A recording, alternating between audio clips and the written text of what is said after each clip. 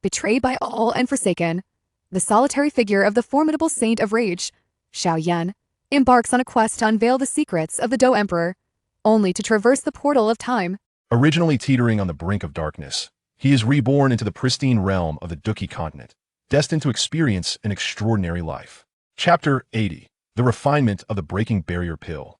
I shall accept the prescription and materials for now. I kindly request Mr. Hai to stand guard outside. Additionally, I would appreciate Mr. Hai's assistance in caring for the young girl I brought along. She is still quite young, so please be patient. After securing the prescription and materials, Xiao Yan unabashedly began directing Hai Buodong in his tasks, to which Hai Buodong could only let out a resigned sigh before exiting the room to tend to the young Qing Lin outside. Once Hai Buodong departed, Xiao Yan finally unfurled the somewhat desiccated parchment, and as a spiritual energy permeated it, the information regarding the prescription manifested in his mind. Breaking Barrier Pill, a 6th grade elixir, possesses remarkable efficacy in dispelling most seals. Upon consumption, it can also foster an internal resistance to such seals. In the future, should one encounter a similar seal, there exists a certain probability of evading it. Observing the description, Xiao Yan couldn't help but shake his head. These advanced concoctions often tend to embellish their introductions to appear more formidable. In truth, the true value of the Breaking Barrier Pill lies solely in its sealing-breaking capability, while the latter part of the description was entirely disregarded by Xiao Yan. After all, ordinary seals typically dissipate within a few days, rendering such advanced pills unnecessary. As for seals that would require such an elixir, who in their right mind would seek to impose a seal again? Moreover, the description merely suggests a probability, implying that the immunizing effect ultimately hinges on luck. Having perused the information within the prescription, Xiao Yan exhaled slowly. Although the Breaking Barrier Pill was classified as a 6th grade elixir, its inclusion in this grade was due to its niche nature. Thus, the difficulty of refinement was not excessively high. However, upon producing his alchemical cauldron, he couldn't help but frown. The cauldron he currently utilized was procured from the auction house in Blackrock City, its quality being rather mediocre. While it sufficed for refining lower-grade elixirs, it was somewhat inadequate for the task of crafting a 6th grade pill. Alas, it appears I must find a superior alchemical cauldron upon reaching the Black Corner region. Xiao Yan shook his head in resignation.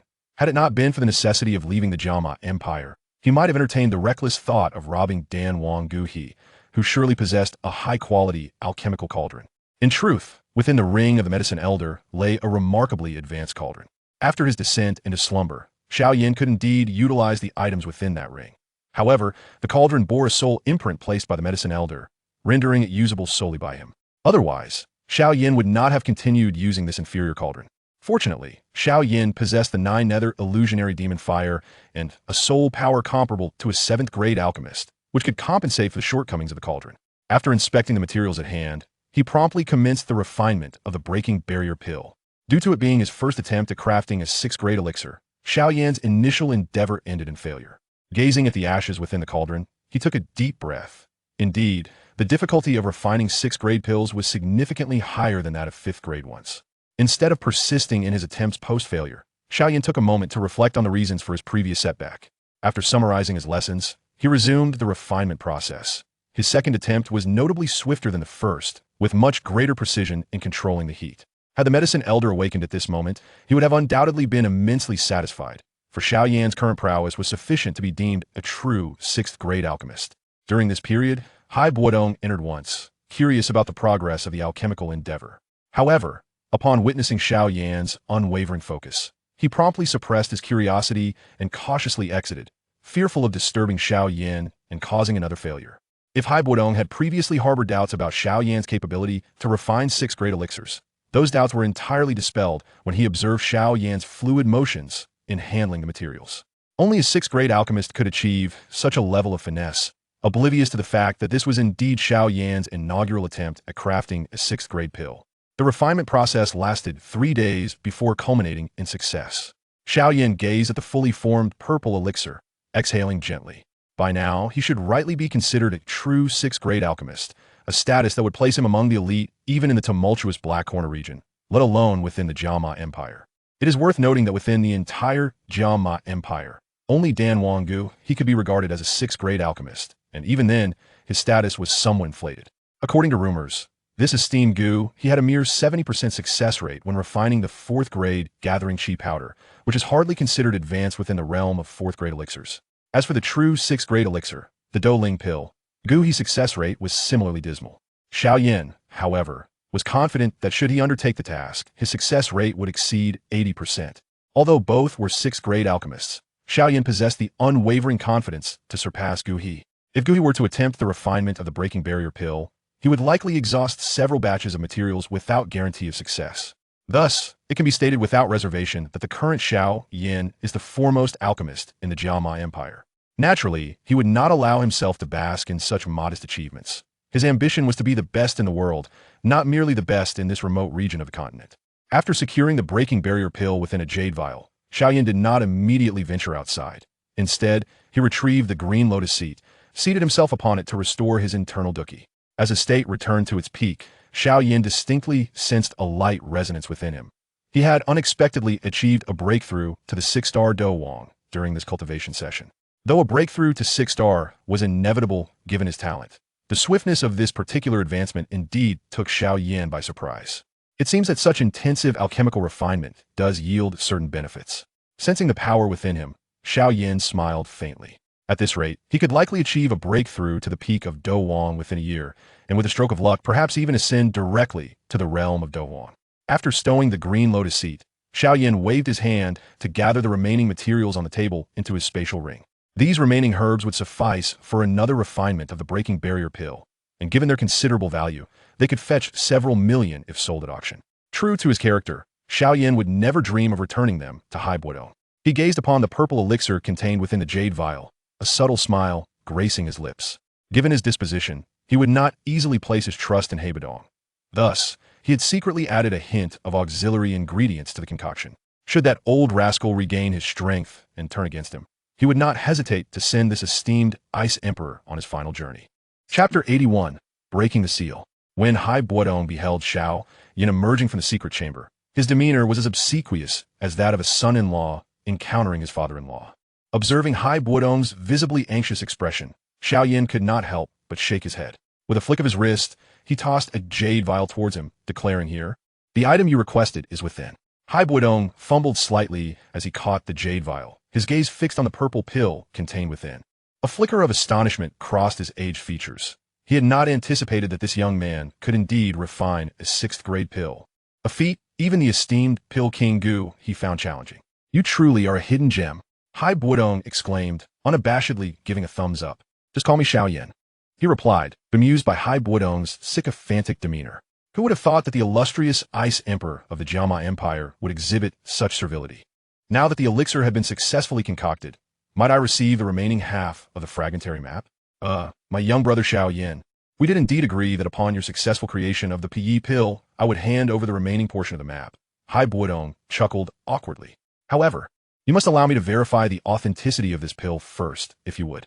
Are you worried, Mr. Hai, that I might resort to deception? Xiao Yan retorted, though Reborn refrained from responding. The awkward expression on his face betrayed his concern, confirming Xiao Yan's suspicions. Noticing Reborn's sheepish countenance, Xiao Yan waved his hand dismissively, adopting a magnanimous air. "I can understand your apprehensions, Mr. Hai. Let us proceed as you suggest." However, just as Reborn was taken aback by Xiao Yan's accommodating stance, the latter continued, "My patience is not boundless. Should you maintain this attitude after consuming the PE pill, do not blame me for turning hostile." Certainly, Reborn has the agui. Fully aware that his persistent hesitations had already sparked Xiao Yan's dissatisfaction. At this juncture, he could hardly afford to be finicky. He stowed the PE pill within his spatial ring before addressing Xiao Yan. "Young brother, the process of breaking the seal may inadvertently release some aura. If those outside were to sense it, it could lead to complications. Therefore, I shall consume the PE pill in my usual training chamber." "Oh, in that case, Mr. Hai, do feel free to go to your training chamber and partake of the PE pill alone. I shall not accompany you," Xiao Yan responded, waving his hand and then turning to inquire about recent events with Qin Lin, clearly indicating his disinterest in accompanying Reborn to the underground chamber. Seeing Xiao Yan's dismissive attitude, Reborn could not suppress a twitch at the corner of his mouth. Yet, given his previous reluctance to relinquish the map fragment, he felt it was unwise to voice his grievances. Thus, he quietly made his way toward the underground chamber. Only after he departed did Xiao Yan cast a sidelong glance in the direction of Reborn's exit, a chilling glint flashing in his previously dark eyes. He had no time to watch an old man's seal-breaking spectacle. He would much rather cultivate a deeper bond with Qing Lin. As for whether Hai Buodong might seize the opportunity to flee, Xiao Yan was entirely unconcerned. Not only had he infused the PE pill with his mark, but he had also enveloped the entire house in his soul power earlier. Attempting to escape, right under his nose, was utterly inconceivable. Before long, Xiao Yan sensed a formidable energy erupting from below, indicating that Hai Buodong had regained his strength. A faint smile crept across his lips as he turned to glance toward the side door, the very entrance through which Hai Buodong had descended. The old man should be emerging shortly. Xiao Yan's wait did not extend beyond half a minute, as Hai Buodong slowly stepped through the door. At that moment, his aura was markedly more potent than before, and even his gaze directed at Xiao Yan bore a newfound sharpness and coldness. Despite his prior deference, it had stemmed from his sealed strength and inability to gauge Xiao Yan's true power. Now that the seal had been lifted, his capabilities had reverted to that of a Dou Huang, and with this resurgence came the audacious thought of seizing the fragment of the map from Xiao Yan's possession. Moreover, he had not forgotten the humiliation of being thoroughly defeated by Xiao Yan a few months prior. As a Dou Huang, he had never before endured such disgrace. Previously, he had been at a disadvantage. However, he could now clearly sense Xiao Yan's level of strength, 6-star Dou Huang. Although this made Xiao Yan a formidable figure within the Jiama Empire, it paled in comparison to Hai Buodong's Dou Huang prowess.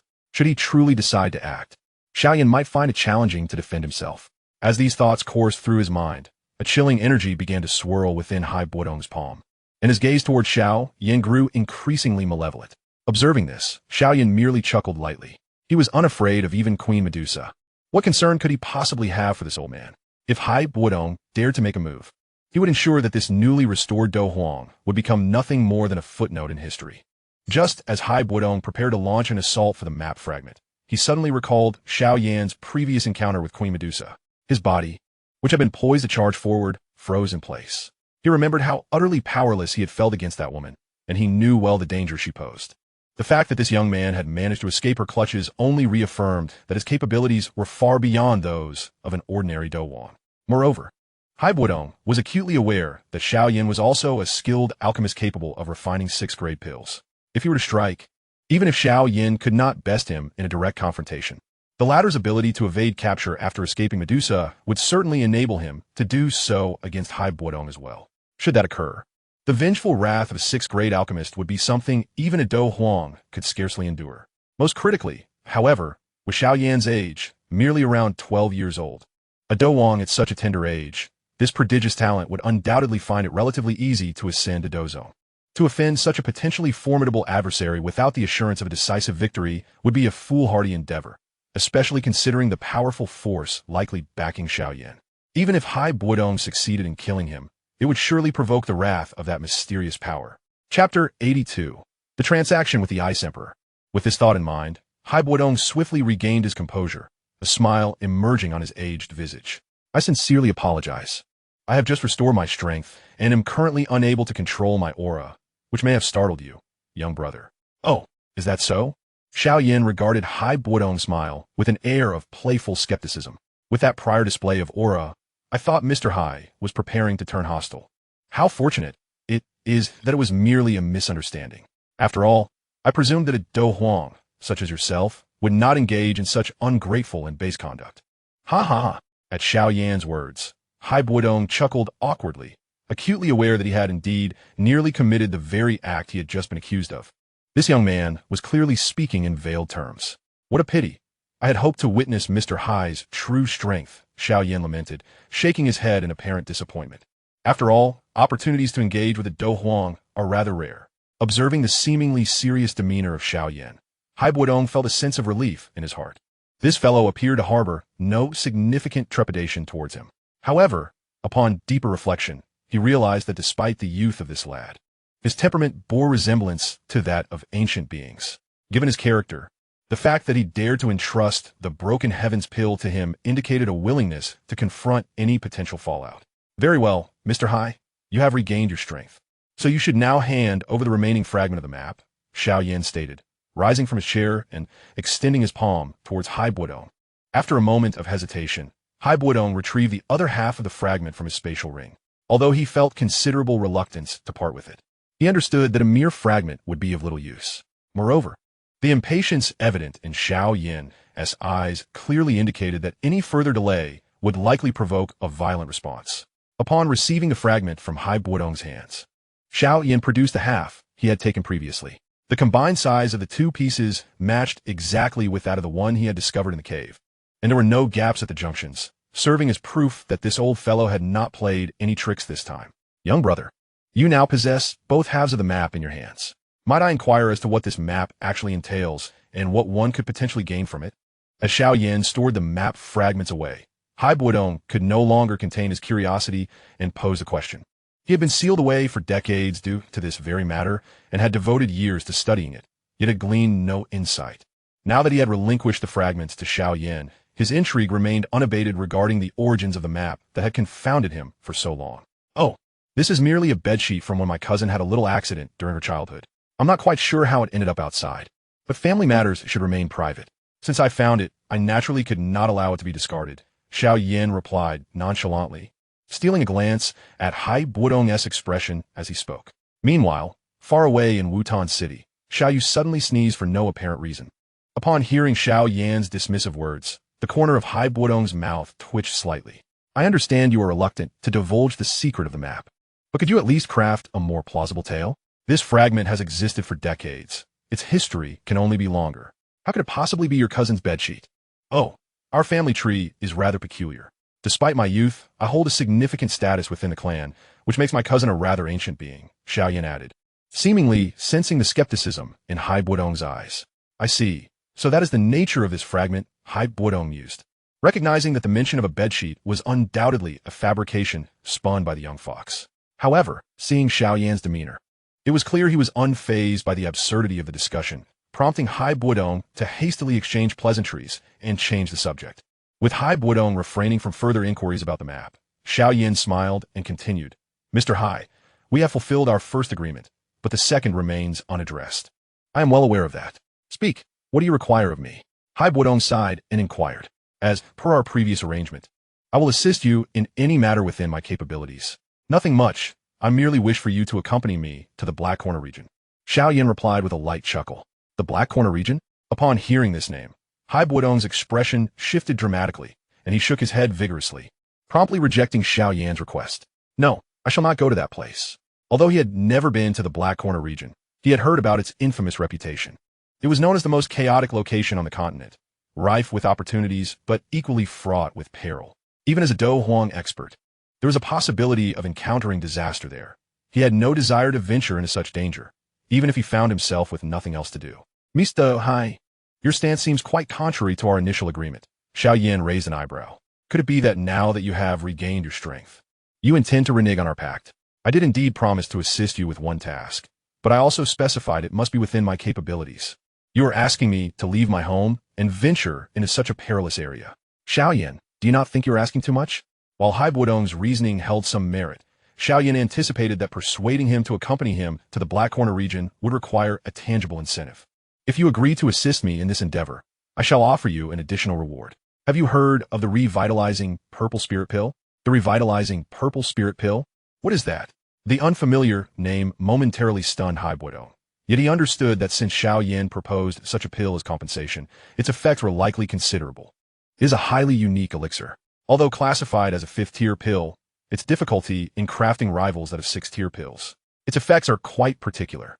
Most individuals would find it of little use. However, for you, Mr. Hai, it could be as potent as the 6th-tier Royal Extreme pill. Xiao Yan paused before continuing, for it has the ability to fully restore one's strength that may have waned due to sealing or injury.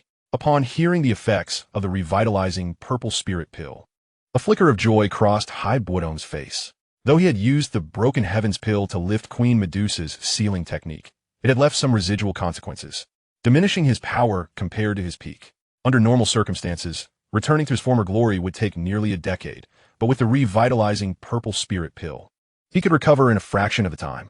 For a moment, Hai Buodong's gaze wavered, his mind wrestling with the decision, while Xiao Yan remained silent, patiently awaiting Hai Buodong's final response. Ultimately, after a moment of steeling himself, Hai Buodong nodded at Xiao Yan. Very well. If you can indeed concoct the revitalizing purple spirit pill, then I shall accompany you to the Black Corner region. You needn't adopt such a grave demeanor, Mr. Hai. Though the Black Corner region is perilous, with your capabilities, you should fare quite well there, Xiao Yan replied with a calm smile. Moreover, although I am but a Dou Wang, if I exert my full strength, I would not be outmatched by a Dou Huang.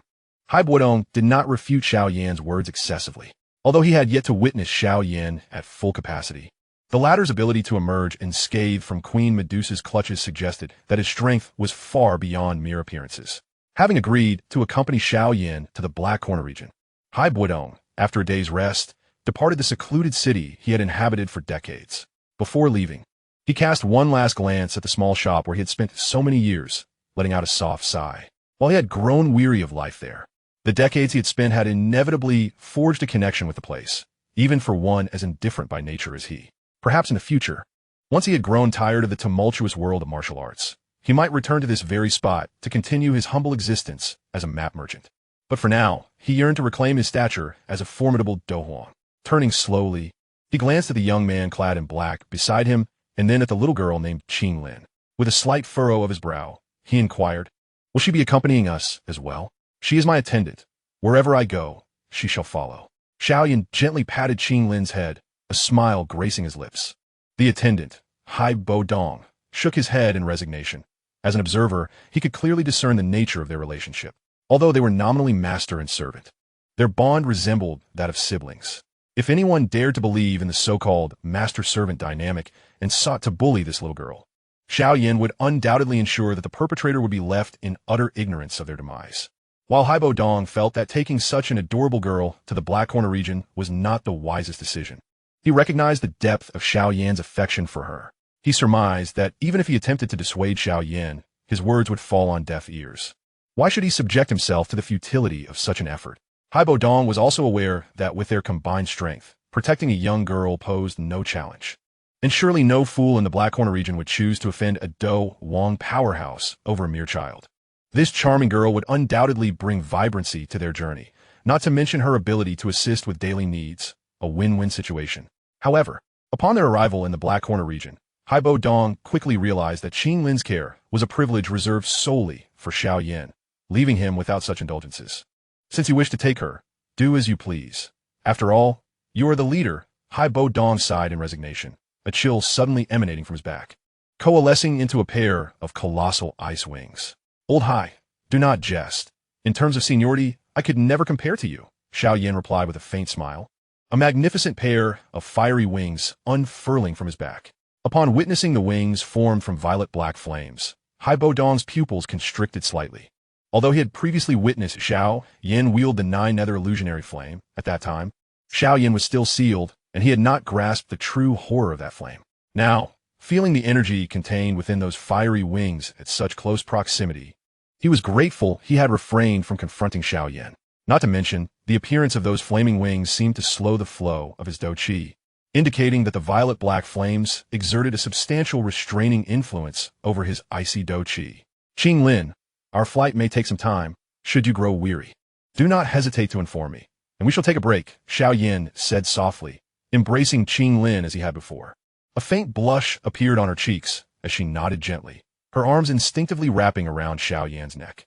Witnessing this scene, a peculiar thought crossed Hai Buodong's mind, but he quickly shook his head, dispelling the notion. After all, the combined age of these two youngsters barely equaled half his own. How could they possibly share such a relationship? His thoughts, he mused, were rather sordid. "Old Hai, let us be off," Xiao Yan called, raising his hand.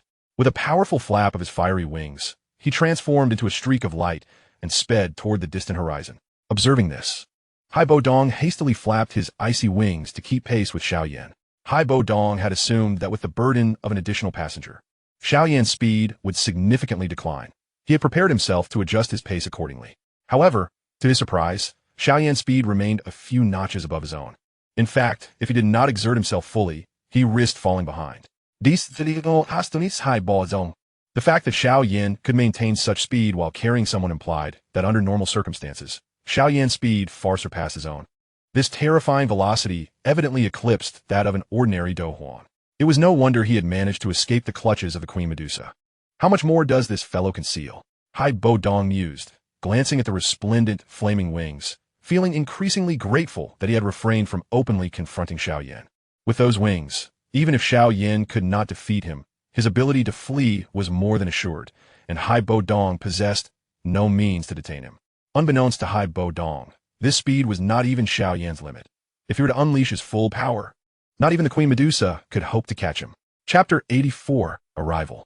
The distance between the Gamma Empire and the Black Corner region was no shorter than that between the Cloud Empire and the Gamma Empire. After departing the Gamma Empire, they would need to traverse several smaller nations before reaching the outskirts of the Black Corner region. Moreover, the Taggart Desert, from which they set forth, was already situated at the periphery of the Gamma Empire, effectively requiring them to cross the entirety of the Gamma Empire to arrive at the Black Corner region. Furthermore, with Qing Lin accompanying him, Xiao Yan frequently paused to rest during their flight to care for her. During these breaks, he would also gather medicinal herbs, fortuitously collecting several needed for the concoction of the rejuvenation pill, which brought a rare smile to the usually taciturn Hai Bo Dong. This seemingly endless journey lasted nearly 3 months before coming to a conclusion. As Xiao Yan beheld the expanse known as the Black Domain Plain, Hai Bo Dong could not help but exhale in relief. Even as a Dou Huang powerhouse, he had felt the fatigue of such monotonous travel. In contrast to Hai Bo Dong, who had been flying with Qing Lin in tow, Xiao Yan appeared relatively at ease. Now, gazing at the distant Black Domain Plain, an unusual light flickered in his eyes as he peered at the city outlines beyond it, softly murmuring, "Ah, the Black Corner region, how nostalgic." Compared to the world of his previous life, the atmosphere of this realm was decidedly more serene, although there were still instances of intrigue and rivalry. The overall ambience was far more pleasant than that of his past existence. The Black Corner region had once been notorious as the most chaotic area on the Douqi Continent in his previous life, a testament to the terror that this place once held. Xiao Yan vaguely recalled that the first city he had entered in his previous life left an indelible impression on him. Despite having endured many experiences and not being a novice, he had still felt a flicker of trepidation upon entering that city. The fearsome sights he encountered were beyond the realm of description. This city merely served as the novice checkpoint of the Black Corner region. The deeper one ventured, the more terrifying the encounters became, with gruesome punishments rendered trivial in comparison. Xiao Yan had witnessed countless horrors, experiences that would undoubtedly drive most individuals to madness. Even more despairing was the fact that the hidden puppeteer behind the Black Corner region was none other than the renowned First Academy of the continent, the Jia Nan Academy. In essence, the entire Black Corner region served as a testing ground for the Academy, a hunting ground to satiate their bloodthirsty desires by providing fresh blood. In his previous life, Xiao Yan had not engaged in many virtuous deeds.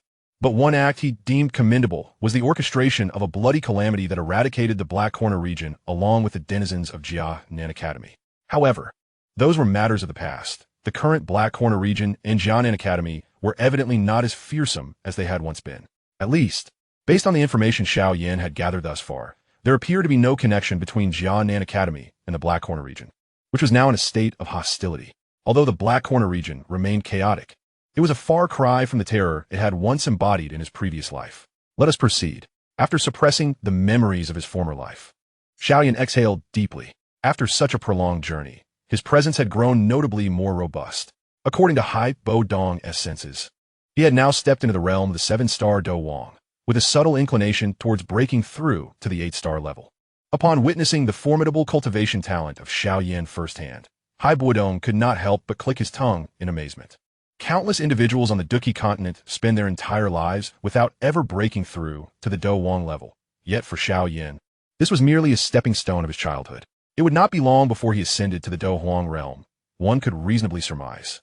However, what astonished Hai Bo Dong even more was the little girl named Qing Lin. When he first encountered her, she possessed merely 4 or 5 segments of Dou Qi.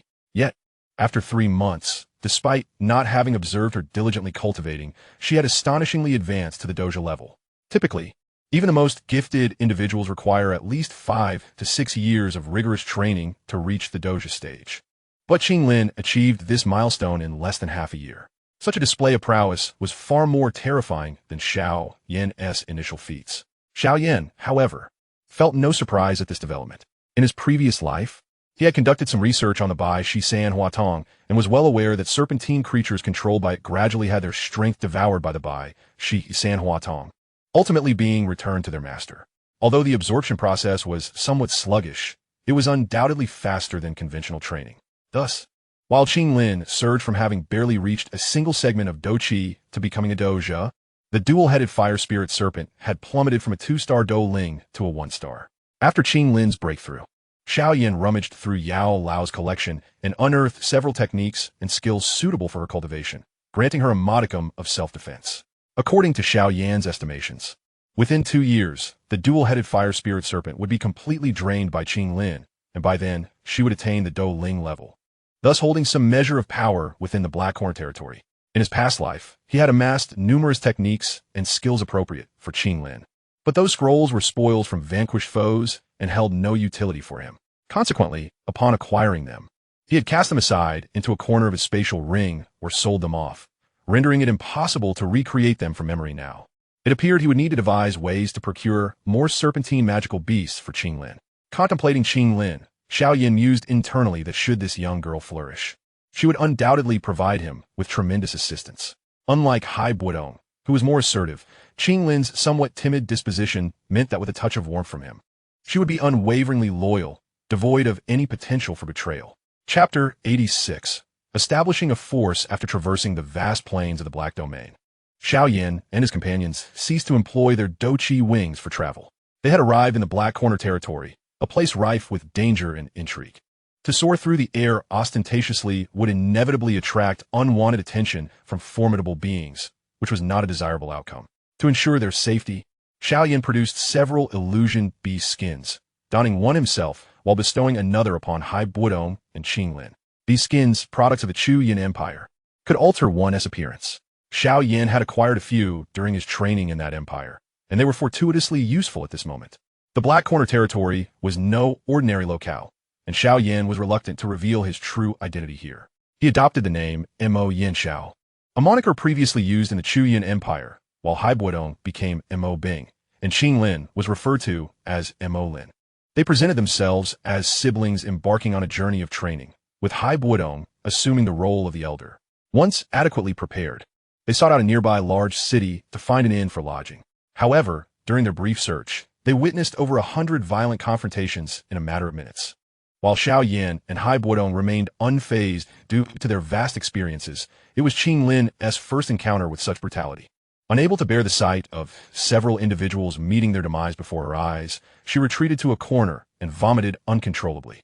Concerned for her well-being, Hai Buodong recognized that it was entirely normal for a young girl to struggle with such a harsh environment.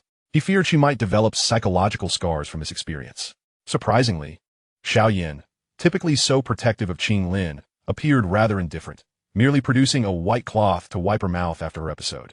Along their journey, a few brazen individuals attempted to bully them, but Hai Buodong swiftly dispatched them with ease. Soon enough, they discovered a reasonably clean inn. After such a long trek, fatigue weighed heavily upon them. Xiao Yan chose to sit upon his Qing Lian lotus and maintain his cultivation. While even the Dou Huang level Hai Buodong fell into a deep slumber upon contacting the bed. After a night of recuperation, Xiao Yan awoke feeling rejuvenated. The weariness within him entirely dissipated. He gauged the current level of his Douqi and estimated that with another month of training, he would reach the 8th star Dou Wang level. It seemed that the intense journey had indeed bestowed some benefits upon him. Upon rising, Xiao Yan first checked on Qing Lin's condition. She was still nestled in bed, peacefully asleep. A perfectly reasonable state given the days of hardship and the gruesome scenes she had witnessed, which were more than sufficient to exhaust a girl of merely 10 years. Therefore, he opted not to awaken her, allowing her to rest further. As for Hai Buodong, being a Dou Huang, his physical constitution naturally surpassed that of a young girl. Moreover, his character did not lend itself to lingering in bed. Thus, when Xiao Yan entered Hai Buodong's room, he found him already awake, appearing as though he had been waiting for some time. We have now arrived in the Black Corner territory. What are your plans moving forward? Hai Buodong inquired, his gaze fixed on Xiao Yan. I have always been curious. Given your capabilities, you could command respect in the Jia Ma Empire.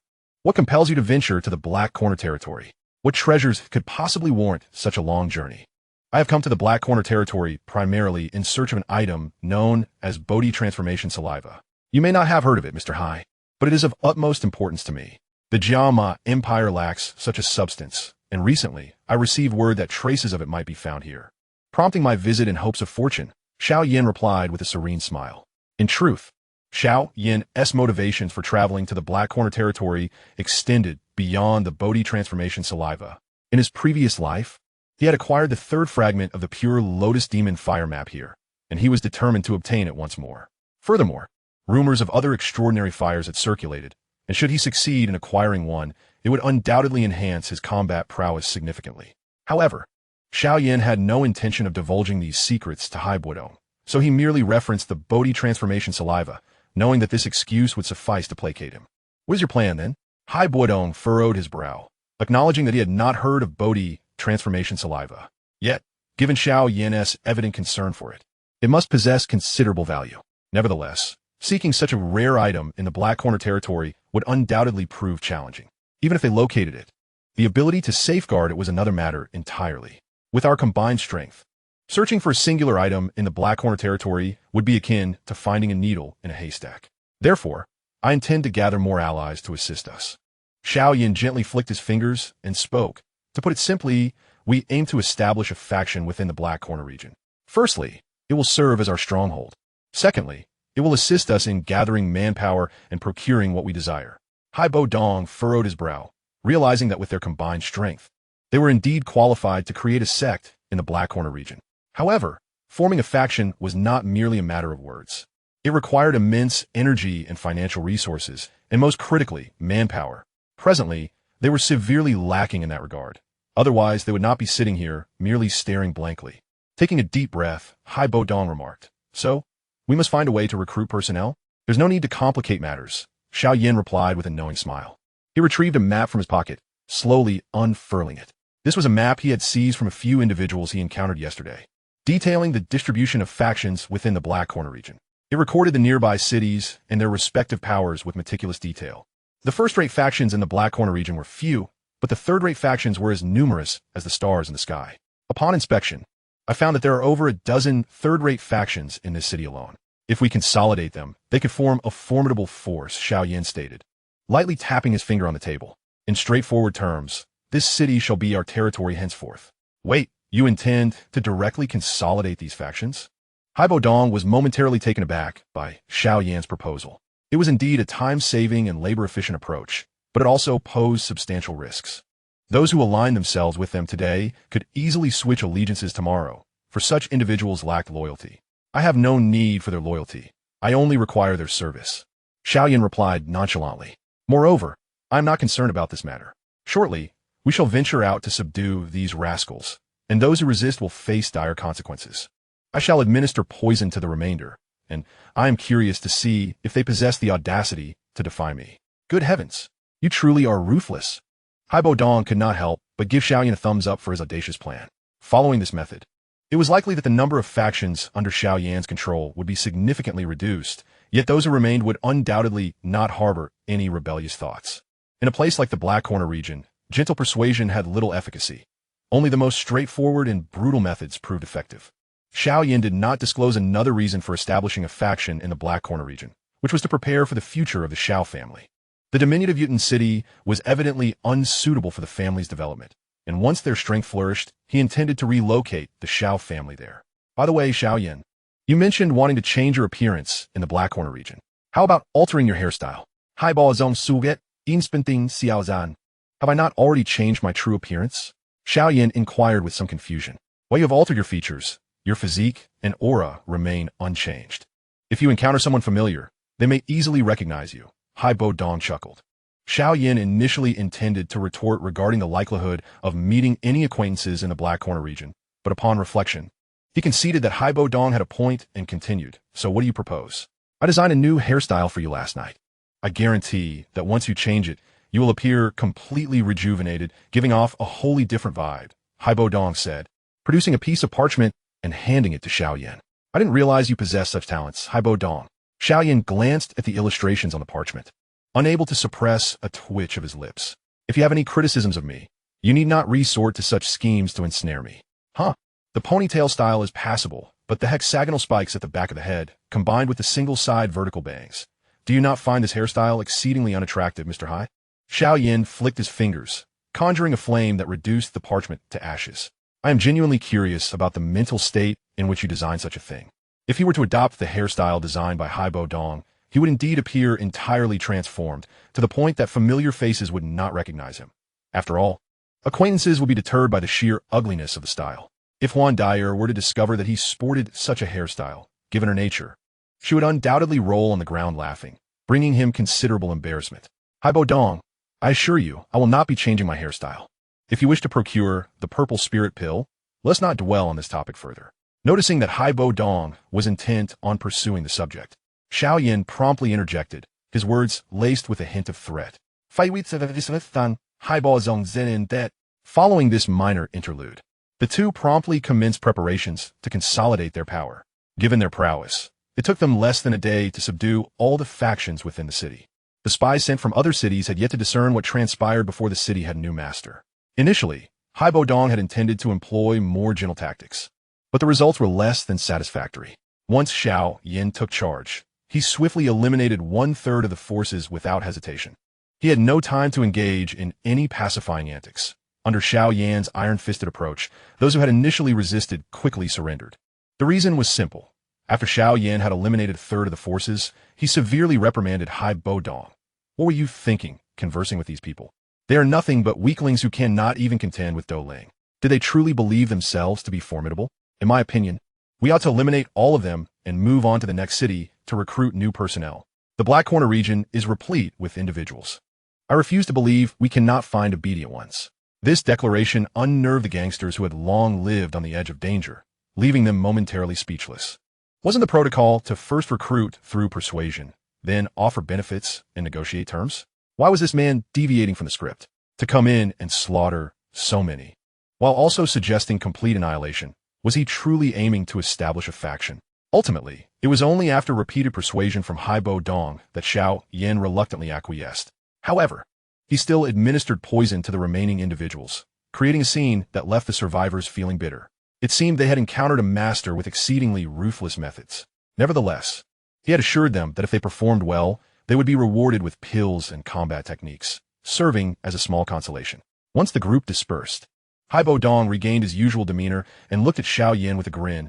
Your act of playing the villain while I play the benefactor is quite seasoned. You portrayed it so convincingly that I nearly believed you were genuinely going to slaughter them all. Did you truly think I was acting? Xiao Yan raised a teacup, casually replying, had any of them shown signs of rebellion, I would not have hesitated to slay them all. After all, you know I lack patience. You are truly ruthless. Haibo Dong could not help but twitch his lips. After all, these were hundreds of lives, and Xiao Yan genuinely considered such a course of action. He began to question whether, had he not agreed to accompany this young man to the Black Corner region, Xiao Yan might have resorted to violence. The more he contemplated, the more likely it seemed. Nevertheless, they're merely a few hundred people, just the dregs of the Black Corner region. Killing them is no great loss. Xiao Yan waved his hand dismissively.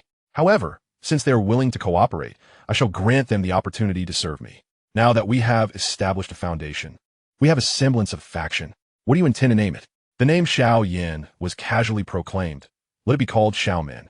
I cannot be bothered to ponder a name of significance. Chapter 88. The Flourishing Xiaoman. The establishment of Xiaoman stirred quite a commotion throughout the Black Corner region.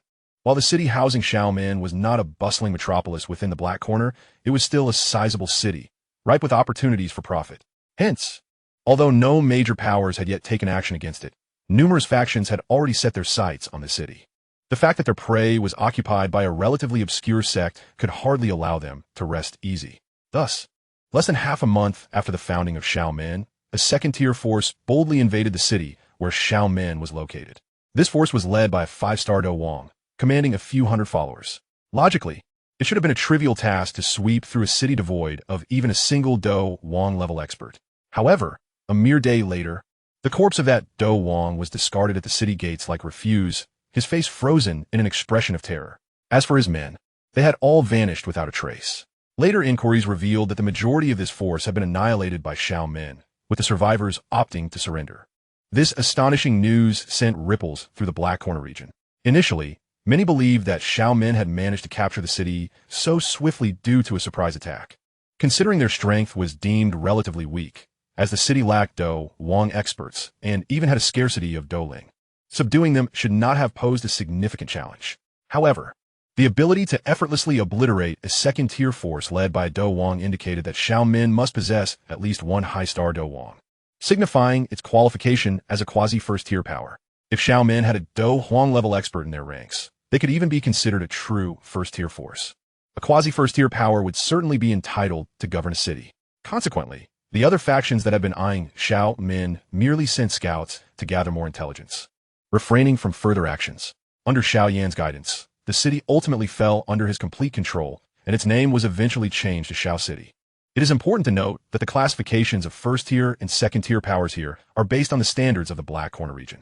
From Xiao Yan's perspective, the so-called first-tier forces in the Black Corner would barely qualify as minor powers in Zhongzhou, even the strongest among them being no exception. After Xiao Min firmly established its footing in the Black Corner region, a steady stream of medicinal pills began to flow from its ranks. The quality of these pills was notably high, with most being fourth-tier pills, and some even reaching fifth-tier. While these pills generated substantial profits, they also revealed to many factions within the Black Corner that Xiao Min boasted a high-level alchemist. Wherever one may be, alchemists are always in high demand, and those capable of concocting fifth-tier pills are especially coveted. Such individuals are scarce even among the first-tier powers in the Black Corner region, and fifth-tier alchemists often enjoy a status that surpasses that of Douwang experts. Consequently, when news of Xiao Min as fifth-tier alchemists spread, their reputation soared several-fold. After all, alchemists of such caliber are rarely encountered in the Black Corner, and several factions even sent envoys to request pills, which Xiao Yan graciously fulfilled in exchange for appropriate compensation. In truth, with Xiao Yan's current strength, concocting sixth-tier pills would pose little challenge. However, the materials required for such pills are exceedingly rare, and he lacked a suitable alchemical furnace of sufficient quality.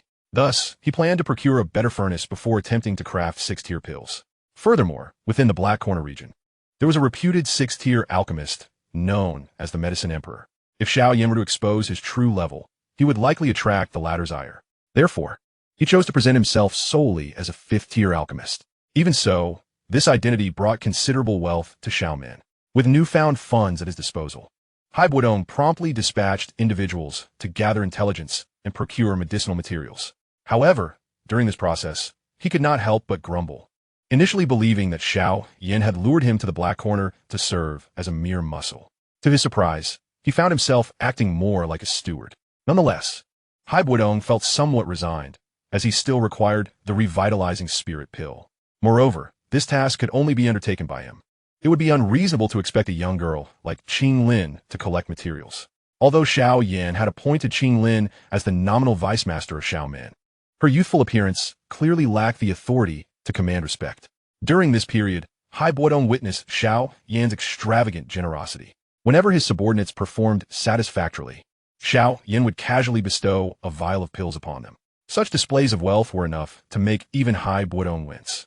While he recognized Xiao Yan as a high-level alchemist, he felt it was excessive to squander resources so liberally. Although this behavior might seem wasteful, it proved tremendously effective in winning over the hearts of his followers. Within just a few months, everyone within Xiao Min had developed a deep loyalty to Xiao Yan. Initially subdued by his ruthless methods, they now dared not harbor any grievances against him. Their master, though brutal in his approach, was not stingy towards his subordinates. And in the perilous life of the Black Corner region, where many lived on the edge, the benefits Xiao Yan provided were more than sufficient to inspire genuine loyalty. This benevolence attracted numerous strong individuals to join, including two Dou Wang experts who had been relentlessly pursued by other factions and found themselves with no alternative but to join the newly established Xiao Min. Initially, they intended to usurp control, but upon witnessing Haibuodong unleash his Dou Huang prowess, they quickly settled down. Of course, there were still those who considered deceiving Xiao Yan. But since the first individual to attempt such a ruse faced public execution, no one dared to try again. Even Haibuodong understood that Xiao Yan was not entirely opposed to his subordinates engaging in petty corruption, provided they accomplished their tasks. Although he appeared indifferent to most matters, he was acutely aware of Xiao Min's situation. In the early days, it was not unusual for someone to be publicly executed almost daily. According to Xiao Yan, this was merely a form of killing the chicken to scare the monkeys. However, others believed they were the ones being warned, while only Haibuodong realized that he was the true monkey in this scenario. All these gruesome displays were conducted in secrecy from Qing Lin, leading her to perceive Xiao Min merely as a mercenary-like organization. Even Haibuodong found himself curious about how Xiao Yan managed to simultaneously commit acts of brutality in the Black Corner while maintaining the guise of a caring older brother in front of Qing Lin. Such a level of duality seemed almost impossible. Chapter 89. The Thief of Medicinal Materials. Following the rise of Xiao Min's reputation, Xiao Yan became almost frenzied, diligently crafting medicinal pills. However, unlike before, he chose not to distribute them for sale, but instead stored them all, entrusting them to Haibuodong. This period of frenzied alchemy significantly enhanced his strength, and upon completing the final batch of pills, Xiao Yan officially reached the level of a 9-star Douwan. Currently, Xiao Yan stands merely a star away from the Douhuang realm. However, despite the proximity, achieving a successful breakthrough will demand a considerable amount of time. With an absence of pressing matters, he contemplated entering seclusion for cultivation. Should he manage to ascend to Douhuang, it would significantly enhance his combat prowess, providing him with greater assurance in the pursuit of rare flames or the coveted Bodhi transformation nectar. Regrettably, that coveted blue lotus heart fire rests in the possession of Queen Medusa. A sigh of longing escaped his lips as he pondered how, if only he could devour and refine that blue lotus heart fire, its energy would undoubtedly facilitate his breakthrough to Douhuang, eliminating the need for arduous seclusion. With a wry smile, Xiao Yan retrieved the blue lotus seat from his spatial ring, seated himself upon it, and swiftly formed a hand seal to enter a state of cultivation. Prior to his seclusion, he had informed Haibuodong of his intention to break through to Douhuang, and the medicinal pills he had provided were meant for Haibuodong to sell in batches over the past 6 months. Yet, perhaps due to the rapid pace of his previous advancements, he now found the path to Douhuang exceptionally arduous. It is well known that transitioning from Douwang to Douhuang is no trivial matter on the Douqi Continent. Many individuals have remained stuck at the peak of Douwang for over a decade without achieving the breakthrough to Douhuang. Thus, although he found himself ensnared at the threshold of Douhuang, Xiao Yan remained unperturbed, diligently absorbing the surrounding energy. Time slipped by, and 6 months had passed in the blink of an eye. During this interval, the Douqi within him had grown several times more robust than before. While he had yet to breach the Douhuang realm, he had attained the pinnacle of Douwang, merely a step away from success. However, this final step would require ample time to accomplish. How troublesome it is to transition from Douwang to Douhuang. Xiao Yan mused as he withdrew from his meditative state, shaking his head in resignation. Though he had experienced the challenges of this breakthrough in his previous life, he had anticipated that this time, armed with prior knowledge, the process would be less cumbersome. To his dismay, he found himself confronting the same obstacles, which caused him considerable frustration. Calculating the time, he realized that the medicinal pills he had entrusted to Haibuodong were nearing depletion. Yet he had not yet broken through to Douhuang. Consequently, Xiao Yan decided to cease his cultivation temporarily and prepare to refine the remaining medicinal pills for the latter half of the year before resuming his seclusion. However, as he prepared to request additional materials from Haibuodong, he was abruptly met with a roar emanating from the storage warehouse. "My medicinal materials. What has happened?" Xiao Yan inquired, striding toward the warehouse. In truth, the majority of the rare medicinal materials collected by the Xiao clan were stored within a dedicated spatial ring, which had previously been under Xiao Yan's guardianship. After his retreat into seclusion, it had been entrusted to Qing Lin, with only a portion of the materials kept by Haibuodong himself for the crafting of the Zhen Purple Spirit Pill. These materials were acquired through Haibuodong's machinations during a collection expedition, concerned that Xiao Yan's previous frenzied pill refinement might lead to negligence. He had constructed a small warehouse to safeguard these materials. He refrained from placing them in his own spatial ring, fearing allegations of misappropriation from Xiao Yan, especially now that he had painstakingly gathered the ingredients for the Zhen Purple Spirit Pill, awaiting Xiao Yan's assistance upon his emergence from seclusion. Little did he expect that, at this critical juncture, all would be in vain. Xiao Yan surveyed the vast emptiness of the warehouse, his lips twitching in disbelief. The iron shelves that once held the materials were now almost bare, with only a handful of open jade boxes remaining, some shelves devoid of boxes entirely, merely marked by fluttering labels. Haibuodong had spared no effort to restore his peak strength. Not only had he engaged in dubious dealings, but he had also procured expensive cold jade boxes to store these precious materials, preventing any loss of medicinal efficacy. He even meticulously labeled each box to avoid confusion in the future. However, the current scene nearly drove the Ice Emperor to the brink of apoplexy. Given this situation, one could surmise that even a mouse would emerge in tears. Haibuodong had contemplated the possibility of thieves, albeit with minimal likelihood. Nevertheless, to guard against such a scenario, he had personally erected energy barriers before each shelf, akin to those in the Douqi Pavilion of the Xiao clan, albeit several hundred times more robust. Xiao Yan gently pressed his finger against one of the energy barriers, quickly discerning that only a Dou Wang-level individual could shatter such a barrier. Moreover, should it be breached, Hai Buodong would instantly sense the disturbance, ensuring that no discrepancies could arise. Yet, the materials had inexplicably vanished, even with the barriers intact. It appears we have been robbed, Xiao Yan remarked, crouching down to pick up a fragment of a medicinal herb, despite being reduced to mere remnants. He recognized it as a rare herb known as the wood spirit three-needle flower, which would fetch at least several 100,000 gold coins in the Black Corner region. Now, however, it was reduced to a solitary broken twig. The only individuals capable of extracting such materials past the barriers set by Hai Buodong will be Dou Zong experts proficient in spatial powers. As he spoke, Xiao Yan glanced at the fracture point of the twig, which bore an odd appearance, almost as if it had been bitten off. Could it be the work of a Dou Zong expert? Hai Buodong's expression shifted slightly, indignation rising within him. Is it not beneath a Dou Zong expert to engage in such petty thievery? They would not deign to concern themselves with these trifles. If they needed them, they would simply purchase them. Xiao Yan replied nonchalantly, moreover, I did not sense any spatial fluctuations in the vicinity, which implies we can dismiss that possibility. If not a Dou Zong, then what could it be? Hai Buodong found himself perplexed by Xiao Yan's reasoning. The Douqi Continent is rife with peculiarities, and many unique races exist within this world. To my knowledge, there is a particular race capable of effortlessly penetrating such energy barriers without being affected. Xiao Yan casually discarded the twig to the ground, smiling as he added, prepare yourselves, we shall stage a trap tonight. Chapter Nolazich, Ziyan. That night, within the warehouse of the Xiao clan, rare medicinal materials lay quietly within their jade boxes. Following the previous theft, the energy shields have been fortified significantly. Yet, for a certain diminutive thief, these seemingly impenetrable barriers were as insubstantial as air. In the expansive room, a petite figure suddenly materialized.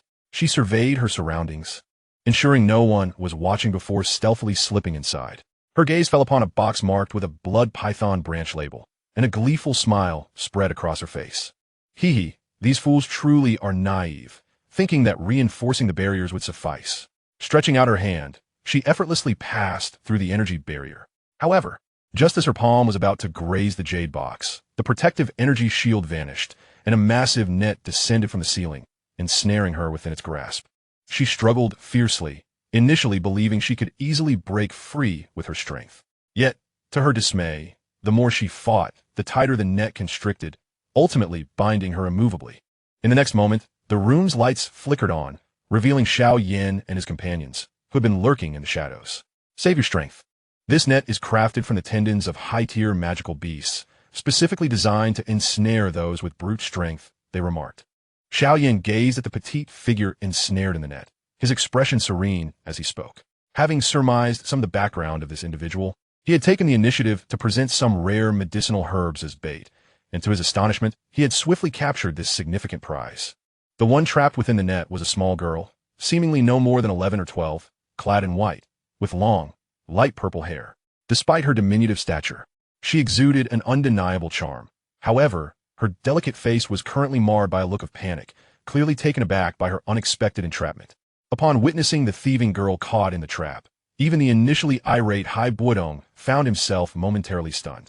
He had never anticipated that the thief who had plundered his cherished herbs would turn out to be such an adorable young lady. Beside him, Qing Lin tugged at Xiao Yan's sleeve, inquiring, young master, have we perhaps apprehended the wrong person? Do not be deceived by this girl's appearance. She is far from simple. Xiao Yan replied with a smile, shaking his head. Since their nighttime endeavor involved only the three of them, they had not donned the illusionary beast skins to conceal their identities, and now, his visage returned to its previous innocent guise. Upon noticing that only 3 individuals had approached her, 2 of whom were children like herself, the little girl quietly exhaled a breath of relief. A glimmer of cunning sparkled in her dark eyes, soon followed by the gathering of tears. It was a sight that, if witnessed by any compassionate woman, would likely prompt her to hastily free the girl from the net and cradle her in comfort. However, Xiao Yan was not swayed by such theatrics. Even if the girl were genuinely distressed, he would remain unmoved. He settled into a nearby chair and remarked coolly, enough of the performance. You are, after all, a Dou Wang-level powerhouse. Is it not shameful to shed tears like this? Huh? Upon hearing Xiao Yan's words, both Hai Buodong and Qing Lin exchanged astonished glances with the little girl. They had not realized that this seemingly innocent child was also a Douang powerhouse. Could she possibly be a prodigy akin to Xiao Yan? Do not dwell on it. She is unlike me. In terms of age, she could very well be considered a grandmother to you, Xiao Yan added, seemingly sensing their surprise. Humph, the girl pouted, her expression betraying none of the earlier vulnerability. Where have you taken my medicinal herbs? Hai bodong demandet? I have consumed them all, the girl retorted with a defiant huff, igniting Hai Bodong's ire as he ground his teeth in frustration. Consumed them? Are you jesting? How can a mere child withstand the energy of those herbs? Your ignorance is astounding. The girl crossed her arms, disdain evident in her tone. Those herbs are hardly sufficient for me to nibble on. Hai Lao. She's indeed not lying. Xiao Yan chuckled, observing that a normal human could not endure the energy surge from such rare herbs. Yet this girl was evidently not human. Not human? Are you suggesting she is a magical beast? Hai Bodong asked, taken aback. His expression darkened with murderous intent as he regarded the girl still trapped in the net. If she had consumed all those herbs, then she deserved to be slain to repay her debt with her magical core. Hai Lao, your methods are rather excessive, are they not? Xiao Yan interjected, placing a hand to halt Hai Bodong. Regardless of the circumstances, she is still a child. Such actions would surely frighten her. Indeed, Qin Lin nodded in agreement. Though the girl was a magical beast, her appearance as a child tugged at the kind-hearted Qin Lin's compassion, making her reluctant to see the girl meet a tragic end. Hearing Xiao Yan's words, she quickly chimed in. Hai Bodong stared at Xiao Yan, bewildered. If not for the inappropriateness of the situation and his inability to match Xiao Yan's strength, he might have spat in Xiao Yan's face. Am I being cruel? You, who regularly slaughters groups of people, dare to say such things? All right, Hai Lao, I will assist you in gathering the materials for the rejuvenation pill. Once I have collected enough, I will immediately concoct it for you.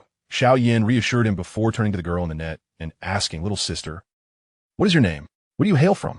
The girl turned her face away, clearly unwilling to answer Xiao Yan's question. Noticing this, Xiao Yan smiled gently.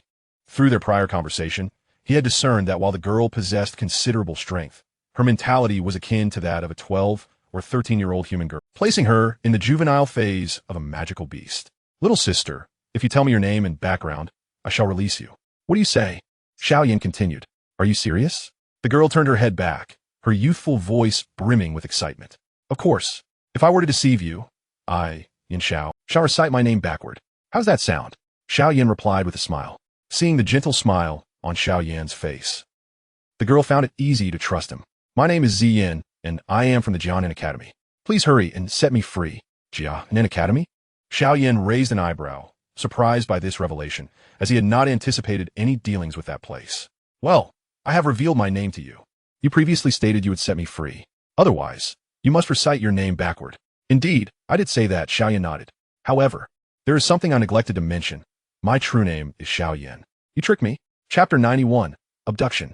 You tricked me. Upon hearing the indignant roar of Ziyin, Hai Bodong momentarily felt a sense of satisfaction, relishing the sight of this girl, who had been so furious she seemed ready to explode. Yet, his amusement was short-lived as he noticed the smile lingering on Xiao Yan's face, rekindling the peculiar sensation he had felt earlier. He glanced at Qin Lin, then back at Ziyin, realizing that Xiao Yan, who was typically ruthless, had suddenly adopted a much softer demeanor in the presence of these two young girls, refraining from revealing his true, bloodthirsty nature. This left Hai Bodong questioning whether Xiao Yan might possess some peculiar proclivity. Xiao Yan, what is it? Xiao Yan turned to Hai Bodong, inquiring, is there something on your mind? Nothing. Hai Bodong coughed awkwardly, then added, I just find it curious that you seem quite fond of little girls. Hai Lao, do you presume I am some sort of pervert who preys on young girls? Xiao Yan shook his head in exasperation. While I admit my attitude towards them is more favorable than that of the average person, it is merely because I find their innocent disposition refreshing and capable of brightening a dull atmosphere. I harbor no improper thoughts towards them, nor would I stoop to such depravity. That's a relief.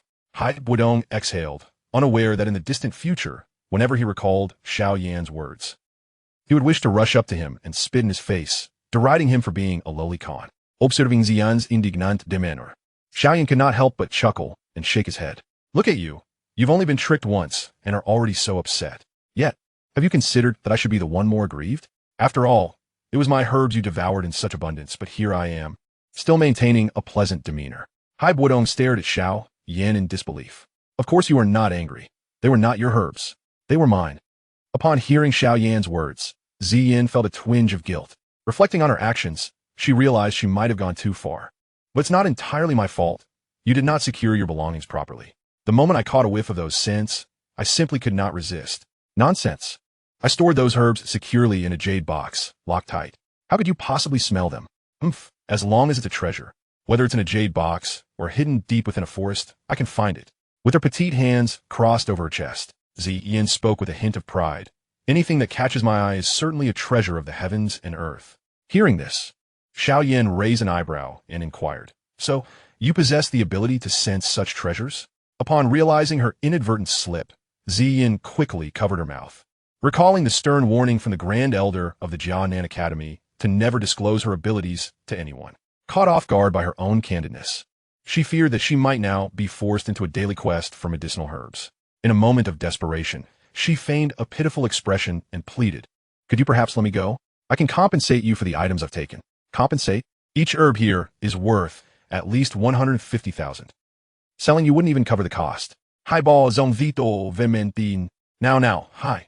Let's not be so harsh. The value of this young lady cannot merely be measured in monetary terms. Xiao Yan interjected, continuing to play the role of the Good Samaritan. He wasn't lying. Despite the girl not revealing her true form, he had surmised her nature from her demonstrated abilities and the aura she exuded.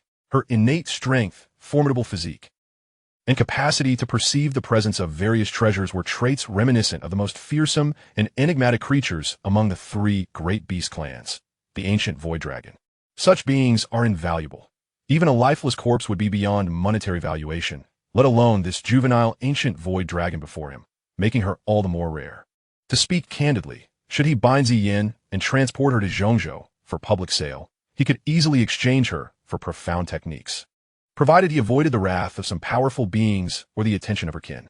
How about this, Sister Ziyin? Answer a few questions for me, and once done, I shall release you. What do you say? Xiao Yan asked with a charming smile. Really? A smile flickered across Ziyan's face, only to be quickly replaced by hesitation as she recalled being deceived by Xiao Yan moments earlier. You want to trick me again, will you? I was merely jesting. Xiao Yan replied. In truth, I am quite fond of little girls. Just ask her. He gestured toward Qing Lin. She was once frail, but now look at her. Plump and healthy. Master, I am not plump. Qing Lin corrected him. Of course, you are not plump. Xiao Yan sighed in resignation, contemplating whether he had spoiled Qing Lin too much, leading her to become cheeky. Once he had calmed her, he continued, if you answer my questions, not only will I free you from this net, but I shall also overlook the herbs you consumed. What do you say? Hai Bo Dong's eyes widened in disbelief. You're truly generous to let this slide? Those are my painstakingly collected herbs. Well, you may proceed with your inquiries, Ziyin said, her gaze wary as she scrutinized Xiao Yan. I recall that most magical beasts can only transform after reaching the 6th rank. Yet you are merely at the Douwang level. How did you achieve this form? I accidentally consumed a transformation herb, and now I can never revert. Ziyin replied, her tone lacking enthusiasm. Oh, that makes sense. No wonder you were so eager to find such herbs to consume. You desire to advance swiftly so you can transform at will, correct? Understanding the properties of the transformation herb, Xiao Yan quickly grasped her intentions and smiled. I imagine the treasure vault of your Jia Nan Academy has suffered many thefts due to your abilities? Hatmepehach, Ziyan hufied softly. But she did not refute Xiao Yan's assertion, clearly acknowledging its truth. During her time at Jia Nan Academy, she frequently pilfered herbs to consume, which is why the elder Su Qian had reprimanded her.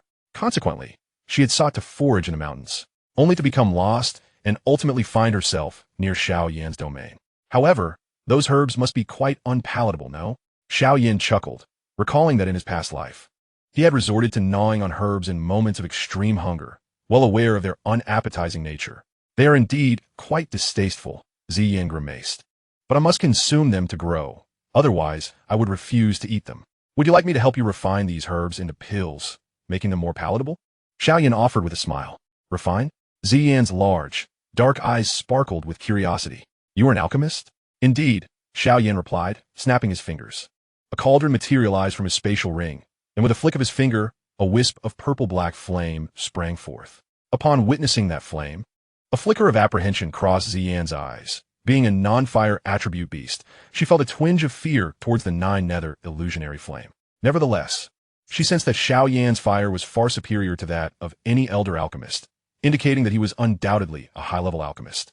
You would be willing to help me refine delicious pills? Of course, but not for free, Xiao Yan smiled, his demeanor reminiscent of a cunning uncle tempting an unsuspecting young girl with candy. You must provide the herbs for the refining process, and, in the future, if you venture into the mountains for herbs, you must take me along. Also, you must refrain from stealing my herbs again. How does that sound? Deal. Ziyin readily agreed, confident in her treasure-hunting skills. Seeing her agreement, Xiao Yan's smile broadened. He had little interest in the herbs themselves, but rather sought to cultivate a favorable relationship with the ancient void dragon. If she were to mature, her strength would become formidable.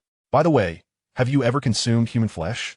Haibo Dong hesitated before asking, aware that many magical beasts had done so. Although Xiao Yan, as her master, might not care, Haibo Dong found the idea unsettling. He would struggle to share a space with a humanoid beast that had dined on humans. I have not. Is human flesh delicious? Ziyin blinked with curiosity. Not particularly. It pales in comparison to fish, mutton, or pork, Xiao Yan shrugged. In fact, it tastes worse than the herbs you consume. Then I shall abstain, Ziyin replied, losing interest upon learning of its unpalatable nature. Just then, Qing Lin suddenly clung to Xiao Yan's arm, her voice laced with concern. You mustn't abandon me. I am your most devoted maid. Huh? Xiao Yan was momentarily taken aback, puzzled by the sudden outburst. However, he gently patted her head, reassuringly saying, of course, I would never cast you aside. Unbeknownst to him, Ziyan's presence had instilled a profound sense of insecurity in Qing Lin. Both were charming young girls. Yet Ziyan's strength greatly overshadowed Qing Lin's, coupled with her treasure-seeking aptitude. Years of feeling inferior led Qing Lin to instinctively fear that Xiao Yan might replace her with a new maid. In essence, it was merely jealousy, a sentiment triggered by a childhood marred by relentless bullying. Thus, upon encountering such a situation, Qing Lin instinctively resorted to pleading. Only after hearing Xiao Yan's assurances did she exhale in relief, affectionately nuzzling against his palm. In her heart, she resolved to strive for strength, to become more useful, thus ensuring she would not be easily replaced.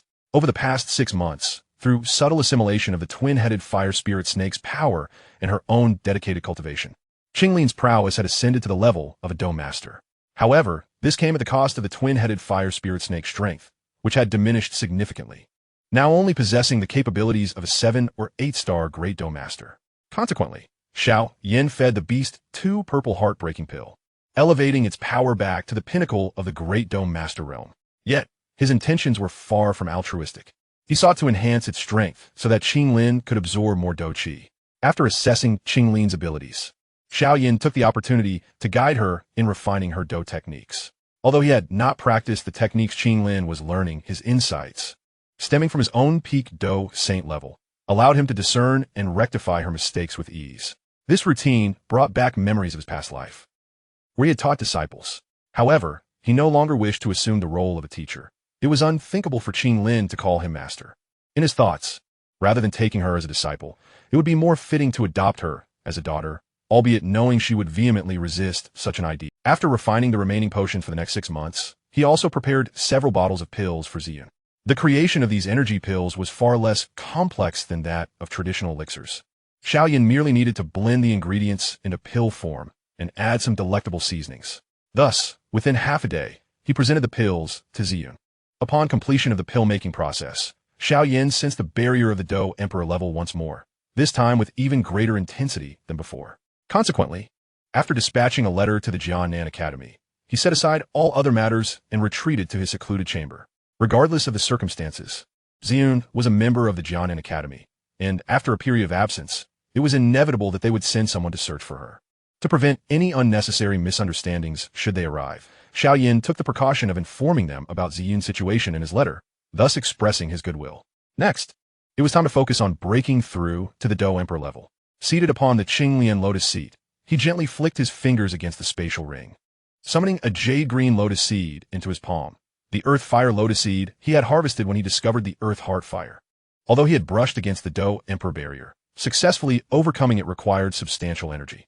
This lotus seed, which took a century to form, contained immense energy, sufficient to facilitate a smoother breakthrough. Naturally, while the energy of the earth fire lotus seed could not elevate a Dou Wang directly by a star like the Dou Ling pill, its unique properties ensured that its refinement would not lead to any instability in Dou qi. Instead, it would fortify his meridians in Dou qi, which was precisely why Xiao Yan chose it as his means to transcend to the Dou Emperor level. In the tranquil confines of his chamber, Xiao Yan sat cross-legged on the Qinglian lotus seat, forming hand seals as he swiftly entered a state of meditation. Soon, the surrounding energies of heaven and earth began to converge, flowing unceasingly into his body. Upon reaching the peak of his internal state, he promptly consumed the prepared earth-fire lotus seed. As the seed entered his mouth, a surge of pure energy erupted from within him, accompanied by an intense burning sensation that coursed through his body. His once fair complexion turned as crimson as a boiled crab, and even the surrounding air grew noticeably hotter.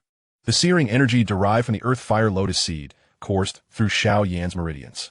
Despite the excruciating process, he could distinctly perceive that the energy fortified his meridians, rendering them stronger.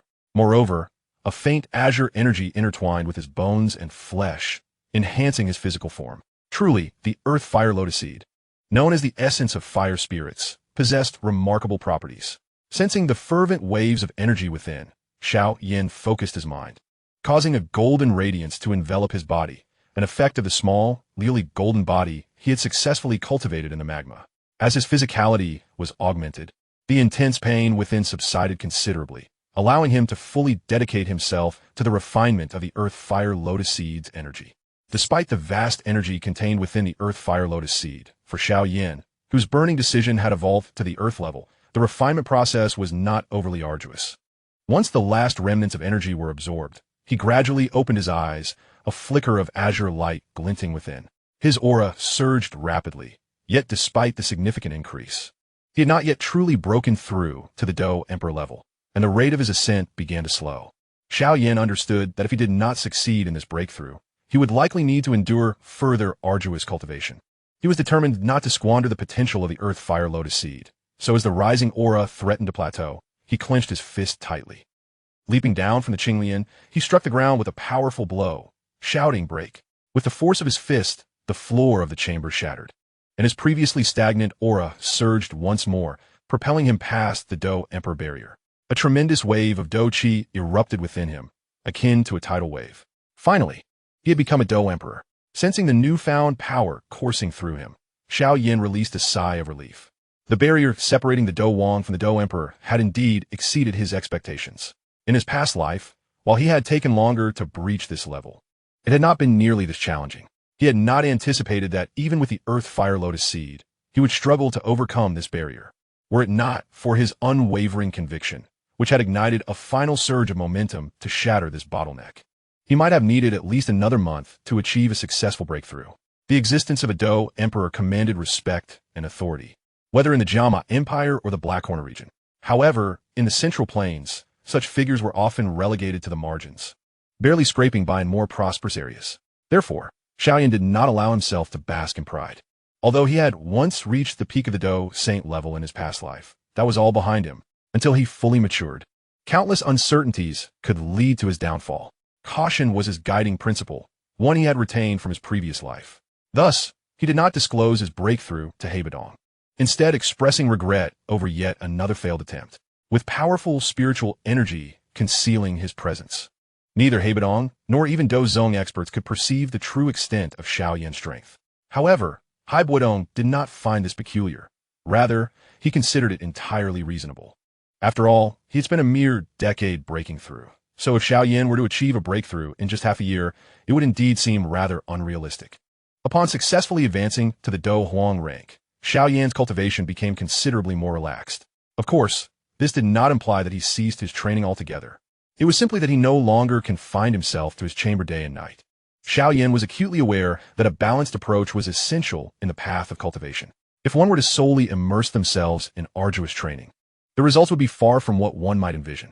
During this period, he dedicated a portion of his day to alchemy, diligently crafting pills, while also revisiting some formidable Dou techniques from his memory for practice.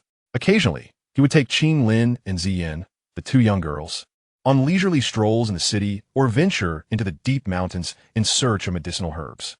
Life, one might say, was quite delightful. Yet, amid their leisurely existence, Hebedong was fuming, feeling as though he might curse under his breath. While Xiao Yan was in seclusion, he had managed nearly all the affairs of the Xiao clan. He had hoped for a respite upon Xiao Yan's emergence, only to find that Xiao Yan continued to act as a hands-off manager.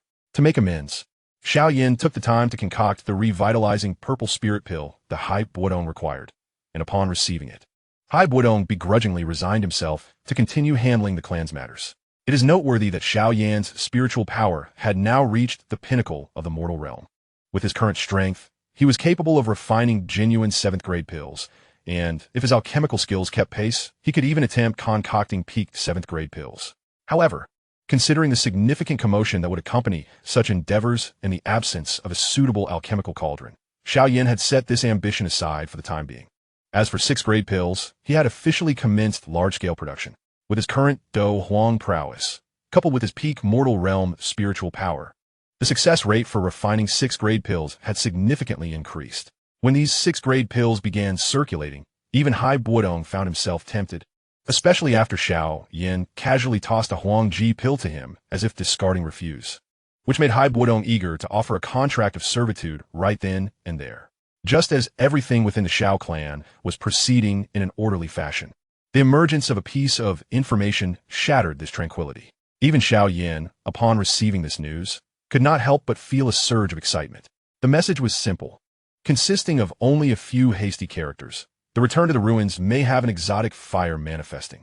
Chapter 94. The Alchemist Emperor's Intelligence. As Xiao Yan gazed at the words on the note, he furrowed his brow slightly.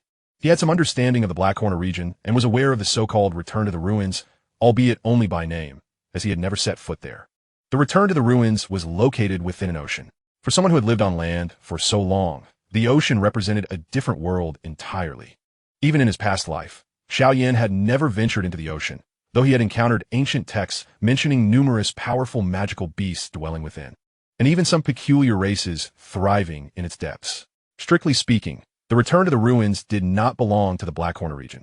It was said to be an ancient relic that floated upon the ocean's surface, drifting along a specific trajectory, approaching the Black Corner region only once every 50 years, during which time the inhabitants of the Black Corner region could potentially draw near. This year marked the return to the ruins' return to proximity with the Black Corner region, and the rumors of an exotic fire appearing were revived from the accounts of those who had entered the return to the ruins 50 years prior. However, as time passed, few were aware of this, and now, with the return to the ruins nearing the Black Corner region once more, the news had resurfaced. Unfortunately for Xiao Yan, this was not particularly advantageous, as the Black Corner region was home to numerous fire tribute experts, many of whom coveted exotic fires. Since he had received this intelligence, it was certain that other powerful individuals had also received similar news. This implied that if an exotic fire were indeed discovered within the return to the ruins, acquiring it would likely be far more challenging than in previous instances. To his astonishment, the Black Corner region also harbored an exotic fire. Hai Buodong, upon seeing the information, couldn't he help but express his astonishment. He glanced at Xiao Yan and remarked with a smile, "It seems many fire tribute experts will be drawn to it, though I wonder who will ultimately claim it. It's a pity you likely have no interest in wading through this murky water, otherwise your odds of success would surely be high." In Hai Buodong's view, since Xiao Yan already possessed an exotic fire, it was improbable that he would absorb a second one. However, he was somewhat curious as to whether Xiao Yan's exotic fire was superior or if the one emerging from the Black Corner region would prove more formidable. Yet, he understood that Xiao Yan, driven by self-interest, would probably refrain from venturing to the return to the ruins. "Hi, do you happen to know who the strongest fire attribute practitioners in the Black Corner region are?" Xiao Yan inquired casually, tapping his fingers lightly on the table. "Let me think. It should be the Earth Demon Old Ghost from the Demon Flame Valley," Hai Buodong replied, after some contemplation. Having spent nearly a year in the Black Corner region, he had gathered quite a bit of intelligence about other factions. The Earth Demon Old Ghost was indeed a genuine Dozong expert, though few were aware of his true strength due to his prolonged seclusion. And who else? Xiao Yan shot a glance at Hai Buodong.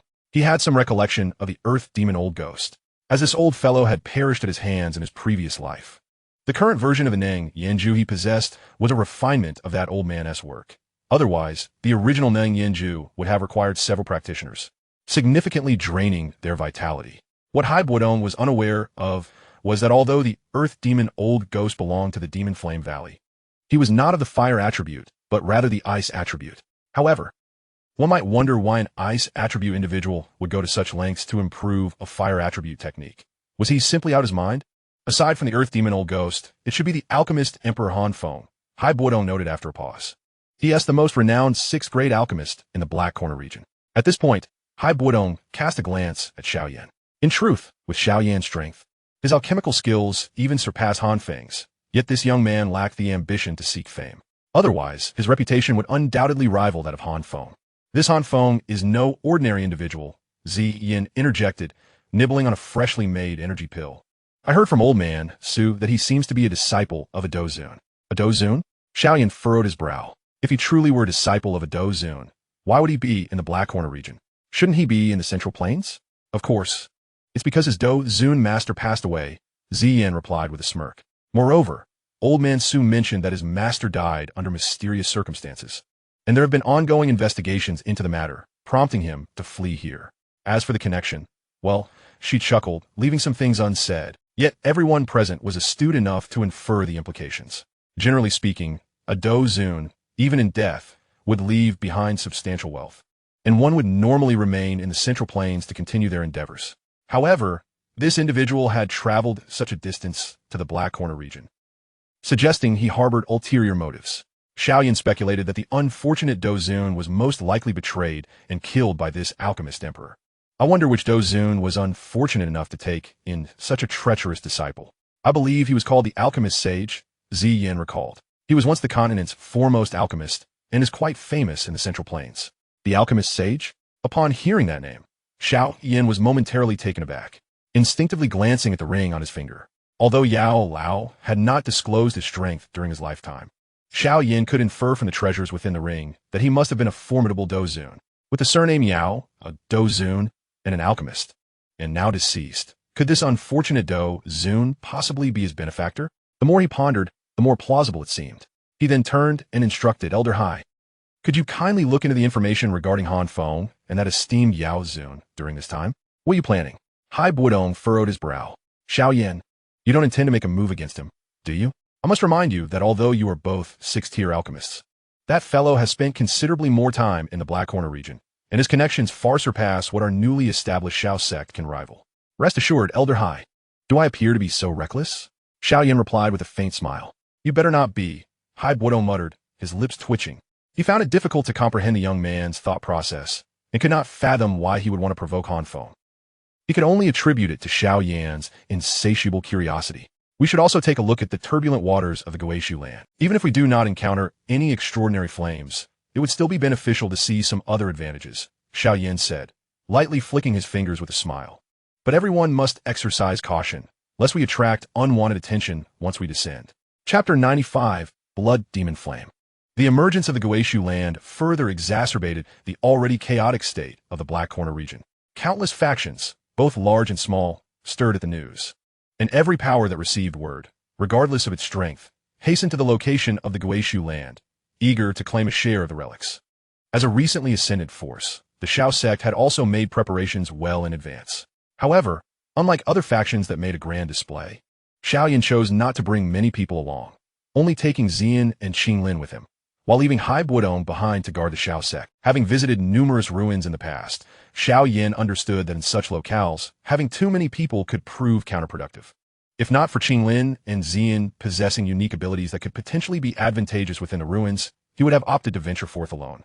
With Xiao Yan's current speed, he reached a coastal city on the verge of the Guishu land's manifestation in less than half a day. This place, known as Dark Sea City, was controlled by a faction called the Blackwater sect. However, the sect's leader possessed merely the strength of a 6-star Do Wang, which, while respectable, was evidently insufficient given the current circumstances. We shall rest here for a few days. The Guishu land should manifest soon, Xiao Yan said as he settled into a modest residence that the Xiao sect had purchased in advance, accompanied by Qinglin and Xian. He turned to Xian with a smile. Little one, once we enter the Guishu land, be sure to leverage your talent and help me find some valuable items. Fear not, as long as there are enough pills. I shall assist you without fail, Xian confidently assured, patting her chest. Young master, this is the blood essence of the fire attribute magical beast you requested us to gather, Qinglin said, seemingly recalling something as she handed over a spatial ring. Xiao Yan accepted the ring, his gaze sweeping over the hundreds of jade vials contained within, a glimmer of joy flickering in his eyes. He affectionately ruffled Qinglin's hair, smiling as he said, well done. Since his arrival in the Black Corner region, He had organized a substantial collection of this magical beast blood over nearly a year, yet had yet to achieve the desired quantity. This final batch Qinglin presented him perfectly met his requirements. "It is merely my duty," Qinglin replied, lowering her head, her cheeks tinged with embarrassment. As Qinglin's strength gradually increased, Xiao Yan had progressively entrusted her with various affairs of the Xiao sect. After this period of experience, Qinglin's demeanor had become notably firmer, almost exhibiting a decisive air. However, upon encountering Xiao Yan, her resolve would dissolve, reverting her to a bashful young girl. In fact, part of her transformation was due to Xian, who, despite appearing to be of a similar age, possessed far greater strength.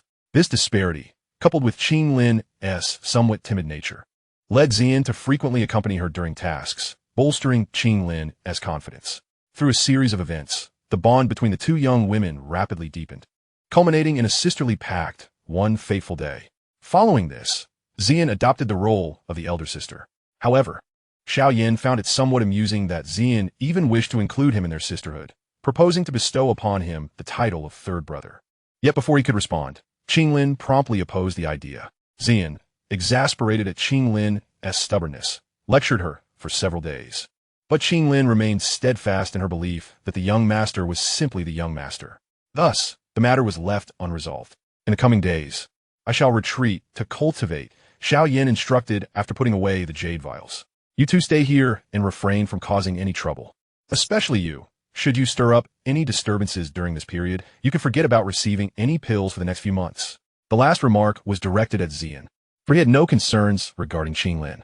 However, Xian was a notorious troublemaker, having been a little demon during her time at the Jia Nan Academy. And now that she was in the Xiao sect, her unruliness knew no bounds. Had he not warned her in advance? Who could predict what mischief this young girl might conjure? Understood. Xian playfully stuck out her tongue, appearing obedient. After sending Xian and Qinglin on their way, Xiao Yan returned to his chamber. With a gentle flick of his finger on the spatial ring, thousands of jade vials instantly filled the cramped room. These vials contained the blood of fire attribute magical beasts, a collection he had begun while traversing the magical Beast Mountain range, culminating just moments ago in gathering the required quantity. With the Guishu land yet to open, he needed to make prior preparations, and these materials would serve as a crucial trump card. With a swift motion, Xiao Yan snapped his fingers, shattering the jade vials, unleashing a torrent of viscous crimson liquid that surged forth. Yet before it could dissipate, the liquid, as if drawn by an unseen force, converged in midair, ultimately forming a colossal sphere of blood. Sensing the potent energy radiating from the sphere, Xiao Yan altered his hand seals, causing the massive orb to compress rapidly under the influence of his soul power. This compression continued for hundreds of iterations before finally ceasing, transforming the once enormous blood sphere into a size akin to that of a fist. Observing the blood orb, Xiao Yan took a deep breath. With a sweep of his sleeve, an intense surge of fire attribute energy was infused into it. As the energy permeated the orb, the repeatedly compressed blood sphere shattered, and a vibrant flame, as red as blood, began to rise from the remnants. "At last, I have succeeded. The blood demon flame." Xiao Yan exhaled softly, gazing at the fiery crimson orb above. Within its core, a faint silhouette could be discerned, swirling within, signifying that he had successfully created this extraordinary flame. The blood demon flame, although birthed from the essence of magical beasts, does not belong to the category of beast fire. Rather, it resembles the man-made transformation fire that Xiao Yan wields, albeit its formation is considerably more intricate. Unlike the straightforward creation of transformation fire through mere flames, the blood demon flame necessitates the amalgamation of the blood of nearly 1,000 fire attribute magical beasts, which must then be fused together. Ultimately, the fiery energy contained within this blood coalesces into the shape of flames. Its formation process bears a resemblance to the beast spirit fire listed among the exotic flames, leading some to dub it a downgraded version of the beast spirit fire. Nevertheless, its potency pales in comparison to the true beast spirit fire. However, for Xiao Yan in his current state, it serves as a commendable substitute. After successfully conjuring the blood demon flame, Xiao Yan did not allow himself to relax. Instead, he immersed himself in another form of cultivation, this time focusing not on Douqi, but on the realm of the soul. His current soul realm stood at the pinnacle of the mortal realm, with merely a single step separating him from transcending into the spiritual realm. Yet, this seemingly simple step has proven insurmountable for countless 7th-grade alchemists. Generally speaking, there are a few methods to enhance soul power. One is through the natural progression of age and the elevation of one's own strength, while the other involves utilizing rare treasures. However, both methods offer limited advancement, rendering it nearly impossible to breach into the spiritual realm through such means. The distinction between the spiritual and mortal soul realms lies not solely in the quantity of soul power, but predominantly in the inherent spiritual essence within the soul of the spiritual realm. Thus, to reach this level, it is necessary to augment the spiritual energy within the soul. Aside from fortuitous encounters, this can only be achieved through specific soul cultivation techniques, akin to the nameless mantra Xiao Yan has employed over time. However, given Xiao Yan's current prowess, the effectiveness of that nameless mantra has diminished significantly, although he can still absorb a modicum of spiritual energy through it. The pace is exceedingly slow. Relying solely on it to attain the spiritual realm would undoubtedly require an extensive period, as it is merely a fragment of a larger whole. For others, they might be forced to make do with this mantra, but Xiao Yan is different. In his past life, he achieved a soul realm that reached the imperial level, and he possesses authentic methods for soul cultivation. The nameless mantra was merely a foundational tool during his earlier, weaker days. Recalling the soul cultivation technique from his past life, known as the 9 transformations of soul refinement, a glimmer of nostalgia flickered in Xiao Yan's eyes. This technique was not pilfered from another, but rather an original creation of his own. Across the entire Douqi Continent, no one else possesses such a soul technique. In truth, in his previous life, Xiao Yan initially acquired a complete soul technique called the soul devouring method. As the name suggests, it allows the user to forcibly devour other souls to enhance their own soul power. Xiao Yan initially relied on this dark art to break through to the spiritual realm. However, while his soul power increased, the sheer volume of souls he consumed, coupled with the profound resentment harbored by those souls, led to the accumulation of intense negative emotions within him, rendering his soul power increasingly mottled. There were moments when he nearly lost his sanity due to this. In such a life-threatening moment, Xiao Yan suddenly pondered whether, just as Douqi could transform into tangible flames at a certain level, soul power might also be capable of such transformation. If he could conjure soul fire, might it not refine his own soul power, rendering it less mottled? With this thought in mind, Xiao Yan began experimenting tirelessly. After over 10,000 failures, he ultimately succeeded in manifesting a unique soul fire. Through this soul, he resolved the issue of his mottled soul, and upon restoring his soul to normalcy, he was pleasantly surprised to discover a significant enhancement in his soul power. Realizing this, Xiao Yan abandoned the original soul devouring method and dedicated himself to mastering his soul fire. After thorough exploration, he confirmed that his soul fire indeed possessed the ability to enhance soul power. Furthermore, akin to how exotic flames can refine surrounding natural energy, his soul fire also had the capacity to extract spiritual energy. Absorbing this refined spiritual energy would yield even more pronounced growth for his soul. Using his soul fire as a foundation, Xiao Yan delved into numerous soul cultivation methods, ultimately creating the 9 transformations of soul refinement.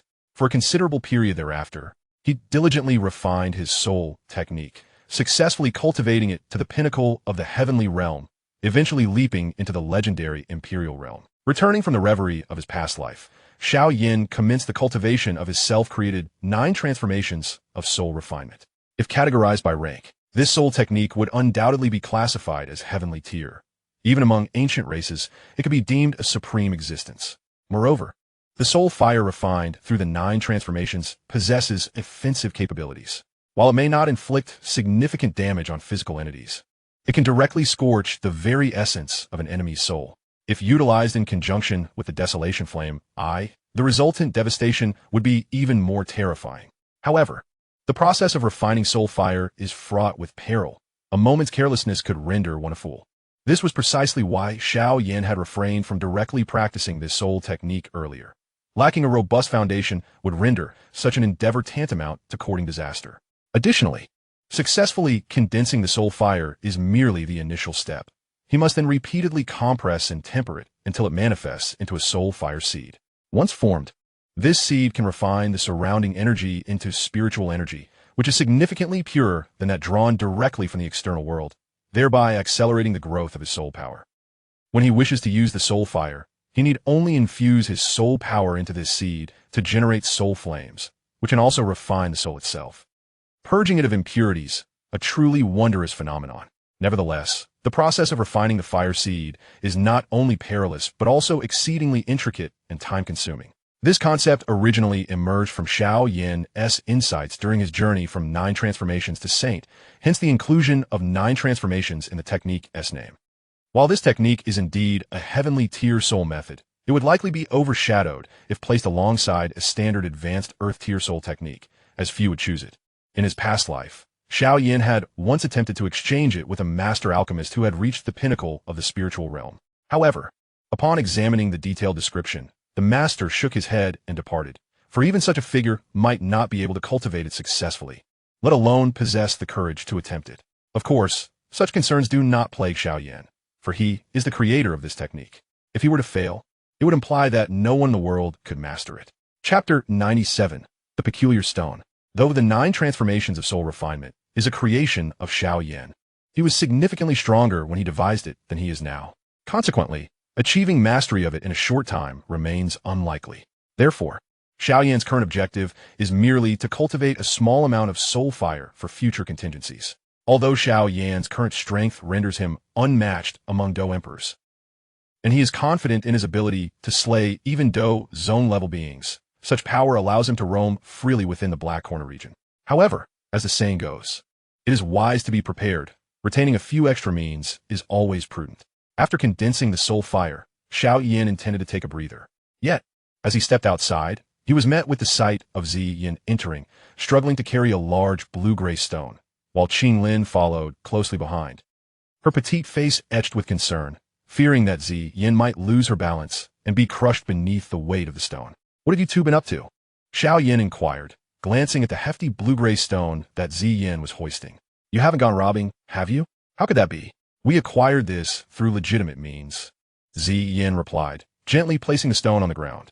"A few days ago, we received an invitation to an auction in the city, featuring several treasures related to the ruins. We initially intended to invite you, but since you've been in seclusion for the past few days, we decided to go on our own. Let me guess, after attending the auction, some wealthy young lord attempted to flirt with you, only to be met with your scathing rebuke. Then, when you aimed to bid on something, that petty individual deliberately raised the price, didn't he?" Xiao Yan stroked his chin, probing further. "How did you know?" Zi Yan's face was a portrait of astonishment. They had only just returned from the auction and were still brimming with indignation over the unexpected price hike. They had intended to drag Xiao Yan back to confront the person responsible, but before they could voice their grievances, Xiao Yan had already deduced the situation. "Did you attend the auction too?" "I didn't go, but I've encountered such scenarios often enough to make an educated guess." Xiao Yan regarded the blue-gray stone and asked, "Is this what you purchased at the auction? How much did it cost?" "Not much, just over 10 million gold coins." Zi Yan waved her hand dismissively. "It should have been secured for a mere 100,000 gold coins, but that insufferable fellow kept raising the bid. It infuriated me." Even Xiao Yan, who was usually generous with his spending, couldn't help but wince at her words. Zi Yan had little wealth of her own, which meant she had undoubtedly spent the resources of the Xiao clan. 10 million gold coins could have procured an earth-tier Dou technique, yet they returned with merely a stone. If Haibo Dong were present, witnessing the prodigal behavior of this young girl, he might very well have coughed up blood in outrage. To inflate a 100,000 gold coin item to 10 million, you truly possess a remarkable talent, Xiao Yan sighed helplessly. "Sister, while I am an alchemist, I cannot sustain such extravagant losses. If the other party desired it, you should have simply let them have it. Why insist on clashing with that individual?" Xiao Yan reflected inwardly, recognizing that these two girls were still too young and lacked experience. Were it him in their situation, he would have refrained from competing for so long. Once the price escalated into the hundreds of thousands, he would have decisively stepped back, letting others contend for the item, and then plotted to seize it after the auction concluded. "What do you know? This stone is undoubtedly a treasure. I just don't yet comprehend its purpose." Zi Yan mumbled, "Buying something without knowing its function. Your boldness is quite astounding," Xiao Yan remarked, a hint of exasperation in his tone. He scrutinized the peculiar blue-gray stone before him, his brow furrowing slightly. If Zi Yan deemed it a treasure, it surely held some merit. Yet, it did not appear to be a heavenly material or earthly treasure. After all, one could hardly expect to simply gnaw on a stone. Although some unique ores could be fashioned into weapons, Xiao Yan had little interest in such items. His current weapon, the Xian Zhongqi, belonged to that very category and was, by standards, one of the most formidable weapons on the entire Douqi Continent.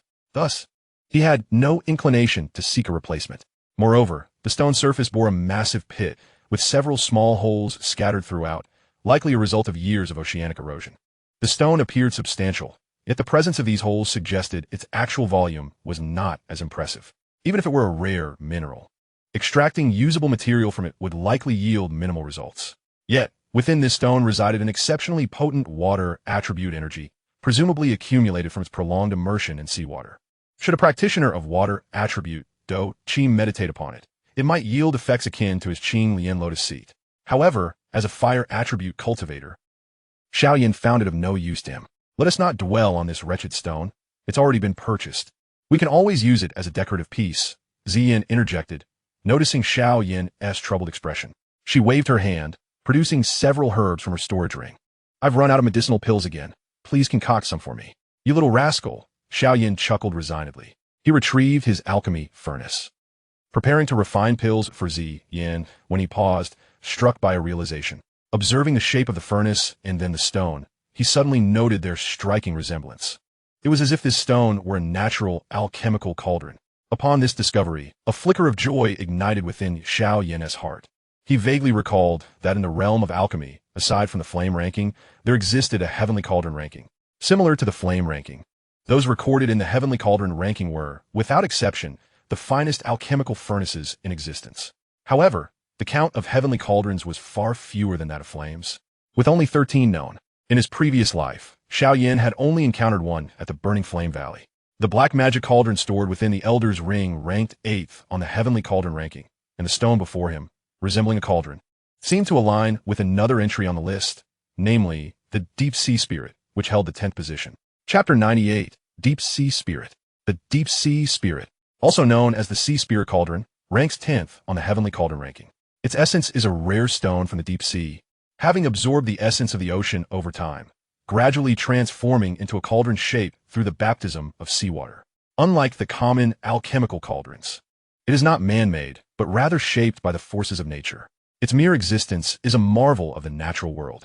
The Sea Spirit Cauldron contains an exceptionally rich water attribute energy, allowing it to filter out unstable factors from certain herbs, thereby increasing the success rate of alchemy.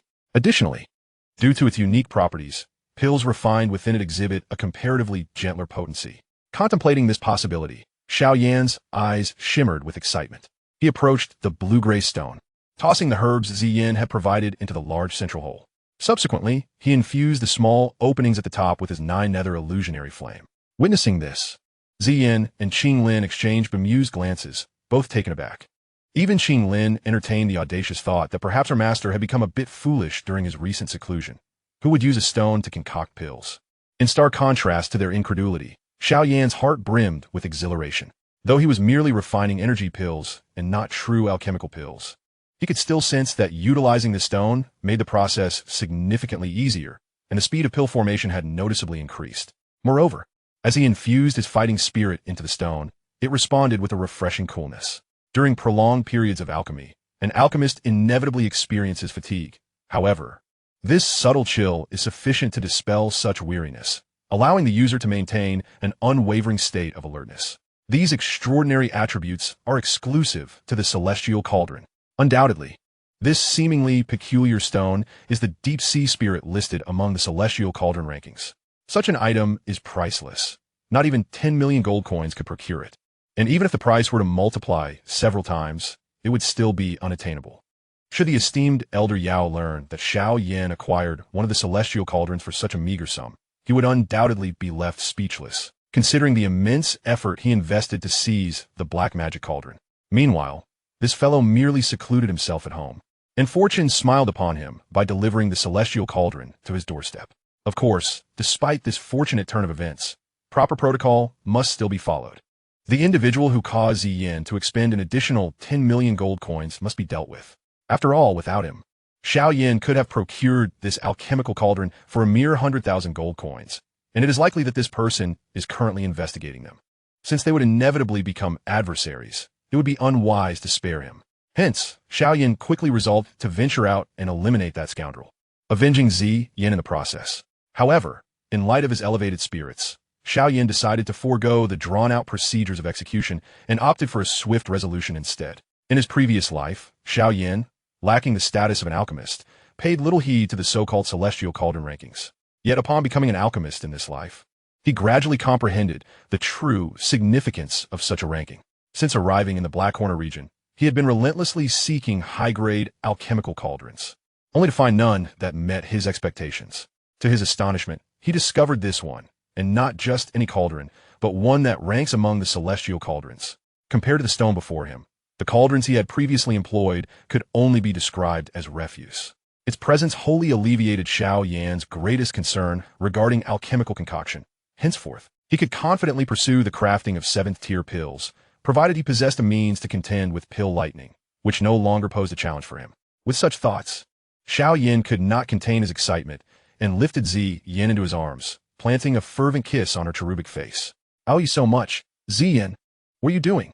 How utterly embarrassing. You may not mind, but I certainly do." After pushing Xiao Yan away, Zi Yan disdainfully retrieved a handkerchief to wipe her cheek. However, the faint blush adorning her face betrayed her inner turmoil. "If you truly wish to thank me, just concoct more delicious pills for me." Xiao Yan, realizing he had perhaps overstepped, simply chuckled, displaying his characteristic thick skin. He then handed her the freshly crafted energy pills, eliciting a radiant smile from Zi Yan upon receiving them. Just as Xiao Yan was about to inquire about the individual responsible for their exorbitant expenditure of over 10 million gold coins to acquire the deep sea spirit, a colossal beam of light, spanning several dozen feet in width, suddenly ascended from the distant horizon, piercing the clouds above. The dazzling brilliance illuminated the previously dim sky considerably. Within Dark Sea City, countless figures raised their heads, gazing towards the source of the light, which marked the location of the Guishu realm's emergence. Even Xiao Yan, observing the luminous pillar from afar, was taken aback. Its magnitude exceeded his expectations. To think that the Guishu realm would manifest so swiftly. As he stowed the deep sea spirit into his spatial ring, he focused on the direction from which the light emanated, sensing a potent spatial fluctuation. It appeared that the Guishu realm was not merely the drifting island rumored by outsiders, but rather a concealed dimension nestled beneath the sea. This space opens only once every 50 years, materializing unexpectedly upon the ocean, which explains the distorted tales that have emerged. It could very well be the burial site of Dou Zun or Dou Sheng. However, Xiao Yan was indifferent to such matters. He had no interest in their legacies, his sole focus resting on the traces of different flames. Regrettably, due to the vast distance and the obstructing spatial fluctuations, he could not ascertain the specifics within, nor could he determine if different flames resided there. There must be treasures within, Zi Yan exclaimed, her eyes wide with excitement as she felt the rich energy fluctuations emanating from the pillar of light. She tugged at Xiao Yan's arm, urging, "Xiao Yan, let's hasten there. Remember to concoct pills for me once we find something good. For the umpteenth time, call me Mo Yin, Xiao, once we're outside." Xiao Yan replied with a resigned shake of his head. He retrieved a phantom beast skin from his spatial ring and donned it over his face, rendering his previously handsome visage rather ordinary. He patted Zi Yan's head and took a deep breath. "Let's set forth." As that radiant pillar materialized, countless figures soared from Dark Sea City, racing towards the source of the light. Xiao Yan and his companions were among the throng. However, to conceal their true prowess, Xiao Yan opted for a simple fighting spirit wing transformation, eschewing the fire wings he had previously summoned.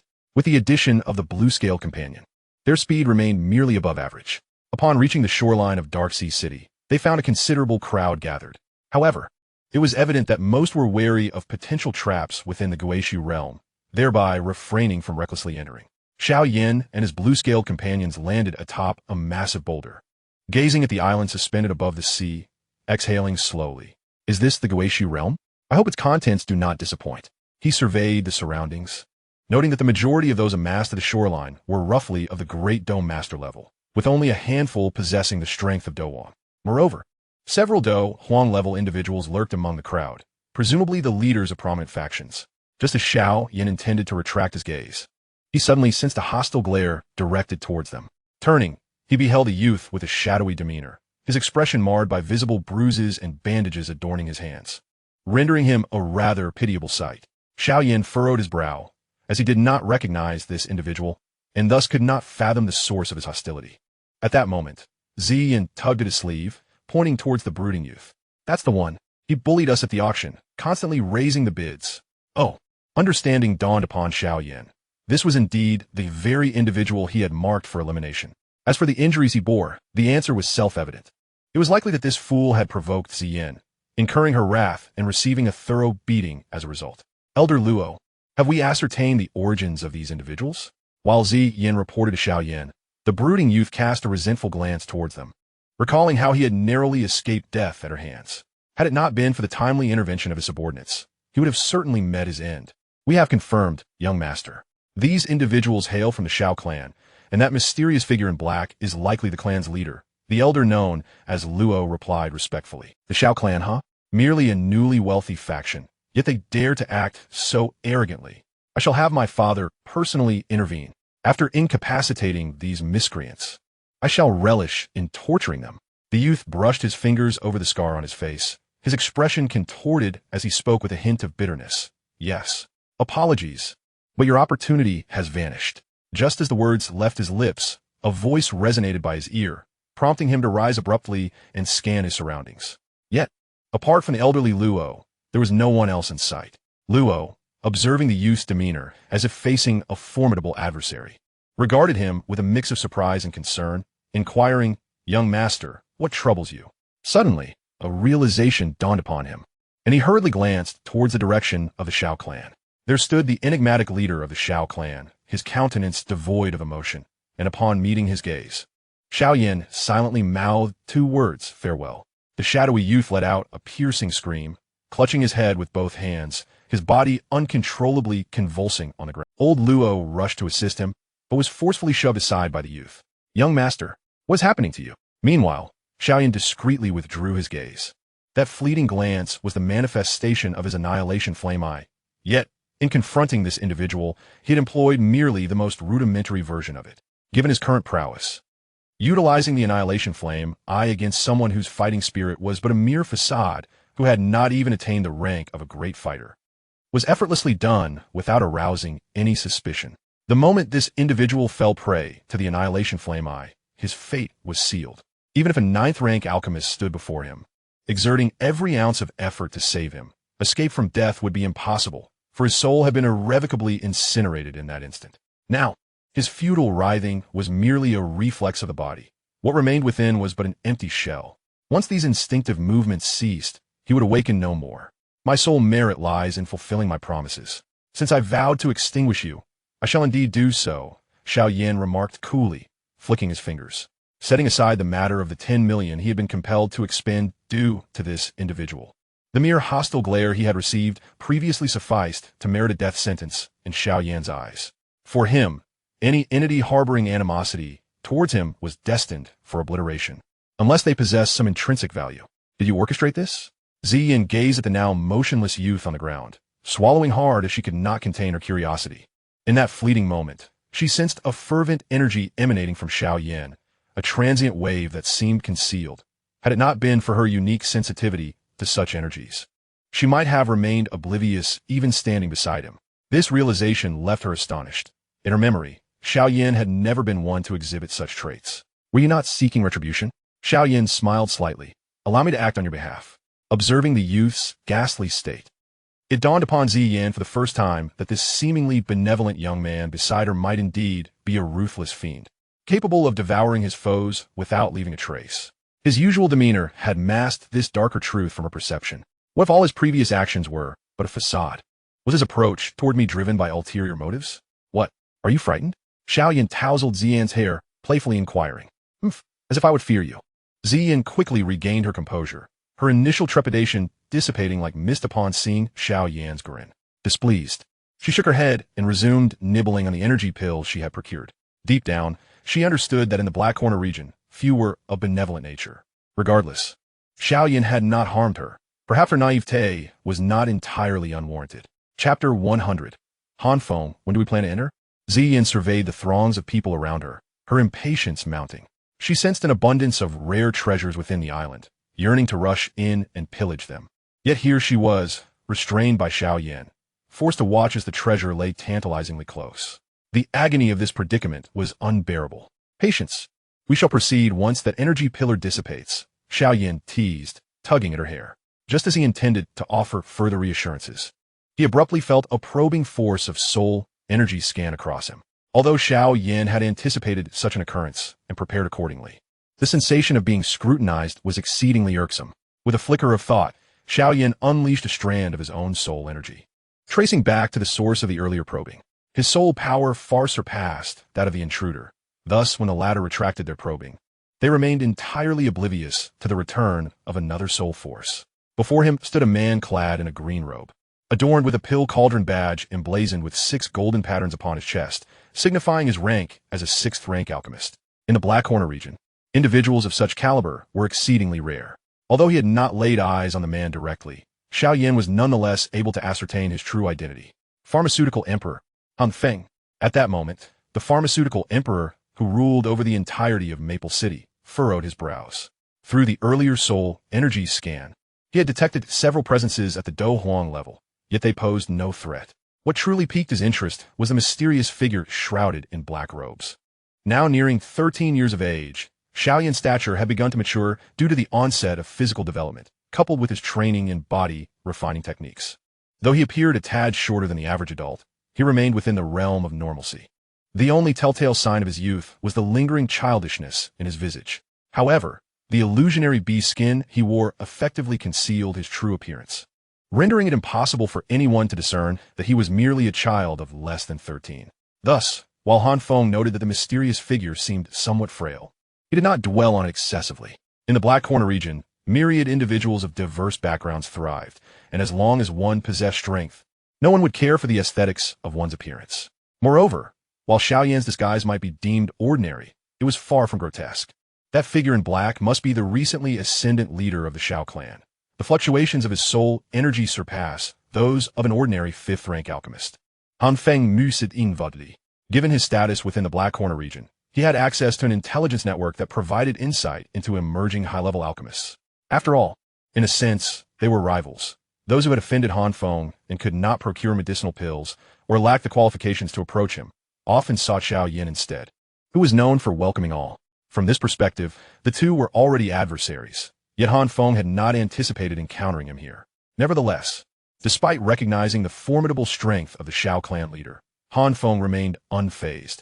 Even if he surpassed an ordinary 5th-rank alchemist, he was still merely 5th rank, and compared to his own pinnacle status as a 6th-rank alchemist, there remained a considerable chasm between them, one that posed no threat to his position. What Han Feng did not realize, however, was that the fluctuations of soul energy emanating from Xiao Yan were but a deliberate guise. In truth, Xiao Yan's soul power was significantly greater than Han Feng's, as demonstrated when Han Feng attempted to probe Xiao Yan and was met with an instantaneous counter. Revealing Xiao Yan's soul energy could linger undetected within Han Feng's domain for an extended period. To Han Feng, although the master of the Xiao sect possessed peculiarities, he did not pose any real threat. Yet, for reasons unbeknownst to him, Han Feng harbored an inexplicable feeling that he and this Xiao sect leader were destined to become mortal enemies. This sensation had no identifiable source, yet Han Feng was not inclined to dismiss it. Judging by his aura, that fellow's strength was at most at the pinnacle of a Dou Wang, while the two companions beside him consisted of one ordinary Dou Wang and another who barely qualified as a great Dou master. Eliminating them would not prove overly difficult. Han Feng's eyes glimmered slightly. He had resolutely decided that if an opportunity arose, he would ensure that the Xiao sect leader, who evoked such strange feelings in him, would remain here forever. However, before that, he first needed to acquire the mysterious fire. As he recited the name of this entity capable of driving all to madness, a fervor ignited in Han Feng's gaze. After years of searching, he had finally unearthed a fragment of information regarding it in the Black Corner region.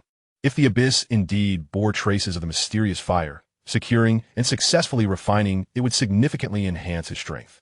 Meanwhile, Xiao Yan, who had been waiting atop a massive stone for any sign from the abyss, revealed a faint smile. With his sole perception, he could easily detect the murderous intent Han Feng had directed toward him moments ago. However, what Han Feng could not fathom was that he faced an adversary of considerable dread. Throughout these days, with intelligence gathered from the Xiao sect, Xiao Yan had finally confirmed that Han Feng's master, the medicine ancestor, was none other than the revered Yao Lao, concealed within his ring. In other words, this individual could be considered his senior brother by virtue of hierarchy. Yet, Xiao Yan was acutely aware that Yao Lao's demise was likely intertwined with Han Feng. Thus avenging Yao Lao could be seen as a justification for slaying him. However, he felt an unsettling sense of forgetting something. Was it merely an illusion? Furthermore, Han Feng's objective was also the mysterious fire of the abyss. In this regard, their destinies were irrevocably entwined as foes. Not to mention the prior murderous intent directed at him. Xiao Yan had never held back against enemies. Nevertheless, when they inevitably clashed, he was certain his senior brother would be met with numerous surprises. Raising his head, Xiao Yan gazed toward the pavilion where Han Feng resided. Coincidentally, Han Feng had also opened his window and was looking in Xiao Yan's direction. Their gazes met in the air, one filled with unabashed murderous intent, the other devoid of any discernible emotion. "You are still too inexperienced, senior brother," Xiao Yan mused, a slight smirk gracing his lips. He parted them slightly, whispering in a tone only he could hear, "Be it the mysterious fire or your life, I shall claim them both." Chapter 101, The Abyss Unveiled. The astonishing column of energy persisted for several hours before dissipating. As it vanished, the figures that had been waiting by the sea surged forward like locusts, swiftly making their way toward the island at the heart of the ocean. Beside them, Xian was also eager to take flight, but before she could ascend, Xiao Yan intercepted her with a gentle shake of the head. It was unwise to stand out in such a moment. After a few minutes had passed, and the first batch of individuals had not suffered casualties, Xiao Yan then took Qing Lin and Ziyan, following the crowd into the abyss. Upon entering the abyss, Xiao Yan suddenly felt an oppressive weight. The gravity here was approximately 10 times stronger than that of the outside world. Many powerful beings, soaring in the sky, found themselves tumbling down due to the sudden intensity of gravity. At such heights, even with Douqi shielding them, it would be far from pleasant. This gravity was not merely a physical constraint. The flow of Douqi within their bodies also slowed significantly, rendering their Douqi wings ineffective. A hint of panic flickered across Ziyan's face, as it was likely her first experience with such a phenomenon. However, for Xiao Yan, it was somewhat familiar, having grown accustomed to this sensation while training with the Xian heavy ruler. Such conditions typically arose from the pressure exerted by high-level experts over those of lower realms. Yet, with Xiao Yan's experience, he discerned that the surrounding gravitational field was not a result of an expert's pressure, but rather an inherent characteristic of this place, suggesting that the issue lay within the island itself. "Master, what should we do now?" Qing Lin inquired, still managing to stand with Xiao Yan's assistance despite the overwhelming gravity. She glanced at the other powerhouses similarly constrained by the weight and could not help but ask, as they had arrived late, leading to a significant gap from the first group. Initially, they had thought they could quickly catch up due to their speed, but the gravitational constraints rendered them sluggish, making it difficult to close the distance. Although Xiao Yan possessed the Yu Yan Ling Xiao step, it was ineffective in this environment. "Leave it to me," Xiao Yan replied with a sudden smile. After hoisting Qing Lin onto his back, he cradled Ziyan in a princess carry. Before she could voice a protest, a violent explosion of energy erupted from his feet, propelling him forward with remarkable speed, covering a considerable distance. This technique was the explosive step, a skill Xiao Yan had not utilized in quite some time. Since his breakthrough to Do Wang and mastering the Yu Yan Ling Xiao step, he had seldom relied on this technique. Yet, in the current environment, this method of propulsion through energy explosions proved far more advantageous than direct acceleration techniques.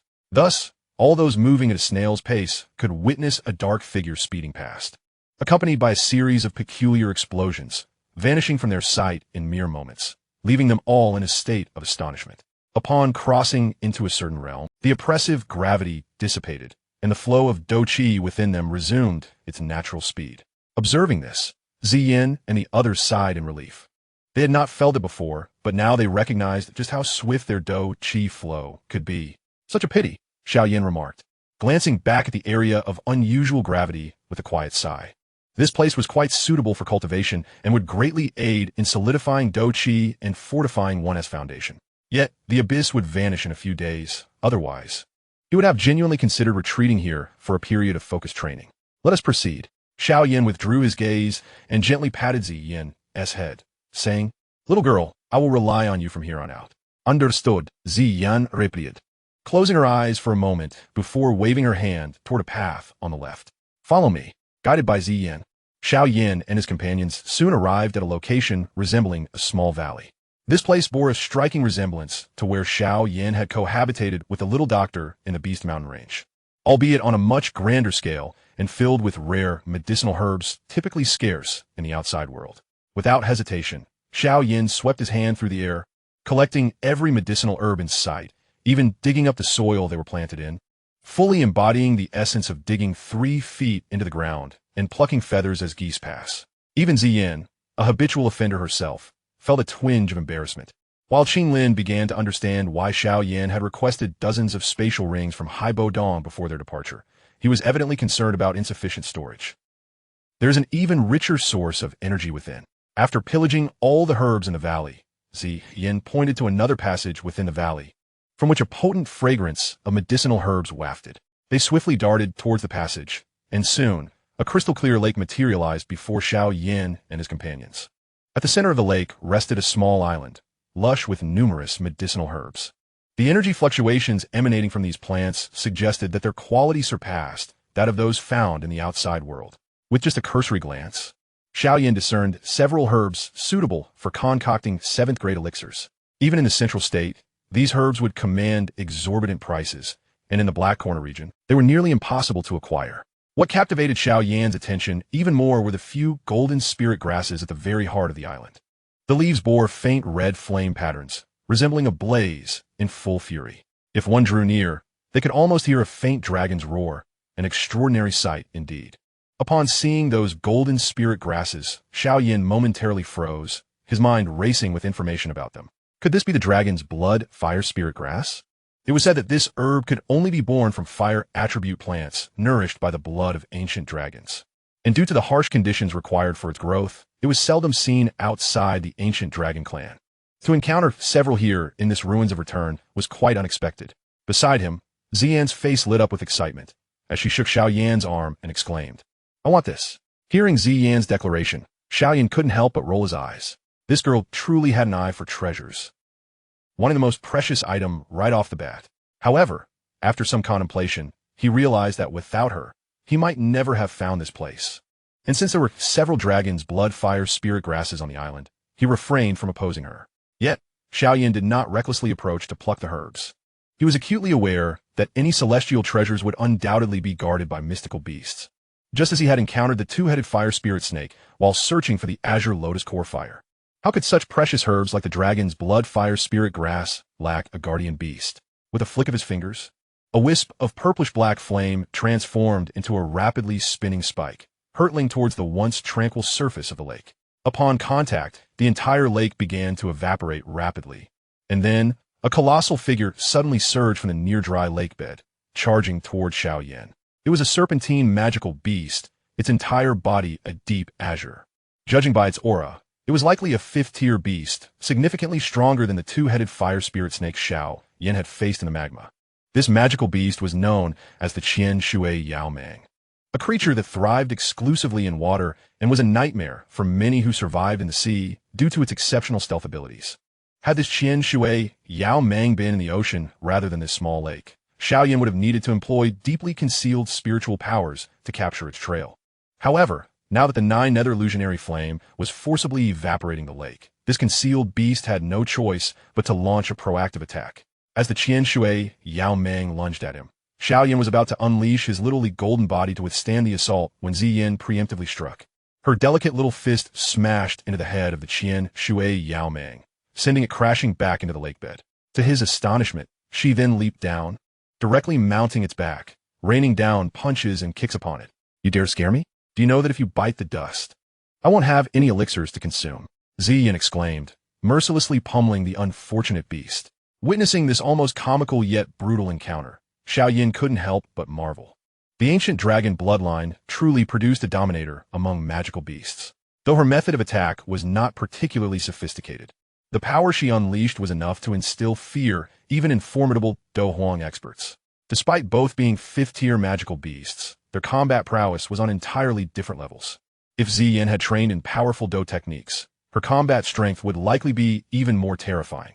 "Ziyin, bring it up here, but do not kill it," Xiao Yan suddenly shouted as the Qian Shui Yao Mang was nearly beaten to a pulp by Ziyin. Since this creature was also a serpentine magical beast, it should be susceptible to the Bai Shi San Hua Tong of Qinglin. The earlier 2-headed fire spirit snake had fallen to the Great Do Master Realm due to being drained of Do Qi by Qinglin.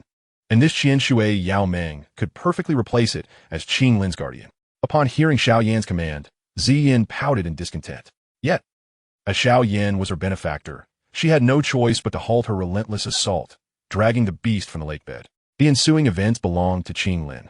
When the emerald light of a Bai, Shi San Hua Tong, illuminated the Qian Shui Yao Meng, this unfortunate fifth-tier beast, much like the two-headed fire spirit snake, was forcibly tamed as a pet in Qing Lin's grasp.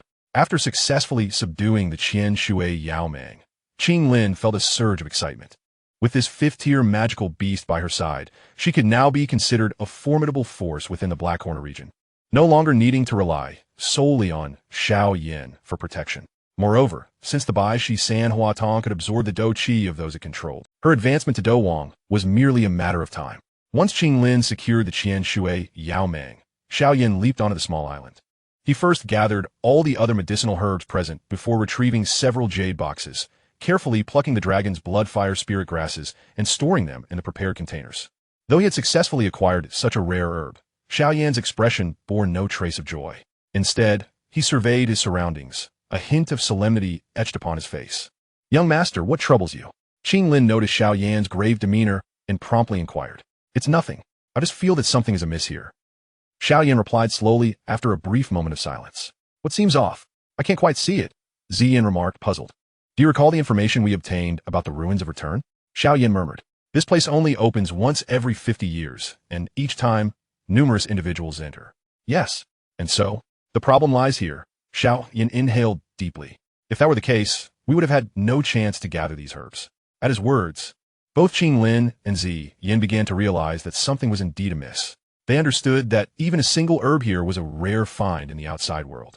If the dragon's blood fire spirit grass and the other herbs on the island remained untouched due to the Qian Shui Yao Meng's guardianship, then what are the other herbs?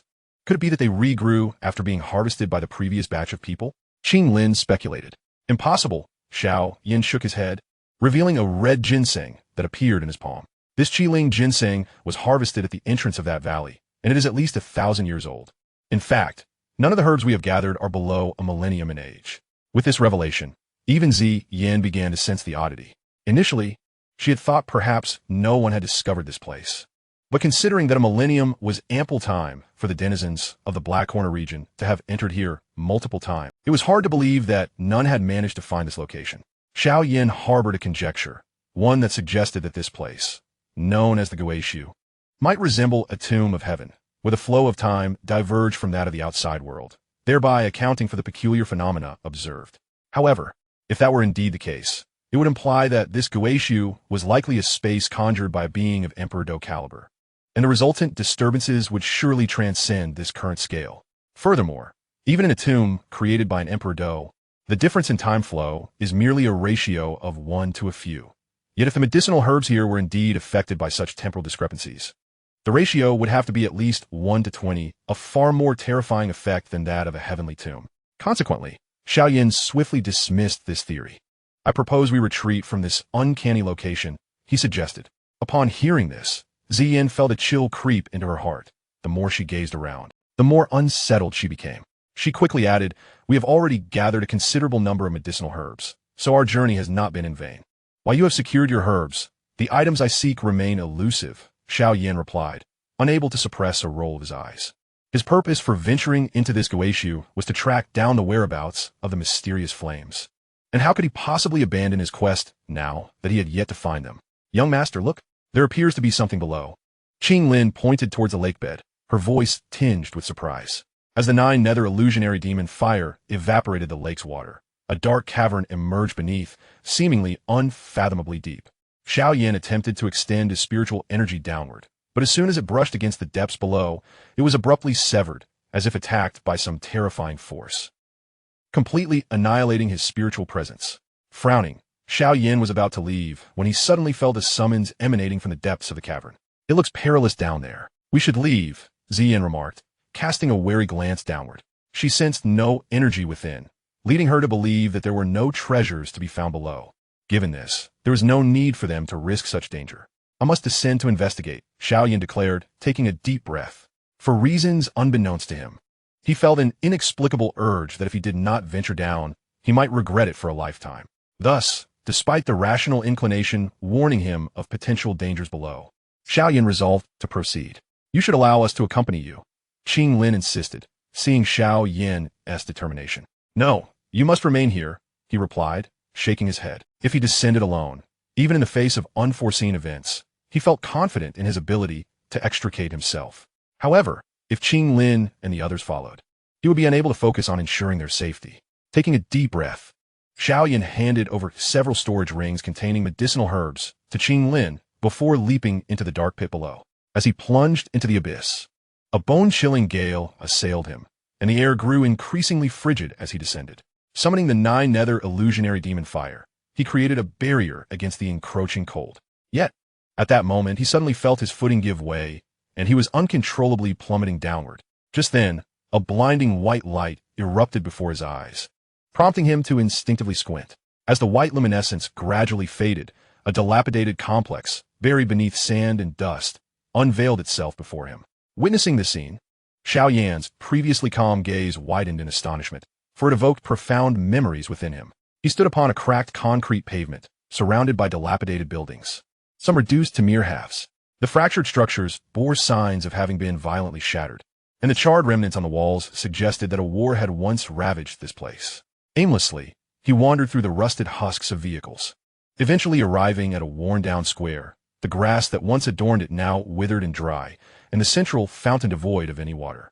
Everything around him exuded an eerie silence. Apart from himself, there was not a trace of life. This was not a scene typical of the Douqi Continent, but rather that of the world he inhabited before crossing into this alternate realm, a place he had buried deep within his heart. It was his true homeland, the blue planet known as Earth. "Xiao Yan, can you truly let go?"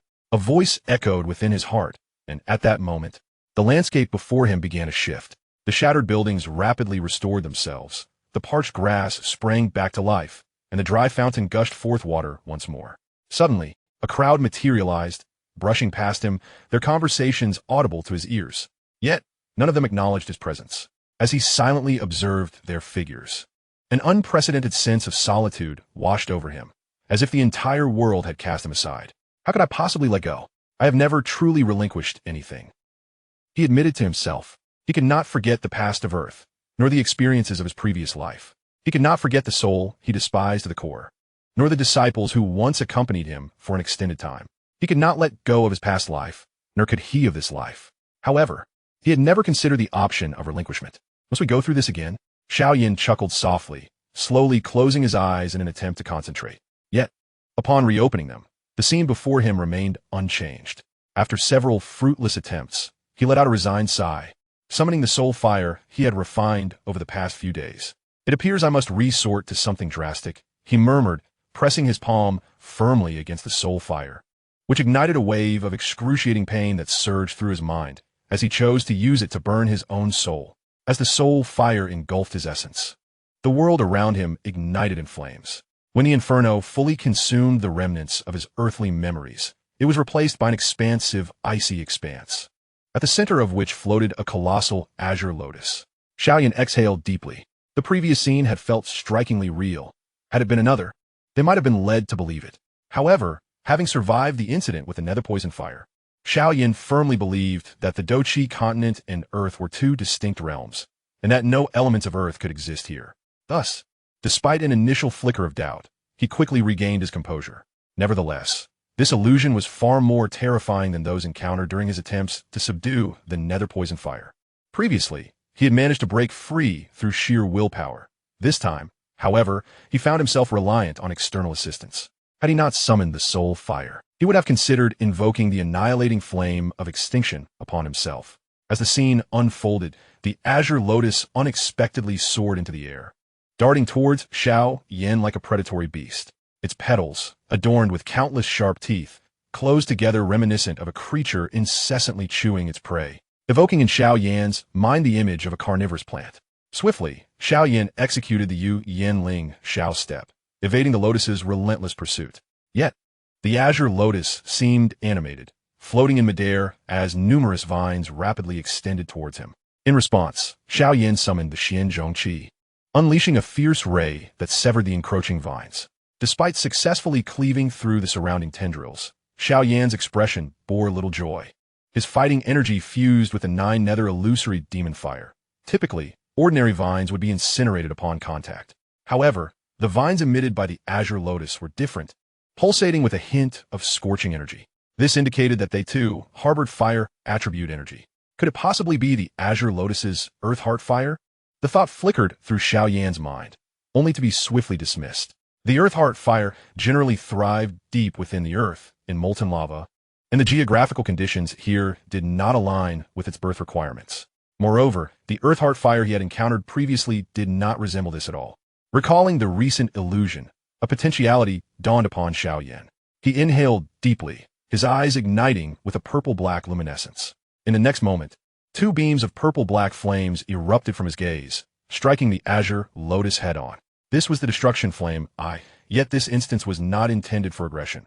Rather, it aimed to unravel the surface illusion. Instantaneously, ripples traversed the surface of the azure lotus, its green luminescence gradually dimming, replaced by a flowing, deep blue flame.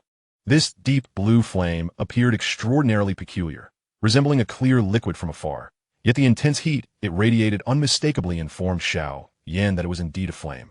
A glimmer of surprise flickered in his eyes upon recognizing this unique fire. It was indeed an extraordinary flame. This liquid-like deep blue flame was none other than the High Exine Yin, ranked 15th on the extraordinary flame list, born from the depths of the ocean. The High Exine Yin exhibited a blue hue and a fluid form, often manifesting in various appearances. It was said that this flame could merge with water, granting its possessor the ability to wield the ocean's power in battle. Like the previous Yu Ming poison fire, the High Exine Yin had developed sentience, rendering it quite the challenge. However, the recent strike from the destruction flame had severely injured its intelligence, coincidentally revealing its true form without any inclination to resist. Xiao Yan flicked his fingers, enveloping the High Exine Yin with a strand of fighting energy. With his current strength, he was confident in bringing it back to the Xiao clan. Although he possessed the azure lotus seat capable of containing extraordinary flames, it could only transport the earth heart fire due to their shared origin. He was uncertain if it would work with the High Exine Yin. Reluctant to test the azure lotus seat's capabilities, fearing its possible destruction, Xiao Yan preferred to avoid losing such a remarkable cultivation aid. After securing the High Exine Yin within his fighting energy, he spread his fighting wings and ascended towards the passageway above. This was not the opportune moment to refine extraordinary flames, considering the potential intrusion from the outside world, and the process of devouring extraordinary flames required considerable time. If he commenced refining now, he might find himself trapped in the Guishu land again, which would indeed be troublesome. Historically, one would have to wait 50 years to escape. Xiao Yan had no desire to be confined for that long, prompting his decision to carry the High Exine Yin away. However, before departing, he cast a glance around the surroundings. While the High Exine Yin was indeed remarkable, it lacked the ability to create illusions. What had transpired earlier? He sensed that the Guishu land harbored even greater secrets, but he currently lacked the ability to unravel them. So he refrained from delving deeper into contemplation and returned to the surface with the extraordinary flame. As Xiao Yan soared out of the cave, Qing Lin and Ziyin, who had been waiting above, rushed to greet him. Upon seeing the deep blue flame confined within Xiao Yan's grasp, astonishment flickered in their eyes. This is extraordinary fire. Xiao Yan did not conceal the origin of the flame, passing the fighting energy enshrouded High Exine Yin to the curious Yin, stating, "Please hold on to this for a moment." Of course, Ziyin nodded, accepting the fighting energy orb and sustaining its existence with her own fighting energy. This was why Xiao Yan entrusted the High Exine Yin to Ziyin instead of Qing Lin, whose strength was insufficient to contain the flame for long.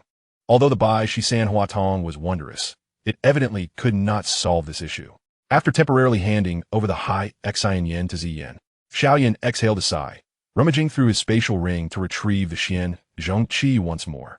He then cast a cold gaze towards the entrance of the valley. "Since I have arrived, it is time for you to reveal yourselves. What kind of hero remains hidden in the shadows?" Truly impressive.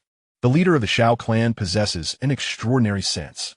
As Xiao Yan's words echoed, over a dozen figures suddenly surged forth from the passageway, each boasting fighting wings, indicating their strength was at least at the Douwang level.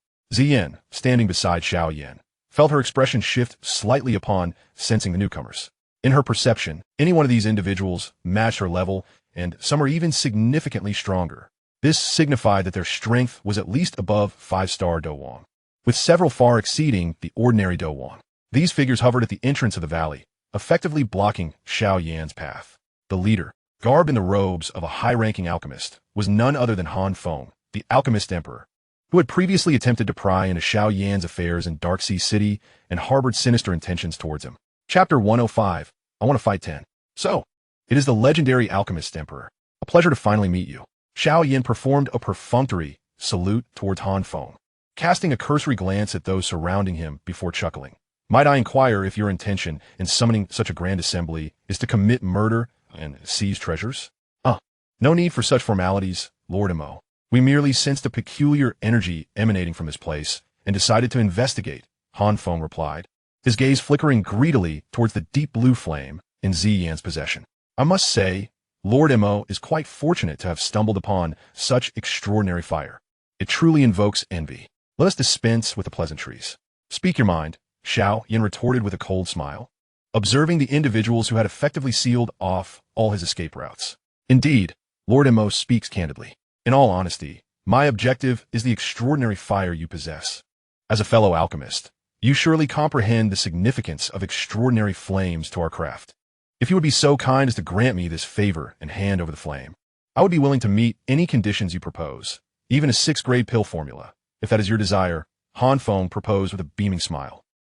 You think a mere 6th-grade formula is sufficient to bargain for extraordinary fire? You truly overestimate your worth. Xiao Yan let out a scornful laugh, coldly taunting. You claim to be an alchemist, yet I am not? Since you are aware of the significance of the strange flames to an alchemist, cease your futile prattle. If you desire the strange flames, come and seize them. I shall welcome the attempt. What an arrogant young man. Upon hearing Xiao Yan's unrelenting words, Han Feng's smile gradually faded, his voice now tinged with an icy chill. Do you truly believe that a mere accomplishment in the Black Corner region grants you the audacity to challenge me? If you wish to provoke me, do not blame me for responding with force. Before Han Feng could make a move, several figures surged forth beside him, rushing directly at Xiao Yan. These were the aides Han Feng had summoned, eager to demonstrate their prowess. Observing the swiftly approaching individuals, Xiao Yan smiled nonchalantly. You lackeys are indeed diligent in your duties. With his formidable strength, Xiao Yan could easily perceive the might of Han Feng's summoned allies. Over a dozen 5-star Dou kings and several Dou Emperors, alongside Han Feng himself. A high-ranking Dou Emperor. This formidable assembly was capable of decimating most first-rate factions within the Black Corner region. Of course, this referred to the prominent factions. Xiao Yan, having spent time in the Black Corner region in his previous life, was well aware of the existence of many discrete Dou zone powers, such as the infamous Earth Demon of the Demon Flame Valley. Nevertheless, with Xiao Yan's current strength, he harbored no fear even in the face of the Earth Demon, let alone these mere lackeys.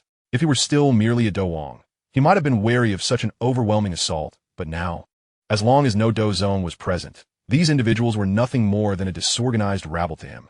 He gently raised the Xianzhong Qi, channeling his vigorous Dou Qi into it. Sensing the energy fluctuations surrounding Xiao Yan, Han Feng's expression shifted slightly.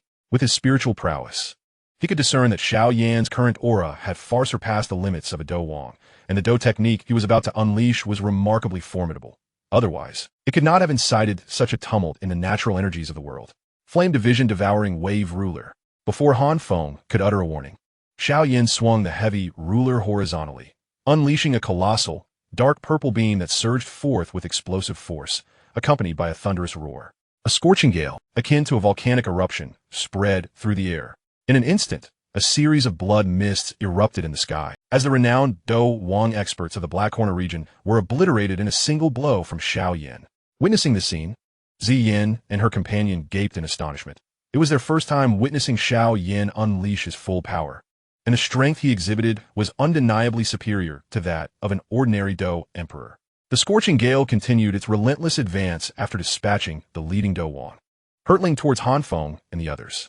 However, the individuals in the rear were evidently stronger than their ill-fated predecessors.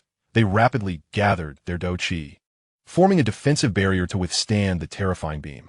Yet even so, when the beam struck the barrier, the ensuing energy shockwave caused their faces to pale. If they were to confront such an attack individually, it would surely spell disaster. Seizing the moment of their disarray, Xiao Yan consumed several pills, swiftly replenishing his previously expended Dou Qi. With his current strength, utilizing the flame division devouring wave ruler did not leave him in a weakened state as it once had. However, the earlier use of the Annihilation Flame, to subdue the Haixin Flame, had drained a significant amount of his Dou Qi, which was why he had unleashed the Flame Division Devouring Wave Ruler at the outset, to create a substantial deterrent and buy himself some time to recover his energy. Unexpectedly, this young man has concealed his strength. This could prove troublesome.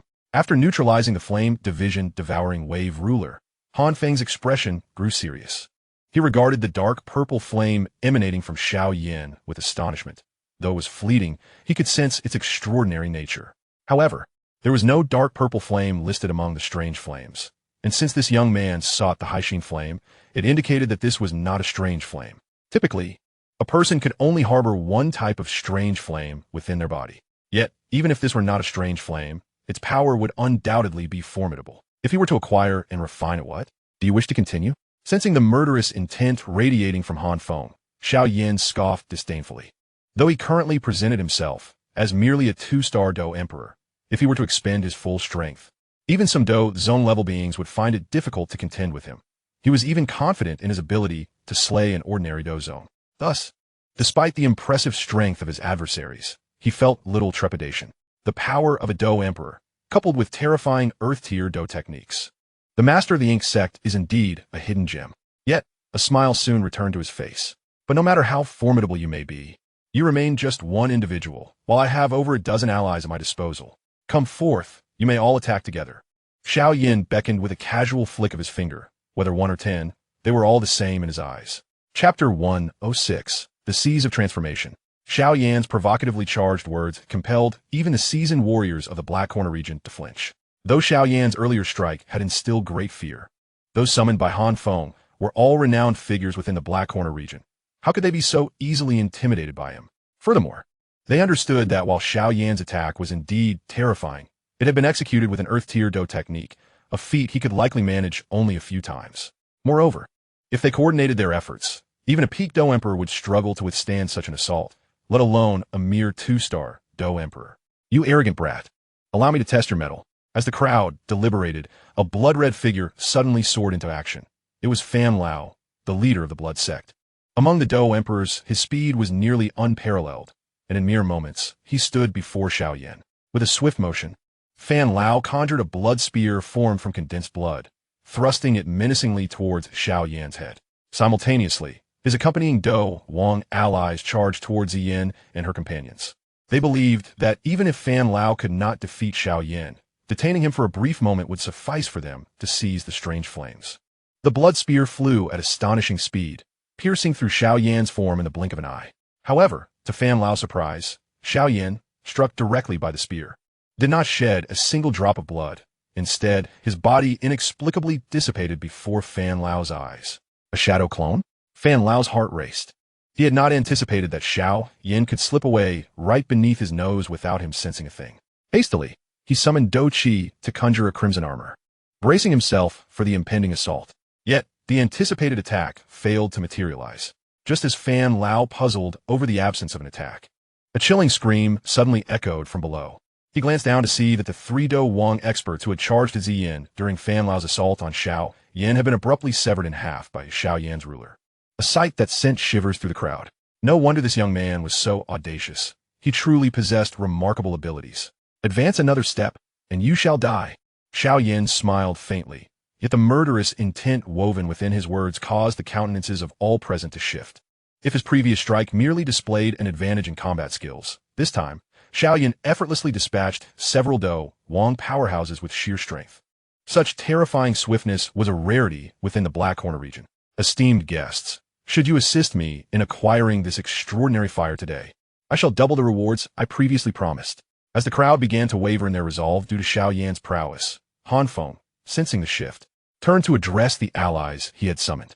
Upon hearing Han Feng's assurance, the Black Corner powerhouses, who had initially contemplated retreating due to the overwhelming strength, exhibited signs of internal conflict before resolutely nodding. Those who had long survived in the perilous Black Corner region were accustomed to living on the edge of danger. As long as the benefits were substantial enough, they were willing to risk their lives. Let's take action. At Han Feng's low command, the 10 or so figures beside him surged forward simultaneously, unleashing formidable streams of energy that enveloped every vital area of Xiao Yan's body. Given Xiao Yan's speed, Evading these assaults using the Yin Xiao step would be effortless. However, with Ziyin and Qinglin positioned behind him, he knew that if he dodged, they would be unable to withstand the onslaught. Should they sustain severe injuries, the precious high XN yen he had painstakingly obtained would likely be seized by others. Thus, with a flicker of thought, Xiao Yan summoned the Jiu Huan Mo fire, forming a flaming armor around his body. The torrent of Douqi attacks then collided with the fire armor, producing a series of explosive sounds that forced Xiao Yan back several steps.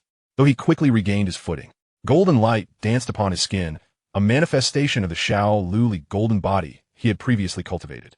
Thanks to the amplification of the Xiao Luli golden body and the defensive properties of the extraordinary fire armor, even a relentless barrage that could bewilder a peak Do Huang could not harm him. Have you finished your assault? If so, it is now my turn. After deflecting the combined efforts of his adversaries, Xiao Yan dispelled the flaming armor. With a swift hand gesture, a colossal energy imprint coalesced from his palm, its terrifying momentum even causing Han Feng to feel a twinge of shock. He had never anticipated that Xiao Yan could conjure such a formidable offensive while being besieged. Mountain-splitting seal. As a low voice echoed in his heart, the massive energy imprint surged forth. The terrifying energy fluctuations turned the faces of all those near Han Feng pale. They sensed that should this imprint land upon them, even those at the peak of the Do Huang would be gravely injured, or perhaps even perish. Do not panic.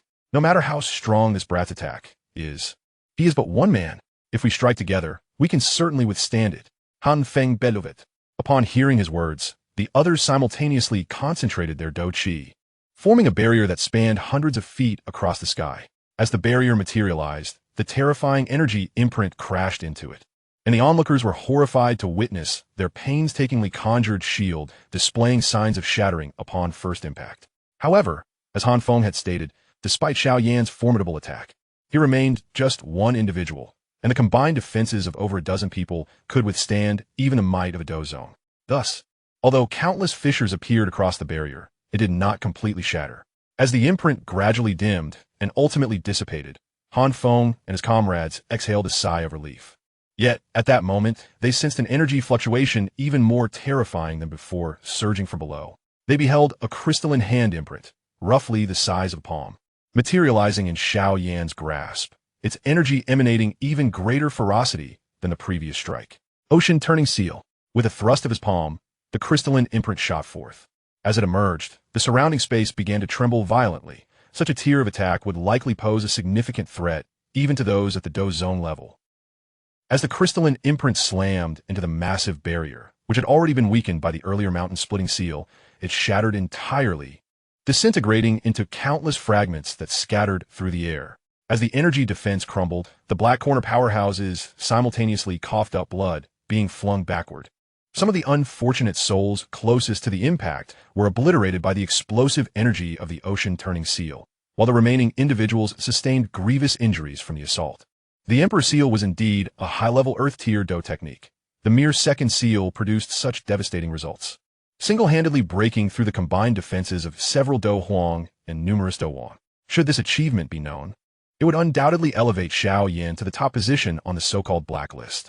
Although Xiao Yan, as a 2-star Do Huang, found it exceedingly strenuous to execute the second imprint of the Emperor's seal. As a senior alchemist, he possessed an abundance of medicinal pills. Long before unleashing the ocean-turning seal, he had already retrieved a handful of pills and swiftly consumed them to replenish the Do Qi expended in executing the Emperor's seal.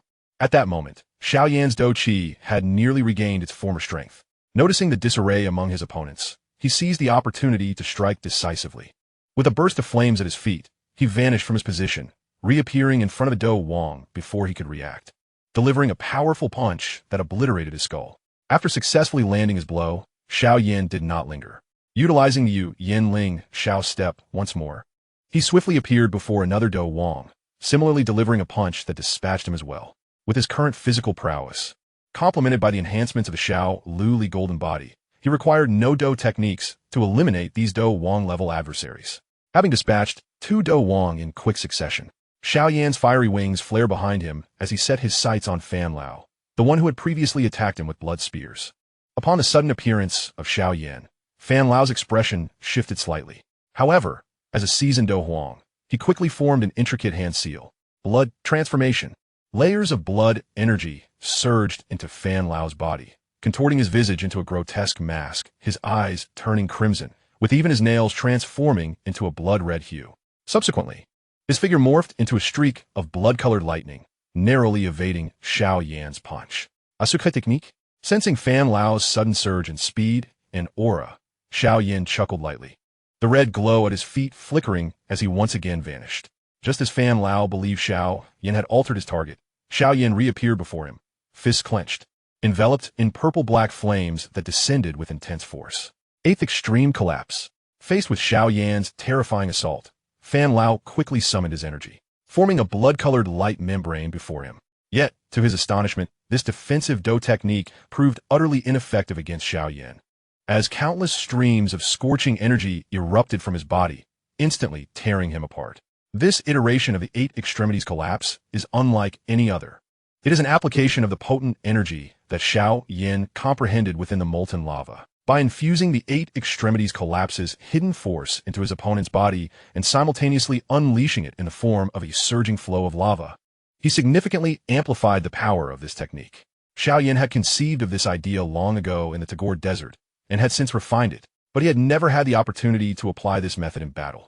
Unfortunately for Fan Lao, he became the first unfortunate victim of this enhanced Eight Extremities collapse. However, while Xiao Yan's strike successfully felled Fan Lao, it cost him valuable time. Seizing this opportunity, two Dou Emperor strongmen, previously sent flying by the Sea Seal, surged forward, launching simultaneous attacks at Xiao Yan, thus completely severing his escape route. These two Dou Emperors, leaders of the Eight Gates and the Earth Flame sect, were equally formidable as Fan Lao. Aware of Xiao Yan's terrifying prowess, they unleashed a fierce offensive, intent on inflicting a serious blow. Roaring Lion.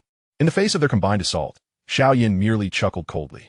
He opened his mouth wide, and a punch-like sound wave attack erupted from his body, sweeping outward in a frenzied manner. This force momentarily stunned the two Dou Emperor strongmen. Seizing this fleeting opportunity, Xiao Yan unleashed another Eight Extremities collapse, obliterating the slightly stronger leader of the Earth Flame sect, and followed up with a flame-devouring wave, dispatching the other Dou Emperor as well. All of this transpired in the blink of an eye. By the time Han Feng sought to provide support, the arena was left with only 3 mangled corpses thudding heavily against the ground. Following the demise of the 3 Dou Emperor strongmen, Xiao Yan refrained from pursuing further, instead consuming another handful of pills, clearly aware that the recent series of attacks had also drained him considerably. With this thought, he instinctively glanced at the Sea Heart Flame. It was imperative to hasten the evolution of his burning decision, for without the support of Dou Qi, even an array of techniques would be rendered futile. At this juncture, the reinforcements Han Feng had summoned had been decimated by Xiao Yan, and those who remained were utterly intimidated, especially considering that among the fallen were 3 Dou Emperors. The fact that such dominant figures, capable of rampant tyranny in the Black Corner region, had been so effortlessly dispatched by Xiao Yan instilled a palpable fear in these bloodthirsty individuals. Your strength has indeed exceeded my expectations, Han Feng said, surveying his severely diminished allies, slowly clenching his fist. However, when it comes to exotic flames, I am unyielding, even if you possess Dou Zone level power. I shall not relent. Such idle talk serves no purpose. If you desire the exotic flame, come and take it yourself, or else, get out of my way. Xiao Yan replied with a dismissive shake of his head. You may be formidable, but within the Black Corner region, there are indeed those capable of dealing with you. Han Feng retorted with a cold laugh, then gently clapped his hands. Come forth, Mr. Jean and Een. Who would have thought that in the Black Corner region, so many strong individuals would be unable to handle a mere child? This would indeed be a source of amusement. As laughter echoed, 2 eerie figures, one golden and one silver, suddenly manifested before Han Feng. Upon seeing these 2 figures, the remaining strongmen in the Black Corner region, yet to fall to Xiao Yan, exclaimed in unison, the Golden and Silver Elders. Chapter 108, 1 against 3. It is indeed the Golden and Silver Elders. Who would have imagined that Han Feng could summon them as well? The strongmen of the Black Corner region exchanged glances, surprised that Han Feng had invited these 2 formidable figures. Some among them even harbored ulterior motives, pondering whether Han Feng intended to use the assistance of the 2 elders to eliminate them, thereby consolidating his dominance over the Black Corner region. Golden and Silver Elders. I have heard of your renown, Xiao Yan remarked, casting a sidelong glance at the 2 nearly identical old men, save for their attire. It appears you too wish to wade into this murky water. Having established the Xiao clan in the Black Corner region for nearly a year, Hai Buodong had gathered considerable intelligence on the area's strongmen, including the illustrious Golden and Silver Elders, who ranked at the top of the infamous blacklist, their powers residing at the pinnacle of the Dou Emperor level. Of course, if that were all there was to it, it would not be particularly noteworthy. Though Dou Emperors at their peak are scarce in the Black Corner region, they are not entirely absent. The reason these two occupy the top two positions is that they are twin brothers, practicing identical cultivation methods, and when they strike together, their powers complement each other, granting them combat prowess that rivals even Dou Zone level fighters. You have gathered quite the entourage, yet no matter how many allies you summon, you cannot preserve your life. Xiao Yan's gaze transcended the Golden and Silver Elders, ultimately resting upon Han Feng. Do not think that even the mightiest Dou Zone can intimidate me. I have yet to unleash my full power. Sensing the intensity of Xiao Yan's gaze, Han Feng's countenance shifted, and he hastily called out, "Mr. Jin and rest assured. You may pursue the exotic flame. We shall handle this individual." The Golden and Silver Elders simultaneously grinned, launching themselves towards Xiao Yan with fervor, while Han Feng unfurled his wings and charged towards Yan and her companions below. Observing this, Xiao Yan furrowed his brow, intending to provide support. But the Golden and Silver Elders positioned themselves in front of him, unleashing a dual barrage of fierce palm winds. Xiao Yan snorted coldly, enveloping one of his fists in violet-black flames, golden radiance surging across his skin. The clash of their assaults erupted, generating a ferocious shockwave that pushed both parties back a step. Nevertheless, Xiao Yan's retreat was only marginally greater than that of the Golden and Silver Elders, indicating that their combined assault had not succeeded in subduing him. This lad is indeed peculiar. The Golden and Silver Elders exchanged glances, noting the charred marks on their palms, their expressions turning serious. In a direct confrontation, not even they had gained an advantage, which explained how he had managed to slay so many formidable foes. His combat capabilities rivaled those of true Dou Zone strongman. Following the exchange with the Golden and Silver Elders, Xiao Yan paid little heed to their expressions and instead glanced down at Ziyin and her companions. At that moment, Han Feng had reached their side, and in that critical instant, Qing Lin released the recently subdued Qian Shui serpent, aiming to impede Han Feng's advance. However, although the Qian Shui serpent was formidable, it was merely a fifth-tier magical beast, while Han Feng had already attained the Dou Emperor realm. Thus, in but a brief encounter, the Qian Shui serpent was left bloodied and battered by Han Feng. Observing this, Xiao Yan's brow furrowed, and just as he prepared to dive down, the figures of the Golden and Silver Elders reappeared before him. "Master Mo, we have yet to determine a victor between us," the Golden and Silver Elders chuckled, their earlier skirmish confirming the strength of their opponent. Even together, they could not vanquish him. However, their mission was not to defeat Xiao Yan, but merely to obstruct him. "Do you truly believe you can hinder me?" Xiao Yan scoffed at the two smiling old men, his demeanor icy. With a shift in hand seals, a purple-black radiance erupted from behind him, and on his already resplendent purple-black fiery wings, another layer of substantial purple-black wings manifested. These were the enhanced purple cloud wings of Xiao Yan. The purple cloud wings were a flying combat technique that Xiao Yan had acquired from a cave long ago. Subsequently, it was enhanced by the blood essence of the black flame purple cloud eagle, evolving from its original Xian level to the earth level. However, after Xiao Yan advanced to Dou Wang and attained a faster speed with his Douqi transformation wings, he seldom utilized this flying technique. At this moment, faced with the relentless pursuit of the Golden and Silver Elders, he once again summoned this skill. Xiao Yan's speed already surpassed that of the average Dou Huang, and with the addition of the purple cloud wings, his flying velocity rivaled that of certain wind attribute Dou Zone. If he were to employ the Yin Ling Xiao step, even those well-versed in body techniques among the Dou Zone would find it challenging to approach him. As the purple cloud wings unfurled, Xiao Yan's form trembled, and suddenly, countless afterimages appeared in the sky, all darting toward the Golden and Silver Elders. Faced with such a multitude of phantoms, their expressions shifted dramatically. They could only unleash frenzied waves of Douqi, yet none struck true. Their gazes hastily shifted downward, where they indeed spotted a purplish-black figure materializing ominously behind Han Feng. "Han Feng, be cautious. He is targeting you." Upon hearing the Golden and Silver Elders' warning, Han Feng quickly conjured a suit of fiery armor before him. However, the defensive capabilities of his fiery armor paled in comparison to Xiao Yan's ethereal fire armor. Consequently, a single punch shattered his defenses, causing Han Feng to spout blood. Yet, despite his injuries, he could not afford to dwell on them. He gazed at Xiao Yan with shock and awe, inquiring, "What is your cultivation technique?" This marked the first direct confrontation between Xiao Yan and Han Feng. Although it was merely a single strike, Han Feng could distinctly sense that their douqi bore striking similarities. Such a phenomenon typically occurs only when practitioners cultivate the same technique. Moreover, he could perceive that Xiao Yan's cultivation was more powerful and complete than his own. I didn't expect you to cultivate that technique as well, but it seems yours is somewhat flawed," Han Feng mused, discerning what Xiao Yan was also able to sense. In an instant, Xiao Yan deduced the implications. Given Yao Lao's character, if he were to pass down a technique, it would never be a flawed version. This indicated that Han Feng's version of the burning decision was acquired through dubious means, coupled with the suspicion that Han Feng had slain his mentor. The origin of this technique became glaringly evident. "What is the source of your technique?" Han Feng's gaze fixed intensely on Xiao Yan, his eyes betraying panic and fear. For him, the very fact that Xiao Yan practiced the burning decision stirred murderous intent within him. However, the manner in which Xiao Yan had acquired it filled him with genuine dread. He understood that in all the world, only one person possessed the complete version of the burning decision, his former master, the revered Yao Chun, whom he had killed with his own hands. "I found it on the road. Do you believe me?" Xiao Yan replied with a mocking smile. At his words, Han Feng's eyelids twitched, recognizing the absurdity of Xiao Yan's lie. Nonetheless, his inner fear did not wane. He remained uncertain of Xiao Yan's connection to Yao Lao and whether his master was still alive. The only option left was to capture this young man before him. "Isn't it quite unfair? You went through all that trouble, even committing fratricide, yet I acquired it so easily?" Feeling the murderous intent emanating from Han Feng, Xiao Yan smiled, though his seemingly gentle expression was rife with derision. "You truly have ties to that old wretch."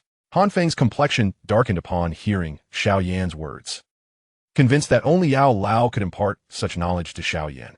However, he remained unaware that Yao Lao was indeed within Xiao Yan, but had been in slumber for many years, and these deductions were solely Xiao Yan's. "How rude, brother. Though you committed such heinous acts, you haven't been expelled from the sect, so you should properly address your teacher," Xiao Yan said with a smile. Han Feng's face twitched.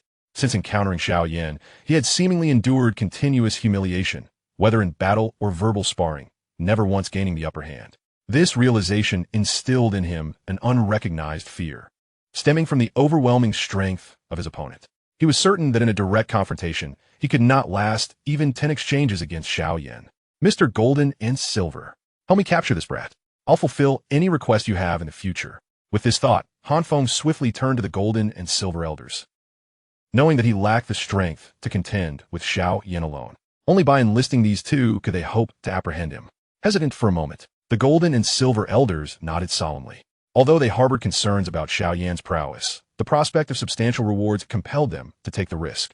Having navigated the Black Corner region for years, they naturally possessed their own trump cards. Utilizing them, defeating Xiao Yan would likely not pose a significant challenge.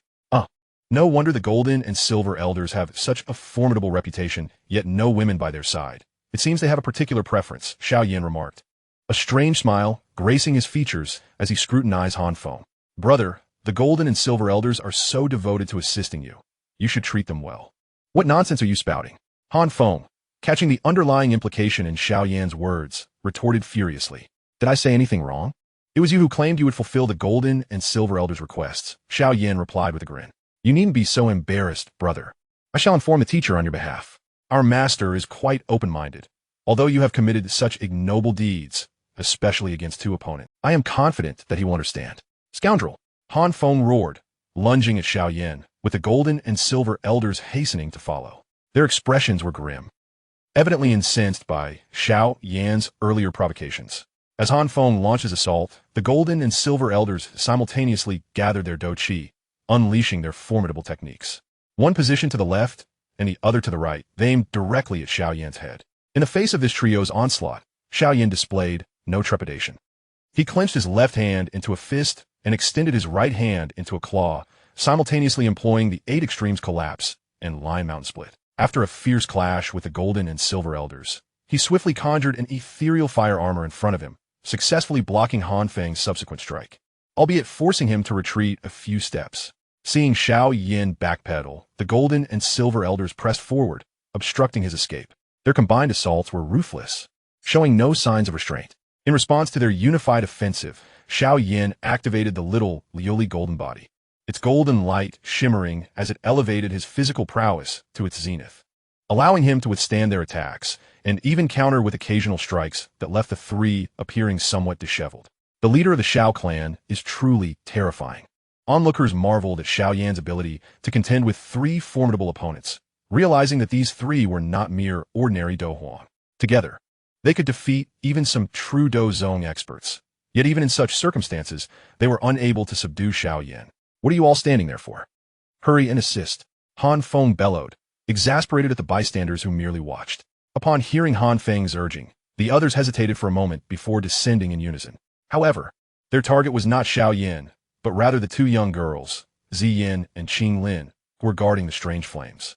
Terrified by Xiao Yan, they dared not confront him directly. Yet, capturing these two would surely make Xiao Yan think twice before acting recklessly.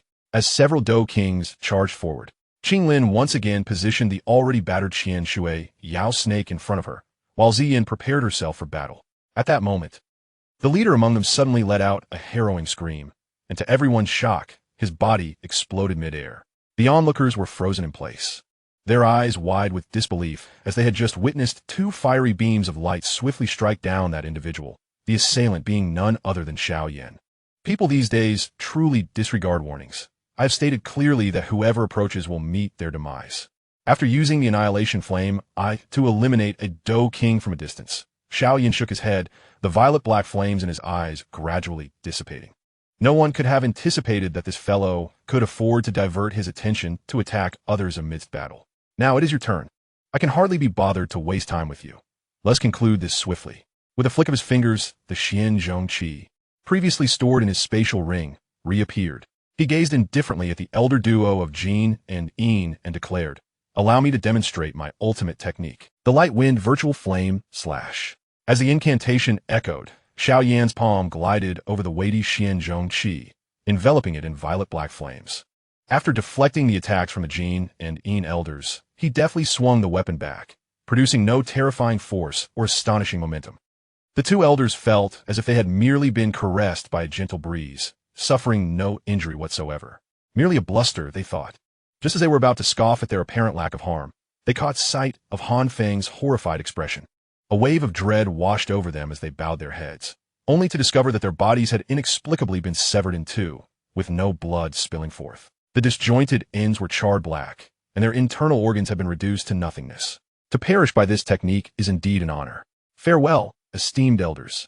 Xiao Yan casually flicked the Xian Zhongqi, the violet-black flames gradually fading, along with the lives of the Jin and Yin elders. They could never have fathomed that, despite their peak Dou Emperor strength, they would meet such a tragic end at the hands of Xiao Yan. How is this possible? Witnessing Xiao Yan's effortless slaying of the Jin and Yin elders, Han Feng's face turned pale. After all, even Dou Zong powerhouses would struggle against their combined might. Yet here they were, meeting such a grim fate at Xiao Yan's hands? Now what allies do you still possess? Without casting a glance at the fallen corpses of the Jin and Yin elders, Xiao Yan looked down at Han Feng, his expression devoid of emotion. In truth, had those two old fools prepared adequately, the light wind virtual flame slash would not have been capable of annihilating them. The true terror of this technique lay not in its power, but in its versatility. Though the light wind virtual flame slash was not among the 9 supreme techniques of magic fury, it had been one of Xiao Yan's signature skills in his past life. During his Dou Zong days, he had utilized its peculiar properties to deceive countless foes.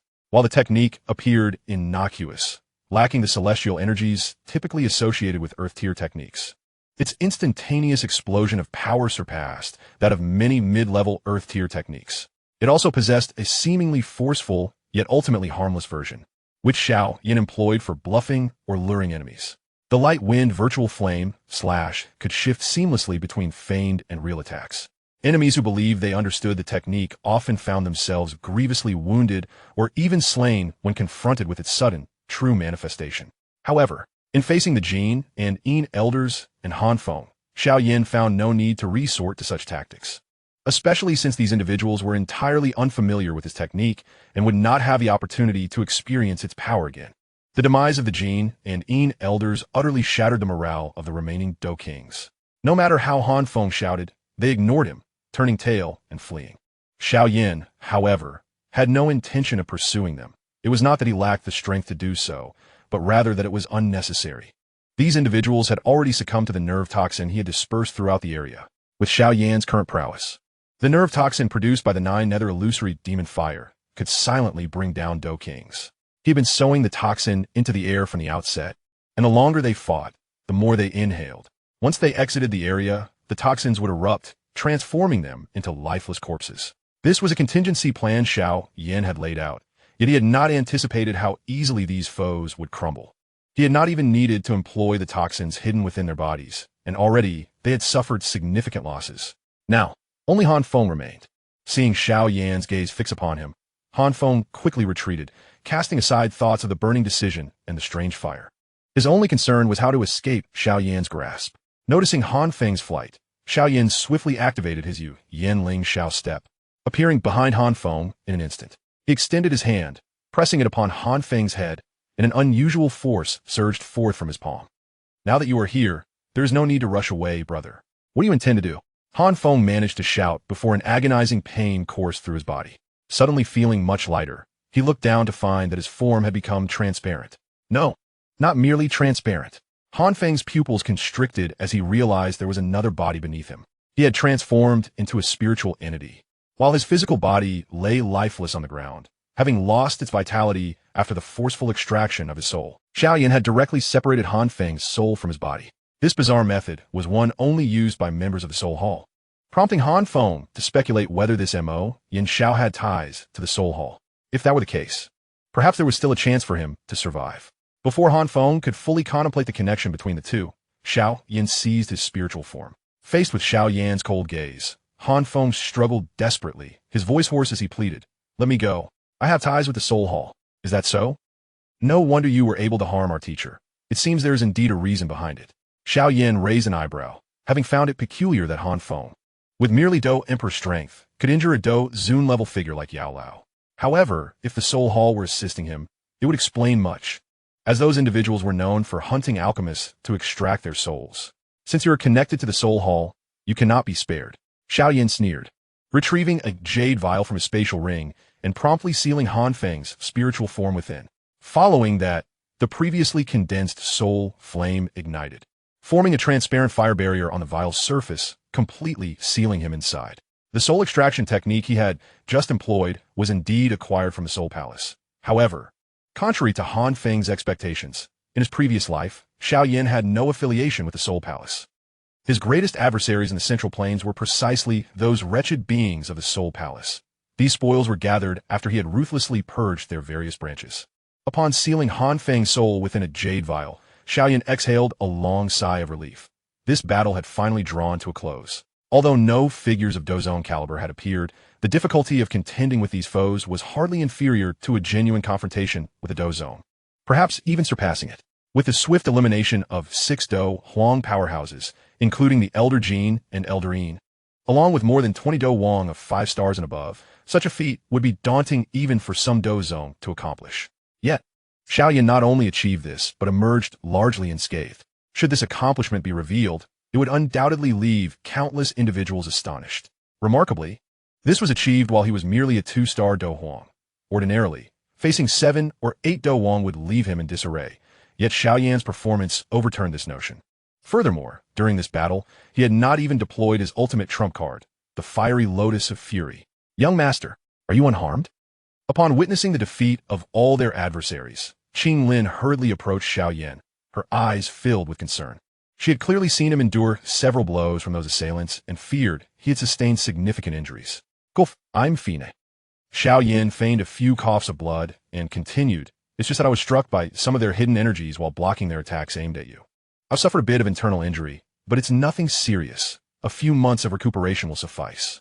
You need not worry. You really are reckless," murmured Zi Yin softly upon seeing Xiao Yan spitting blood again. Though her voice was barely audible, Xiao Yan heard her distinctly. He wiped the blood from the corner of his mouth and replied weakly, "What can I do? If I don't exert myself, they would have harmed you, and I would feel immense guilt." Hearing this, Zi Yin was momentarily taken aback. She had not realized she held such a significant place in Xiao Yan's heart, that he would risk severe injury to protect them, all while she had previously doubted his intentions due to his ruthless demeanor. With his masterful acting, Xiao Yan successfully left a favorable impression in the hearts of the two young girls. However, while acting was one thing, the spoils of battle were another. Thus, he dragged his seemingly battered body towards the corpses of those he had slain, methodically removing the spatial rings from their fingers.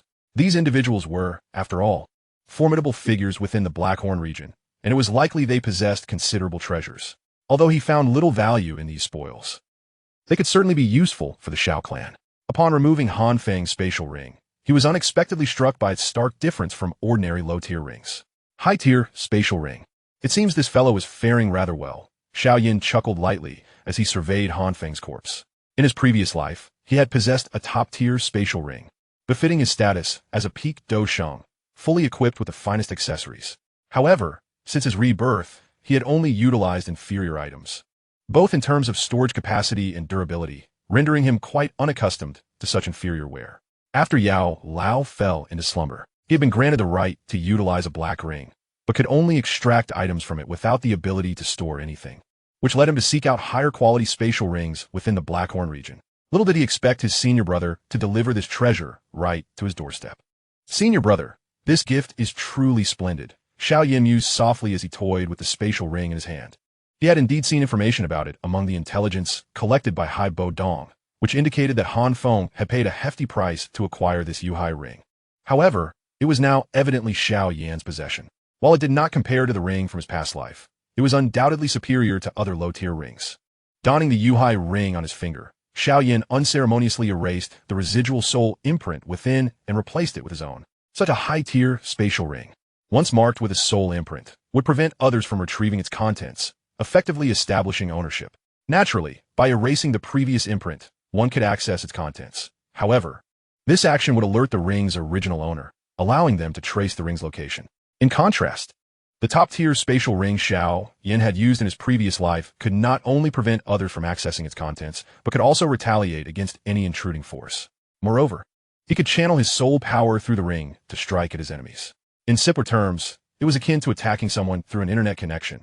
However, at Xiao Yan's level, it was virtually impossible for anyone to lay claim to his ring. After obtaining the Yuhai ring, Xiao Yan did not intend to inspect its contents immediately. Clearly, this was not the time to tally the spoils, as there was a chance others might arrive. While he bore no fear of those individuals, they would undoubtedly pose a nuisance. Thus, his immediate priority was to return to the Xiao clan, where he could safely refine his unusual flames. Receiving the Sea Heart Flame, enveloped in Dou Qi, from Ziyan's hands, Xiao Yan prepared to depart the return ruins with the two girls. Their objectives had already been met, and there was no need to linger any longer, despite the potential treasures remaining within. To Xiao Yan, those items paled in comparison to the unusual flames.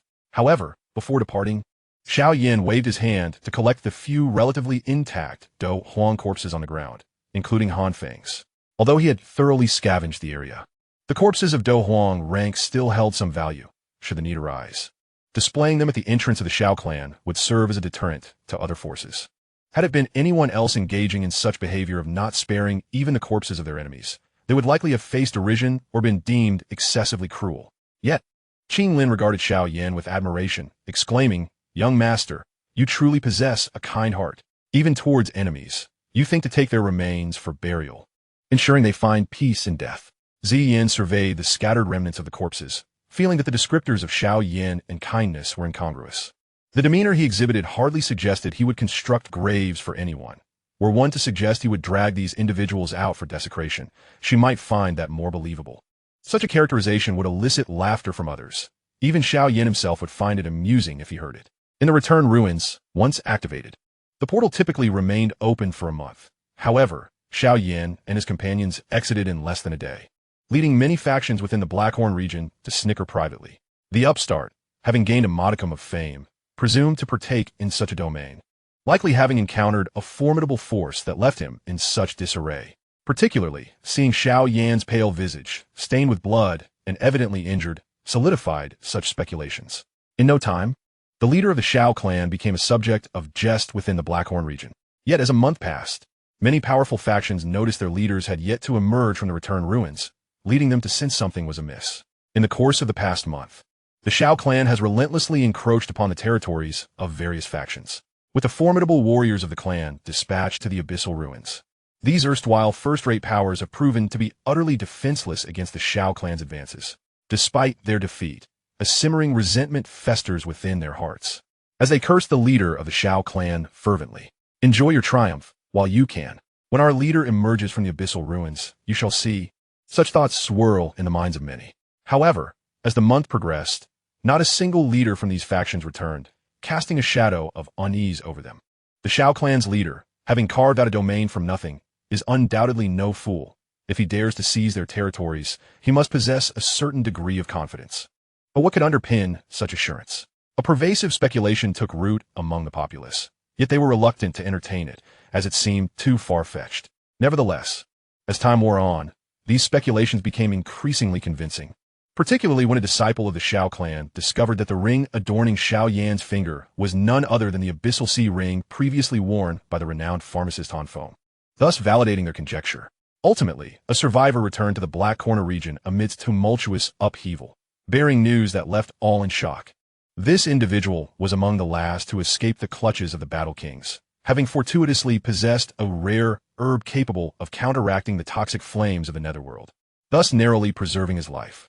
Unbeknownst to him, the demise of his companions was orchestrated by Xiao Yan.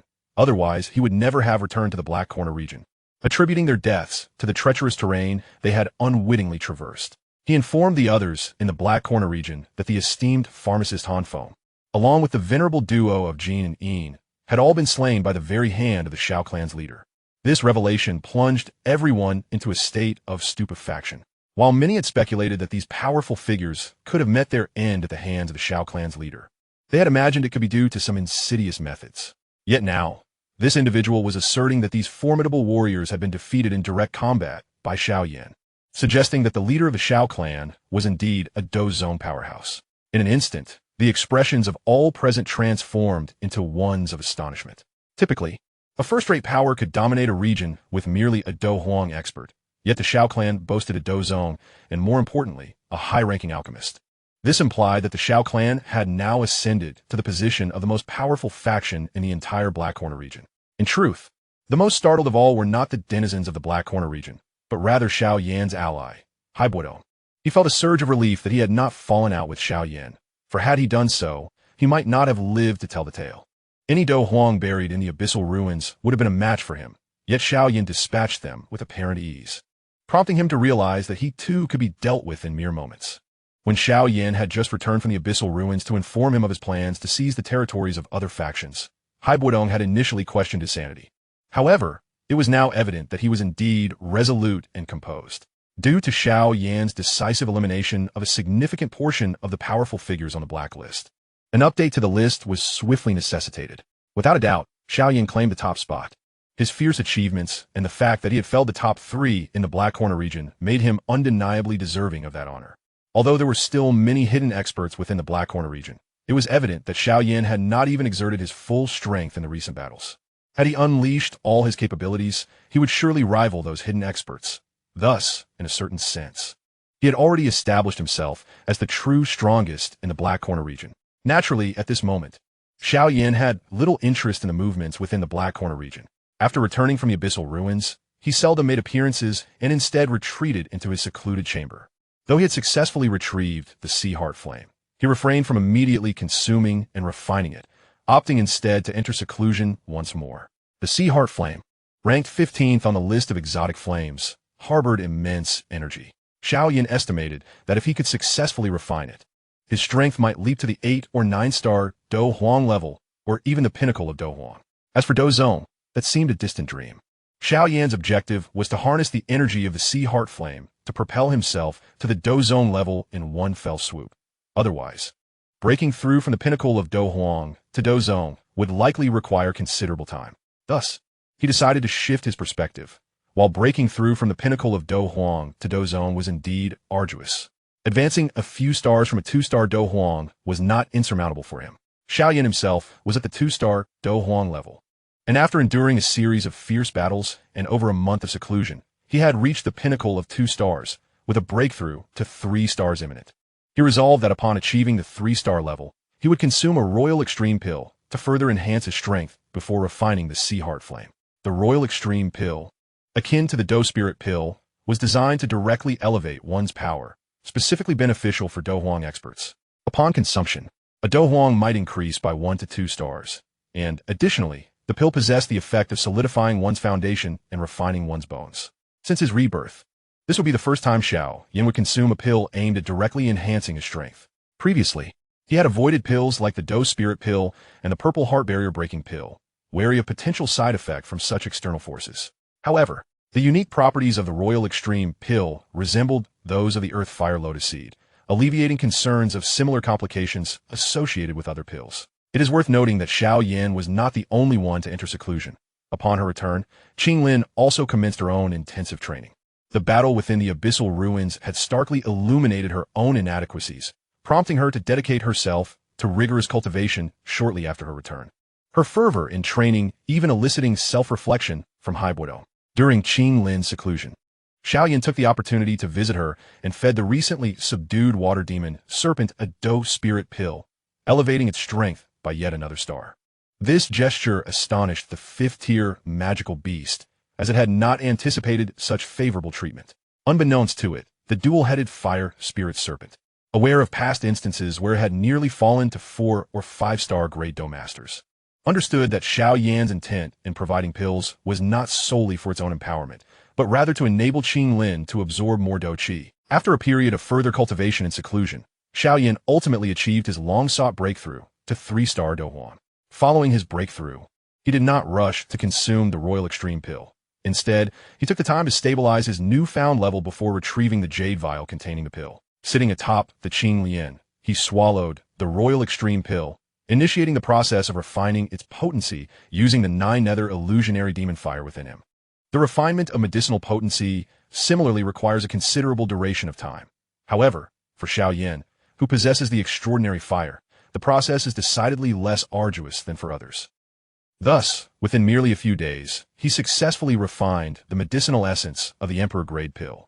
This particular pill, renowned as the finest he had ever concocted, enabled him to achieve his long-desired breakthrough to the rank of 5-star Dou Huang upon fully absorbing its potency.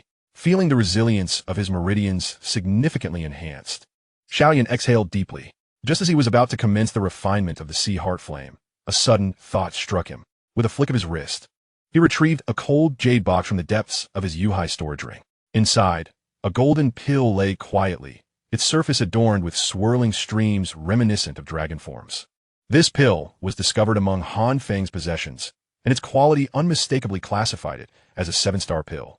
Initially, Xiao Yan was puzzled as to how someone of Han Feng's caliber could forge such a high-grade pill, until he stumbled upon the recipe for this particular concoction, which he surmised was likely inherited from the legacy of Yao Lao.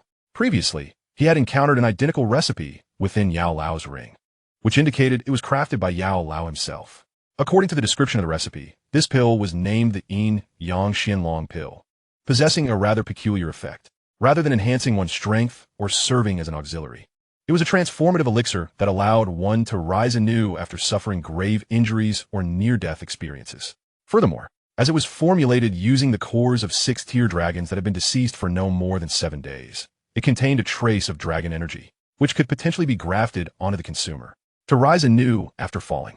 Xiao Yan murmured before swallowing the Yin Yang Xianlong pill. This pill differed from others in that its potency did not activate immediately. Rather, it lay dormant within, awaiting an encounter with life-threatening circumstances to manifest its effects. However, upon ingestion, Xiao Yan distinctly sensed a unique energy coursing through him, and after careful introspection, he recognized it as the so-called dragon energy. He already possessed a hint of phoenix resonance within him, and now, infused with dragon energy, his soundwave techniques were poised to attain an even greater level of power. Yet, he found that his current soundwave technique, the Roaring Lion Song, was becoming somewhat insufficient for his needs, lacking access to higher-tier soundwave techniques. He realized he must gather more of such abilities in the future. With a sigh, Xiao Yan summoned the Sea Heart Flame, enveloped in Dou Qi energy, before effortlessly dispelling its protective aura. Now it was time to commence. Given his current prowess, refining the Sea Heart Flame posed little danger. Nevertheless, to err on the side of caution, Xiao Yan undertook several preparations before officially beginning the refinement process. As he delved into the procedure, the temperature within the chamber soared dramatically, transforming the space into a colossal furnace stiflingly hot. This heat even permeated the outside world, rendering the city of Xiao as sweltering as midsummer, despite the winter season. As time passed, the Douqi within Xiao Yan gradually intensified, culminating in a sudden eruption of energy as the deep blue flames were fully absorbed into his being, propelling him beyond the pinnacle of Dou Huang and into the realm of one-star Dou Zone. Such strength within the Jiama Empire was enough to sweep away all factions. Coupled with Xiao Yan's arsenal of skills, he had become truly invincible within the Black Corner region, with even 9-star Dou Zone contenders unable to rival him. And he felt confident in his ability to contend against Dou Zun level powers. As anticipated, the refinement of the Sea Heart Flame proceeded without incident. Aside from a slight prolongation of time, everything unfolded normally. With a firm grip, a swirl of ethereal blue flames ascended from his palm, the newly birthed flames. A fusion of the 9 Nether Fire, Nether Poison Fire, and Sea Heart Flame, which he named the 9 Nether Illusory Heart Fire. While Xiao Yan became accustomed to the 9 Nether Illusory Heart Fire in his grasp, he suddenly felt a tremor coursing through his body, followed by the emergence of a peculiar, malevolent fire spreading within him. He recognized this as a side effect of merging the extraordinary fires, having previously experienced something similar when combining the 9 Nether Fire and Nether Poison Fire. At that time, he had lacked the capacity to manage it, merely exhibiting a heightened irritability. However, now he found himself increasingly affected by this phenomenon. Nevertheless, Xiao Yan's resolve was steadfast. He was confident that by isolating himself in the chamber without engaging with any external influences for a time, he could dispel it. Merely a vile fire. Let me see what you can do. But just as Xiao Yan prepared to focus on suppressing the malignant fire, the door to the chamber swung open unexpectedly, and Qing Lin rushed in, brimming with excitement.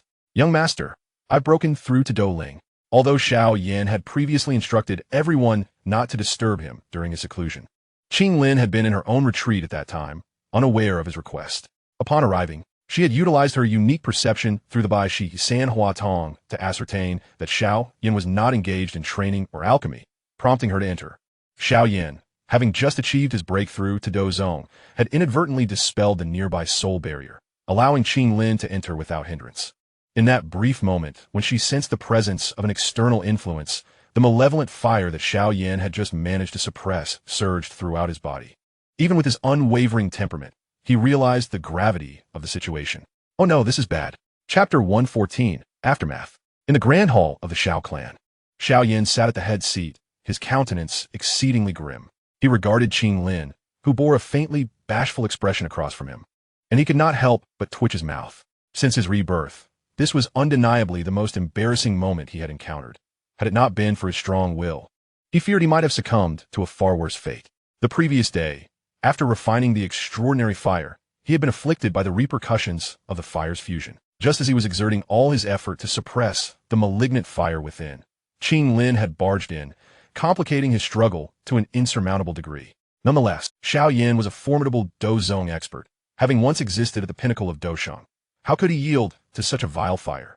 He immediately summoned all his Douqi to counter the malignant flames, yet despite his determined efforts, he found himself unable to overcome it. Clearly, some challenges could not be resolved merely by sheer willpower. The subsequent events faded from his memory. He only recalled seeing a fist approach him just before losing consciousness. A blow that could not have originated from Qing Lin, but rather bore the unmistakable style of Ziyan. Coincidentally at that moment, Ziyan had exhausted her supply of pills, and since Xiao Yan's seclusion had ended, prompting her to check on him. Upon witnessing Xiao Yan's precarious condition, nearly losing control to the malignant fire, she acted decisively and struck him, rendering him unconscious. Unbeknownst to her, had Xiao Yan not been desperately suppressing his strength at that moment, her intervention could have resulted in a far graver outcome. Despite the blow he received, Xiao Yan was immensely grateful to Ziyan. Without her timely assistance, he might have committed an irreparable mistake. His somber expression stemmed from two sources: the pain of the strike and the disappearance of the malignant fire within him. The wicked flames could not simply dissipate without cause. However, through his soul's perception, he discerned that although these two girls bore their own essence, they remained untouched and pure. In other words, they had not engaged in any irrevocable actions. Thus, the potential reasons for the extinguishment of his wicked flames seemed limited to two possibilities. Either they had sought assistance from another, or they had utilized an alternative means to suppress the flames themselves. given the intelligence of these two girls and the awareness he gleaned from them? The answer appeared to be rather apparent. As for the method employed, well, Xiao Yan was reluctant to inquire too deeply, yet he could venture a guess. Xiao Yan gazed at Qing Lin, who was curled up in the corner like a timid little rabbit. After a moment, he sighed helplessly, casting aside the chaotic thoughts swirling in his mind, and gently asked, "Qing Lin, are you all right?" "I'm fine," Qing Lin replied, shaking her head. Yet, as memories of the previous night flooded back, her heart raced like a startled deer, and her cheeks flushed a deep crimson, resembling a ripe apple, which rendered her quite adorable. Bashfully, she covered her face with her hands, but her fingers secretly parted to steal glances at Xiao Yan's expression. Ziyan, too, appeared somewhat unnatural, having just achieved a rather compromising feat, which left her feeling rather awkward. Xiao Yan could not help but notice the subtle actions of both Qing Lin and Ziyan. He found himself momentarily lost in thought. Ever since his previous life ended in a rift with Soul Dai Air, he had not entertained any romantic feelings. Despite the advances from numerous women drawn to his identity as a demon wrath saint, he had rebuffed them all, not from a lack of desire, but from fear. Having once invested genuine emotions into someone, only to have them shattered, he was reluctant to endure such pain again. Since his rebirth, he had regarded everyone he encountered with a utilitarian mindset. While he occasionally felt moved, he had never fully committed his heart. Yet now, by some twist of fate, he found himself in a situation that left him bewildered. What was he to do? Given his character, he could have simply severed ties. But the unique talents of this girl, with her by Shisanhua eyes, were an invaluable asset, making such a drastic decision seem rather regretful. "Hey!" As Xiao Yan lost himself in thought, Ziyan rapped the table, demanding, "How do you intend to resolve this matter? What would you have me do?" Xiao Yan rubbed his temples, genuinely troubled by the situation. He longed for someone to advise him on the proper course of action. Regret gnawed at him. He knew that merging with the different flames could yield side effects, yet he had failed to prepare adequately, leading to this awkward predicament where he almost found himself in an inappropriate situation. "I must say, you've seen Qing Lin in her most vulnerable state, and you nearly crossed the line. Should you take responsibility?" Ziyan's initially strong tone faltered, revealing her own embarrassment over the matter. "Do not speak so. It is Qing Lin's honor to assist the young master. Not only her body, but even her life, she would willingly offer." Qing Lin interjected, hastily defending Xiao Yan. "And the young master did not act with ill intent. It was an accident." "Qing Lin, you need not demean yourself so," Ziyan responded, frustration evident in her voice. "Your life belongs to you alone. No one deserves such sacrifices from you. Not even your young master. Do you understand?" "That is not true. The young master is the kindest to Qing Lin. Whatever I can do to repay him is my duty," Qing Lin insisted, shaking her head vigorously. Sensing Xiao Yan's somber expression, she presumed that Ziyan's words had made him uncomfortable, and she immediately leaned closer, appealing, "Young master, I know I am unworthy of you, but all I desire is to remain by your side." Xiao Yan, observing the unusual affection in Qing Lin's eyes, suddenly recognized an unfortunate truth. His previous method of nurturing her loyalty through care had indeed worked too well. The bond she had developed was not merely that of siblings, but rather of romantic inclination. "Silly girl, how could I possibly reject you?" He gently stroked Qing Lin's hair, speaking softly. "However, if you truly wish to be by my side, I have one request. Do not demean yourself to please me. I wish to see the authentic you." Under Qing Lin's slightly anxious gaze, Xiao Yan spoke with earnestness. Previously, he had regarded her merely as a subordinate who needed to obey, but now he yearned for her to possess her own identity. Otherwise, she would merely be a decorative vase. Qing Lin nodded gently. In truth, upon awakening, she had felt even more panicked than Xiao Yan. She had often wondered if he might cast her aside. Yet he not only accepted her, but encouraged her to embrace her true self. This realization deepened her attachment to him. In simple terms, if Xiao Yan were engaged in a simulation game, Qing Lin's affection for him would likely overflow beyond the screen. "Well, that is more like it," Ziyan remarked, crossing her arms and exhaling lightly. "And you little imp," Xiao Yan teased, pinching Ziyan's cheek. "Thank you for your help this time. TCH, if you truly wish to thank me, just make sure to concoct some delicious pills for me later," she replied, turning her face away, though the flush on her cheeks betrayed her inner turmoil. Returning to his secluded chamber, Xiao Yan could not help but let out a bitter laugh. This incident had truly been somewhat embarrassing. Fortunately, he had not committed a grave error, or he would have been subject to eternal disdain. For some reason, he recalled a saying from a renowned romance expert named Haru Nishinoya from his previous life. Always remember to close the door when engaging in any endeavor. He had not understood its significance before, but now it rang true. After banishing the distractions from his mind, Xiao Yan resumed his meditative position atop the Qing lotus seat. Assessing his current condition, his strength now resided at the level of a 1-star Dou zone, and his burning decision had evolved to the pinnacle of the Earth Tier intermediate stage, just a step away from reaching the Earth Tier advanced level. However, due to the unique nature of the burning decision, its efficacy was nearly on par with genuine Earth Tier advanced techniques.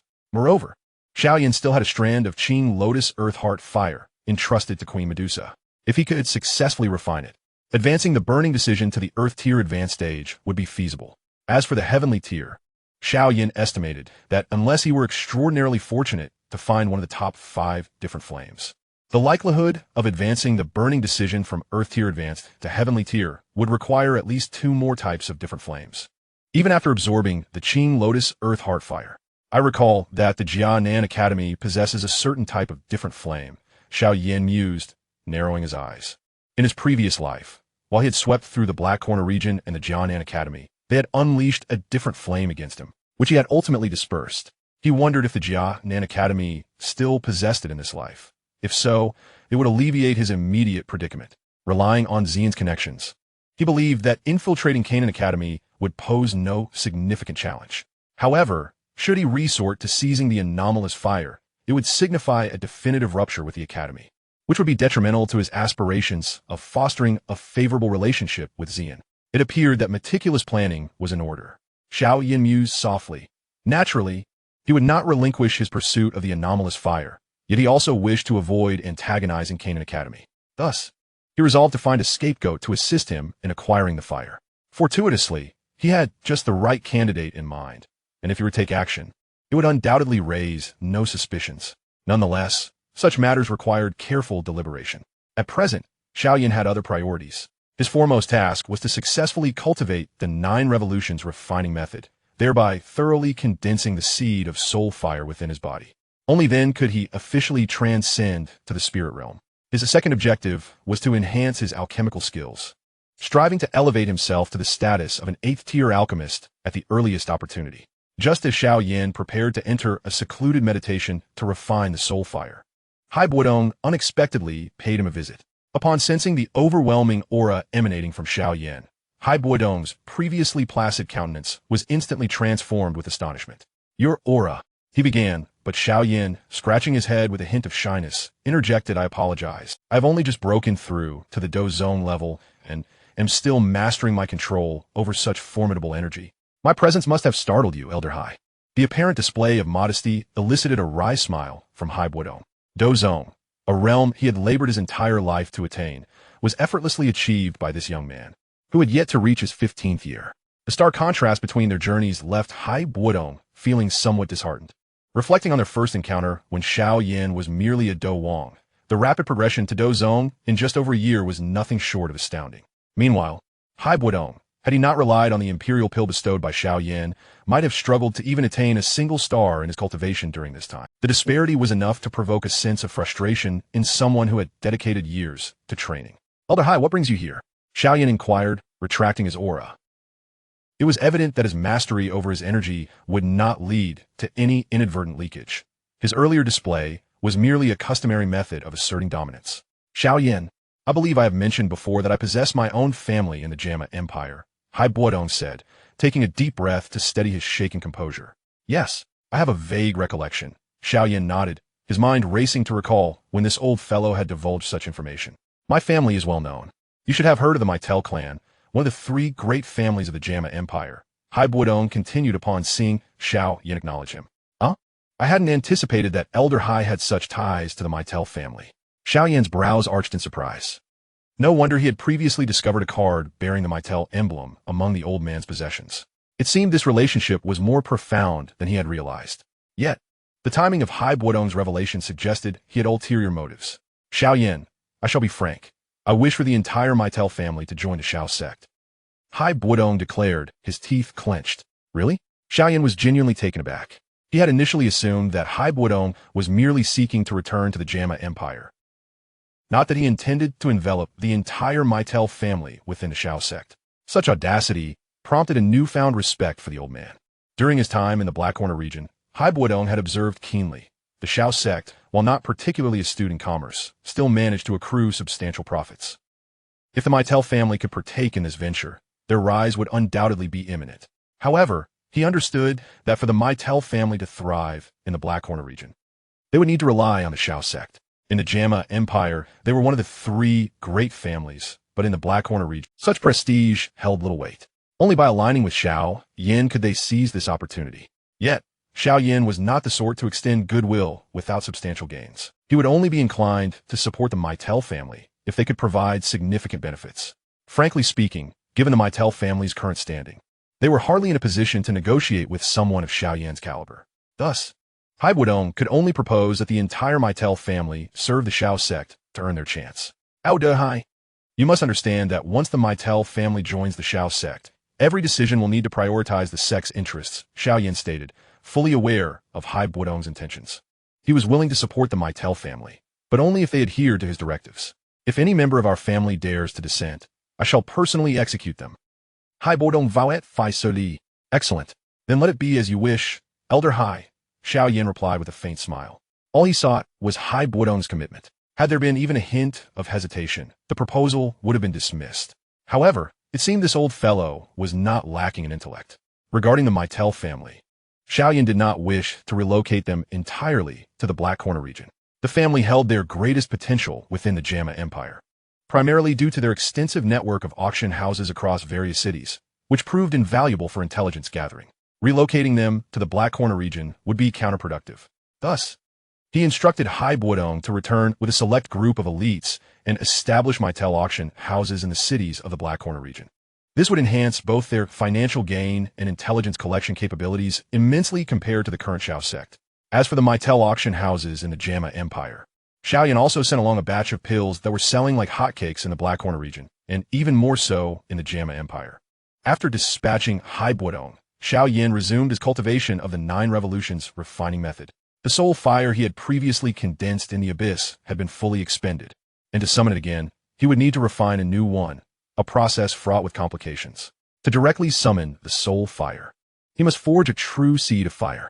Of course, creating the seed was not a task to be completed swiftly. It required prolonged and uninterrupted refining over an extended period to succeed. This was why Xiao Yan had not attempted to cultivate the fire seed directly before. However, with ample time at his disposal now, he intended to forge the soul fire seed in one continuous effort. Meanwhile, after a day of rest, Qing Lin gradually regained her vitality. Perhaps influenced by Xiao Yan's words, she had become considerably more cheerful upon waking, even taking the initiative to learn how to manage the affairs of the Xiao sect.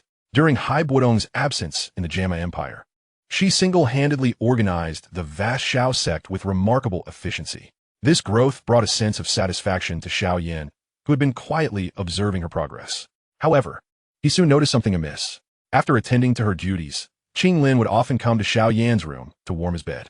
If she encountered any distress, she would lean on him for comfort, occasionally bringing him dishes she had prepared herself, watching intently as he consumed them.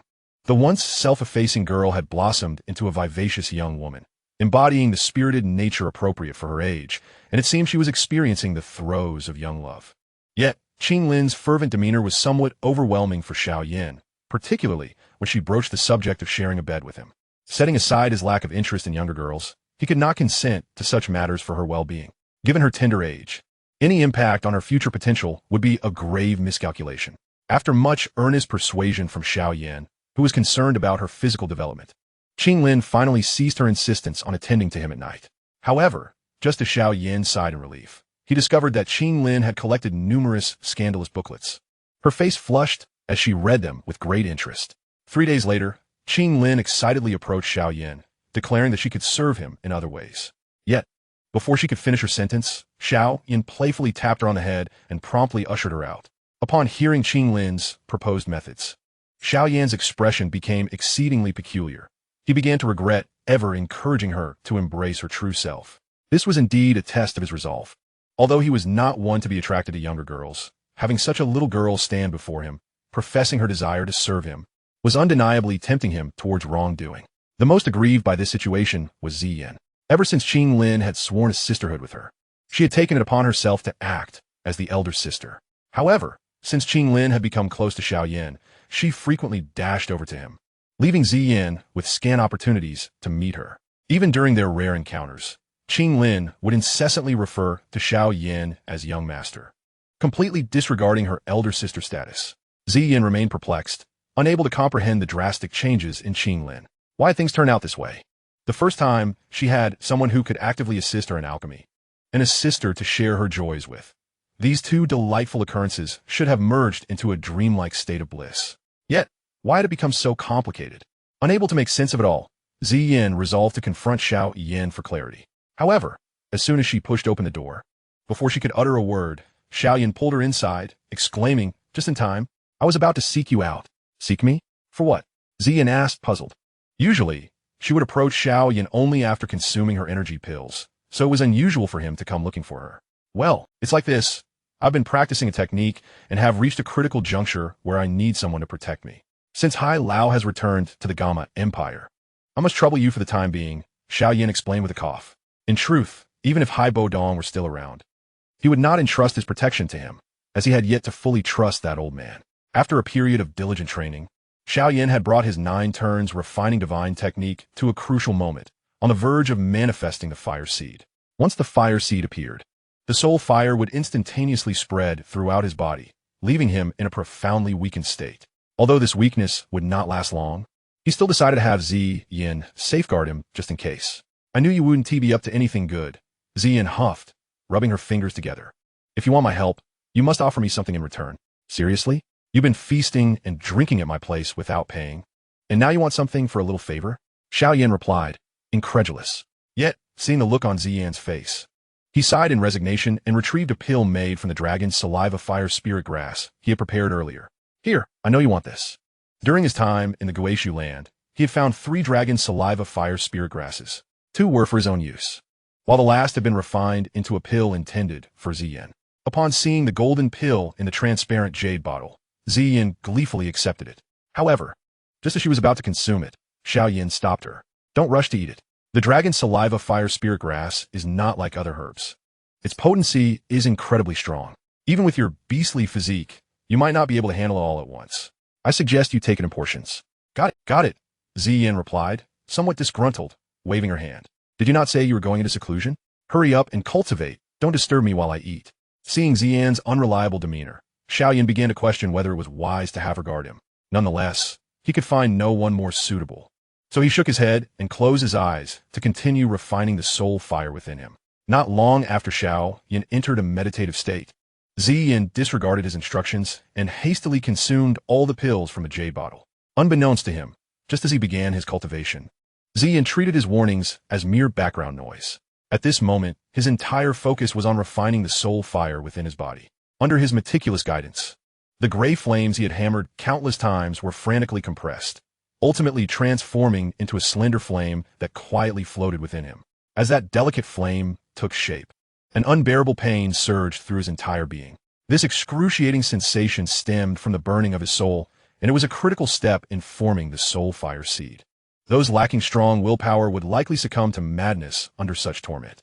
Fortunately, Xiao Yan was nothing if not resolute, and although the pain was nearly intolerable, he gritted his teeth and persevered.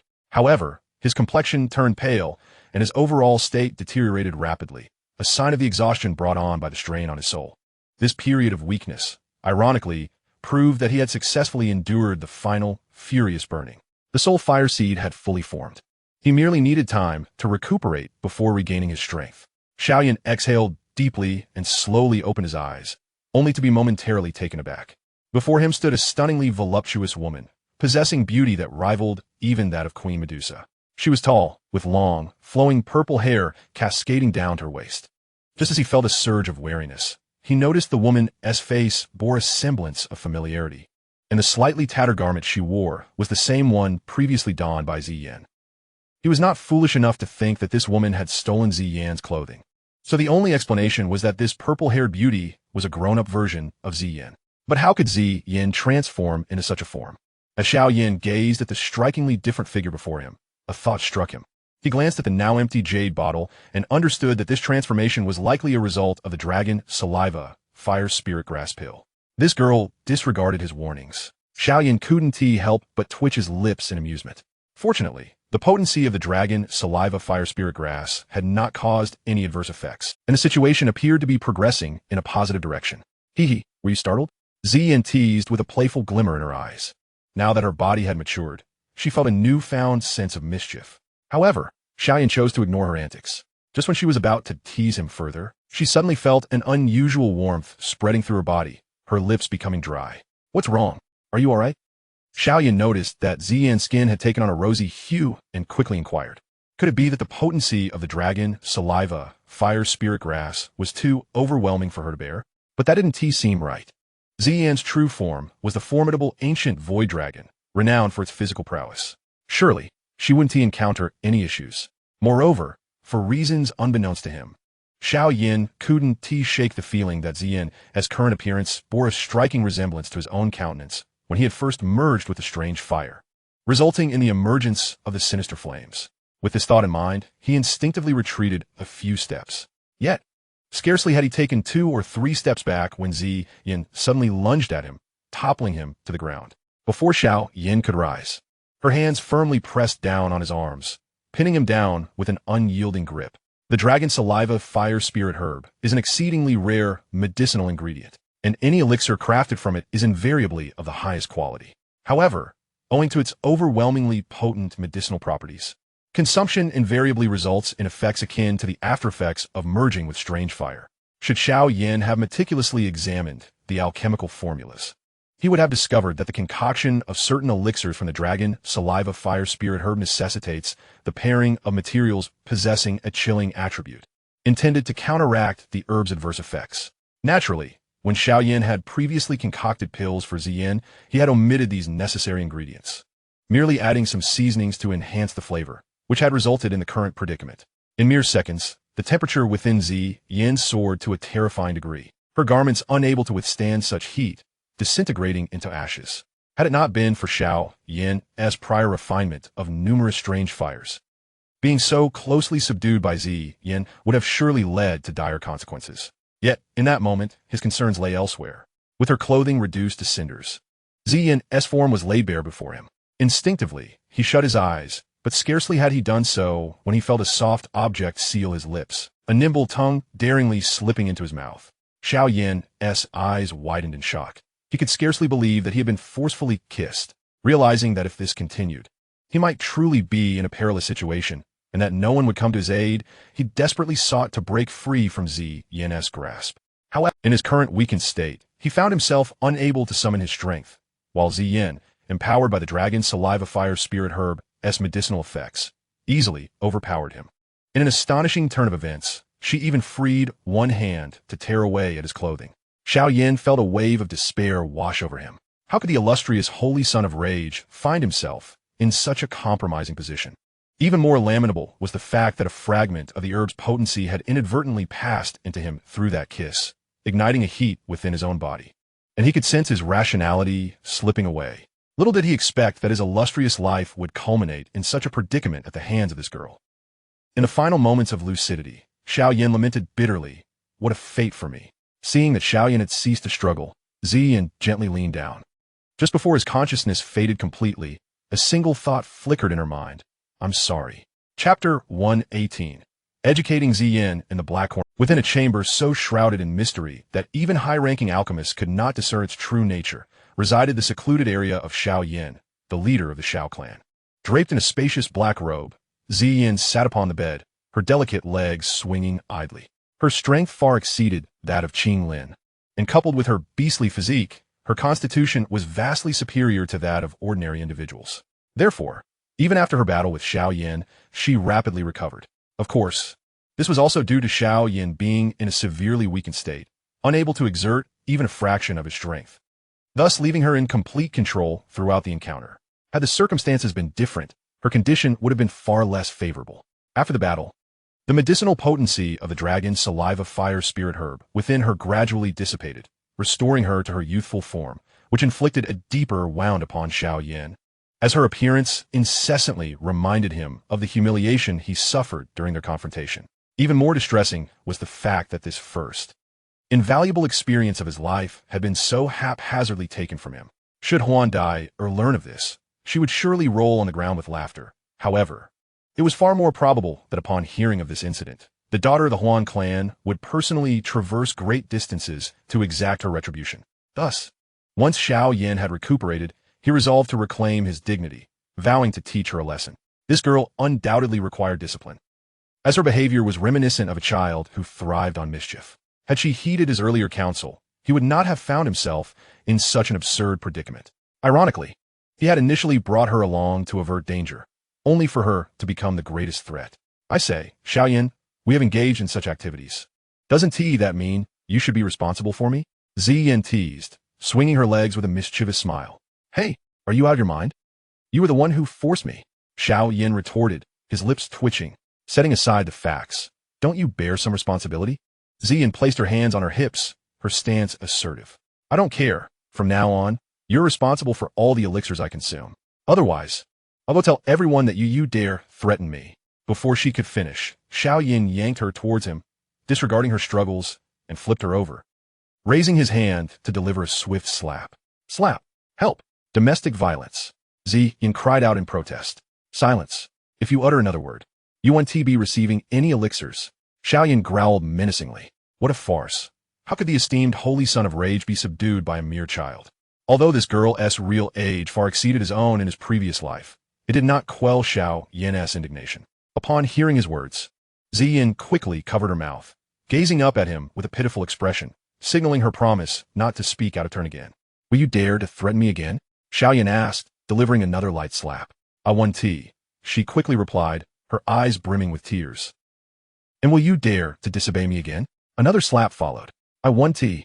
Xiao Yan, of course, didn't strike too forcefully, given Ziyan's physical constitution. Even a firm blow would hardly harm her. However, no one had ever treated her in such a manner before, nor had anyone dared to do so. Xiao Yan's action stirred within her a strange sensation, a mix of indignation and an unexpected anticipation. Very well. Slap. Why are you still hitting me? Ziyan asked, her voice tinged with grievance. My apologies. It seems I've gotten carried away, Xiao Yan admitted awkwardly, finding the sensation rather pleasing, which led him to unwittingly deliver a few more slaps. You're such a pervert. Seizing the moment when Xiao Yan paused, little Ziyan sprang up, though the faint blush on her cheeks and her somewhat shy demeanor indicated that she was not truly angered by the incident. After the commotion, Xiao Yan's pent-up frustration dissipated considerably, allowing him to engage with Ziyan in a calmer manner. Due to their earlier struggles, the black robe that had draped over her had fallen to the ground, although she still appeared in her youthful form. Her presence held a considerable allure for those with particular inclinations. Xiao Yan, however, harbored no such inclinations, promptly turning away to avoid gazing at her form. Ziyan, noticing this, attempted to tease him further, but Xiao Yan swiftly delivered a light tap to her head, his daily encounters with Qing Lin having made him quite adept at handling such situations. After the fury within his heart dissipated, Xiao Yan retrieved a piece of women's attire from his storage ring and dressed Ziyan in it. Due to his previous cohabitation with the little doctor and his care for Qing Lin, he often kept several outfits for young girls in his storage. Albeit they were somewhat ill-fitting, still, they were preferable to having nothing at all. Once he completed this task, Xiao Yan sighed in relief. He examined Ziyan and suddenly recalled the pressing matter at hand, hastily inquiring, can you transform back into that form you had earlier? The potency of the dragon saliva fire spirit grass was indeed astonishing. Ziyan's aura had remarkably ascended to the level of a Douhuan, although Xiao Yan had fed her numerous heavenly treasures during this time. Making such a breakthrough was typically a matter of time and required prolonged seclusion like Xiao Yan himself had undergone in the past. However, with the aid of the dragon saliva fire spirit grass, Ziyan had astonishingly leapt over the peak of Douhuan to officially attain the realm of Douhuan. What intrigued Xiao Yan even more was the other form Ziyan had exhibited earlier. Though she had been in a weakened state, he could still perceive that her power in the mature form was significantly greater than in her lowly form. This was not merely a sensation. It was a conclusion drawn from personal experience, ensuring no error in his judgment. Yet, it was evident that Ziyan could not maintain that form for an extended duration, as she reverted to her original size after only a brief period. What concerned Xiao Yan was whether she could transform back into that previous form through her own power, or if it was solely a result of the dragon saliva fire spirit grass. Should Ziyan be capable of freely shifting between forms, it would undoubtedly enhance her combat prowess immensely. What? Did you not find that form appealing? Ziyan queried, somewhat bewildered, obviously misunderstanding his intentions and assuming there was an ulterior motive behind his question. I'm asking you a serious question. Where is your mind wandering? Xiao Yan rolled his eyes, retorting, and who told you I favored that form? Qing Lin did. Xiao Yan fell silent, instantly realizing that he was not the only one deserving of a reprimand. Heaven knows what else that girl had said. After much discussion, Xiao Yan finally clarified Xian's current situation. Following her breakthrough to Dou Huang, she could indeed transform into that prior form, albeit for a limited duration and at significant energy cost. To maintain it for an extended period, she would require abundant energy or a further elevation in her level. Once this was confirmed, Xiao Yan escorted Xian back to her room to rest, despite her insistence that she did not need rest. After he threatened her with future energy pills, she obediently lay down. The moment her head met the pillow, her eyelids began to droop, and she quickly slipped into slumber. After cautiously closing the door, Xiao Yan couldn't help but chuckle wryly. What a predicament. Upon returning to his secluded chamber and preparing to cultivate, he unexpectedly discovered that his physical strength had significantly increased compared to before. After careful contemplation, he surmised that part of this enhancement stemmed from the residual potency of the dragon saliva fire spirit grass that had passed through Xian, while another portion likely originated from her. It was well known that Xian's true form was the legendary Taishu ancient dragon, whose blood possessed the ability to refine bones and fortify the body. Having absorbed a considerable amount of her blood during their previous encounters, he had subtly enhanced his own physique. Understanding this, Xiao Yan found himself both amused and exasperated. While bodily enhancement was indeed a fortunate development, the circumstances surrounding it might elicit bemusement from others. Shaking his head, he cast aside distracting thoughts and took out the Qinglian lotus seed to refine the residual medicinal power and energy from the blood within him. At this point, Xiao Yan had successfully cultivated the 9 transformation refining spirit technique, solidifying his soul's fire seed. Though he had endured immense suffering during this process, his spiritual power had seen a remarkable increase. Coupled with his recent breakthroughs, he estimated that his soul realm had officially entered the realm of the spirit, meaning he was now capable of refining 8th-grade medicinal pills. However, Xiao Yan did not recklessly proceed to concoct 8th-grade pills. Despite his rapid enhancement in spiritual power, he had only ever refined 6th-grade pills and had never formally attempted 7th-grade ones. Given the circumstances, his chances of success in directly refining 8th-grade pills were likely not high. Moreover, in the Black Corner region, gathering materials for 8th-grade pills was exceedingly challenging. Even the materials for 7th-grade pills were exceedingly precious. Were it not for his prior near exhaustion of the resources in the Guishu territory, he would likely be able to refine only a few now. After more than a year of gathering by the Xiao clan, he had managed to assemble merely 2 or 3 sets of materials for 8th-grade pills, which he was loath to waste. Thus, Xiao Yan resolved to first refine a few 7th-grade pills to hone his skills, intending to tackle 8th-grade pills once his alchemical proficiency improved. Before embarking on the refinement of 7th-grade pills, Xiao Yan decided to use the corpses of several Dou Huang he had obtained from the Guishu territory to create some puppets. This method of puppet crafting was something he had learned in his past life from the Demon Flame Valley, and came in 3 tiers, with Xiao Yan opting for the lowest level, requiring only Dou Huang level corpses, souls, and 6th-tier magic cores. In Xiao Yan's eyes, these puppets were hardly impressive. However, their ability to absorb thunderous energy was precisely what he needed. Although he was not fearful of Danlei, defending against it still required some effort. Since he had the materials on hand, he crafted several puppets to act as guards and a shield against Danlei, thus saving him time. With all preparations complete, Xiao Yan officially commenced alchemical refinement. Given his current spiritual power and fire control abilities, the only thing lacking in refining 7th-grade pills was experience. Therefore, after a few initial failures, his alchemical endeavors gradually found a rhythm. Before long, the skies above the Xiao clan echoed with the rumblings of heavenly thunder, prompting many to speculate whether the Xiao clan's leader had killed too many, incurring divine retribution. During this period, Xiao Yan secluded himself in the chamber, consumed by his alchemical pursuits. Through relentless effort, his alchemical skills soared rapidly. Now, he achieved a success rate of at least 70 to 80% for ordinary low-level 7th-grade pills, and even managed to succeed once or twice with mid-level 7th-grade pills during this time, not to mention having concocted a couple of high-level 7th-grade pills as well. Of course, part of this success was due to the Deep Sea Spirits Cauldron, a testament to its standing as the 10th-rank cauldron on the Heavenly Cauldron list.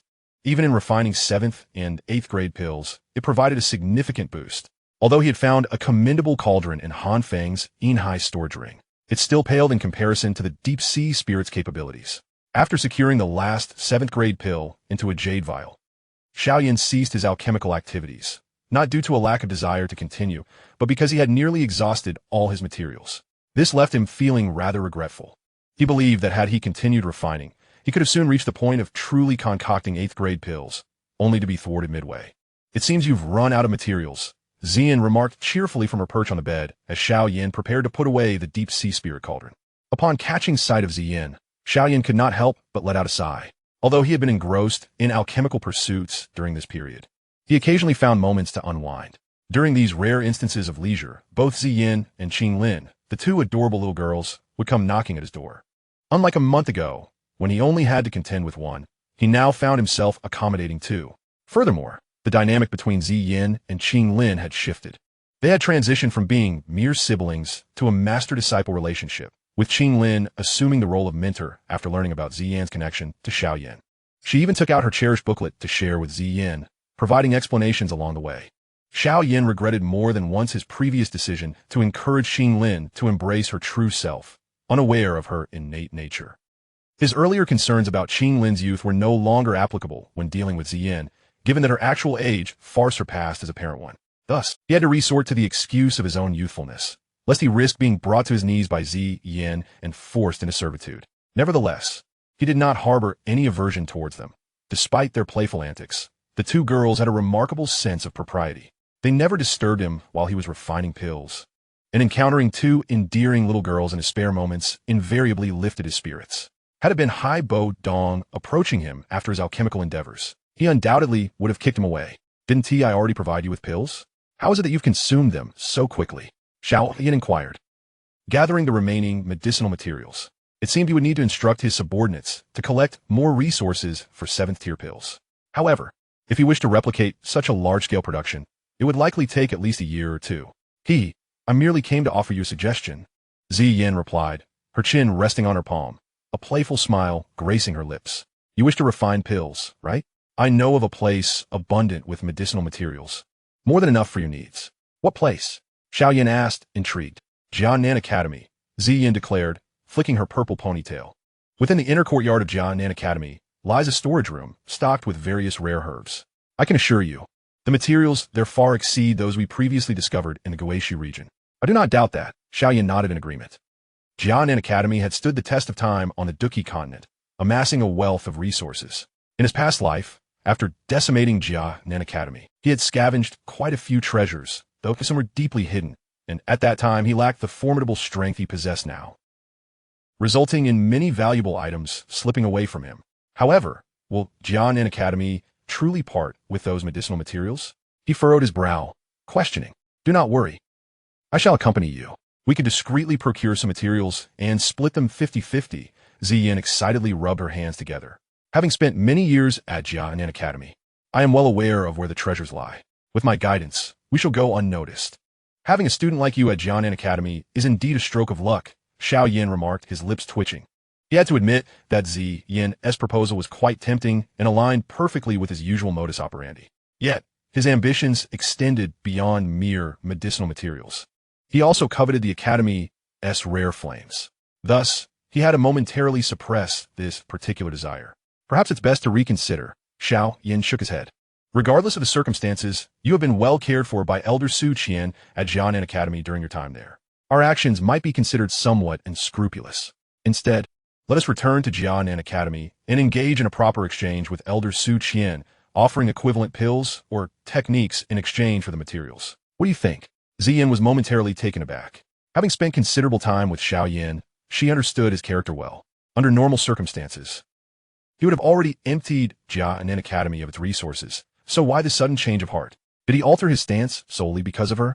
Unbeknownst to Ziyin, Xiao Yan had his sights set on the rare flames of Jia Nan Academy, planning to employ a long-term strategy to achieve his goal. Thus, she naively believed that his concession stemmed from their relationship with the Academy. Although she would not have objected had he chosen to raid the storage room, his current demeanor indicated he was thinking of her well-being. Consequently, a rare softness flickered in Ziyin's typically cunning gaze. Even if Ziyin had not suggested, Xiao Yan would have sought an opportunity to visit Jia Nan Academy, as the rare flames were of paramount importance to him. However, Having Zi Yin personally guide him was undoubtedly the most sensible approach. As for whether he could secure the flames, Xiao Yan had no doubts. As long as the Academy's mysterious dean did not return, the other formidable figures of Jia Nan Academy posed no threat to him. He could likely conquer the Academy with just his 3 puppets. After undergoing refinement through the pill lightning, these 3 puppets had been strengthened to the level of Dou Zone. However, due to Xiao Yan's choice of materials being merely Dou Huang, the puppets had only reached the 4 to 5-star Dou Zone level, which was nearing their limit. Should they consume more pill lightning, they might very well self-destruct. Nonetheless, even so, these puppets would undoubtedly allow him to traverse the Black Corner region without obstruction. Once Hai Bodong returned from the Gamma Empire, Xiao Yan handed over all affairs of the Xiao clan to him, who had barely rested for a few days. He then departed with Zi Yin and Qing Lin, leaving Hai Bodong to manage the newly settled elite from the Mite family, only to find out that Xiao Yan was once again embarking on a long journey, plunging him back into the trials of a laborious existence. Fortunately, this time Hai Bodong had brought numerous individuals from the Mite family, alleviating the overwhelming pressure he had previously faced. Nonetheless, he could not help but mentally berate Xiao Yan for his actions. What Hai Bodong did not realize was that another individual was cursing even more fiercely than he was. Had he known, they would likely have joined in mutual lamentation. This individual was none other than the one sent by Soldai heir to pursue Xiao Yan, named Han Moli. She had been in pursuit of Xiao Yan for several years and had never been closer to him than now. Chosen for her unique abilities, she had mastered a special secret technique that allowed her to lock onto a person's aura, tracing their movements until she apprehended them. However, this technique had a significant drawback. It required her to follow the path the individual had taken to sense their specific aura. In simple terms, it functioned similarly to a navigation ability. And thus, her misfortune began. She pursued him from the Beast Mountain Range to the Empire of Sun Yun, delving into the 3 great forbidden zones and even traversing the Scorpion Tomb, which Xiao Yan had filled with toxic gas. Finally, she detected a trace of Xiao Yan's presence, only to discover he had fled to the Taggart Desert. Moli traveled great distances to the Taggart Desert, searching in the area where Xiao Yan had lingered the longest, only to fall into a lava pit.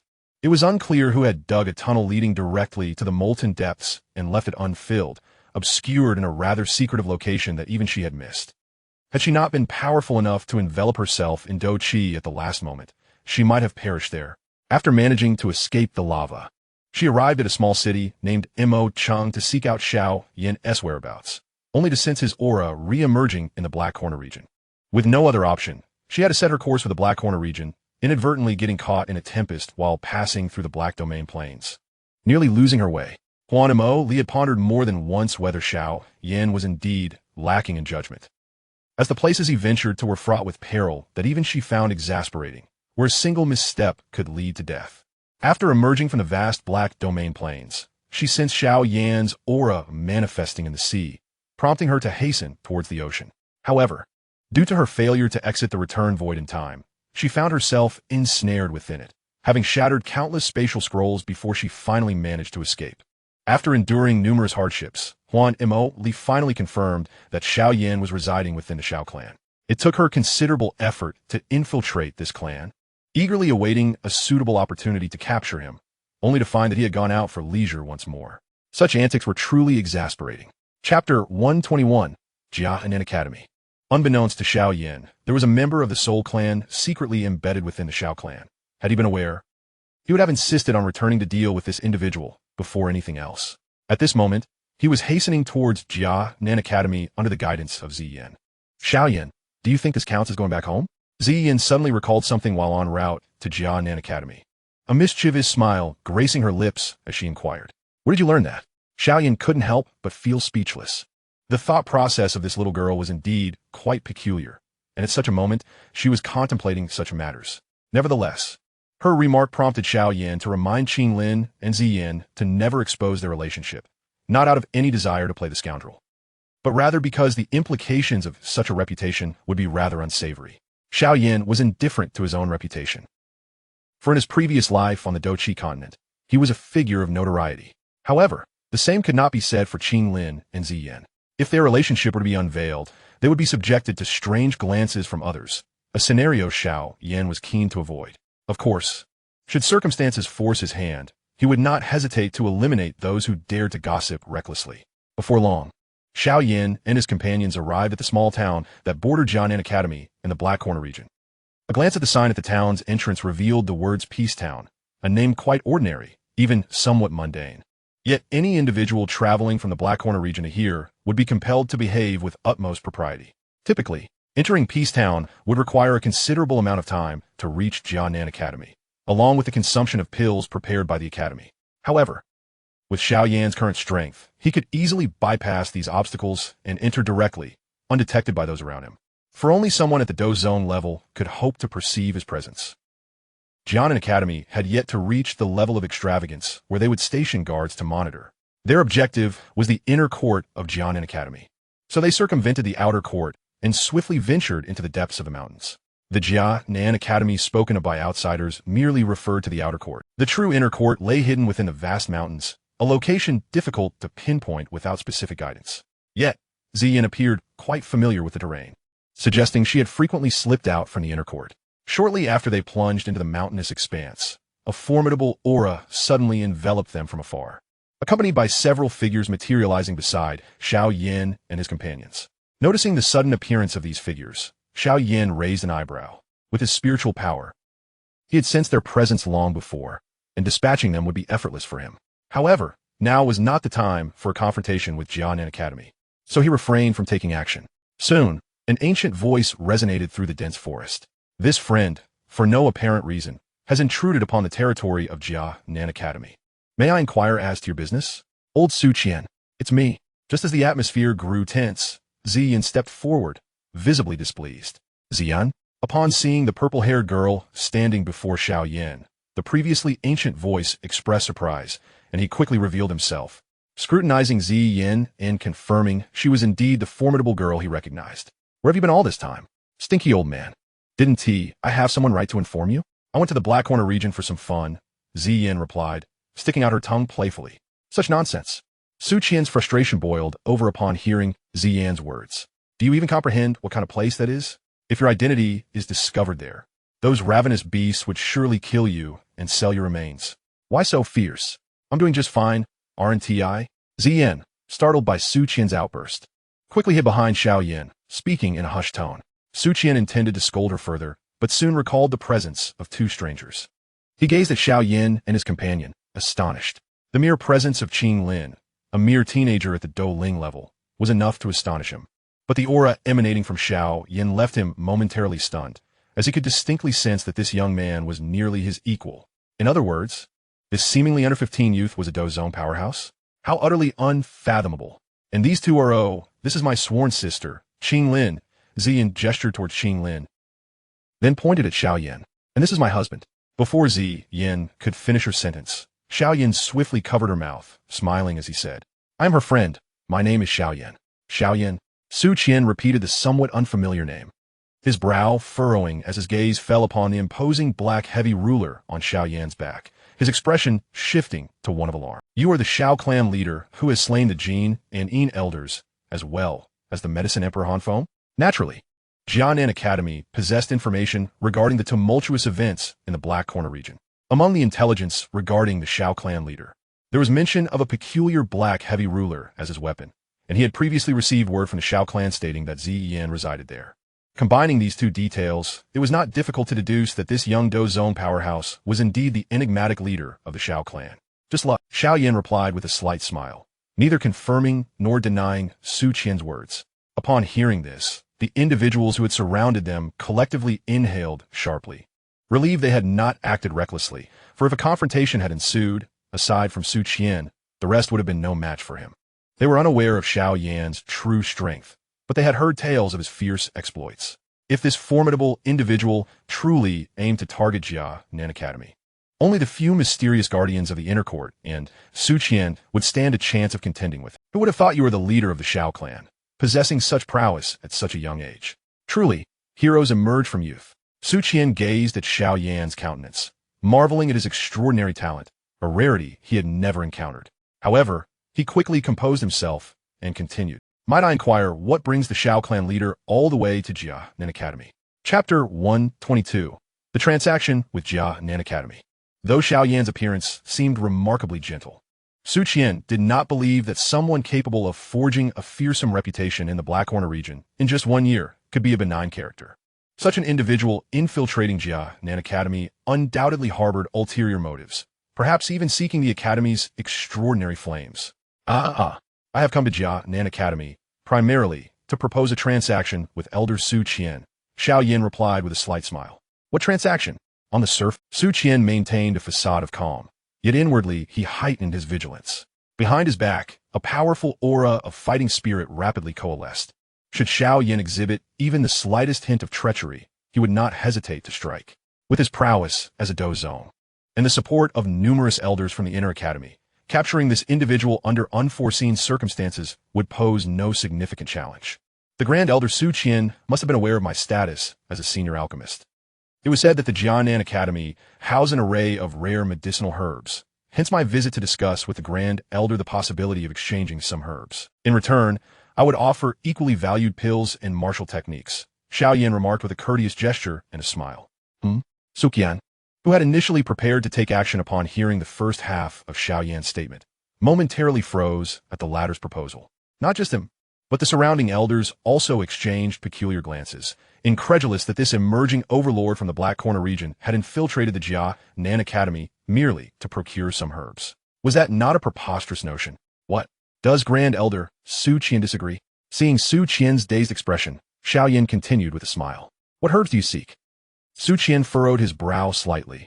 The more amiable Xiao Yan appeared, the more vigilant he became. Those hailing from the Black Corner region were known to be ruthless, and one must tread cautiously when dealing with them, lest one unwittingly falls into their trap. As for the request for herbs, while it was plausible, he could not believe that Xiao Yan had traversed such a great distance from the Black Corner region merely for what he deemed a trivial matter. After all, with Xiao Yan's status and power, gathering some herbs should not pose a significant challenge. In truth, Xiao Yan did harbor ulterior motives. I require a considerable quantity of herbs. It would take an eternity to enumerate them all, Xiao Yan replied, shaking his head. This time, he spoke truthfully to continue refining 7th-tier pills. The volume of herbs needed could only be described as vast. If he attempted to list them all in one breath, it would likely take an hour. Old man, will you agree or not? Xian, unable to contain herself as she observed Su Qian's contemplation, urged him on. She then leaned closer to Xiao Yan and whispered, Don't worry. If the old man refuses, I'll take you in to collect as many as you wish. You ungrateful little one. You've barely stepped outside before turning your back on us. Though Xian's voice was low, Su Qian heard every word clearly. He glared at her blatant betrayal, but was powerless to reprimand her, merely shaking his head and conceding, very well, we don't require too many of those herbs in the Inner Academy. If sect leader Xiao truly can offer something in exchange, then I shall oblige. After years of establishment, the Jia Nan Academy possessed a substantial collection, and the mountain range it occupied was no less formidable than the monster Beast Mountain range, teeming with countless treasures of nature. Xian had often ventured into the deep mountains for her plunder. However, the high-level magical beasts within were numerous, and even she frequently found herself fleeing in terror. Moreover, Xian herself did not particularly enjoy lingering in the deep mountains, so she frequently raided the Academy's herb repository instead. Xiao Yan, after we visit the herb repository, let us venture into the deep mountains to dig for treasures. There are many good things inside, like that big monkey. After Su Qian's ascent, Xian continued in a conspiratorial whisper, I was severely beaten by it before. This time, I intend to take revenge and skin it for shoes. Monkey skin shoes? Aren't you afraid of monkey fur pricking your feet? Xiao Yan rolled his eyes. Furthermore, you are a girl. You should refrain from such violence. Though that monkey is a magical beast, it is still a living creature. Skinning it seems rather cruel. Let us be merciful and capture it to feast on its brain instead. All right, I'll listen to you, Xian replied obediently. Hearing this from the leading Su Qian, he felt as if a herd of alpacas had galloped through his mind. The fellow had initially spoken reasonably, but how had it descended into such madness? Xian had only been with him for less than a year, and she was already becoming this ruthless. If she remained longer, she might turn into a cannibalistic fiend. The herb repository at the Jia Nan Academy was undoubtedly more expansive than the meager storage at Xiao Yan's sect, which was only Hai Buodong's personal stash. Xiao Yan himself had never bothered to establish a warehouse. He carried all his collected herbs with him. Grand Elder Su Qian, may I inquire if there is a list? Xiao Yan glanced at the multitude of jade counters and rubbed his head. He had no desire to sift through them individually and preferred a more time-efficient method. Su Qian chuckled, noting that sect leader Xiao's requirements for herbs seemed considerable. He promptly gestured for someone to fetch a scroll and handed it to Xiao Yan. You may take your time to peruse, sect leader. Xiao Yan nodded gently, slowly unfurling the scroll. After a swift glance, he circled a few items and returned it to Su Qian. Grand Elder Su Qian, I have made my selections. So soon? Su Qian was taken aback. Observing the circles Xiao Yan had drawn on the scroll, he frowned. The items circled were not particularly rare or precious herbs. Ones that could easily be found in the Black Corner region, rendering a trip to the Jia Nan Academy unnecessary. Could it be that this fellow merely sought a pretense to infiltrate the academy with ulterior motives? Is this truly all you desire? Aside from these, I require the rest. Xiao Yan replied with a calm smile. He then flicked his finger against his spatial ring, and an avalanche of jade bottles, numbering in the thousands, filled the entire room. Even Su Qian was taken aback, inhaling sharply at the sight of the plethora of jade bottles. There are over 1,200 pills within, nearly 1,000 of which are 4th tier and over 200 5th-tier pills. The 6th-tier pills are fewer, only a few dozen. Would these suffice for the herbs on your list? Xiao Yan inquired, observing the astonishment on Su Qian's face. Chapter 123, The Old Demon. Gazing at the nearly overflowing room of jade bottles, even the experienced Su Qian found his breath quickening.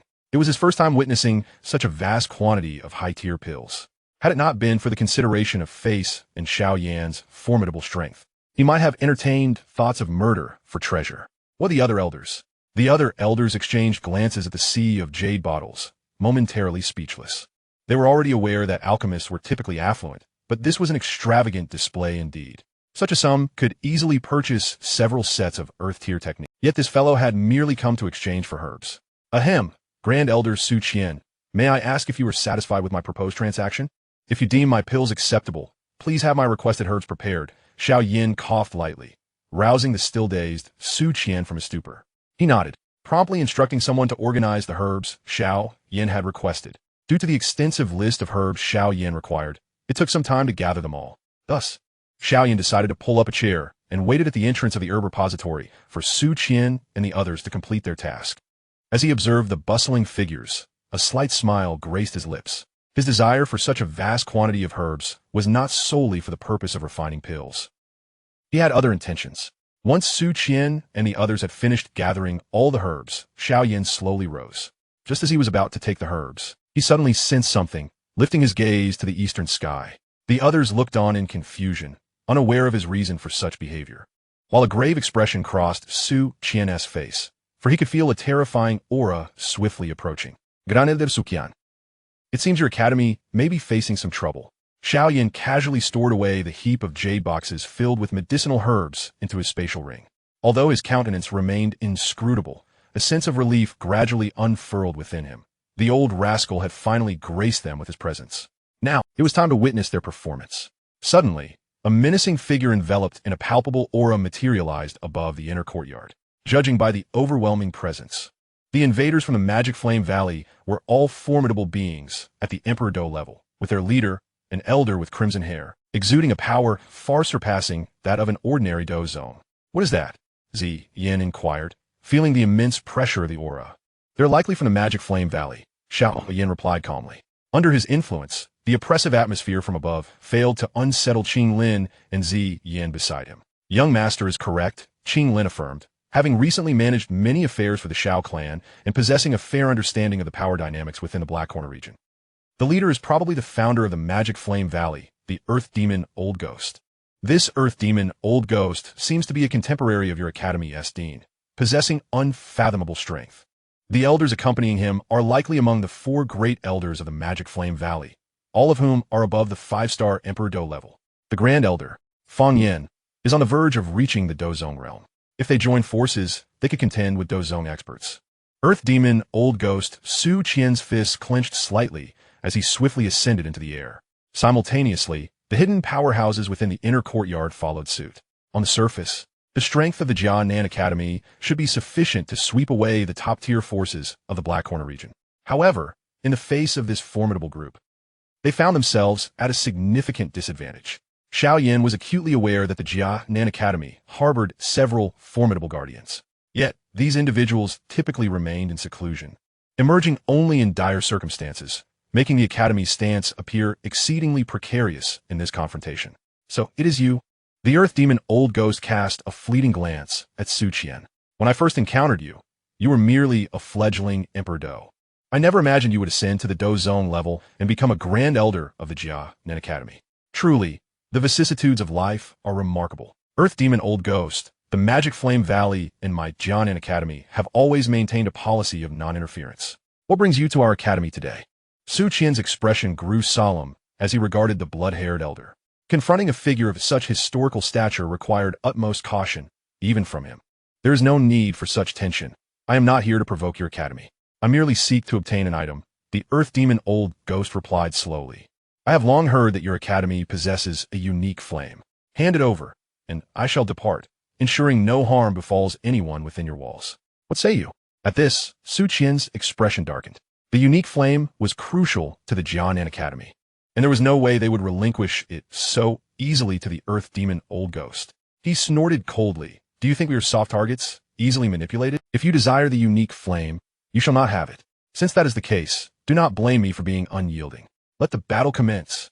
The Earth Demon Old Ghost stepped into the void, followed closely by the 4 great elders. Inner courtyard elders, take up arms. Upon witnessing this, Su Qian waved his hand, and the inner courtyard elders immediately soared into the fray, engaging swiftly with the Magic Flame Valley's forces.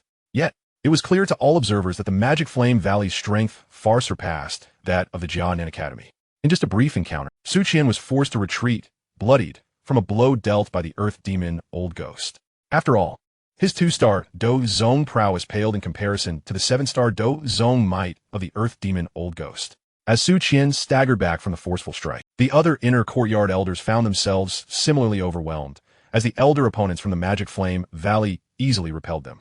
The disparity in their strengths, coupled with the ability of the latter to wield a form of pseudo-unique flame, rendered the inner courtyard elders utterly outmatched. Earth Demon Old Ghost, do you truly wish to make an enemy of my Jia Nan Academy? Su Qian wiped the blood from the corner of his mouth, shouting in anger. I have stated my purpose. I seek only the unique flame. If you continue to resist, do not blame me for disregarding the face of Mang Tianqi. The Earth Demon Old Ghost retorted coldly, his disdain palpable. Had the demon been present, would you dare to act so arrogantly? I suspect he has long since fled. Su Qian scoffed, knowing the history between their dean and the Earth Demon Old Ghost. If their dean were present, he would undoubtedly have retreated without hesitation. Indeed, I hold some trepidation towards him. However, he is not here. Su Qian's words ignited a spark of malice within the Earth Demon Old Ghost. As for you, you lack the qualifications to speak to me so brazenly. A mere 2-star Dou Zone. Do you truly believe I cannot eliminate you? Fight! Fight! Xiao Yan murmured to himself, observing the standoff above. If you do not engage in a life-and-death struggle, how can I seize the opportunity? Chapter 124. Xiao Yan takes action. Despite the Earth Demon Old Ghost's outward arrogance, he would prefer not to provoke the Jia Nan Academy without cause, for he held a healthy respect for their dean. Moreover, the Earth Demon Old Ghost himself had little need for the unique flame. Although he was the founder of the Magic Flame Valley, his affinity lay not with fire, but rather with the opposing element of ice. Thus, acquiring the unique flame would serve little purpose for him. The reason he risked so much to seize the unique flame from the Jia Nan Academy stemmed from a recent encounter with a mysterious figure shrouded in black mist, who had promised to assist him in breaking through to the Dou Zun realm, provided he obtained the unique flame from the Jia Nan Academy. Had anyone else made such a claim, the Earth Demon Old Ghost would have scoffed. However, this individual was affiliated with the Soul Palace, a force he had come to know well during his years in the Black Corner region. They indeed possessed the capability to help him transcend to Dou Zun. If he successfully achieved this breakthrough, even if Mang Tianqi returned, he would have no cause for concern, which was the crux of his reckless gamble. Of course, the Earth Demon Old Ghost perception of Mang Tianqi's strength remained rooted in the past. He was unaware that the current dean had reached a terrifying level of prowess. Confronted with the full force of the Earth Demon Old Ghost, Su Qian, who had previously managed to hold his ground, was now driven into a perilous situation. The Earth Demon Old Ghost had unleashed his true flames, and his attacks were vicious. Previously, he had refrained from killing blows, wary of Mang Tianqi's power. However, emboldened by the backing of the Soul Palace, he felt invincible. Seeing Su Qian in dire straits above, Ziyan quickly spread her Douqi wings, eager to assist. Yet, as she took flight, Xiao Yan pulled her back down. "What are you doing?" she exclaimed in frustration. "That is a 7-star Dou zone. You would only be courting death." "Stay here. I'll go help," Xiao Yan replied, ruffling her hair before darting into the sky. Having set the stage, he was determined to perform. On the opposing side of the battlefield, amidst the cacophony of a violent explosion, a figure plummeted from the sky, crashing heavily to the ground. This figure was none other than the strongest member of the Jia Nan Academy present, aside from Su Qian, the vice dean of the Outer Academy, Hu Qian. However, he now appeared disheveled, clearly having sustained grave injuries during the earlier combat. His opponent was Feng Yin, the Grand Elder of the Magic Flame Valley. Though both were peak Emperor Dou level, Feng Yin possessed a slight edge in strength, amplified further by the peculiar pseudo-unique flame he wielded. It was precisely this advantage that led to Hu Qian's swift defeat. "Hu Qian, prepare to meet your end." As Hu Qian fell, a formidable energy assault coalesced in the sky above, exuding such ferocity that, were it to strike Hu Qian, even he, a pinnacle Dou Huang, would likely meet his demise on the spot. Just as the attack was about to connect with Hu Qian, a young man clad in black robes abruptly appeared before him. With a mere flick of his sleeve, he effortlessly dissipated the seemingly overwhelming energy attack. "Who are you?" "This matter pertains to our Mo Yin Valley and the Jia Nan Academy. I kindly ask you to refrain from intervening."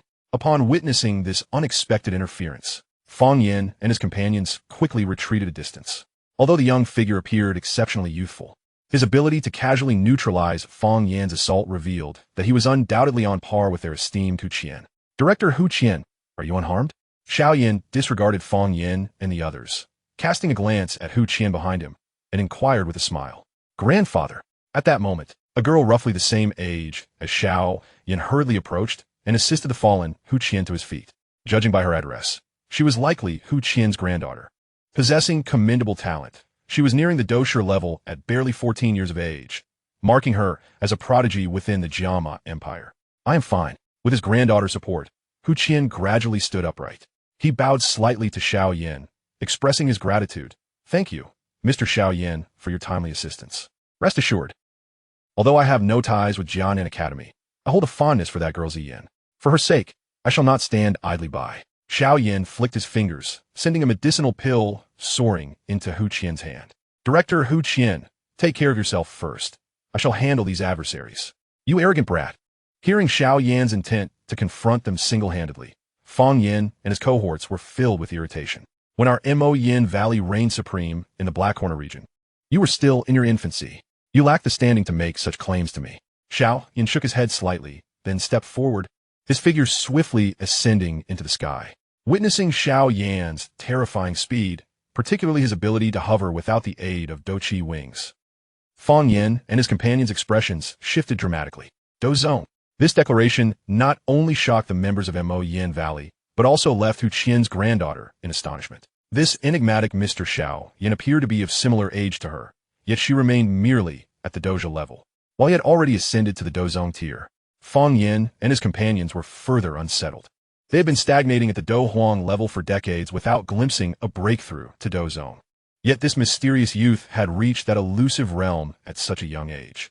How could they not harbor feelings of envy?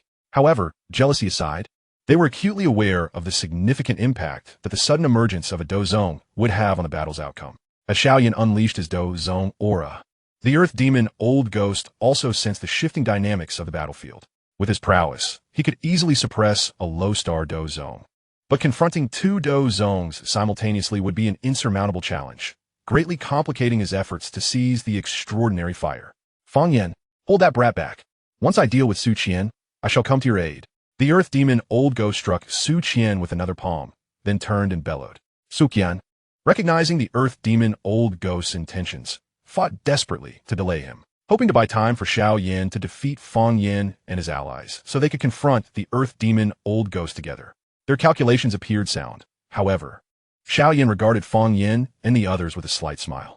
This assembly, though seemingly formidable, posed no real challenge to him. He could have dealt with them easily even during his Dou Huang days, let alone now. Thus, this battle was destined to be one-sided. Chapter 125, Black Dragon Swallows Spirit Hand. Following the Earth Demon Old Ghost command, Feng Yin and his companions gritted their teeth. They knew that if they allowed Xiao Yan to act freely, the battle would turn decidedly against them. Consequently, they ceased their offensive, their hand seals rapidly shifting. Suddenly, four strands of pale gray flames erupted from above their heads, ultimately merging into a gray-brown flame in midair. Upon witnessing the gray-brown flame, Xiao Yan raised an eyebrow slightly. He was no stranger to such flames, as a similar one resided within him, the very essence he had previously employed to unleash the magic fury Fire Lotus. However, the opposing flame was evidently of a lesser caliber. After all, Xiao Yan had cultivated the revised version of the flame manipulation technique, a refinement by the earth demon Old Ghost himself. Though unbeknownst to the old demon, his hard work had already been surpassed by another. "Is this all you can muster?" Xiao Yan remarked with a serene smile. The conjured flame was undoubtedly sufficient to contend with those at the Dou Huang level. It fell woefully short against the Dou Zone. This realization was not lost on Feng Yin and his companions, who, upon manifesting the flame, continued to alter their hand seals. Gradually, a colossal firebird took shape within the gray-brown flames, a starry sky fire phoenix. "Is this it?"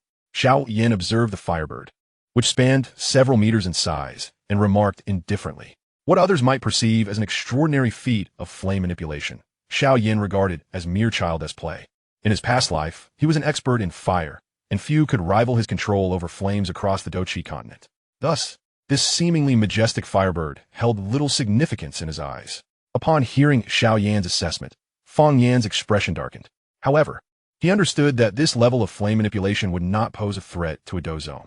Hence, a cruel grin spread across his face as he shouted to the other elders of Mo Yin Valley. "Second elder, third elder, fourth elder, sacrifice your blood." The elders of Mo Yin Valley, including Feng Yin, simultaneously bit their tongues, unleashing crimson blood that coalesced into a brownish blood mass under Feng Yan's guidance, which was then cast into the starry sky fire phoenix. This blood was the most refined essence of their being, a significant drain on their vitality. However, upon receiving the blood of Feng Yin and the others, the starry sky fire phoenix underwent a dramatic transformation, its body quickly shifting to a blood-red hue. The temperature around it surged, and its aura intensified several-fold. This starry sky fire phoenix was now a genuine threat to Dou Zone entities. "Huh. Have you finally completed your preparations?" Gazing at the blood-red starry sky fire phoenix, Xiao Yan stifled a yawn, finding their casting speed rather sluggish. Were it not for their time-consuming preparations, he could have easily dispatched them with his extinction flame 100 times over. Nevertheless, dealing with these foes did not require such extravagant measures. He extended his hand and calmly stated, "Come forth. I am eager to see what remarkable prowess your pseudo-extraordinary fire possesses after such a lengthy build-up. You shall not be disappointed." Feng Yin cackled maniacally, pointing a finger at Xiao Yan. The once empty eyes of the starry sky fire phoenix glowed a vivid crimson due to the absorption of the four elders' blood, even displaying a hint of sentience. With a powerful flap of its wings, it emitted a resounding cry before surging towards Xiao Yan with an overwhelming torrent of scorching wind. Black Dragon swallows spirit hand. As the blood-red firebird drew near, Xiao Yan's outstretched hand transformed into a deep black hue. With a gentle clap of his palm, a dragon's roar reverberated across the heavens, and a massive dragon, forged from black energy, materialized in the sky above. It encircled its body into a ring, at the very center of which lay a seemingly frail black veil of light, appearing from a distance like a diminutive black hole, exuding an air of peculiarity. The instant the black hole took form, an overwhelming force of suction erupted from within, and, at that moment, the formidable starry fire phoenix was drawn directly into the black hole. Not only that, but the blood-brown flames that permeated the surroundings were also immediately consumed by the black abyss. As the starry fire phoenix was devoured by the black hole, the four companions of Feng Yin changed their expressions, acutely sensing the abrupt severance of their connection with the fire of transformation in a most brutal manner. Before they could utter a word, they simultaneously spewed forth blood, unlike the blood they had expelled during the fire ritual. This time, it was a consequence of their involuntary entanglement. After all, the starry fire phoenix had consolidated the majority of their combat energy, and its disappearance would precipitate a swift decline in their strength for a considerable time. Furthermore, due to the loss of their vital essence, they would suffer permanent repercussions, potentially leaving them forever stagnant at the Dou Huang level, with no hope of further breakthroughs. Of course, given Xiao Yan's modus operandi, even without any lasting repercussions, these individuals would find themselves unable to advance after today, The reason was simple. This day marked the end of Feng Yan and his companions. At this moment, the pitch-black hue on Xiao Yan's palm had faded, and the black halo in the sky had vanished along with the fire of transformation belonging to Feng Yan and the others. As Xiao Yan gazed at Feng Yan and his companions, who bore expressions of horror, a faint smile graced his lips. Their starry fire phoenix was nothing remarkable after all. Faced with this sight, Feng Yan and the others were seized by dread, unable to fathom how the formidable force they had summoned, capable of contending with the Dou Zone, had not only failed to inflict any harm on Xiao Yan, but had also been consumed by him in a mere instant. Little did they know, in his past life, Xiao Yan's black dragon devouring spirit technique had buried countless formidable foes. This technique, derived from a peculiar race known as the devouring spirits, could devour not just the fire of transformation, but also combat energy, spiritual force, vitality, and even bloodline power, transforming it for his own use. Were he to unleash this technique during his peak in his previous life, he could, with a mere thought, consume all living beings within 1,000 miles. This illustrates the sheer terror of this technique. Utilizing such a method against adversaries far inferior in strength was akin to employing a dragon-slaying sword to kill a chicken. Return the fire of transformation to us.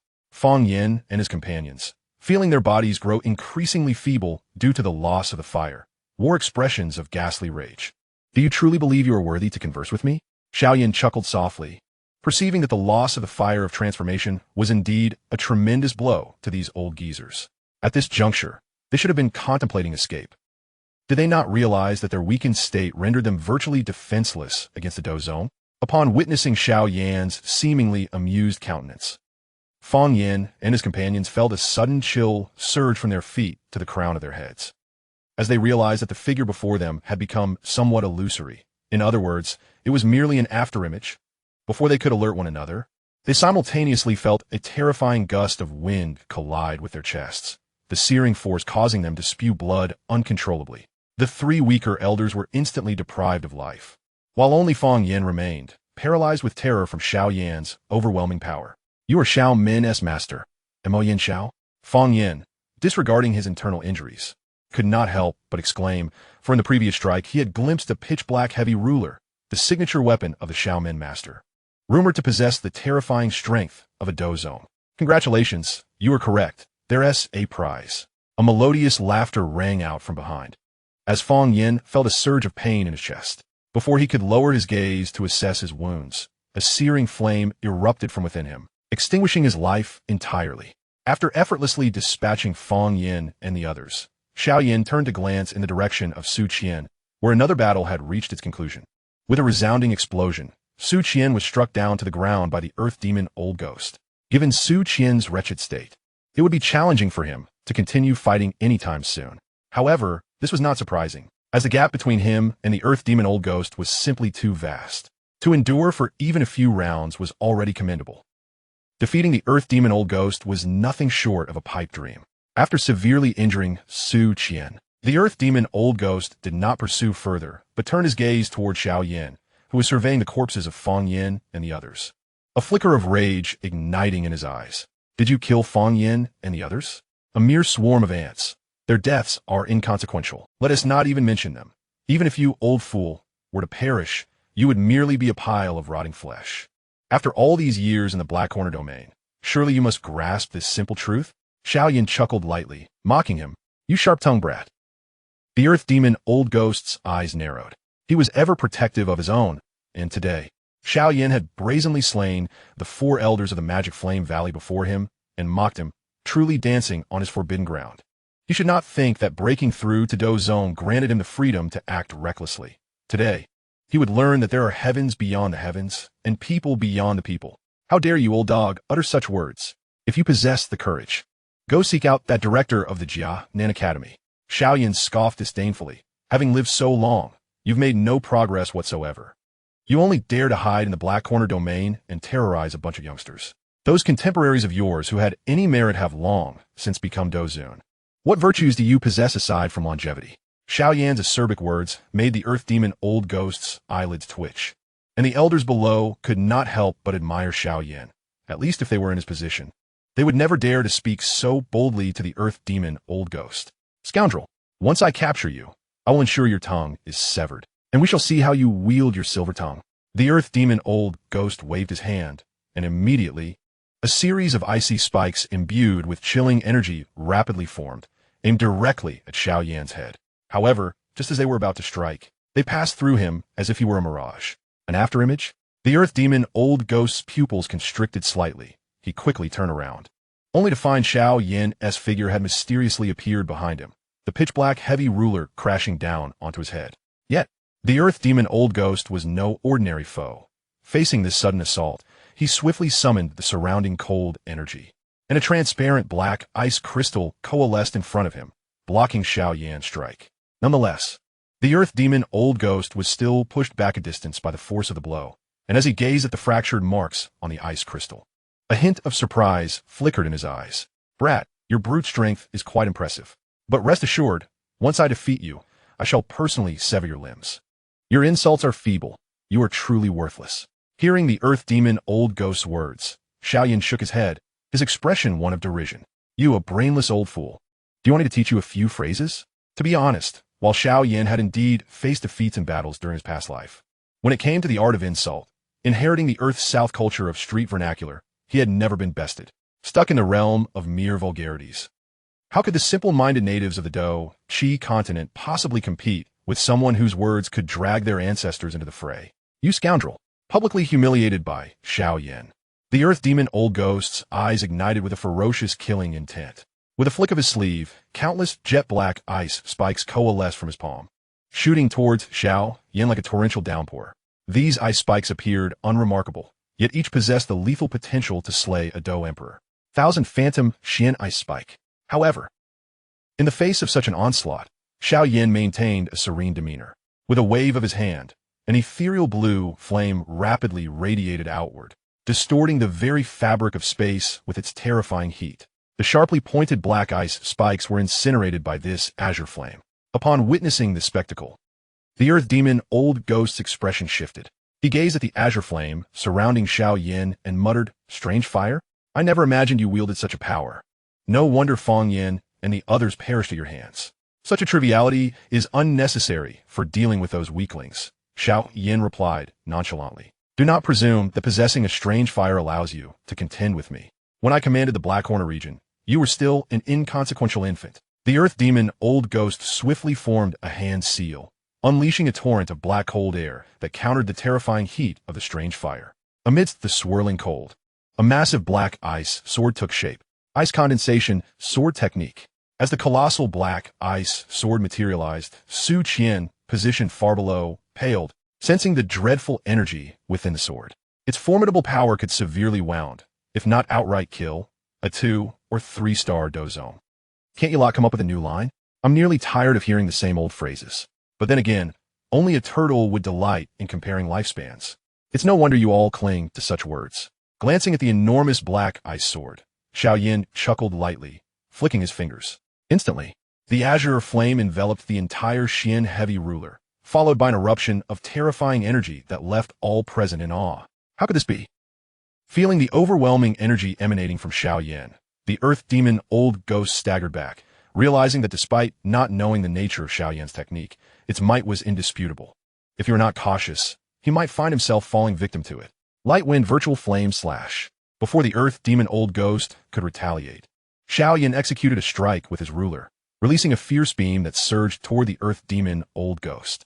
The sheer momentum instilled a sense of trepidation in the Old Ghost, prompting him to dissipate the black ice sword and rapidly conjure hundreds of black ice mirrors, not to block the attack, but merely to buy himself time to escape.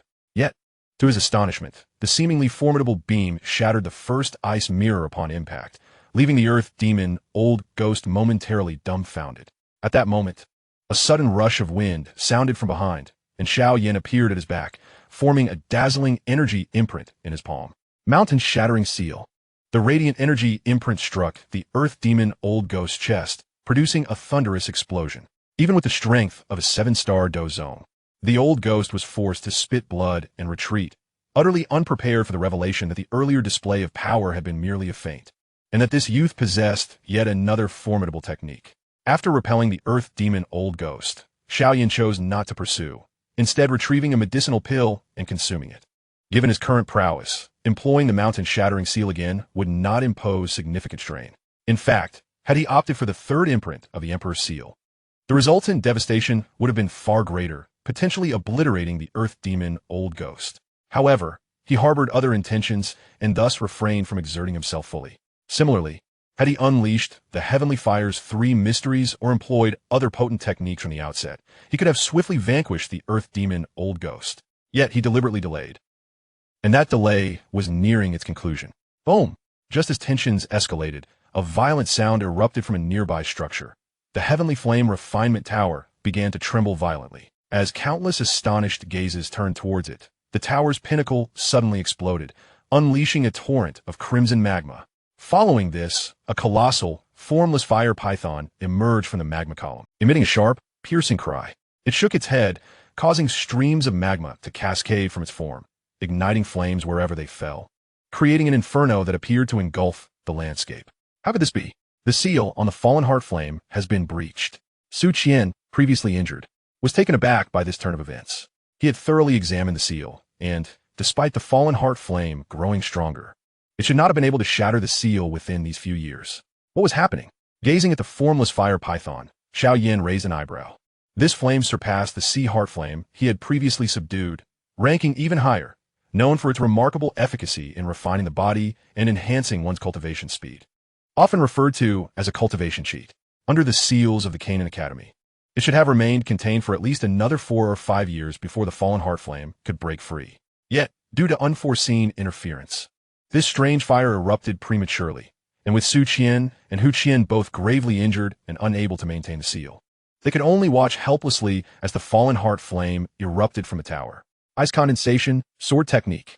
At this moment, while both parties were momentarily distracted by the emergence of the fallen heart flame, the Earth Demon Old Ghost seized the opportunity to strike. The previously conjured black ice sword reformed and surged toward Xiao Yan. However, this time, Xiao Yan did not exhibit the same valor as before. He was forced to retreat under the pressure of the black ice sword. As he fell back, he couldn't help but admire his own acting skills. He could easily win accolades even on Earth. As Xiao Yan retreated, the Earth Demon Old Ghost swiftly darted forward, forming a complex hand seal. Countless tendrils of black cold air, tainted with a deep crimson essence, rapidly expanded from his body, coalescing into a vast black cloud that enveloped the formless fire python. Blood-cold extreme, freezing heaven. The Earth Demon Old Ghost, a true 7-star Dou Zong, exhibited ice attribute Douqi that far surpassed that of Haibuodong. The concentrated cold air was formidable enough to even suppress the strange fire. The formless fire python struggled within the black cloud, but was ultimately encased in ice by the overwhelming cold. Witnessing this, Xiao Yan, who had been forced to retreat by the ice sword, revealed a faint smile. His plan had come to fruition. To ensure the Old Ghost's success, he had deliberately weakened the fallen heart flame's power when breaking its seal. This allowed the Earth Demon Old Ghost to succeed in his endeavor. Long before entering Canaan Academy, he had used secret methods to conjure a soul clone that stealthily infiltrated the Heavenly Flame Refinement Tower, while he himself delayed time through matters concerning medicinal herbs. His goal was to allow the fallen heart flame to erupt at the right moment, enabling the Earth Demon Old Ghost to seize it. As for how Xiao Yan knew the Earth Demon Old Ghost would attempt to claim the strange fire, that was due to other reasons. Ha ha ha. As the chilling black mist enveloped the fallen heart flame, the Earth Demon Old Ghost chuckled with exhilaration. With a swift motion of his hand, the layer of black mist rapidly shrank, ultimately transforming into a black ice crystal, roughly the size of a fist, suspended in his palm. At the very core of the black crystal, a wisp of intangible flame could be discerned, the very essence of the fallen heart flame. I have pressing matters to attend to, so I shan't play with you any longer. When we meet again, I shall ensure your bones are ground to dust. After securing the fallen heart flame, the Earth Demon Old Ghost cast a sinister glance at Xiao Yan. If he could deliver the extraordinary flame into the hands of the Soul Palace, he would undoubtedly achieve his long-desired breakthrough to Dozun. In that eventuality, he would first bathe the entire Jia Nan Academy in blood to avenge the hatred seething in his heart. Don't even think about escape. Upon witnessing the Earth Demon Old Ghost's intent to flee, Xiao Yan immediately pursued him. However, it seemed his speed could not match that of the Earth Demon Old Ghost. Yet, he was far from willing to give up, and thus the two figures faded into the skies above Jia Nan Academy. Su Qian observed the scene with a bitter expression, realizing that the fallen heart flame had indeed been snatched away. At this juncture, all he could do was hope that Xiao Yan could reclaim it. Chapter 128.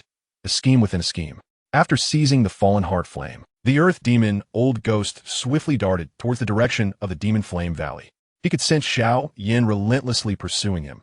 However, due to the difference in speed, the distance between them steadily increased until he finally lost sight of him. Upon realizing this, the earth demon Old Ghost let out a disdainful sneer. In the end, a mere junior is still just a junior, relying solely on words. When the moment of truth arrives, they are woefully inadequate. Yet, despite having shaken off Xiao Yan, he had already resolved that once he broke through to Dou Zun, his first course of action would be to annihilate this brat and his entire faction. Not to mention the fact that this fellow had been mocking him incessantly and had slain the 4 elders of the Demon Flame Valley.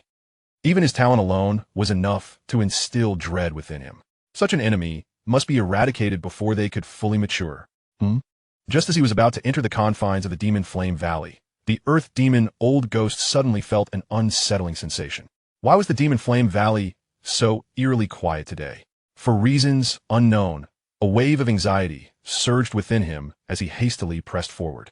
At the valley's entrance, he spotted a black-haired youth seated upon a deep black rock, playing with a ball of eerie blue flame. Upon noticing the earth demon Old Ghost, the youth raised his head, revealing a faint smile. "You are quite slow. I've been waiting for you for quite some time. It's you." Upon recognizing Xiao Yan seated at the valley's entrance, the earth demon Old Ghost's pupils constricted slightly. How could this brat, whom he had thought he had distanced himself from, arrive at the Demon Flame Valley before him? As thoughts swirled in his mind, the earth demon Old Ghost let out a piercing howl. Regardless of the circumstances, this was his stronghold. If he could summon his allies to assist him, trapping this brat would be a trivial matter. However, after his howl echoed, not a single figure appeared. Realizing this, the earth demon Old Ghost's heart sank slightly. The situation was unfolding beyond his expectations. Xiao Yan observed the earth demon Old Ghost's grim expression and the corners of his mouth curled upward. Stretching lazily, he spoke with a hint of nonchalance. "Old man, you might as well conserve your energy. No one is coming. While I was waiting for you, I casually went inside and dealt with all your men. None remained." At Xiao Yan's words, the earth demon Old Ghost's eyelids twitched. He could distinctly sense that this brat was not lying.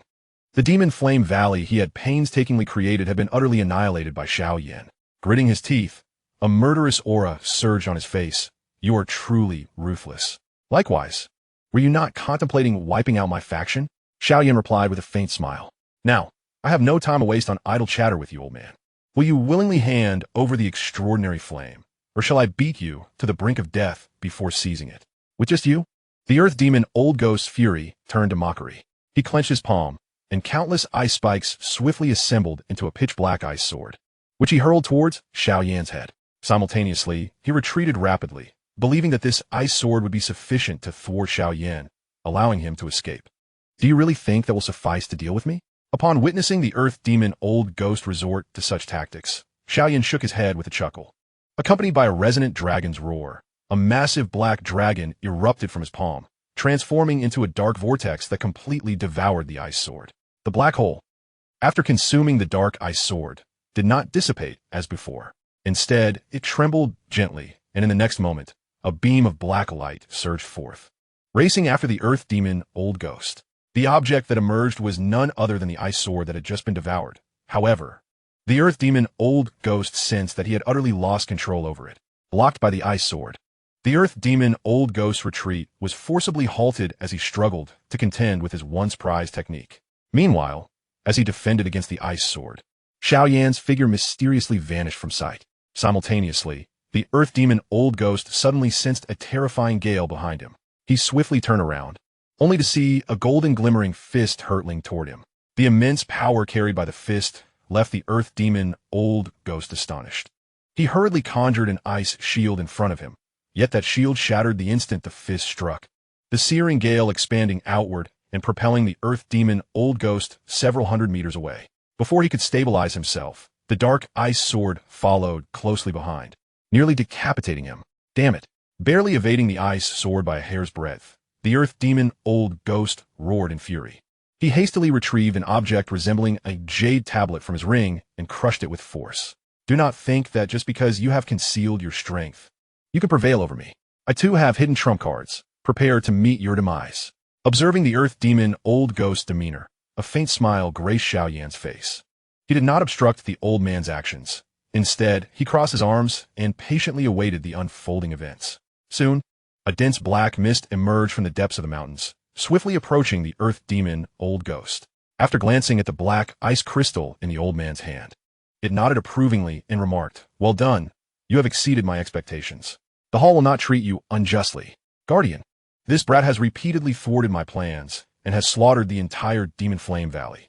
I beseech you to join me in slaying him." The earth demon old ghost implored respectfully. A mere Dou zone, and yet he has managed to corner you so thoroughly. Very well, let us confront him together today. A sinister laugh echoed from the black mist. Earth demon old ghost, let us strike together. Do not grant him the chance to escape. Yes. At these words, the earth demon old ghost grinned wickedly. He immediately formed a hand seal, and terrifying energy surged forth, while the black mist beside him coalesced into a formidable offensive force. Faced with their impending assault, Xiao Yan remained remarkably calm, even allowing a hint of amusement to flicker in his eyes. Just as the earth demon old ghost attack was on the verge of erupting, the black mist preemptively launched its assault.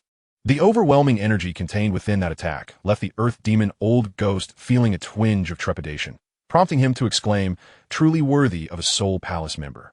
To wield such sophisticated Dou techniques is impressive. With his assistance, dispatching this brat will be effortless. However, his smile abruptly froze, for that very attack was aimed directly at him. Chapter 129, I am the Flame Guardian. Thud! The sudden onslaught obliterated the chest of the earth demon, disrupting his previously coalesced momentum. The backlash from this interference exacerbated his already grievous wounds, and as he staggered back, spitting blood from the impact, a formidable suction force surged from Xiao Yan's palm, drawing the black ice crystal, which had been sealing the exotic fire, into his grasp. "Mr. Earth Demon, I extend my gratitude for your generous gift." Xiao Yan gazed at the black ice crystal in his hand, a subtle smile gracing his lips. After exerting such considerable effort, he had finally acquired this coveted object. It was now time to express his sincere thanks to the Earth Demon for his pivotal role in securing the falling heart flame. Why? The Earth Demon did not even glance at the stolen falling heart flame. He turned his head in a daze, disbelief flooding his eyes. He could hardly fathom that the guardian of the Soul Palace would suddenly turn against him. Upon hearing the Earth Demon's incredulous inquiry, a clear, ringing laughter emerged from the black mist. "Why? Because you are far too foolish." At these words, the astonishment on the Earth Demon's face intensified. But this time it was not merely due to the mocking words of the black mist. It was because the voice emerging from it bore an uncanny resemblance to Xiao Yan's own. Realization struck him, and he hurriedly turned to face Xiao Yan, who cleared his throat and spoke in a raspy tone he found all too familiar. "Earth Demon, you truly are a good dog, haha." With Xiao Yan's understanding of the Soul Palace, mimicking its inhabitants was a trivial endeavor. In his previous life, his actions bore such resemblance to those of the Soul Palace that he was often mistaken for one of their own due to his daily attire of a black robe. Upon hearing this, the Earth Demon could no longer deny the truth. He had been thoroughly duped by this scoundrel. There had never been a guardian of the Soul Palace. It had all been an elaborate ruse devised to exploit him for the acquisition of the exotic fire, and in the process, to eradicate everyone within the Demon Flame Valley. How could this not ignite his fury? "I will kill you." He glared at Xiao Yan, unleashing a furious roar as he lunged toward him. Yet, before he could close the distance, a ghostly blue light ignited in Xiao Yan's eyes. Two beams of fiery energy shot forth, piercing directly into the Earth Demon's eye sockets. Accompanied by a wretched scream, this once mighty Dou zone, who had roamed the Black Corner region for years, was utterly extinguished. Now, Xiao Yan not only possessed an additional exotic fire, but had also ascended to the realm of the soul, further enhanced by the fusion of his soul fire with the demise flame eyes. This formidable combination escalated the power of his already fearsome Dou technique several tiers. Even the Earth Demon, a high-tier Dou zone far beyond his level, was swiftly dispatched without the opportunity for defense, underscoring the staggering might of this technique. Observing the lifeless form of the Earth Demon, Xiao Yan shook his head. With a casual wave, he stored the body within his soul sea ring. Regardless of the circumstances, this was the corpse of a high-tier Dou zone, suitable for refining puppets or other purposes. However, he presently lacked the time to deal with it. Clutching the black ice crystal, Xiao Yan returned to the Demon Flame Valley, where he had already purged all its inhabitants and thoroughly looted its treasures. However, the construction materials used here were extraordinarily sturdy, and the environment was quite serene, making it an ideal location for seclusion. After expending considerable effort to obtain the falling heart flame, Xiao Yan had no intention of returning it to the Jia Nan Academy. Nevertheless, with Qing Lin and the others still awaiting him at the academy, he could not afford to return to the Xiao clan to deliberate as he had done with the Heart of the Sea.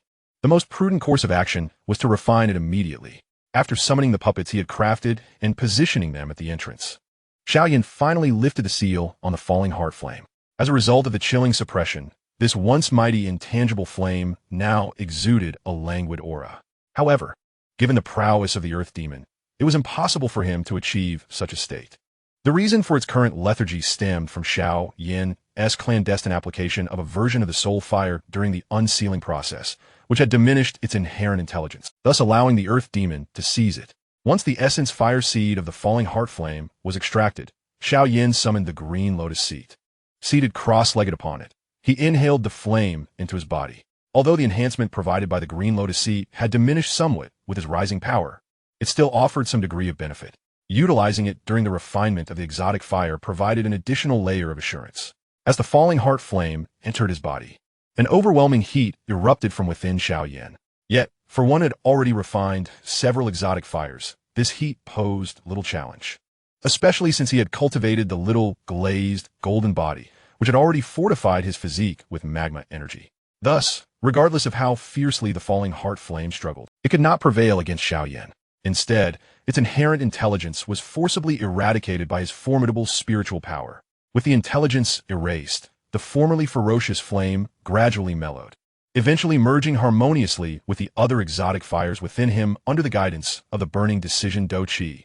The fusion of exotic fires is typically a protracted endeavor.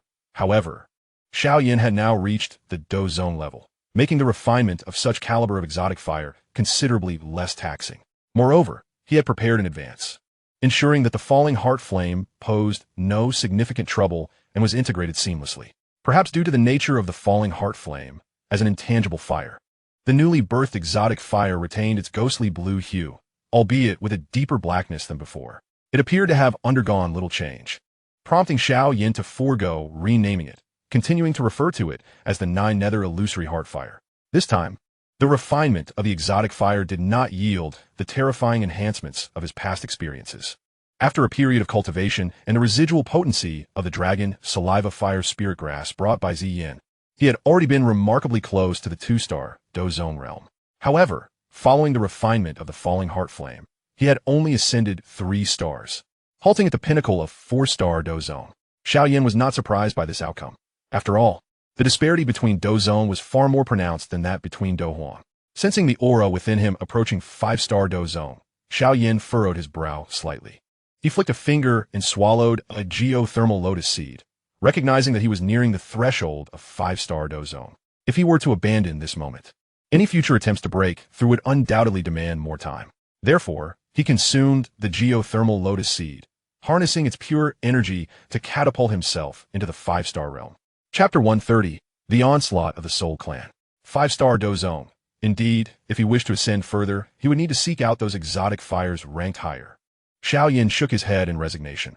Although he possessed another exotic fire with Queen Medusa, its ranking was far too low. Even if he were to refine it, it remained uncertain if it would yield even a single star of improvement. Nonetheless, Xiao Yan would not relinquish the green lotus earth heart fire. After all, the energy from these exotic fires was crucial for advancing his burning decision. Although the technique had successfully evolved from mid-earth to high-earth grade following the refinement of the falling heart flame, it still had a considerable distance to traverse before reaching the heavenly grade. Taking a deep breath, Xiao Yan felt a sudden surge of heat within his body. Yet, this time, he was well prepared. Before the malevolent fire could manifest, he retrieved a cold medicinal pill from his ring and consumed it. As soon as the pill entered his body, a chilling wave erupted, forcefully dispelling the surge of malevolent fire. As the saying goes, one learns wisdom from hardship. Having been ensnared by this wretched thing once, Xiao Yan would certainly not fall into its trap a second time. After suppressing the sinister flames within him, Xiao Yan retrieved several fragments of a map from his storage ring, which were remnants of the pure lotus demon fire that he had collected. The first 2 pieces had been acquired from the Beast Mountain Range and from Haibuodong, while the last piece had been obtained after he vanquished the gatekeeper of the 8 gates in the Guishi region and found it within his storage ring. Once he secures the final fragment, he would be able to obtain the pure Lotus Demon Fire when the Demon Fire space opens. However, the last fragment could only be found after reaching the central state. There was no hope of finding it in the Black Corner region. With his current strength, Xiao Yan was indeed qualified to venture into the central state. But first, he needed to resolve several matters here, such as the Bodhi Transformation Elixir and the Blue Lotus Earthheart Fire. It seemed that his journey to the central state would have to wait a while longer.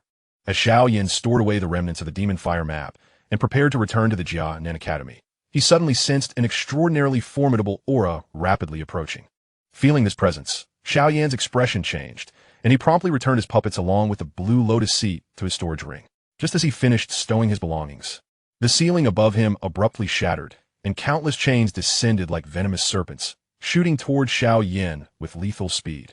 Faced with this sudden onslaught, Xiao Yan tightened his grip, and the Xian Zhongqi appeared in his hand in an instant, enveloped in azure flames, which he wielded fiercely against the chains. Flammsplitting, Devouring Wave Technique. The heavy ruler collided with the chains, unleashing a terrifying gale. Yet, this formidable assault, which could have injured a 9-star Dou Zone, was merely repelled by the black chains, sending Xiao Yan himself hurtling backward from the energy carried by the chains. Sensing the overwhelming force impacting his arm, Xiao Yan's brow furrowed slightly. Dozun. Suddenly, the space around Xiao Yan distorted, and several invisible spatial barriers emerged, completely sealing off his escape route. In the air above, a woman clad in black stood upon the chains, coldly gazing at him. Xiao Yan, is it? I've been searching for you for quite some time, she sneered. Upon seeing Xiao Yan, Han Moli felt an overwhelming impulse to weep. What had she endured during this time? Entering toxic mists, traversing magma, crawling through deserts, and diving into the sea, all for what? Was it not for this little brat? At this moment, she even wished to pinch herself to confirm whether she was dreaming. Truly, it had been too arduous. You are the Soul Clan? Xiao Yan perceived the aura emanating from the woman in black, his expression turning grave.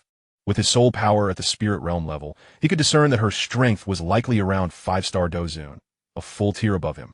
Such power could be considered equivalent to a celestial master, even within the Soul Palace, far surpassing the likes of mere guardians.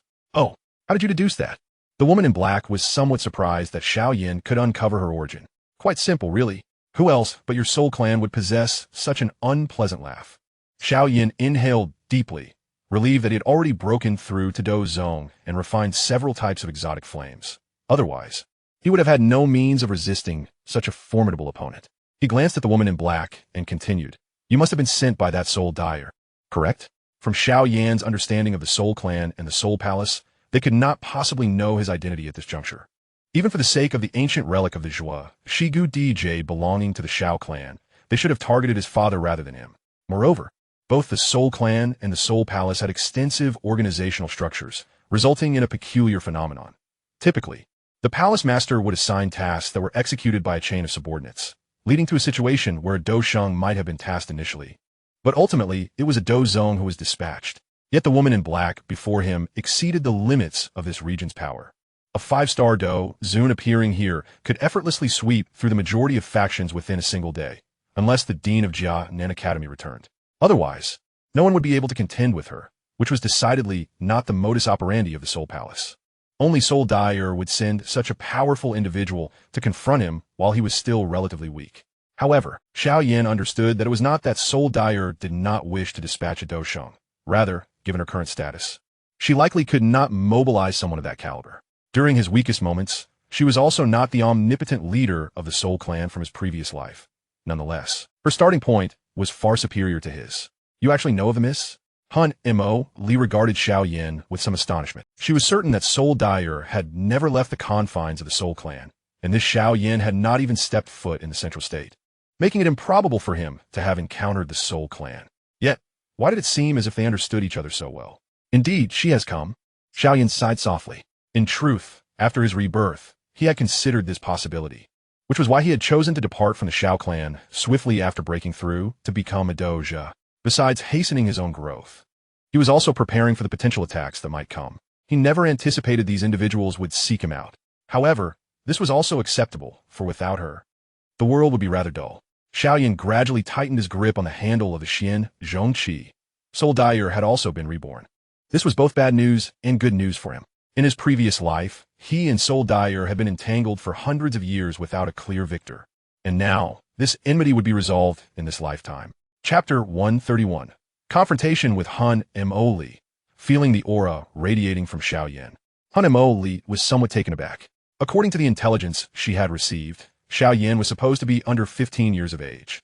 At such an age, one would typically only reach the level of a Dou Shi, yet this individual had already attained the rank of Dou Zone. Such talent was exceedingly rare, even among ancient races. However, despite her astonishment, Han Moli remained largely unfazed. To her, the difference between a 5-star Dou Shi and a 5-star Dou Zone was negligible. Both could be easily subdued with a mere flick of her hand.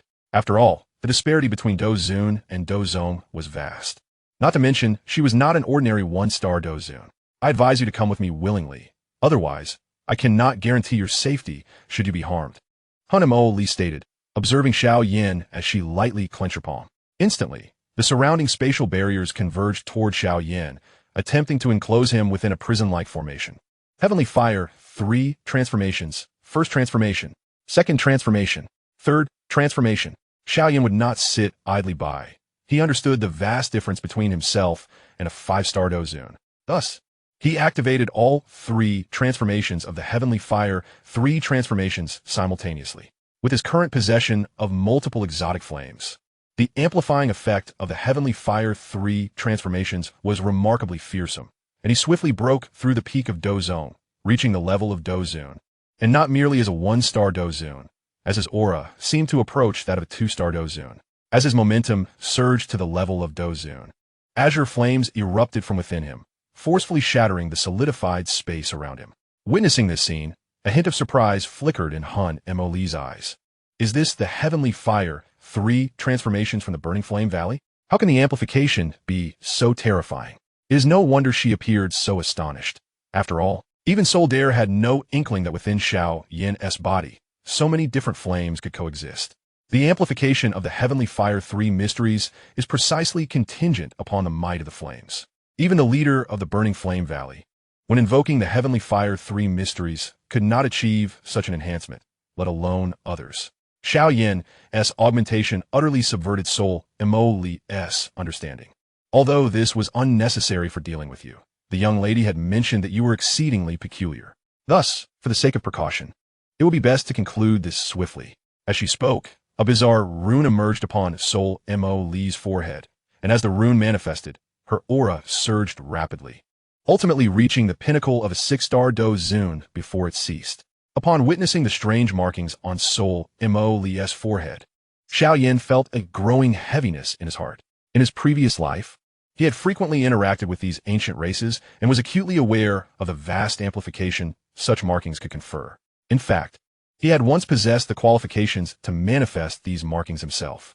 However, at this moment, devoid of the Xiao clan's Dou Di bloodline, he could not complete the final step to condense the markings, rendering him incapable of summoning them as casually as Soul Moli could. Reflecting on the impersonator from the Soul Palace he had encountered earlier, and now facing the real deal, Xiao Yan felt a twinge of helplessness. It seemed his unfortunate luck had carried over into this life as well. This battle could be deemed the most arduous he had faced since his rebirth. Yet, rather than feeling disheartened, Xiao Yan found himself exhilarated. It had been a long time since he had experienced a sensation that could jeopardize his very life. This feeling even gave him the illusion of returning to his former life, reminiscent of the era when he carved a bloody path through mountains of corpses and seas of blood.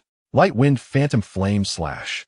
In the face of Soul Moli's terrifying pressure, Xiao Yan dared to strike first. A horrific surge of energy erupted, causing Soul Moli, who had been calm and collected, to change her expression. As she sensed the violent energy surrounding Xiao Yan, her eyes filled with astonishment. Is this a heavenly tier Dou technique? How is that possible? Though Xiao Yan had, through the Heavenly Fire 3 mysteries, barely attained the Dou Zun level, his true rank still languished at the Dou Zone tier. Logically, such power should not have permitted the execution of a heavenly tier Dou technique. Nevertheless, regardless of Soul Moli's astonishment, the ferocious energy storm was undeniable.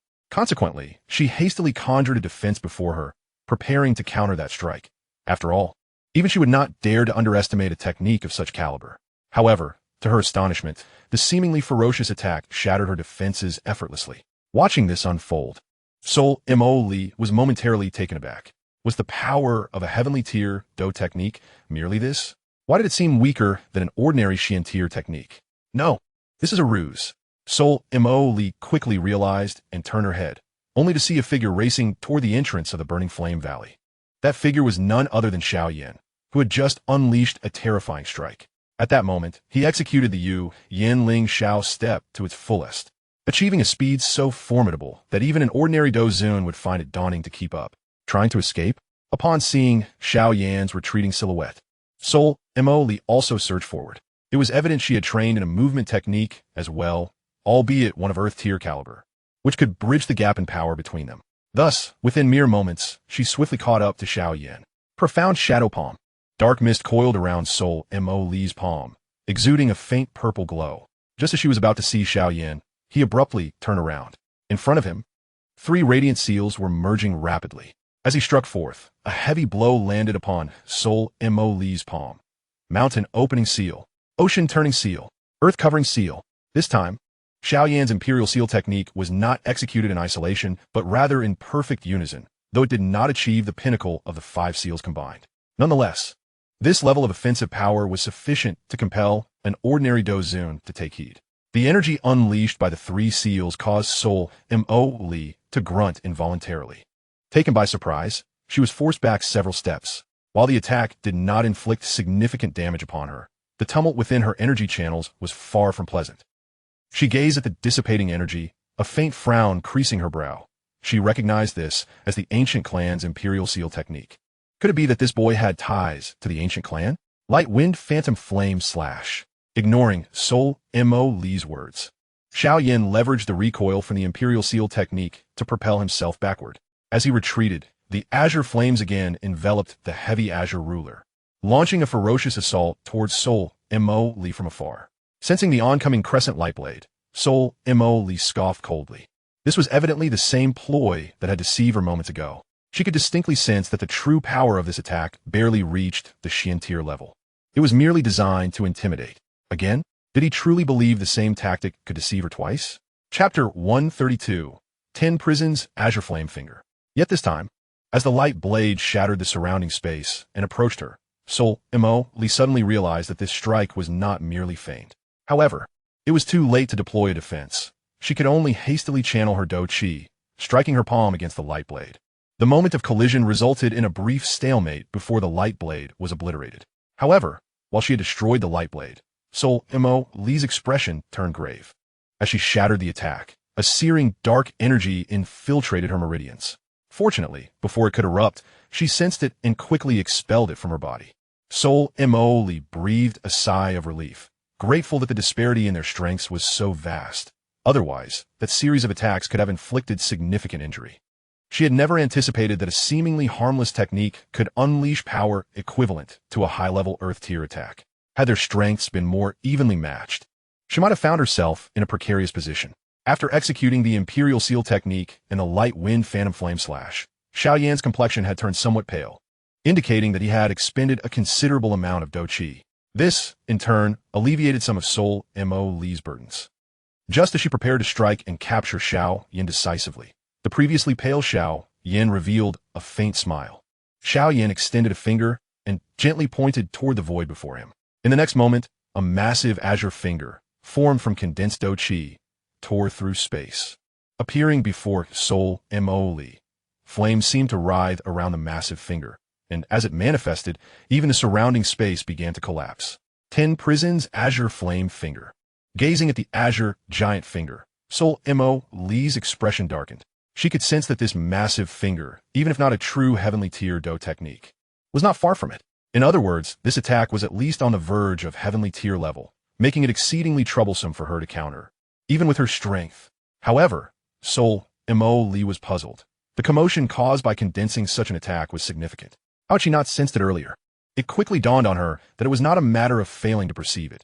Rather, the energy fluctuations had been masked by the light wind phantom flame slash. Due to the momentum from the light wind phantom flame slash, she had dismissed the earlier disturbances as inconsequential. Seizing the opportunity, Xiao Yan unleashed this terrifying assault. Explaining the pallor of his complexion, Under normal circumstances, Sol Moli would never have allowed him to successfully execute such a technique. What a cunning fellow! Han Moli inwardly cursed, taken aback by the unexpected prowess of this young lad. She had not anticipated that a boy of less than 15 years could possess such cunning. Despite her grim expression, she knew she had to withstand the imminent assault. Thus she inhaled deeply, swiftly mobilizing the fighting spirit within her to prepare for the oncoming attack. Meanwhile, after summoning the gigantic finger, Xiao Yan promptly stuffed a large handful of medicinal pills into his mouth, and before the effects could fully manifest, he conjured the 9 nether illusory heart fire. Subsequently, with a swift motion of his hand, he divided the ethereal blue flames into 4 distinct types of extraordinary fire. He was acutely aware that, although the 10 prison's green flame finger was formidable, it would not suffice to utterly defeat Han Moli, for what he had summoned was merely a half-formed version. The complete 10 prison's green flame finger was a genuine heavenly grade fighting technique, but due to his limited strength, Xiao Yan could only manifest half of the colossal finger. Even so, this fragment could unleash power akin to that of a quasi-heavenly level, yet was insufficient to decisively vanquish Han Moli. Thus, he was compelled to unleash a more terrifying assault, and among all his capabilities, only the demon rage Fire Lotus possessed the requisite might. As Xiao Yan began to meld the extraordinary fires in his grasp, the half-finger traversed the spatial void and struck fiercely towards Han Moli. Confronted with such a formidable onslaught, Han Moli let out a low growl, and countless black chains intertwined before her, ultimately forming a colossal black chain serpent. The black serpent hissed menacingly as it surged towards the half-finger.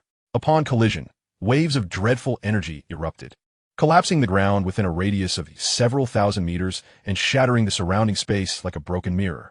The black serpent, after a brief stalemate of less than half a minute, was obliterated, though the energy of the giant finger also dimmed considerably. In the instant the chained serpent was destroyed, Han Moli swiftly formed several hand seals, unleashing a barrage of powerful attacks in quick succession. Under this relentless barrage, the half-finger grew increasingly dim until it could no longer withstand Han Moli's might and shattered completely.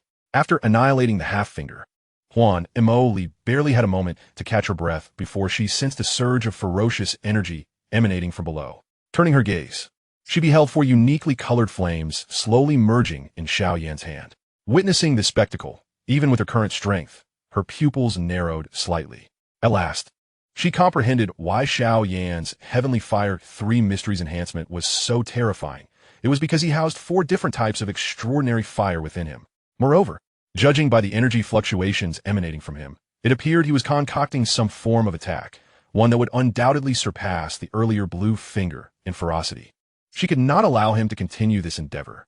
Han Moli's expression turned icy as she quickly positioned herself above Xiao Yan, ready to strike down upon him.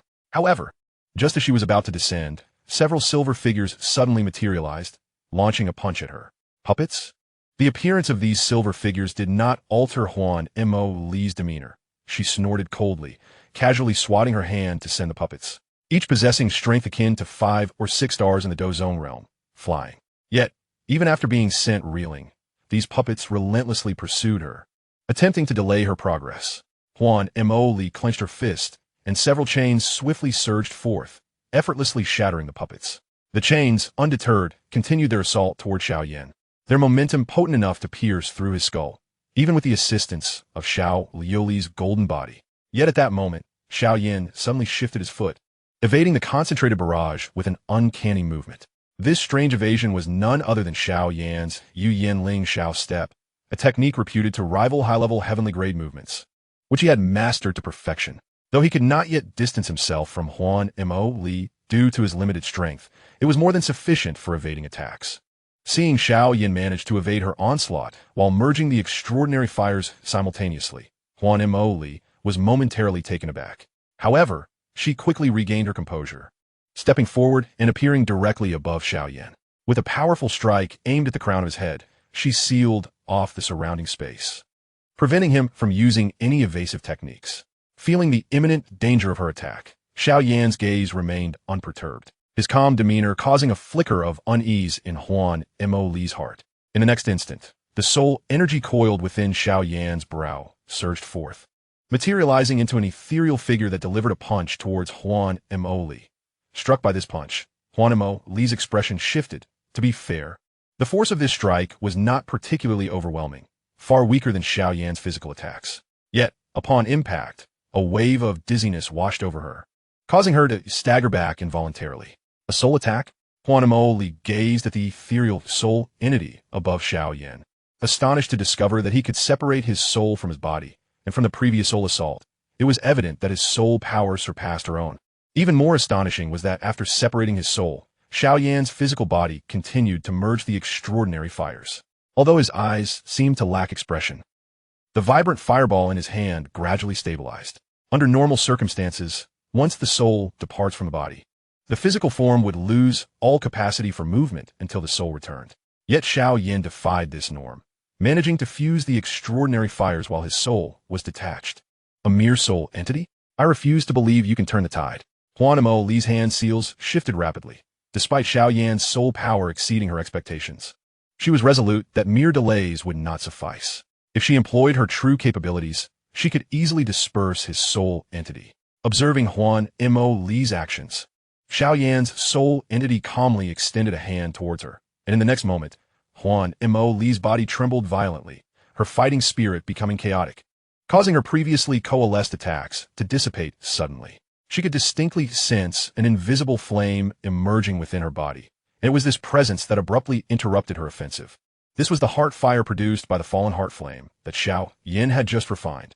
Although he was presently only a soul entity, he still wielded the ability to manipulate extraordinary fires. However, due to the vast disparity in their strengths, the effectiveness of the fallen heart flame was severely limited and was quickly suppressed by Han Moli. After regaining control over the heart fire, Han Moli intended to strike once more, but this time, before she could even mobilize her fighting spirit, a sudden wave of paralysis washed over her. This unexpected sensation caused her to panic. Had she not already suppressed the fallen heart flame? Why was she still experiencing this feeling? No, Han Moli quickly discerned that this phenomenon was not caused by the fallen heart flame, but rather by poison. Had she examined the ethereal fallen heart flame lurking within her, she would have noticed the faint purple glow emanating from that invisible flame, a manifestation of the power belonging to the nether poison fire.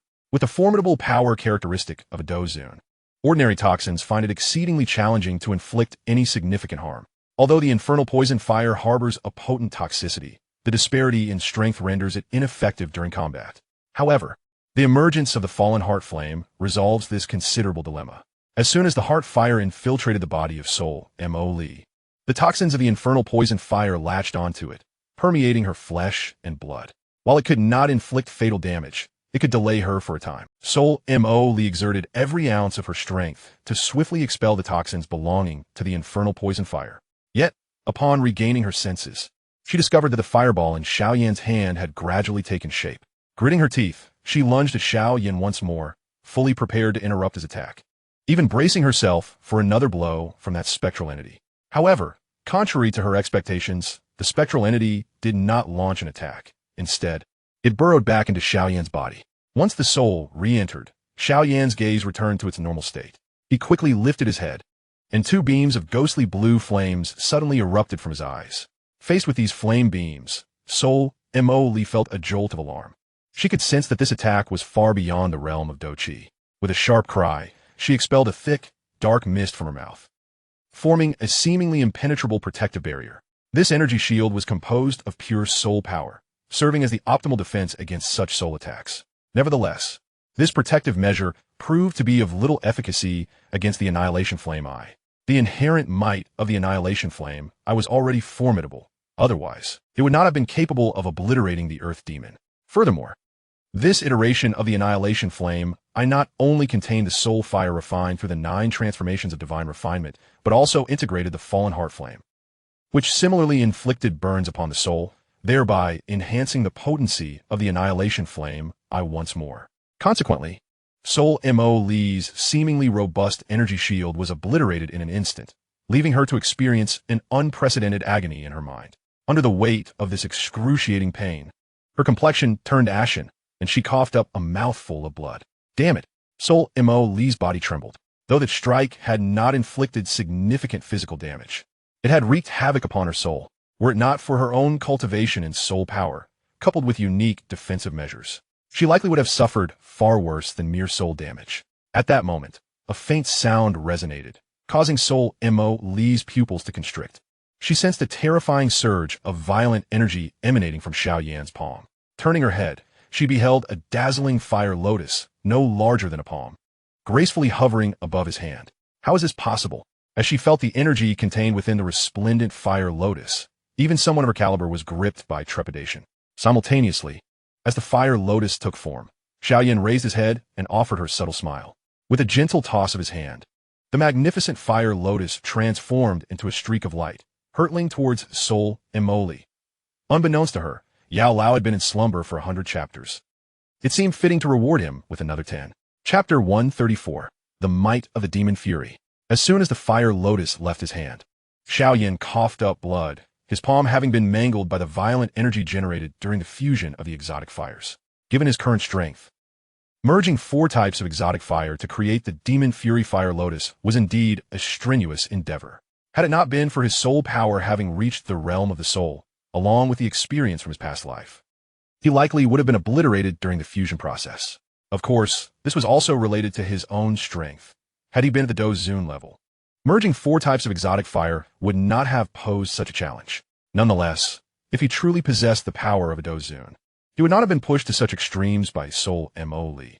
His previous assaults would have sufficed to claim her life. Still lacking in strength, Xiao Yan mused, shaking his head as he retrieved several pills from his spatial ring and swiftly consumed them. As the medicinal effects coursed through his veins, his pallid complexion regained some color. He then lifted his gaze to the visibly distressed Soul Moli before him. At that moment, Soul Moli's heart was filled with unprecedented dread. The exquisite fire lotus, as it approached, remained utterly silent, yet she was acutely aware of the terror it contained. Should the energy concealed within it erupt, it would be sufficient to leave her without a burial ground. In the face of this life-and-death crisis, Soul Moli unleashed all her power, sending forth a barrage of fierce attacks from her hands to confront the dazzling fire lotus. However, the fire lotus's speed did not wane in the slightest. And the Dou techniques she unleashed were rapidly incinerated into nothingness as the lotus surged closer. Great dark blood condensing sword. Realizing that all her attacks were futile against the fire lotus, Soul Moli bit her tongue and spat out a mouthful of essence blood, which merged with the dark mist surrounding her, ultimately transforming into a colossal blood-red energy sword measuring 100 zhang in length. As the giant sword took shape, her complexion grew exceedingly pale, clearly indicating that employing such a technique exacted a tremendous toll on her. Go! With a shift of her hand seal, the blood-red giant sword tore through the air, creating a rift of pitch-black space as it charged towards the resplendent fire lotus. This strike represented Soul Moli's most potent technique, ranking among the pinnacle of Earth-tier Dou techniques, capable of directly slaying beings of 6 or 7-star Dou Zun caliber. This was her ultimate life-saving card. However, due to the immense energy required to coalesce it, she would never have deployed it unless absolutely necessary. Yet now, it was employed to counter Xiao Yan's Demon Fury Fire Lotus, underscoring her profound fear of the dazzling lotus. The moment the blood-red energy giant sword collided with the resplendent fire lotus, the entire space seemed to fall into a momentary silence. In the next instant, a thunderous explosion erupted, shattering the blood-red giant sword and the surrounding space as the fire lotus detonated, seeing her condensed blood-red giant sword obliterated by the fire lotus. A layer of dark armor instantly manifested on the surface of Soul Moli's body. Following this, a terrifying firestorm erupted from the center of the fire lotus's explosion, rapidly expanding outward within mere moments, reaching a distance of thousands of zhang and spreading with alarming speed. Though this was merely an energy aftershock, any being caught within it, even those at the peak of the Dou Zun realm, would be reduced to ashes. Moreover, even slightly weaker Dou Zun experts would find it exceedingly difficult to escape unscathed. The mountain range housing the Demon Flame Valley was utterly melted away by this firestorm. It is essential to note that the mountain range surrounding the Demon Flame Valley was composed of MO steel, a remarkably hard black rock that even Dou Wang experts struggled to shatter. Yet this vast expanse of black rock, stretching for thousands of zhang, was entirely transformed into barren land by the aftershocks of the Demon Fury Fire Lotus. In essence, the entire MO Steel mountain range, along with everything in its vicinity, was reduced to ashes beneath the Fire Lotus's wrath. Such devastating destructive power could not be matched even by the full efforts of some Dou experts. And this was merely the aftermath of the explosion of the Demon Fury Fire Lotus. The true extent of the Fire Lotus's power was, thus, unfathomable. The terrifying wave of fire persisted for over 10 minutes before finally dissipating. Throughout this duration, all living beings in the vicinity suffered catastrophic repercussions. Had the location of this mountain range not been unique, the devastation wrought by the Fire Lotus would have been even more horrifying. As the flames gradually subsided, the figure of Han Moli slowly emerged from within, her visage now marred by a ghastly pallor. She was drenched in blood, and the once imposing black armor she wore was riddled with countless fissures, with shards mingled with blood cascading down. This wretched Han Moli trembled uncontrollably. Her armor was forged from the bones of an 8th-tier magical beast renowned for its defensive prowess, embedded with the beast's core and fortified by her battle-chi defenses. Even a full frontal assault from a foe of equal caliber would scarcely inflict significant harm. Yet, this formidable protection crumbled beneath the terrifying Fire Lotus, leaving her in a severely wounded state. Gazing toward Xiao Yan, a rare flicker of fear crossed her eyes. She understood all too well that the might of this Fire Lotus likely surpassed that of ordinary sky-tier combat techniques. Were it not for her sturdy inner armor and the vast disparity in their strengths, that strike could have easily claimed her life. Meanwhile, Xiao Yan lay motionless upon the ground, seemingly incapacitated by the aftermath of the Fire Lotus, having suffered grievous injuries. Given his Dou Zone prowess and the immense energy expended in unleashing such a fearsome attack, his survival beneath the Fire Lotus's lingering effects was nothing short of miraculous. Disregarding her own injuries, Han Moli hurried towards the fallen Xiao Yan. The boy was far too enigmatic. She had to subdue him immediately. Otherwise, who knew what means he might employ upon regaining consciousness? Just as she was about to make contact with Xiao Yan, a powerful gust of wind surged from behind her, causing her heart to tighten. She swiftly turned, only to behold an ethereal figure materializing behind her, its face, composed of spectral energy, displaying a mocking grin. To fall for the same trick a second time, how foolish indeed. Had Han Moli been at her peak, such an unexpected assault would have posed little threat. However, now, grievously wounded by the Fire Lotus, she found herself unable to repel this soul attack. As Xiao Yan's soul entity struck her, she could not help but cough up a mouthful of crimson blood. Was this boy merely feigning weakness? After sustaining such a staggering blow, dizziness washed over her, and she staggered back several paces before barely regaining her footing. She had not anticipated that Xiao Yan would use his own body as bait, setting a trap to ensnare her, a truly formidable ploy. Yet, Han Moli discerned that Xiao Yan's true form was also likely in a state of considerable weakness, prompting him to resort to his soul power for combat. His soul could not engage in prolonged warfare outside his body. If she could endure this interval or capture his physical form, he would undoubtedly be at her mercy. As her thoughts swirled, Xiao Yan's soul entity wore a mocking expression. The strategy she perceived, he too was aware of, and his choice to confront her with his soul entity indicated a calculated risk. Otherwise, he would be ensnaring himself. Suddenly, the soul entity levitated in midair, forming a complex hand seal. An immense surge of soul power radiated from his brow, coalescing in the sky into a colossal, translucent tower, the soul refining tower of the 9 turns. With a resounding boom, as the tower materialized, Han Moli felt a wave of disorientation wash over her. In that fleeting moment of distraction, the tower descended, enveloping her within its confines. As a creation of Xiao Yan's own design, the soul refining tower possessed capabilities far beyond merely condensing soul flames. After countless enhancements in his past life, Xiao Yan had developed numerous abilities within this technique, and the tower was but one manifestation. Enclosed within, Han Moli sensed unease. Xiao Yan's actions were not without purpose. However, she recognized that the tower was composed purely of soul energy. If she could shatter it, Xiao Yan's true form would be adversely affected as well. But before she could initiate her assault, Xiao Yan's soul entity sat cross-legged in the void, hands forming seals. The soul flame within his brow ignited with a gentle glow, and as he infused a torrent of soul energy into the flame, waves of soul fire erupted, surging into the tower and igniting within. "Do you intend to refine me?" Han Moli paused, momentarily taken aback by the flames rising within the tower. A cold snort escaped her lips, though she was gravely injured. She was still a 5-star Dou. Even with his strength, there was no way he could hope to refine her. Seating herself in a similar posture, She summoned her battle chi to shield her body. Yet, despite her efforts, a searing sensation spread from within her, the temperature of the exotic flames exceeding her expectations, compelling her to channel even more battle chi to stave off their encroachment. However, no matter how much battle chi she summoned, the burning sensation persisted, intensifying over time. It was only after a while that she realized the refining process was not targeting her physical form, but her very soul. You fiend, to attempt to refine my soul? It shall not be so simple. With this realization, Han Moli clenched her teeth, dissipating her outer battle chi defenses and instead channeling her soul power.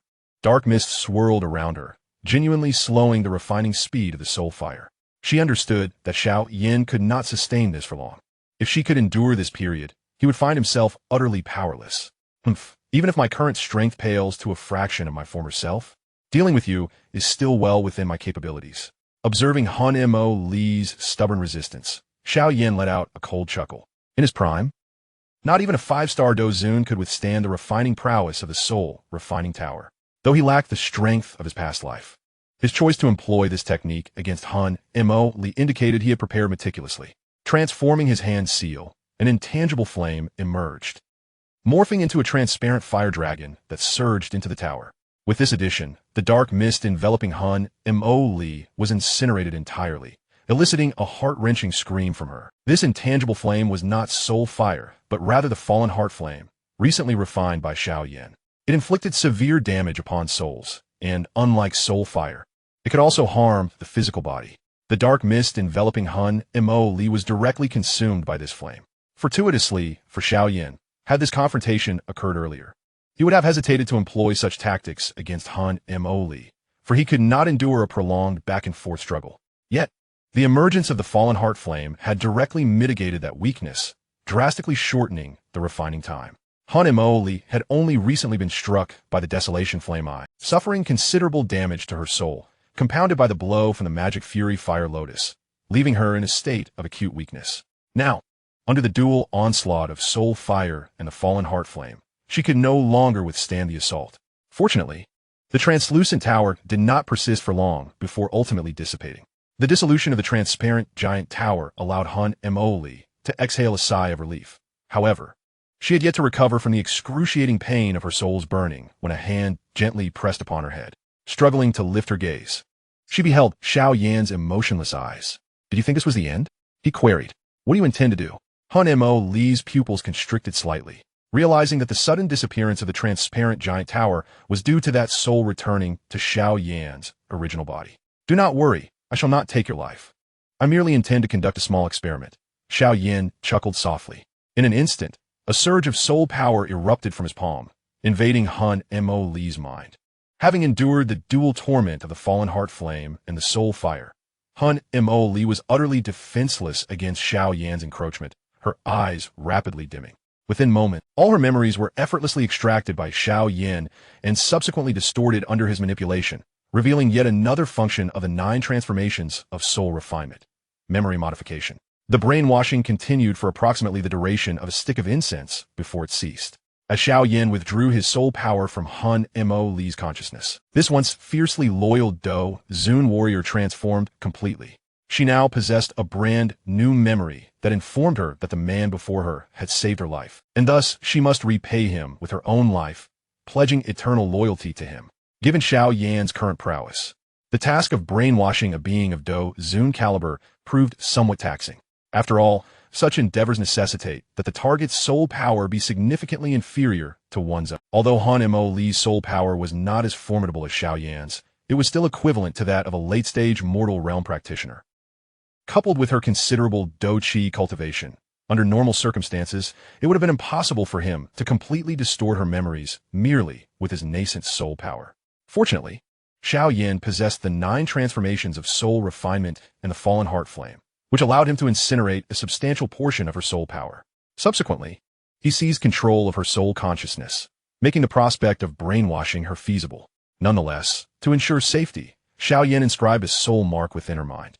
Should any issues arise in the future, activating this mark would be sufficient to render her irretrievable. Xiao Yan had contemplated directly transforming Han Moli into a celestial puppet, but crafting a puppet of Dou Zun caliber necessitated an 8th-tier magic core, which he lacked. Although Han Moli's armor was adorned with such a core, it had ultimately been destroyed by Xiao Yan's explosion. Thus, he opted for a compromise, modifying her through brainwashing. After all, she was still a Dou Zun, and having her safeguard the Xiao clan would grant him peace of mind as he ventured to the Central Plains. Moreover, while puppets are formidable, they cannot wield Dou Qi or techniques, making a living being inherently more powerful in combat. Furthermore, this served as an experiment directed at Han Dai'er. If she were to be killed so easily, it would be too lenient. Therefore, Xiao Yan had long resolved how to repay her for her past actions against him. Reflecting on this, Xiao Yan could scarcely contain his emotions and burst into laughter, while the recently awakened Han Moli watched him with concern, inquiring, "My lord Xiao Yan, are you well?" "I merely recalled some joyful matters," Xiao Yan replied, observing the woman who now regarded him with utmost reverence. The soul mark he had implanted in her mind served not only as a protective measure, but also possessed a degree of hypnotic influence, subtly shaping Han Moli's perceptions to ensure her unconditional obedience to his commands. In simpler terms, she had become the most obedient dog in his possession. If he were to command her to take a sword and end her own life, she would do so without hesitation. Naturally, Xiao Yan had expended such effort for more meaningful pursuits. "Let us depart, Yuan Liao," he instructed Han Moli, now bestowed with a new name. His animosity towards the Han clan was profound, and he would not permit those close to him to bear that surname. Consequently, he had renamed her, to which she exhibited no dissent, for in her distorted memories, Yuan Liao had always been her true name. As for Xiao Yan's mention of his injuries improving, it was merely from his perspective. When Qinglin saw him, bloodied and pale, she was overcome with sorrow. Meanwhile, Xiao Yan, feeling guilty, informed Elder Su Qian of his failure to retrieve the fallen heart flame, only to feign fainting moments later. The members of the Jia Nan Academy easily accepted Xiao Yan's narrative, not due to his acting prowess, but because the situation was entirely plausible. After all, the Earth Demon Old Ghost was a 7-star Dou Zone, and it was indeed a miracle that a 1-star Dou Zone like Xiao Yan could wrest a strange fire from him, especially in such a battered state. Xiao Yan's injuries were not fabricated. He had indeed sustained grave wounds during the confrontation with Han Moli. The explosive energy unleashed by the Fire Lotus had been particularly devastating. Had he not manifested the strange fire armor and cultivated the little glazed golden body, he likely would have perished in that inferno. Fortunately, as a high-ranking alchemist, he had ample medicinal pills stored within his spatial ring, and due to his unique constitution, he gradually healed over the span of approximately half a month. During this time, both Ziyin and Qinglin tended to him. While Qinglin was accustomed to caring for Xiao Yan, it was a novel experience for Ziyin, who had always been a rebellious little demon, unaccustomed to nurturing others. Nevertheless, she diligently learned the proper methods from Qinglin. In Ziyin's mind, Xiao Yan had aided the Jia Nan Academy at her behest. Otherwise, given his character, he would have undoubtedly remained aloof. His relentless efforts, even sustaining serious injuries, were a direct consequence of her pleas, instilling within her a rare sense of guilt, and prompting her to behave more subdued for a time. As for Yuan Liao, she was left outside the Jia Nan Academy, for bringing her back suddenly would inevitably lead to inquiries from Ziyin, necessitating a fabricated excuse. Moreover, Xiao Yan's hard-earned guilt over his injuries would diminish significantly if she were present, making such a scenario a net loss. This recent injury served as a sobering reminder. While he could contend with ordinary Dou Zun, the adversaries he would eventually face were exponentially more formidable. Should a half-saint or a pinnacle Dou Zun confront him, he would be left helpless, a sensation he wished to avoid experiencing again. This time, it was due to his growth exceeding Han Dai'er's expectations. What would happen next? Once he reached the Central Plains, she would inevitably learn of his whereabouts. If she grew stronger, the next adversaries dispatched against him would not merely be Dou Zun. Thus, he must exercise utmost caution in the days to come. After his injuries had nearly healed, Xiao Yan resumed his pursuit of alchemy. One of the primary reasons for his arrival at the Jia Nan Academy was to procure medicinal materials to hone his alchemical skills. At this moment, having already obtained the ethereal flame and secured the necessary ingredients, he saw no reason to abandon his endeavor midway. In the interim, a small episode unfolded. As Xiao Yan's condition improved, Su Qian returned the elixirs originally exchanged for the medicinal materials. Although Xiao Yan was unable to retrieve the fallen heart flame for them, he had nonetheless rendered them considerable assistance. To put it plainly, had Xiao Yan not intervened, Hu Qian would surely have fallen victim to Feng Yan. Thus, as a gesture of gratitude, Su Qian returned the elixirs that were initially intended for trade. Given Xiao Yan's nature, he would typically have graciously accepted such offerings. However, having already acquired what he most desired during his visit to the Jia Nan Academy, he found these elixirs to be of little interest and promptly returned them. This action naturally endeared him further to the higher-ups at the academy. After some deliberation, they proposed a collaboration with Xiao Yan. Each year, several students from Jia Nan Academy perished while training in the Black Corner region, and conflicts with certain factions in that area were not uncommon. Consequently, the Academy had long contemplated establishing a supportive force within the Black Corner region to ensure the safety of its students and oversee other factions, though various circumstances had delayed such plans. Now, the most promising emerging power in the Black Corner region sat before them, and, thanks to Ziyan's connection, their relationship with Jia Nan Academy was relatively amicable.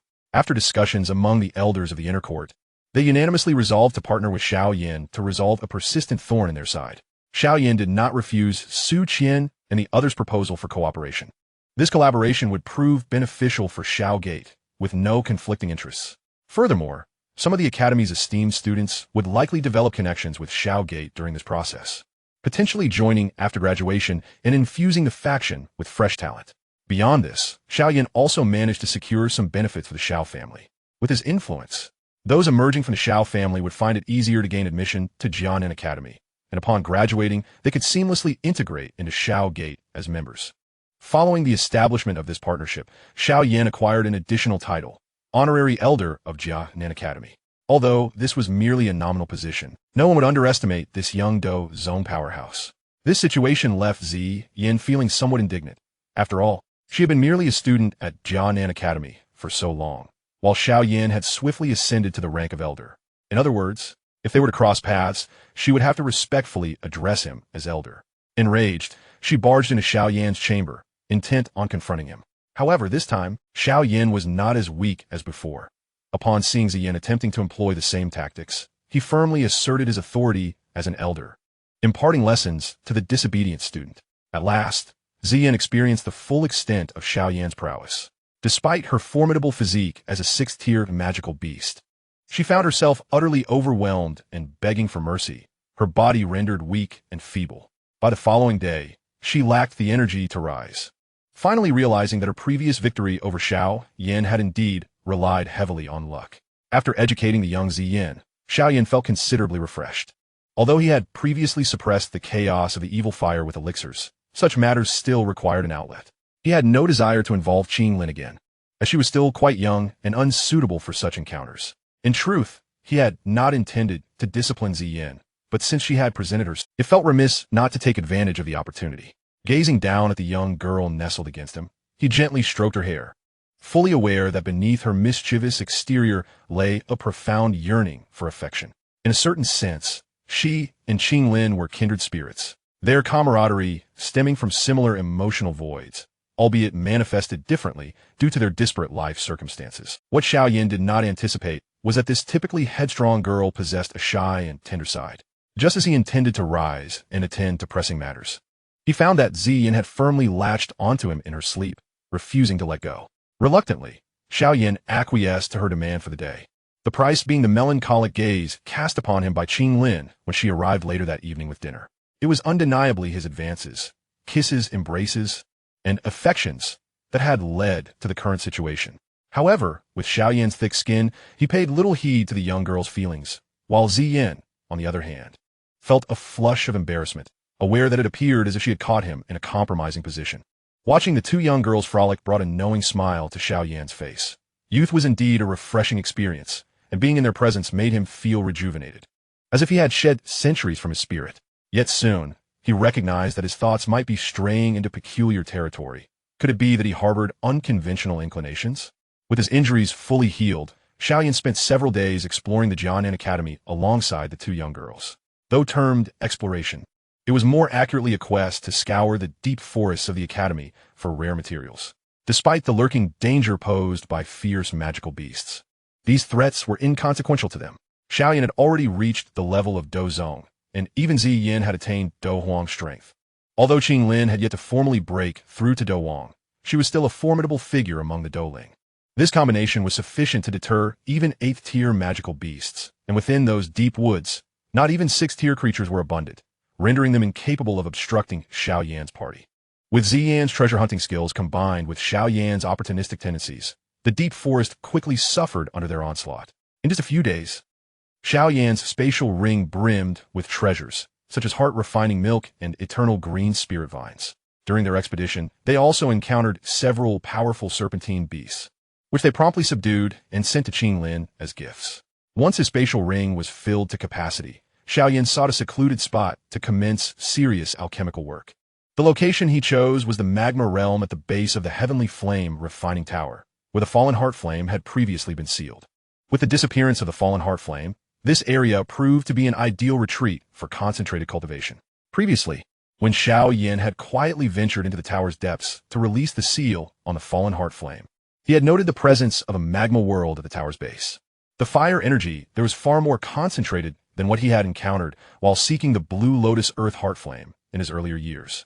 For cultivation, this environment offered considerable benefits, even for someone of his caliber.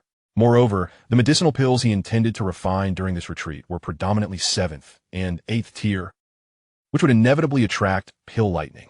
Should he attempt to concoct them in the outside world, it would undoubtedly cause quite a stir, and he was not particularly fond of being observed while engrossed in his work. To avoid such unnecessary disturbances, he opted for a location that would remain undetected by outsiders.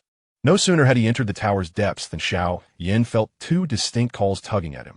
One emanated from the fallen heart flame within him, while the other beckoned from within his spatial ring. After a brief search through the depths of his spatial ring, he eventually retrieved a fragmented piece of jade. Upon encountering this jade fragment, Xiao Yan was momentarily taken aback, for this object was none other than the fabled Douqi Ancient Emperor jade. In this lifetime, the Xiao clan possessed the legacy of this jade piece, and with Xiao Yan's temperament, it was inconceivable for him to leave such a treasure, which pertained to the secrets of the Dou Emperor within the confines of the Xiao clan. Thus, prior to his departure from the Xiao family, he had discreetly swapped the Douqi Ancient Emperor jade held by Xiao Zhan with a mere ordinary jade that bore an identical appearance. The genuine artifact had been kept securely on his person all along. However, Xiao Yan did not anticipate that this place would provoke a reaction from the Douqi Ancient Emperor jade. Could it be that there exists something related to the Douqi Ancient Emperor within this magma world? After pondering over the Douqi Ancient Emperor jade in his hand for a while, he decided to return it to his spatial ring. To ensure safety, he enveloped the jade with his spiritual power, completely isolating it from external sensations. Even if there were remnants of the Douqi Ancient Emperor present in this magma world, they were beyond the reach of a mere Dou zone. Moreover, the Douqi Ancient Emperor jade he possessed was merely a fragment. Even if he found something, it would be of no use to him. Thus, why dwell on it? He understood, well, the principle of cutting off what should be severed to avoid chaos. Having suppressed the unease brought forth by the Douqi Ancient Emperor jade, Xiao Yan sought a suitable location to commence alchemy. Due to the overwhelming concentration of fire attribute energy in the vicinity, he opted not for the deep sea spirit, but rather for the beast cauldron he had procured from Han Feng's collection. This cauldron, ranking on the heavenly cauldron list, was slightly inferior to the deep sea spirit, which was why he had not employed it previously. However, it was indeed well suited for his current needs. Upon summoning the beast cauldron, Xiao Yan retrieved the medicinal materials he had gathered over time and wholeheartedly immersed himself in the alchemical process. Regarding the issue of Dan Thunder, Xiao Yan had previously utilized puppets crafted through alchemy to withstand its strikes, even harnessing the thunder's power to refine the puppets. However, in his last battle, those puppets had been destroyed at the hands of Han Moli, leaving Xiao Yan no choice but to confront the Dan Thunder himself. Boom! The first pill's refinement was swiftly successful. Gazing at the gathering thunderclouds above, Xiao Yan inhaled deeply. Before the Dan Thunder could descend, his now ebony hand gently waved, summoning forth a colossal black dragon that soared into the air, forming a massive black halo that engulfed the impending Dan Thunder entirely. After employing the black dragon swallowing spirit to consume the Dan Thunder, Xiao Yan was about to continue his alchemical work when he suddenly felt a tingling sensation coursing through his body. Subsequently, a tempestuous surge of thunderous power erupted within him. Yet, despite its ferocity, this thunderous energy posed no significant threat to Xiao Yan, who had cultivated the little leaf fire body. Amid the chaotic power of the thunder, Xiao Yan distinctly sensed a strengthening of his physical form. This development was unsurprising. After all, the thunder was a manifestation of the world's energy, capable of refining one's body, provided one could withstand its onslaught. Otherwise, one could easily be obliterated by the unleashed thunder. Once the thunderous energy dissipated, Xiao Yan felt a pure energy spreading within him, accompanied by flickering arcs of electricity. This energy was clearly derived from the Dan thunder, and upon refining it, he noticed a significant enhancement in his Dou Qi. Xiao Yan had not anticipated that his black dragon-swallowing spirit could directly absorb the power of the Dan thunder. However, upon reflection, it made sense. After all, this technique could even consume bloodline powers, let alone mere Dan thunder. After digesting the thunderous energy within him, Xiao Yan suddenly sensed the emergence of something new in his body. He flipped his palm, and a silver orb materialized in his hand, shimmering with arcs of electricity. Upon closer inspection, one could see the flickers of electric light dancing upon its surface. This orb was a remnant formed from the residual material left in his body after refining the thunderous energy, containing an exceptionally violent, thunderous power. Even with the protection of his strange fire, he could not absorb this force, but it could certainly be used offensively. If hurled, it could potentially scatter a low-ranked Dou zone in disarray. Given Xiao Yan's current prowess, such destructive capability was not particularly alarming. Yet, one must note that this orb was merely a product of the Dan thunder generated from a mid-grade 7th tier pill. What then could be expected from the Dan thunder of a high-grade 7th tier or an 8th tier pill? One could easily surmise that orbs formed from such materials would be exponentially more fearsome. Furthermore, this silver orb could be created in multiples. If he could unleash 100 orbs forged from 7th tier Dan thunder all at once, even a being of Han Moli's caliber would likely find themselves in dire straits. Not to mention, with Xiao Yan's cunning, there were additional methods to maximize the efficacy of these Dan thunder orbs. Thus, an additional tactic was acquired. Xiao Yan flicked his finger, storing the silver orb within his spatial ring. With this, the vexing issue of Dan thunder was deftly resolved. This item not only fortified his physical form, but also augmented his Dou Qi. Most crucially, it allowed him to create these formidable Dan thunder orbs. This trifecta of benefits invigorated Xiao Yan's already resolute intent to refine pills, resulting in the once quiet subterranean world resonating with intermittent thunderous roars. Chapter 139. The bones. Unbeknownst to him, several months had swiftly elapsed. As the time approached for Xiao Yan's 14th birthday, he reflected on his departure from the Xiao clan, which had now been a full 5 years. It was time to return and check on matters, as well as to bring Xiao Zhan and the others into the Xiao clan to ensure their safety. During these months of cultivation, Xiao Yan had ascended to the realm of 9-star Dou zone. This nearly monthly progression would be enough to astonish most onlookers, but for Xiao Yan, it was not overly challenging. He had absorbed thousands of strands of Dan thunder energy during this period, making rapid enhancement of his prowess a natural occurrence. Moreover, his attainment of the 9-star Dou zone was not solely due to the Dan thunder energy. It seemed that the commotion caused by his alchemical endeavors had attracted some mysterious creatures dwelling in the magma. These beings resembled humanoid lizards and immediately launched an assault on Xiao Yan upon their arrival. Though the lizard men were not particularly formidable, their numbers were overwhelming, and their unique ability to manipulate magma made them a troublesome foe for most. However, for Xiao Yan, who wielded the nether poison fire, their quantity posed no threat. A mere application of his toxins was sufficient to eliminate them on the spot. Upon their demise, the lizard men would erupt into a crimson orb, strikingly similar to the Dan thunder orbs he had refined, containing a robust fire attribute energy that served as an excellent cultivation supplement for one like Xiao Yan, who practiced fire attributes. Though the energy was indeed volatile, it was no challenge for him, shielded as he was by his strange fire. After savoring the benefits, Xiao Yan embarked on a rampage within the magma, slaying lizard men all the way from the Dou Ling level to Dou zone, ultimately even dispatching several Dou Zun level flame lizard men through stealthy strikes courtesy of the Annihilation Flame Eye. However, sensing the approach of numerous powerful auras, Xiao Yan prudently decided against delving deeper and made his escape. With the mastery of the Flame Wing Ascendance, Xiao Yan could navigate the molten lava with unparalleled ease. Coupled with his formidable soul power, if he wished to evade detection, the lizard men would be utterly oblivious to his precise location. Subsequently, Xiao Yan deliberately relocated to a different area to concoct pills, aiming to deter any further disturbances from the lizard men. It was through the accumulation of Danlei energy over the past months, combined with the crimson pearls found within the lizard men, along with the fire attribute energy from the underground world, that Xiao Yan managed to ascend to the 9-star Dou zone level in such a brief span.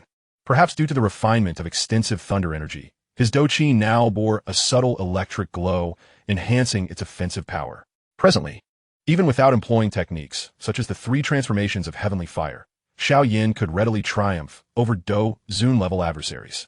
When unleashing all his hidden cards, he stood a reasonable chance against even the 8 or 9-star Dou Zun, figures who could be regarded as formidable heroes even within the Central State. Throughout his recent alchemical endeavors, he successfully refined 8-rank pills, with one particularly triumphant attempt attracting the 5-color Danlei. By classification, he had now reached the mid-stage of an 8-rank alchemist. Moreover, thanks to the refining effects of the 9-turn alchemy technique, his soul power steadily ascended, placing him firmly within the realm of true alchemy masters. However, it was time for Xiao Yan to depart from this molten world, not out of desire, but because he had exhausted the medicinal materials he had previously scavenged. Gathering the necessary ingredients for refining 7 and 8-rank pills in such a short time frame had become impossible, thus extinguishing his aspirations to further enhance his alchemy skills. Regrettably, Xiao Yan shook his head in disappointment. Had he been able to continue absorbing the Danlei, coupled with the remaining crimson pearls in his storage ring, he might have achieved a swift breakthrough to Dou Zun. Yet, it seemed he would have to return to diligent cultivation instead. Just as he prepared to head back, he sensed a stirring within his fallen heart flame.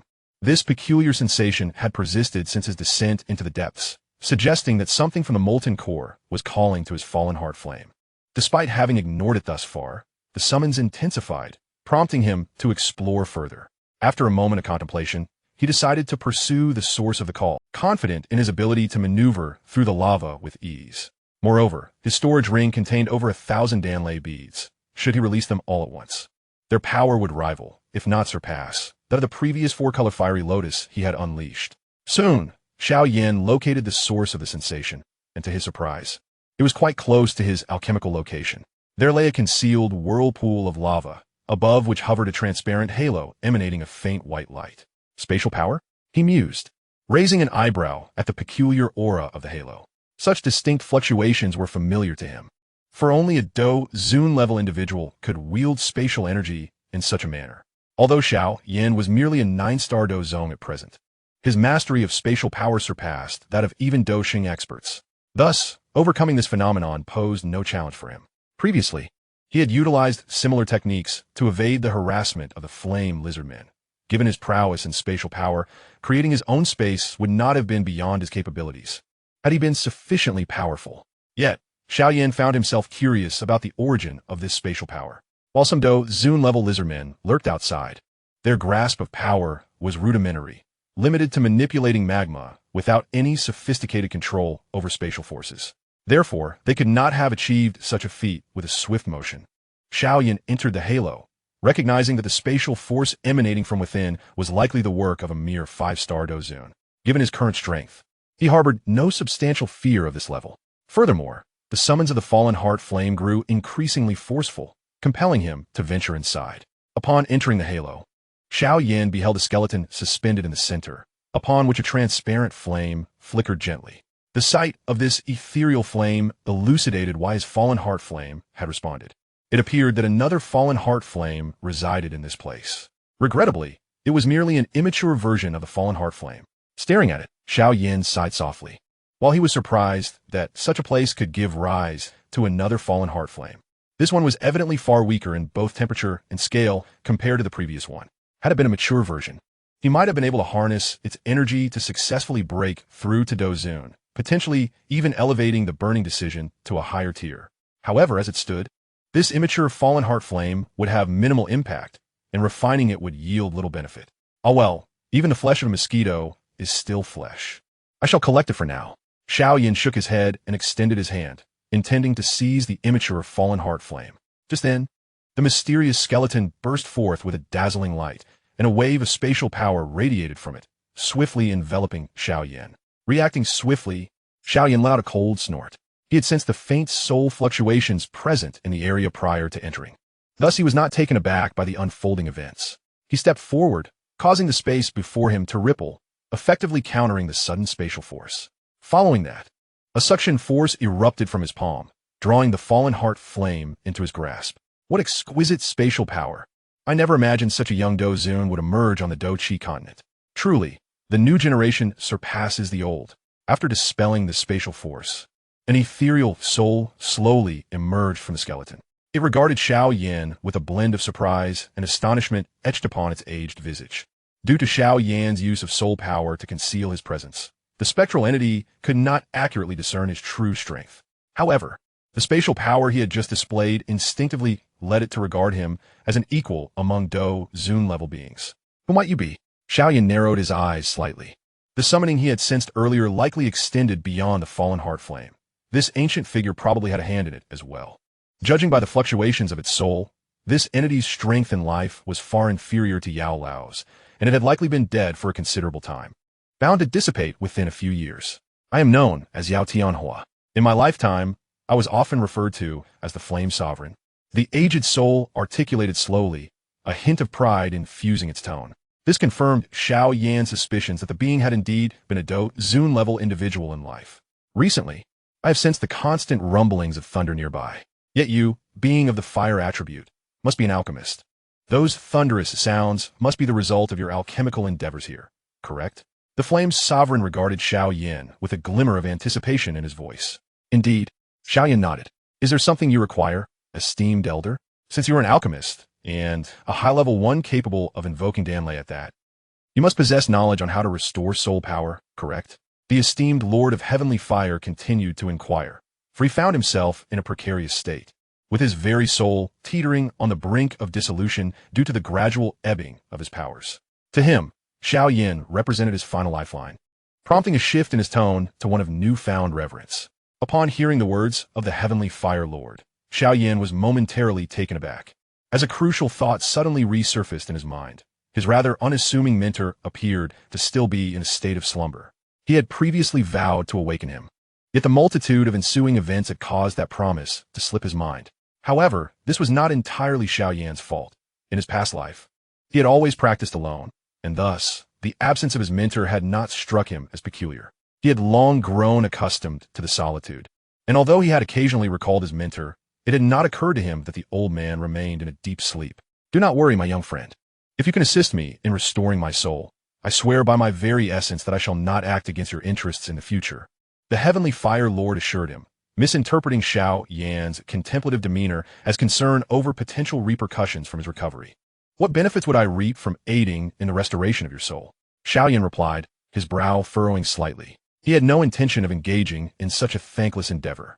As for the Lord's oath, he dismissed it outright. If mere words of a pledge could be trusted, he would have been struck by lightning daily. The Heavenly Fire Lord let out a rueful chuckle, gesturing with his hand to retrieve a white spatial ring from a nearby skeleton. Soon after, a pale scroll soared forth toward Xiao Yan. This is my signature combat technique from my prime, the 5 Wheels of Flame. Should you succeed in mending my soul, this scroll shall be yours. Xiao Yan cast a cursory glance at the so-called 5 Wheels of Flame, feeling little intrigue. This technique, in essence, was merely a peculiar method of fire control. Yet, for someone of Xiao Yan's unparalleled mastery in manipulating fire, its utility was negligible. Moreover, the scroll suggested that combining 4 types of exotic flames would rival a heavenly-grade technique. He already possessed numerous authentic heavenly-grade techniques. Why would he need this? Furthermore, he surmised that utilizing 4 exotic flames to create a fire lotus would yield greater power than this technique. Noticing Xiao Yan's lack of enthusiasm for his renowned skill, the Heavenly Fire Lord chuckled awkwardly but felt no offense. After all, in his eyes, someone who had ascended to the Dou Zone level at such a tender age must be the scion of some extraordinary lineage, making it understandable that he would overlook the value of the Lord's technique. As Xiao Yan toyed with the scroll, his thoughts raced. Given his current strength, resolving the issue of the soul was hardly a challenge. Even if the old man were at his peak, he would pose no threat. Thus, he pondered how best to handle this situation. Simply extinguishing the old man's life seemed a waste. Restoring you is not a problem, but you must agree to assist me with certain matters upon your recovery, Xiao Yan stated, his expression shifting slightly. After careful consideration, he believed that the old man's existence would prove more beneficial alive than dead, prompting his proposal. Of course, he would not take the old man's vow at face value. He would certainly prepare contingencies. Let us discuss the specifics once you have recovered, but rest assured, what I require of you shall not contravene your desires. Xiao Yan added with a subtle smile. Had Hai Buodong been present, he would have recognized this familiar rhetoric, as it was how he had been duped in the past. Chapter 141. All set, the Heavenly Fire Lord readily acquiesced to Xiao Yan's proposal, setting aside the fact that, from his perspective, the terms of the transaction were not unreasonable. His current state left him with little choice. He was on the verge of losing his very essence. Even the worst outcome would surely be preferable to immediate demise. As they journeyed back, the Heavenly Fire Lord recounted the events that had led to his current predicament. He had been the previous master of the fallen heart flame within Xiao Yan, having discovered a seed of this exotic flame in the magma. He had intended to consume it using his formidable fire control techniques, only to suffer a backlash. During this tumultuous episode, he had encountered an assault from the flame lizardmen, resulting in his untimely demise. In simple terms, it was akin to a version of Hai Buodong's misadventure, discovering treasure in perilous territory, only to attract the ire of more formidable foes. However, unlike Hai Buodong, this unfortunate soul had not even had the chance to flee, succumbing to his injuries. Had he not been adept in the spatial arts, his very remains might have been desecrated by the lizard man. Xiao Yan expressed profound sympathy for the Heavenly Fire Lord's plight and, without hesitation, collected his remains. After all, with the old man deceased, it would be prudent to repurpose the remnants. Upon exiting the subterranean magma, Xiao Yan presented the newly discovered seed of the fallen heart flame to Elder Su Qian. This artifact was of no immediate use to him, so he decided to extend a favor. Of course, he had no intention of generously gifting such an exotic flame to the Jia Nan Academy. Instead, he planned to seize it once they had cultivated it. If the members of the Jia Nan Academy were aware of Xiao Yan's true intentions, they might well be driven to fits of rage. Yet on the surface, Xiao Yan played his part impeccably. When he handed the fallen heart flame to Su Qian, the elder was moved to tears, and the other elders regarded Xiao Yan with admiration and respect, even hinting at a desire to offer themselves in gratitude. In recent days, the elders of the Jia Nan Academy had been consumed with worry over the theft of the fallen heart flame by the Earth Demon. Su Qian and his colleagues had even ventured into the territory of the Magic Flame Valley, prepared for a life-or-death struggle to reclaim the exotic flame. However, upon arrival, they discovered that the original mine had vanished without a trace. Thus, they concluded that the inhabitants of the Magic Flame Valley had long since evacuated the Black Corner region, taking measures to obliterate all evidence of their presence. Though Su Qian and his peers seethed with frustration, there was little they could do. The world was vast, and if the Earth Demon wished to flee, even their best efforts would prove futile. Just as they were about to despair over the ineffectiveness of the Heavenly Flame refining tower, Xiao Yan emerged with a seedling of the fallen heart flame, instantly alleviating their urgent predicament. Not only that, but this new flame was even more compliant. If nurtured properly, its effects would far surpass those of the original. This turn of events filled the higher-ups of the Jia Nan Academy with boundless joy, elevating Xiao Yan to the status of a savior. By the time he returned to the academy, a statue in his likeness had already been erected within the inner sanctum. After exiting the Heavenly Flame refining tower, Xiao Yan did not linger at the Jia Nan Academy any longer than necessary. Accompanied by Zi Yin and Qing Lin, he returned to the Xiao clan, his true sanctuary. Here, he felt a greater sense of security. The reprogrammed Yuan Li had also been settled within the Xiao clan, with a Dou zone-level figure overseeing matters. Their safety within the Black Corner region was assured. This return was not solely to mend the Heavenly Fire Lord's soul. Xiao Yan also intended to awaken the slumbering Yao Lao. With his current capabilities, he was more than capable of forging a body for his mentor. If all went according to plan, he would soon find himself with 2 Dou zone-level allies, solidifying his burgeoning power. Xiao Yan prepared a 5th-grade elixir for the Lord of Heavenly Fire, which was rather simple to concoct successfully. However, the potion for the Medicine Elder required a greater degree of care. After all, it was the Medicine Elder who had fallen into slumber to save him, and during Xiao Yan's earlier days of weakness, he had provided substantial assistance. Therefore, it was only natural for Xiao Yan to invest more effort into this endeavor. As the 2 vials of elixir were injected into the black and white rings, they simultaneously emitted a gentle radiance. The spirit of the Lord of Heavenly Fire was the first to emerge, expressing his gratitude to Xiao Yan. At last, he had escaped the frail state, which had been on the verge of dissipating at any moment. As for the Medicine Elder, perhaps due to his prolonged sleep or the time required to absorb the elixir, he took a notably longer time to awaken. Gradually, he floated out from the resting space of his spatial ring, initially surprised to see another spirit nearby, and subsequently astonished by Xiao Yan's current strength. He recalled that during his slumber, Xiao Yan was merely a 9-star Dou master. How was it possible that this young man had now ascended to the level of a 9-star Dou zone? Had he truly slept for too long? That seemed unlikely, as judging by the youth's appearance, it appeared he had only slumbered for 2 or 3 years rather than 2 or 3 decades. To advance 4 ranks in merely 3 years. What an extraordinary pace. Once the medicine elder was awakened, Xiao Yan allowed him and the Lord of Heavenly Fire to converse. As both were aged souls who had been departed from life for many years and would likely find common ground. Meanwhile, Xiao Yan began to prepare the materials needed for body refinement. According to the information left behind by the medicine elder, the creation of a body required at least 3 types of different flames, as well as the essence blood of a 7th grade magical beast and a body at the Dou zone level, culminating in the bone-melting blood elixir. For Xiao Yan, the other materials were not particularly difficult to procure, as he had already prepared most of them. The only challenge was the essence blood of a 7th grade magical beast, of which he had only 1 sample, obtained from a scorpion tomb in the Yuan Empire. Given his current prowess, hunting a few 7th grade magical beasts would not pose a significant challenge. However, the problem lay in the fact that there were scarcely any of such beasts in the vicinity of the Blackhorn region. Just as he felt a sense of despair, he suddenly recalled the fiery lizardmen he had slain at the base of the Tianfen refining tower. Vaguely, he remembered having collected the corpse of a Dou zone-level lizardman for research purposes, which he had stored in his spatial ring. This creature surely counted as a magical beast, and its blood should serve a similar function, he thought. With this revelation, Xiao Yan promptly retrieved the corpse of the fiery lizardman. After refining it with different flames, he managed to extract a small vial of red liquid. As he sensed the intense heat radiating from the liquid, he let out a long sigh of relief. With this, he had successfully gathered all the materials required for body refinement. Once all the materials were prepared, Xiao Yan officially commenced the process of refining bodies for the 2 spirits. After a moment of contemplation, he decided to first assist the Lord of Heavenly Fire. The Lord was momentarily taken aback by Xiao Yan's choice to revive him first. Feeling a touch of gratitude, it was unexpected that this young man chose him over his own master, indicating that he held a significant place in Xiao Yan's heart. Unbeknownst to the Lord of Heavenly Fire, Xiao Yan's decision to prioritize him was purely a practice run. Even he was undertaking the task of body refinement for the first time. Should the attempt fail and result in the Lord's soul scattering, the loss would not weigh heavily on him. The materials prepared for the Lord were of no inferior quality. The essence blood was that of the 7th grade scorpion poison dragon beast acquired from the scorpion tomb. The body was that of the earth demon old ghost he had recently slain, and the bone-melting blood elixir was one he had crafted during his earlier alchemical endeavors.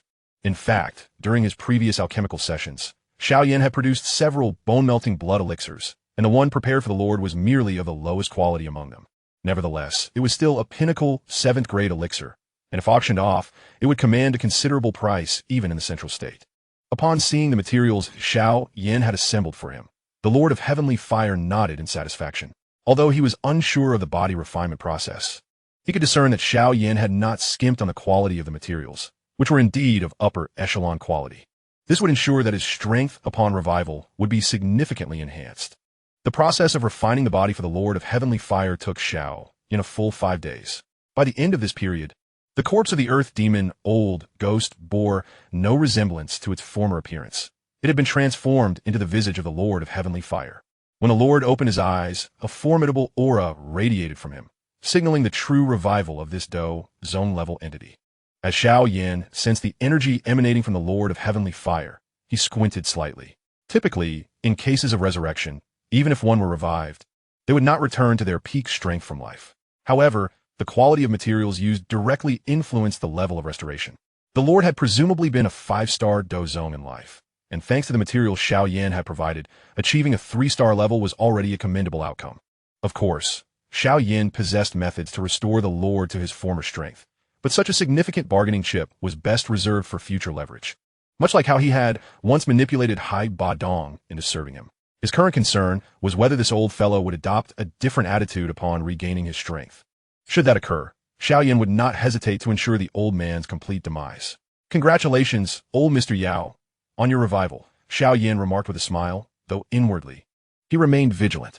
True to his nature, he had not prepared without foresight. Within the 3 materials given to the Lord, he had retained certain safeguards. If this old man were to truly turn against him, the outcome would be nothing short of soul scattering.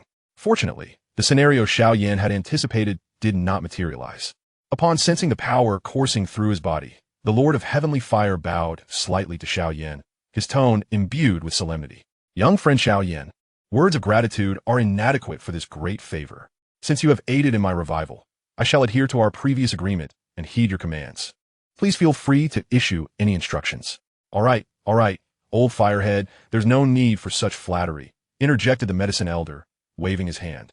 You have been revived, but I am yet to be so fortunate. We can discuss matters once everything concludes. Ha ha ha, quite right. The Lord of Heavenly Fire stroked his beard, his newfound body seemingly invigorating his spirits. He looked at the master and disciple duo with a smile, declaring, I shall head out to provide protection for you both. Once the Lord of Heavenly Fire departed, Xiao Yan cautiously retrieved the materials he had prepared for the medicine elder. Had the Lord still been present, witnessing the materials Xiao Yan had assembled for the medicine elder might have driven him to a fit of envy. As the essence blood was that of a Dou zone-level fiery lizard man, classified as an 8th grade material, capable of inducing the 5-colored elixir thunder, along with the Dou zone-level skeleton.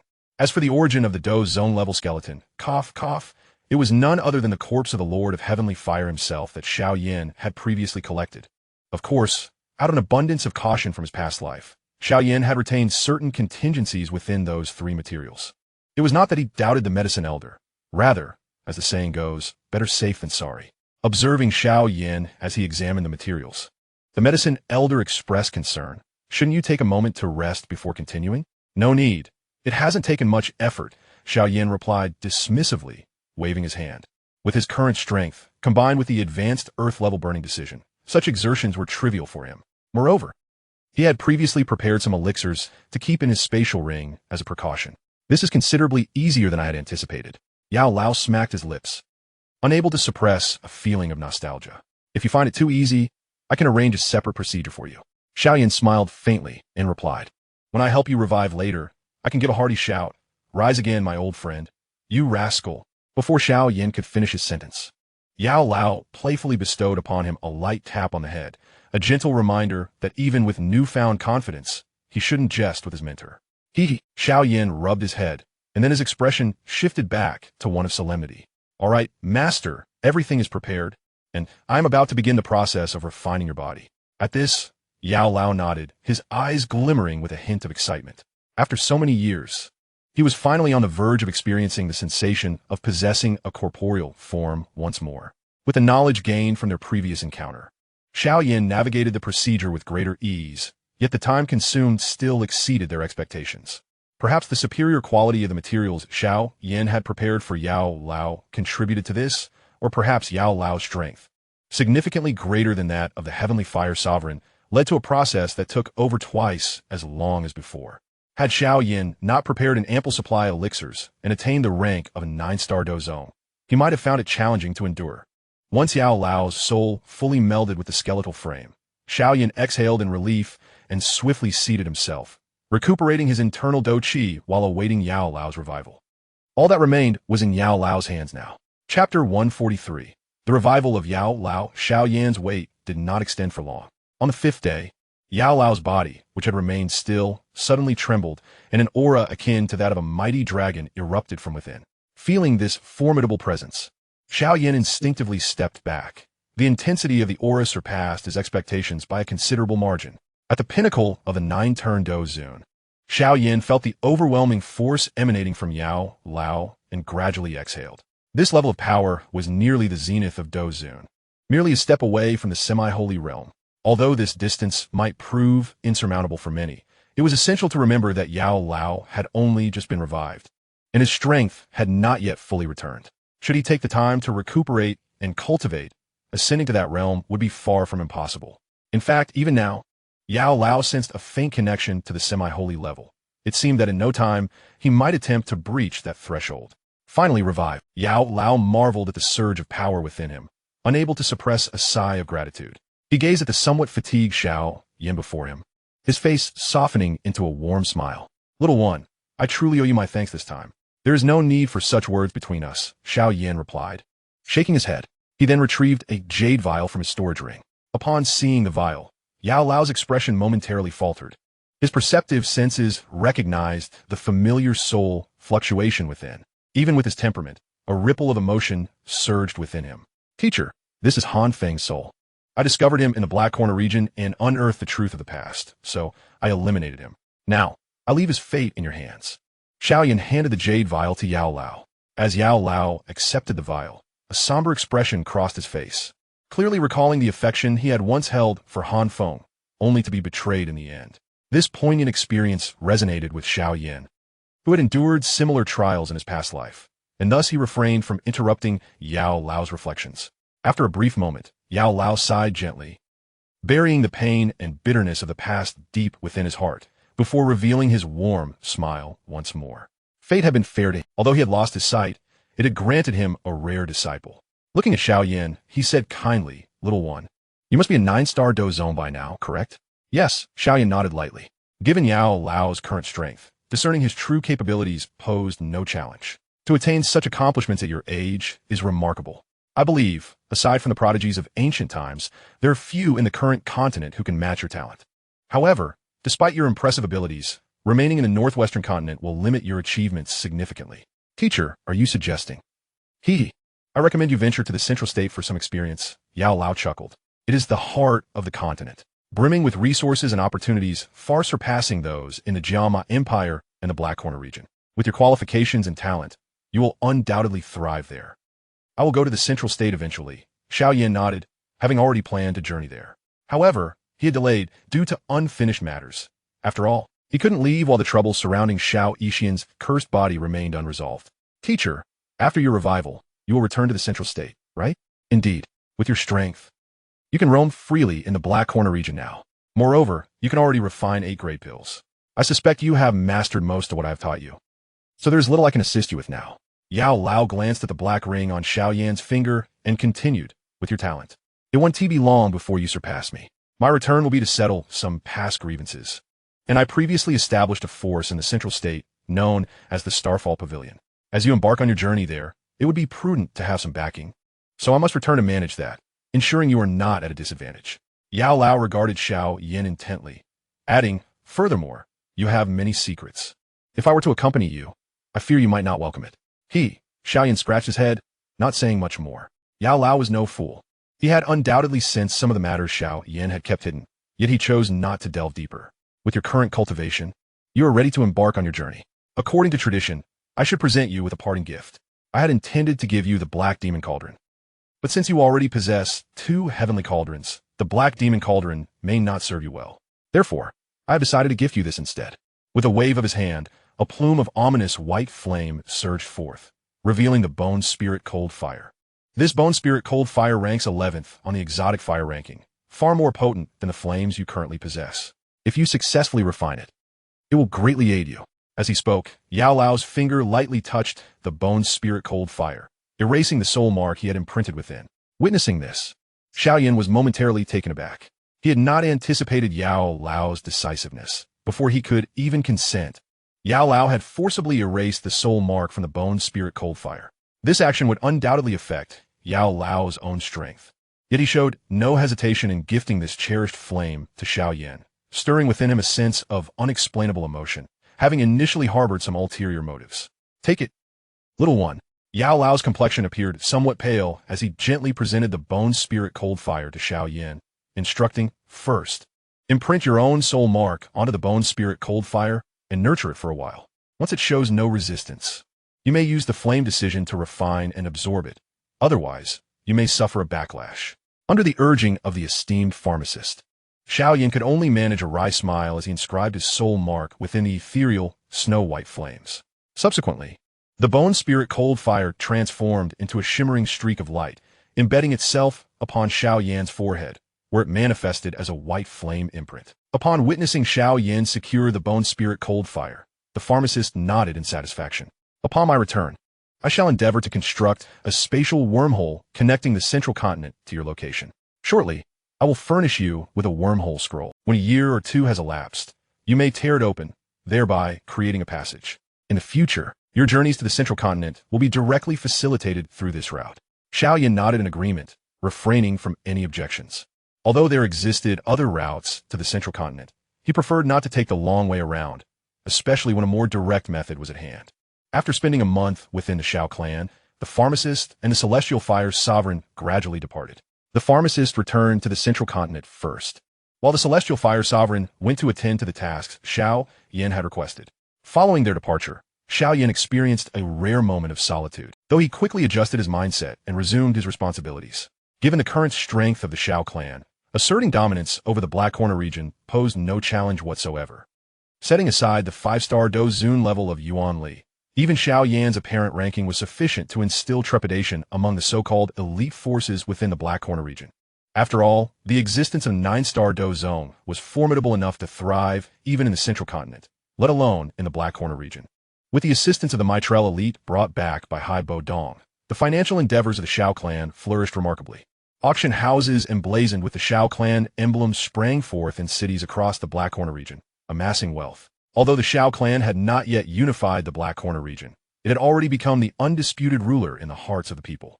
During this period, Qing Lin successfully broke through to the Dou Wang level after absorbing the fighting spirit of several serpentine magical beasts. Not long after a breakthrough, more good news arrived. The Bodhi transformation saliva, which Xiao Yan had been in search of, had finally been located. The situation unfolded as follows. The expansion of the Betrayal auction house incited discontent among some established forces within the Black Corner region.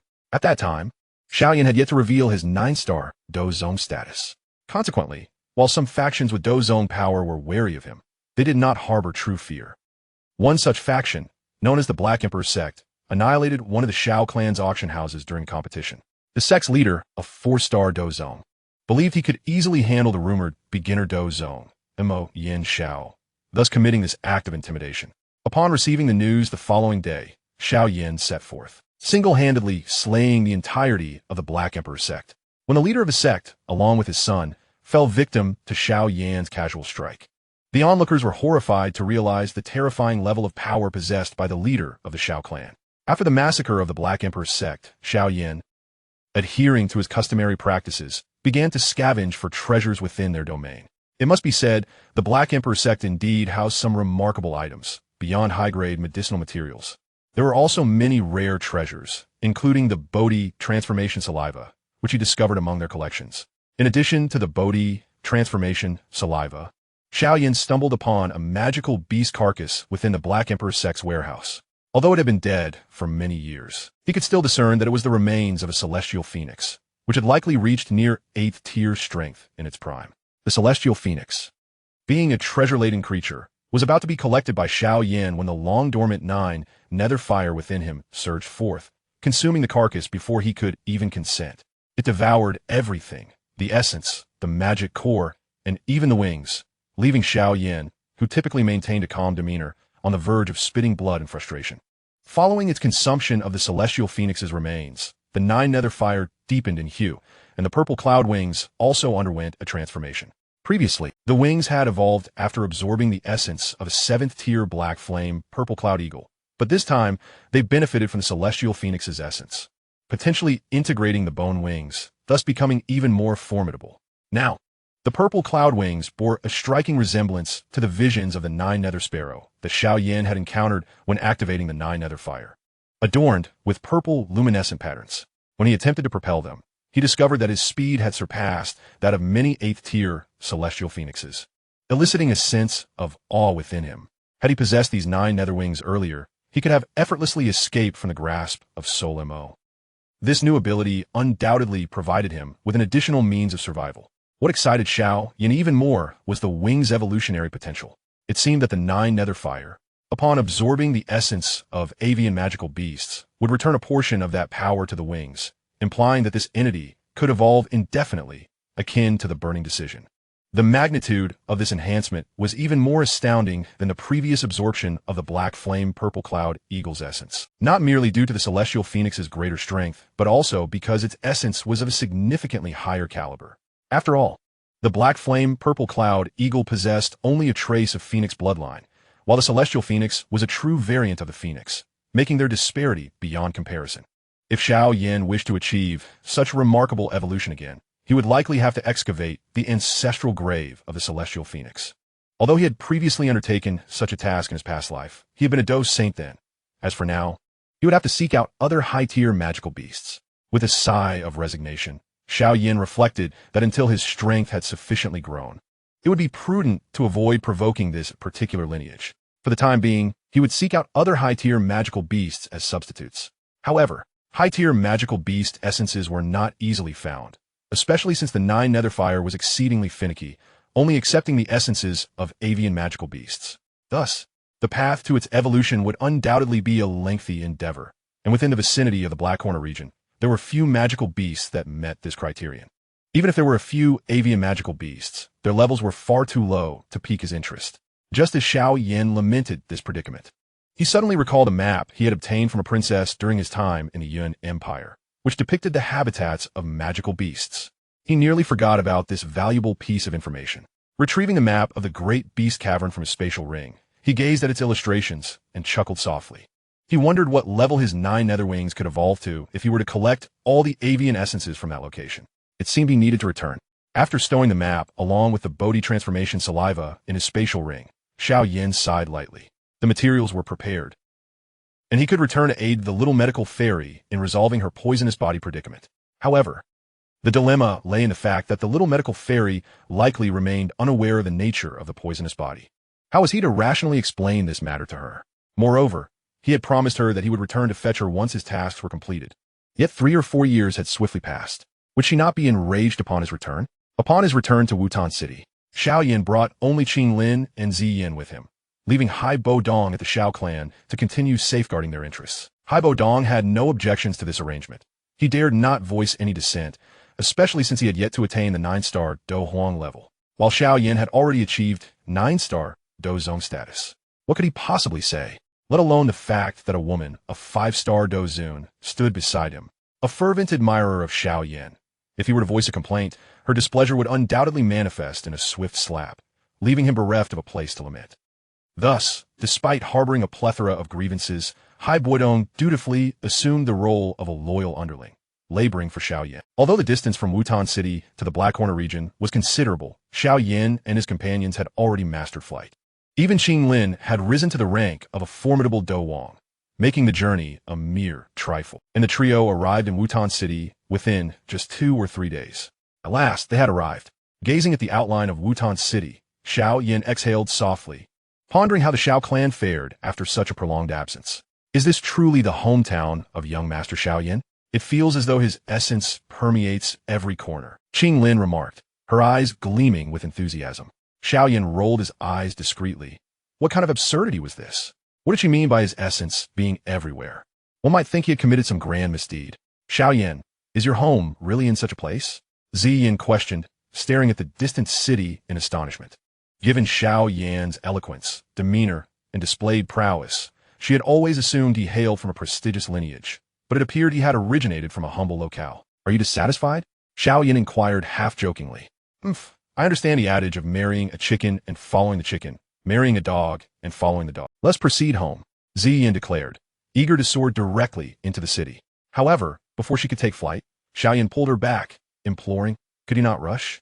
Let's first find a suitable place to land. Why not just fly in directly? Zi Yin asked, puzzled. Pray tell, this place lacks even a Douling, and your sudden entrance would surely startle a multitude. Xiao Yan sighed in exasperation. He then recalled the events at the Jia Nan Academy and quickly admonished her. Furthermore, once we return, behave yourself and refrain from uttering anything inappropriate, or else. Understood, Zi Yin replied, sticking out her tongue in a playful yet obedient manner. If you perform well this time, I shall refine a second dragon saliva fire spirit grass for you, which I initially intended to keep for myself. However, upon realizing its extraordinary effects on you, I have decided to reserve it entirely for you, Xiao Yan said with a smile. When I consume that medicine, will you be by my side? Zi Yin inquired, rubbing her hands together in excitement, reminiscing about the delightful sensation of suppressing Xiao Yan previously. Are you merely craving my company? Xiao Yan's lips twitched, clearly recalling his less illustrious past. I have devised a remedy. This time, I will blend it with other herbs, ensuring that last time's issues do not recur. I only desire it in its purest form. I shall not consume anything with additives, Zi Yin insisted, shaking her head vigorously. Those pills you consumed previously were indeed flavored by me, Xiao Yan retorted without mercy. That's different. As the conversation continued, the group landed gracefully and made their way toward Wutan City. Despite the passage of several years, the streets and buildings of the city had changed little, save for the vendors in the marketplace, who had been replaced by new faces. Nevertheless, a few familiar visages occasionally emerged. Though Xiao Yan's growth and the years apart rendered him unrecognizable to them. Upon returning to Wutan City, Xiao Yan did not hasten to the Xiao clan, but instead visited the small clinic where he had previously settled the little doctor. To his astonishment, he discovered the clinic had been closed. He hurriedly detained a passerby, inquiring, "Excuse me, when will this clinic reopen?" "Oh, that? It has been closed for quite some time." The passerby replied, clearly irritated by the sudden interruption. "It's been shut for over 6 months." Upon hearing this, Xiao Yan's expression turned grave. Could something have happened to the little doctor? "I must return and inquire with my father about this matter," Xiao Yan resolved. Abandoning his initial plan to enjoy a leisurely tour of Wutan City with the two young women, he swiftly made his way to the Xiao clan. Upon arriving at the clan's entrance, however, he was surprised to find several carriages parked outside, adorned with a cloud-like sword emblem. "Isn't that the symbol of the Yunlan sect?" Qing Lin exclaimed, astonished. Having resided in the Jia Empire for a time, and recently dealt with numerous affairs involving the Xiao clan, she was not unfamiliar with this powerful entity. However, what could warrant their presence in such a small place as Wutan City? "Ah, I remember now," Qing Lin suddenly exclaimed, tapping her head. "While organizing intelligence, I came across information that the leader of the Yunlan sect took on a disciple a few years ago. That disciple is the young lady from the Nalan family, one of the 3 great families of the Jia Empire, and she has a betrothal tie with the Xiao clan." "Oh, and who is the betrothed to this Nalan young lady?" Ziyin inquired with curiosity.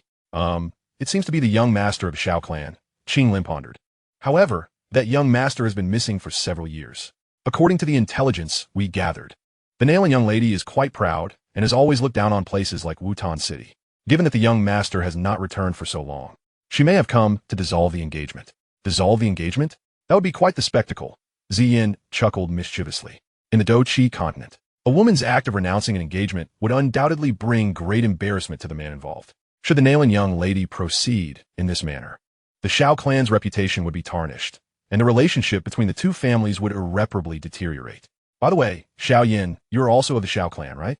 Do you know this young master?" "Of course I know him," Xiao Yan replied, taking a deep breath and smiling. "I am the young master of the Xiao clan who has been missing for several years." The revelation left the two young women momentarily speechless, and they silently mourned for the unfortunate Nalan young lady. Given Xiao Yan's temperament, his future days would undoubtedly be fraught with difficulty. At that moment, within the grand hall of the Xiao clan, 2 factions were locked in a tense standoff. Xiao Zhan regarded the representatives of the Yunlan sect with a grim expression. Their audacity was astounding. He had treated them as esteemed guests, yet they had the gall to present an outrageous request for the dissolution of the engagement. "Clan leader Xiao, I understand this may be somewhat unreasonable, but it is a long-standing custom of our Yunlan sect. I implore you to grant our request." The elder named Gu Yi continued. "Moreover, your young master has been missing for years. He hasn't communicated at all. Perhaps he has met with some misfortune. Should that be the case, are we to expect the young lady to remain in mourning for him for a lifetime?" At these words, Xiao Zhan's expression darkened further, his azure Dou Qi swirling around him until it coalesced into a phantom energy lion. The elder Gu Yi's countenance shifted as he sensed the overwhelming aura emanating from Xiao Zhan. According to his intelligence, Xiao Zhan was merely a 5-star Dou. Yet the pressure he projected far exceeded that. The other 3 elders intended to intervene, but upon perceiving Xiao Zhan's formidable aura, they fell silent. Such a presence could only belong to someone of Dou Ling caliber. If he were to unleash his power, none present would be able to stop him. In truth, if it were merely a matter of dissolving the engagement, Xiao Zhan would not have been so incensed. After all, it was merely a fleeting jest between the elders of both families, and the younger generation had no genuine feelings involved. Therefore, the dissolution would be entirely reasonable. However, such matters ought to be conducted in a most formal setting, following mutual deliberation between the two families and witnessed by a person of esteemed reputation to adhere to proper protocol. Yet prior to their visit, they had only mentioned it as a social call, prompting Xiao Zhan to extend a high-level reception to the group. Instead, they brazenly proposed the annulment of the engagement without any prior preparation, effectively slapping his face. Moreover, the actions of someone like Nalan Yanran, who framed the situation as a dissolution of engagement, were no different from a rejection of marriage. Such news, once it spread, would inflict a grievous blow to the Xiao family and tarnish his son's reputation. While Xiao Zhan might disregard his own honor, he would never permit anyone to sully his son's dignity. Not to mention, this individual had the audacity to insinuate that his son might meet with misfortune. Thus, Even though he was well aware of the esteemed status of the Yunlan sect representatives, Xiao Yan could no longer contain himself. Just as he was about to erupt in fury, a gentle hand landed upon his shoulder, instantly dissipating the overwhelming aura of fighting spirit he exuded. Reflexively, Xiao Yan turned to see a black-haired youth, who had appeared by his side unbeknownst to him. Although they had not met in several years, the familiar, gentle smile gracing the youth's face allowed Xiao Yan to recognize him instantly. Xiao Yan. Father, I have arrived late, Xiao Yan said with a slight smile. This matter is mine to handle. I shall take care of the rest. The appearance of the black-haired youth immediately captured the attention of everyone present, and his address further triggered the younger generation's recollections of his identity. Many of the youths remembered this once gifted young master, who had embarked on his training at an early age. Xiao Mei gazed at the ethereal black-haired youth in the hall, her beautiful eyes shimmering with newfound brilliance, while Xiao Ning instinctively shrank back, evidently haunted by memories of his sister being brutally assaulted, memories that had not faded despite the passage of years. In a corner of the hall, the usually composed Sun'er felt a surge of emotions, quietly closing the book in her hands, her eyes reflecting a hint of enchantment. He had returned. Who are you? Nalan Yinran inquired, momentarily taken aback by the black-haired youth who had managed to placate Xiao Yan with just a few words.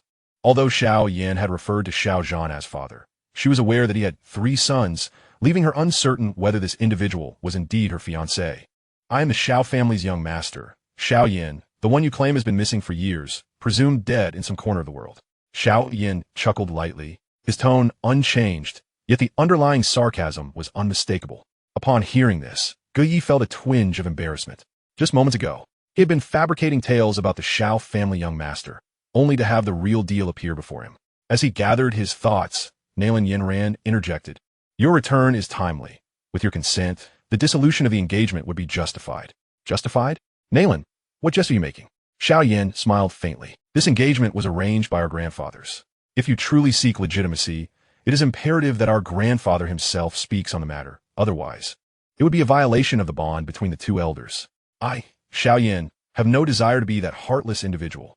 In truth, in his previous life, Xiao Yan had crossed paths with Nalan Yinran a few times, yet he held no impression of her whatsoever, or rather, she had yet to earn his regard. He only vaguely recalled that her faction had been slaughtered by him. Had it not been for her appearance in the illusion when he subdued the hellfire poison, he would have long forgotten her existence. Nalan Yinran's fury boiled at Xiao Yan's audacity, yet she struggled to find a counter-argument. Finally, gritting her teeth, she declared, your reluctance to dissolve the engagement stems merely from dissatisfaction with the compensation. I will offer you 10 Qi gathering pills and grant you access to the Yunlan sect to study profound techniques. How does that sound?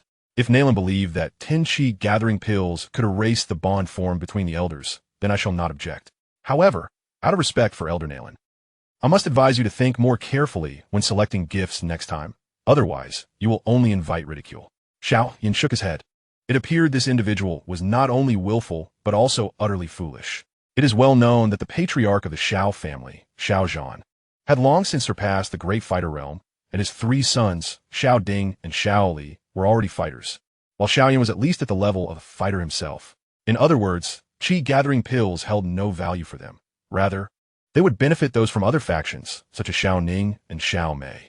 This gift would undermine Xiao Yan's interests while benefiting others. Truly a gift conceived by a brain befuddled by a mule's kick.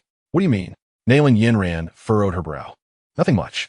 You desired to dissolve the engagement, and I shall oblige, Xiao Yan stated calmly, instructing, bring me a brush and ink. Guyi, observing the scene, silently lamented. Though Xiao Yan and Nalan Yinran were not far apart in age, their composure and demeanor were worlds apart. In Xiao Yan's presence, Nalan Yinran's words sounded like mere childish tantrums. Soon, she would hear Nalan Yinran's incredulous cry, a divorce? You dare to dismiss me? Did you not say you wished to dissolve the engagement? Gazing at the incredulous Nalan Yinran, Xiao Yan handed over the divorce letter, smiling as he said, congratulations, Miss Nalan. You are now free. As for the Qi gathering pills, I shall not accept them. Take your gifts and leave. Facing the radiant smile of the youth before her, Nalan Yinran felt a surge of anger. Having lived a life of privilege, she had never been subjected to such humiliation. Gritting her teeth, she retorted, on what grounds do you dismiss me? In terms of status and talent, I surpass you. What gives you the right to cast me off? Simply put, prior to this moment, I was your fiancé, Xiao Yan replied with a calm smile, though now it must be prefaced with former. As for talent, Xiao Yan scoffed. A deep azure fighting spirit swirling around him, ultimately manifesting as a robe of fighting spirit. He regarded the somewhat dazed Nalan Yinran and glanced at the emblem on her chest, signifying her rank as a 3-star fighter. With a composed expression, he stated, "Do you truly think someone like you, who flaunts their strength, is worthy of discussing the concept of talent with me?" The fighters present could not help but inhale sharply at the sight of Xiao Yan's fighting spirit robe.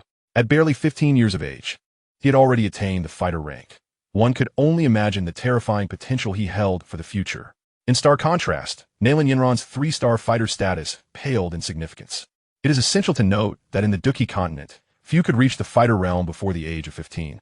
And those who achieved such a feat by the age of 20 were considered extraordinary geniuses. Should the Yunlan sect learn of Xiao Yan's accomplishments at such a young age, they would undoubtedly prevent Nalan Yinran from dissolving the engagement, even leveraging this relationship to recruit Xiao Yan with all their might. Meanwhile, Gui felt an overwhelming sense of regret upon witnessing Xiao Yan summon his fighting spirit robe. Such talent was something even their Yunlan sect's founder had not possessed. If they could recruit this young man into the Yunlan sect, he would undoubtedly become a pillar of support for their organization. Yet now, due to his association with Nalan Yinran, Xiao Yan's impression of the Yunlan sect would undoubtedly be severely tarnished. Rather than successfully recruiting him, it would be a blessing if they could prevent him from developing a disdain for their sect. Thus, in the aftermath of regret, a flicker of murderous intent quietly emerged within Guye's heart. Since he could not recruit this young man, he would have no choice but to annihilate him. Otherwise, once he fully matured, the Yunlan sect would be plagued with unrest. If it were not for Xiao Zhan's formidable prowess, he might have disregarded his own dignity and taken action. At the very least, he would have to cripple this young man. Or the Dome Master. Just because you can defeat me now does not guarantee you will always prevail. Faced with the display of Dome Master strength by Xiao Yan, Nalan Yinran's complexion paled slightly. However, her haughty demeanor flared up at this moment, prompting her to retort, "In a few years, I might surpass you. If mere verbal sparring could lead to strength, then you indeed have that potential." Xiao Yan waved his hand dismissively, stating, "All right, let's be on our way. Do you expect me to personally see you off?" "You." Nalan Yinran gritted her teeth, and after a moment, as if resolutely making a decision, she fixed her gaze on Xiao Yan and said, "Xiao Yan, do you dare to make a wager with me?" "Why would I make a wager with you?" Xiao Yan regarded Nalan Yinran with a look of incredulity. "What? Are you afraid?" Nalan Yinran scoffed. "Your provocation is rather juvenile." Xiao Yan shook his head, dismissing her words. Seeing Xiao Yan's indifference, Nalan Yinran stomped her foot in frustration. "If you have any guts, then let us make a 3-year agreement. 3 years from now, I will undoubtedly surpass you. At that time, I will challenge you at the Yunlan sect, and if you lose, you will kneel and apologize. What do you say? Why would I agree to something that offers me no benefit?" Xiao Yan casually picked up a teacup, his expression indifferent. "If I lose, I, Nalan Yinran, will serve you as a maid without any complaints." Nalan Yinran, witnessing Xiao Yan's nonchalant demeanor, felt her anger flare and added hastily. Upon hearing this, Qinglin, who had been eavesdropping with Zi Yan on the rooftop, nearly jumped down to confront Nalan Yinran herself, only to be firmly restrained by Zi Yan. "Qinglin, calm down. Besides, this little girl cannot possibly defeat Xiao Yan. There is no way he would kneel and apologize." Look at the audacity of her words. Serving as a maid? Does she even deserve that? Truly, a toad wishing to eat swan meat. The young master can only have one maid, and that is me. How dare she vie for my position? Qinglin fumed. "Let me go, and I shall teach her a lesson. Can you not show some maturity?" Below, Xiao Yan, lifting his head slightly, cast a glance at the two above before breaking into a light chuckle, saying, "Serving as a maid is unnecessary, for I have no interest in you. Moreover, with your haughty temperament, if you were to lose, you might very well try to weasel out of it. I have no desire to invite trouble. Regardless of your reasoning, the wager is established. 3 years from now, I will await you at the Yunlan sect. If you do not come, you will be the greatest coward in the world." Nalan Yinran declared proudly, and without waiting for Xiao Yan's reply, she waved her hand, instructing, "Gushu, let us depart." Xiao Yan, considering the old master Xiao Lin, I shall impart a saying, 30 years on the west bank of the river, 30 years on the east bank. Do not underestimate a poor girl. For some inexplicable reason, upon hearing Nalan Yinran's words, Xiao Yan was suddenly enveloped by a sense of temporal dislocation, as if he had uttered something akin to that to a girl in a similar place long ago. But how could that be? He had no such experiences in his past life. What then was this sense of déjà vu? Watching Nalan Yanran and the others retreat, Xiao Yan couldn't help but sigh in resignation. Arguing with a child is truly beneath me. Nevertheless, I am quite curious about her confidence in believing she can surpass me in 3 years. The others exchanged glances. Indeed, Xiao Yan was already a Dou master. Given his rapid cultivation pace, it was not beyond the realm of possibility for him to become a great Dou master in 3 years. If he were to receive guidance from a renowned master, even breaking through to Dou Ling would not be surprising. How could Nalan Yanran possibly compete with him? Of course, they were unaware that Xiao Yan was now a Dou Zone. Otherwise, amidst their astonishment, they would likely feel pity for Nalan Yanran. It seems that the days ahead would be filled with amusement. A slight smile played on Xiao Yan's lips. He would not let her off easily. His reputation as the Demon Fire Saint was not something to be taken lightly. Chapter 148. The Whereabouts of the Little Medicine Fairy. After Nalan Yanran and the others departed, the crowd in the hall gradually dispersed. Although many wished to reminisce with Xiao Yan, the demeanor of the father and son made it clear they intended to converse privately. So they tactfully took their leave. Once everyone had left the hall, Xiao Zhan, with a hint of concern, asked, "Yin'er, are you truly confident about that 3-year wager?" Although Xiao Yan had just displayed Dou master-level strength, Xiao Zhan still felt a twinge of worry. After all, the Yunlan sect had a lineage spanning a millennium within the Jia Empire, boasting a profound foundation. And it was entirely possible they possessed unique methods to aid Nalan Yanran in surpassing Xiao Yan. Rest assured, father, I am not so foolish as to flaunt superficial strength. Xiao Yan smiled slightly, and then a pair of resplendent fiery wings unfurled from his back. Seeing this, Xiao Zhan was taken aback. Douqi transformation wings? Yania, have you already become a Dou Wang? Xiao Yan nodded with a smile. He did not disclose his true strength to Xiao Zhan.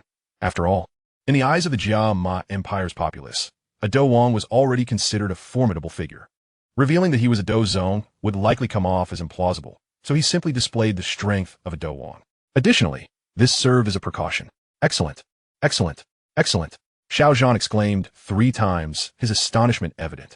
He had never anticipated that his youngest son would be so extraordinary, surpassing him at such a young age to become a Dou Wang. With such strength, there was no need for him to worry about the 3-year wager.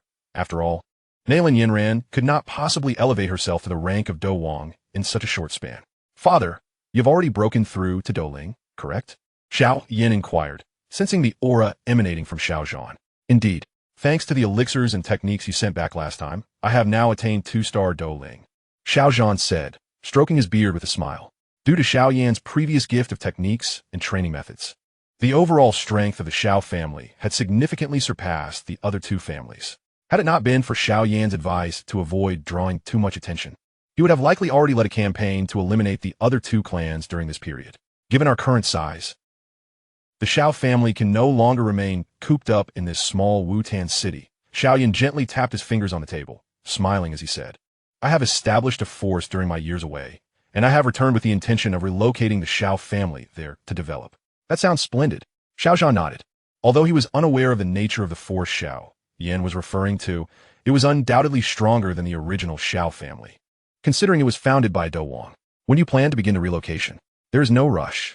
Our move must be discreet to avoid unnecessary complications. Xiao Yan smiled, adding, in the upcoming period, I will gradually send some members of the Xiao family to my new force, while the others may continue their usual activities. He did not disclose to Xiao Zhan that relocating the Xiao family to the Xiao sect was merely the first step. After some time, he would tear apart the wormhole scroll left by Yao Lao at the Xiao sect, transporting the entire Xiao family to the Starfall Pavilion. With Yao Lao's protection, as long as the Soul Palace did not dispatch a half-saint or Dou saint-level powerhouse, the Xiao family would remain safe and sound. Moreover, the individuals from the Soul Palace remain oblivious to the connection between Xiao Yan and Yao Lao. Thus, even if they were to target the Xiao family, it is likely that their intentions are directed towards Wutan City. Xiao Yan has long prepared a grand surprise for them. This is also the reason why he only revealed his Dou master strength. Should he expose his Dou zone level power at once, it would undoubtedly terrify his adversaries to the point of losing their senses. However, the very next day, his reputation would spread throughout the entirety of the Jia Empire. If the Soul Palace, especially Soul Daitian, were to discover his true strength, the ensuing chaos would be monumental, an experience Xiao Yan had encountered far too often in his previous life. The most challenging instance was during his Dou Zun period, when he was besieged by tens of thousands across the mountains, while many more laid intricate traps in the outside world, forcing him into a corner. Had luck not favored him in the end, he would likely have vanished into obscurity, and the legendary tales that followed would never have materialized. His current strength as a 9-star Dozong is more than sufficient to dominate the Jia Ma Empire, yet pales in comparison to the might of the Soul Palace. Until he formally possesses the strength to contend with them, he prefers to remain unnoticed. Although he is not averse to trouble, he would not seek it out for the sake of distraction. However, Xiao Yan harbored no benevolent intentions to uproot the entire Xiao family.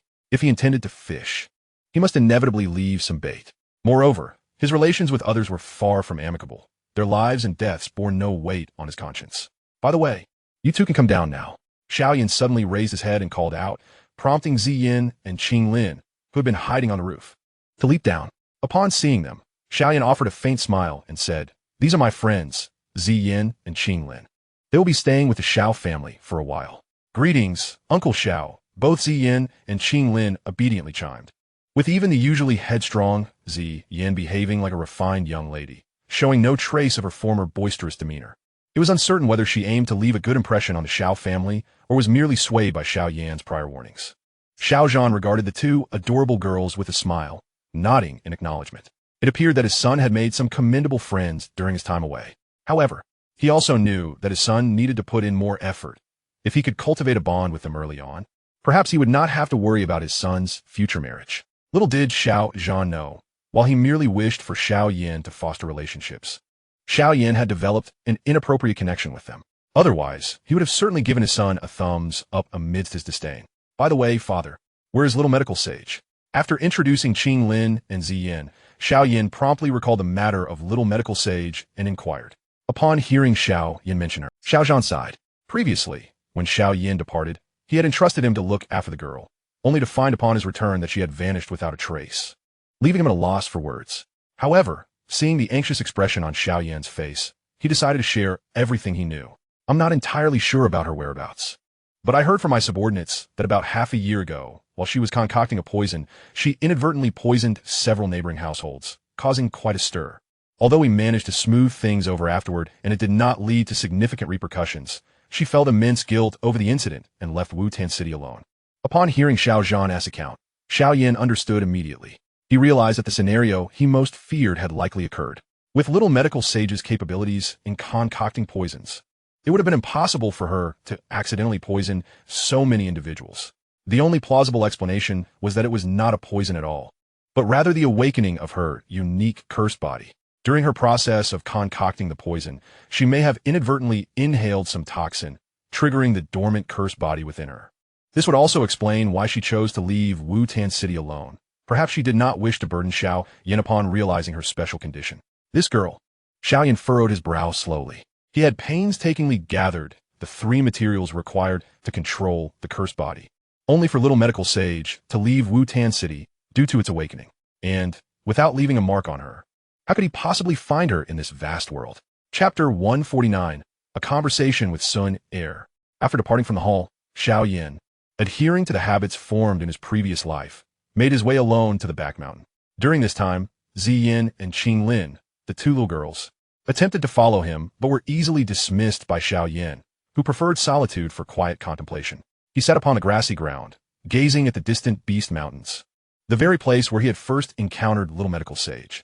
He looked towards that location and sighed helplessly. The feeling of being unable to control such circumstances was utterly dreadful. Had he known this would happen, he would never have left her in Wutan City. At this point, it was futile to lament. Thus, Xiao Yan quickly adjusted his thoughts to plan his next course of action. Just then, he sensed a fleeting azure silhouette approaching, and he exhaled gently, turning to smile. "It's been years. Little girl, you've grown even more beautiful." The girl who appeared on the back mountain was none other than Sun Er, whom Xiao Yan had not seen for 5 years. He recalled that in the beginning, perhaps due to his past experiences, he had always unconsciously compared Sun Er to Sol Daitian, resulting in a rather aloof demeanor towards her. However, after enduring the trials of time, he had become far more indifferent to the events of his previous life, especially after meeting little medical sage, Qinglin, and others. His character had subtly transformed. He understood well that they were not the same person and that it was unnecessary for him to let the affairs of one taint his perception of another. Moreover, for reasons unknown, Every time he encountered her, Xiao Yan felt a peculiar sensation, an inexplicable familiarity, as though they had known each other long before, even though he had no such acquaintance in his past life. "You're quite different from before, brother Xiao Yan," Sun Er said naturally as she settled beside him. "The Xiao Yan of you was never this approachable." "Oh, is that so?" Xiao Yan blinked in surprise, pondering that his performance had not changed much. The previous brother Xiao Yan, while outwardly amiable, was fundamentally quite distant. Yet this time, there's none of that coldness, Sun Er gently remarked. "It seems that brother Xiao Yan has undergone significant changes during his time away." In truth, when Xiao Yan left Wutan City, Sun Er had also dispatched individuals to secretly protect him. However, those she sent out had been swiftly cast aside by Xiao Yan, leaving even her in the dark about his experiences in the outside world. While Little Medical Sage was still present, she had shared some information. But those tales were merely the tip of the iceberg of Xiao Yan's experiences over the years. Perhaps, Xiao Yan refrained from elaborating on the topic, not believing he had changed much during those years. Yet, since Sun Er mentioned it, perhaps he had indeed undergone some transformation through his trials. However, such changes were not unwelcome. "Brother Xiao Yan, are you worried about Sister Little Medical Sage?" Noticing Xiao Yan's contemplative demeanor, Sun Er pressed on. "You know about her?" Xiao Yan raised an eyebrow slightly, though he was not particularly surprised. After all, the little medical fairy had resided in Wutan City for 2 or 3 years, operating a medical clinic within the Xiao family's domain. It was entirely reasonable for the two to be acquainted, especially considering Sun Er's background was far from ordinary. Perhaps she had even taken the initiative to befriend the little medical fairy, given that she was a friend of Xiao Yan's elder brother. "So, I sought her out to establish a connection," Sun Er remarked, gently brushing her hair aside. "If it weren't for her, I would have remained oblivious to the numerous good deeds Xiao Yan brother has done outside." Xiao Yan cast a puzzled glance at her. "Have I done any good deeds? I can't seem to recall." "You needn't worry too much, Xiao Yan brother. The little medical fairy is destined for good fortune and will not encounter any misfortune," Sun Er reassured, observing Xiao Yan's seemingly melancholic demeanor. "Moreover, I believe that the little medical fairy will not forget you, Xiao Yan brother. You are surely fated to meet again." "Fate? That is the one thing I am least inclined to believe in." Xiao Yan chuckled softly, gradually opening his palm as if attempting to grasp something intangible. "Even if she were to flee to the ends of the earth, I would seek her out and bring her back. Otherwise, it would be a disservice to our bond." Hearing Xiao Yan's words, Sun Er felt a bittersweet pang in her heart, coupled with a sense of comfort. She had always known that her Xiao Yan brother was not a person devoid of feelings and loyalty. "Sun Er, I need to ask you a favor. I will be away for a while, so please inform my father and the others about this matter. Also, if you have the time, could you help take care of the 2 little girls I brought back?" Xiao Yan gently patted Sun Er's shoulder before continuing. "Of course I will," Sun Er replied with a gentle nod. As Xiao Yan prepared to turn away, she called out to him, "Xiao Yan brother, may I ask you a question?" "What question?" "Do you know someone who resembles me?" Sun Er hesitated for a moment before finally voicing her curiosity. "I can't quite explain it, but sometimes when you look at me, it feels as though you are seeing someone else through me. Is that person truly so similar to me?" "She does not resemble you at all." Upon hearing Sun Er's inquiry, Xiao Yan fell silent for a moment, instinctively conjuring the visage of Huan Dai in his mind. He shook his head slowly and replied, "The two of you are not alike in any way. Yet, for some unknown reason, whenever I see you, it inevitably reminds me of her. Is that person significant to you, Xiao Yan brother?" Sun Er softly bit her red lip and asked, "Significant?" Xiao Yan was momentarily taken aback as memories of Huan Dai flooded his mind. Those feigned tenderness and affection, the painful past that lingered in his heart, even years later. Recalling it brought forth an overwhelming sense of desolation. Since his rebirth, every time he remembered Huan Dai his heart was filled with an unprecedented urge to kill. However, this time, those emotions did not take root within him, and the memories of the past were dispelled by his own will. "It no longer holds significance," he said, gazing at the serene and graceful young woman before him. He gently caressed her hair and smiled. "To me, she is merely a scar from the past. Though it hurts, there will come a time when it heals. You, however, are different. You are my sister, and she pales in comparison to you." "Just a sister?" Sun Er murmured softly before nodding gently. In a voice only she could hear, she whispered to herself, "But Sun Er is rather greedy." Chapter 150. A reunion with the little medical fairy. In the Monster Mountain range, within a small valley rich in energy, a young woman clad in white sat beside a medicinal furnace, meticulously pouring the freshly concocted powder into a small jade vial. The valley appeared largely unchanged since Xiao Yan and the others had departed. The herbs they had gathered had regrown, radiating vitality. After packaging the newly prepared medicinal powder, the little medical fairy intended to retrieve new herbs from a nearby bamboo basket. However, as soon as she grasped the herbs, her body trembled slightly. She sensed that familiar feeling returning. Despite her efforts to suppress it, her dwindling rationality succumbed to the overwhelming desire.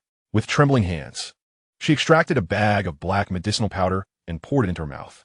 Upon ingestion, an excruciating burning sensation engulfed her insides, a searing pain brought on by the toxin's onset. Yet, deep within her body, an unprecedented sense of relief surged forth, forcefully alleviating the torment. The little medical fairy curled up on the ground, enduring the agonizing pain of the toxin, while simultaneously savoring the comfort that coursed through her limbs. As she consumed the poison, a rainbow hue would appear on her cheeks, an appearance she found utterly repugnant and wished to conceal from others, especially that black-clad youth. Furthermore, during her poisoning episodes, the toxins would cause her mental state to become somewhat disordered. Having only recently unlocked her constitution, she had thus far avoided any severe repercussions. However, with time, she could not predict the horrific action she might undertake, ultimately endangering those around her. It was for this reason that she had chosen to leave Wutan City alone. Under the influence of the toxins, her head grew increasingly foggy, and she ultimately lost consciousness. Yet this time, as she collapsed, her body seemed to be enveloped by a warm sensation, a feeling she found deeply endearing, evoking an impulse to simply fall into a deep slumber and never awaken. After nearly half an hour of sleep, the little medical fairy finally roused from her bed, her previous sensations having faded. Yet, her heart was heavy with bitterness. She had aspired to become a pharmacist or a healer who saved lives. But fate had played a cruel joke on her, granting her such a terrifying gift. Due to her dreadful constitution, she would be bound to poisons for life. She had contemplated abandoning them, yet whenever that overwhelming feeling arose, her body would instinctively seek out the poisons once more, just as it had this time. After quietly lamenting for a time, the little medical fairy attempted to rise, only to suddenly realize she had been outside moments ago. How had she returned to her room? Quickly, she looked up to find a black-clad youth quietly seated on a chair beside her bed. Upon noticing her gaze, he smiled gently and asked, "You're awake? Would you like some water?" "Xiao Yan, what are you doing here?" "I had no choice. Someone left without a word, so I had to come looking for you." Xiao Yan shrugged, feigning exasperation. "I initially thought you would head to the Cloud Empire. After searching for you there and finding nothing, I suddenly remembered you might return here, so I came to check. I didn't expect to actually find you. Did you just touch me?" The little medical fairy suddenly recalled something and hastily inquired. "Of course. How else would I have brought you in?" Xiao Yan replied matter-of-factly. Upon hearing his words, the little medical fairy's delicate face shifted slightly. She quickly grabbed his arm and examined him closely, confirming he showed no signs of poisoning before letting out a sigh of relief. "Thank goodness you're okay." During her unconsciousness, her body would be riddled with potent toxins. Even a slight touch could result in immediate poisoning, which was why she was so concerned. Seeing her in this state, Xiao Yan sighed softly and spoke gently. "Come back with me, will you?" At his words, the little medical fairy's face paled slightly, and she shook her head vigorously. "I can't. It's just the evil poison body. What's the big deal?" Before the little medical fairy could finish her protest, Xiao Yan softly interjected. "You don't need to leave me. How do you know?" Upon hearing Xiao Yan utter the name of the evil poison body, the little medical fairy trembled slightly, looking at him in disbelief. "Have you forgotten?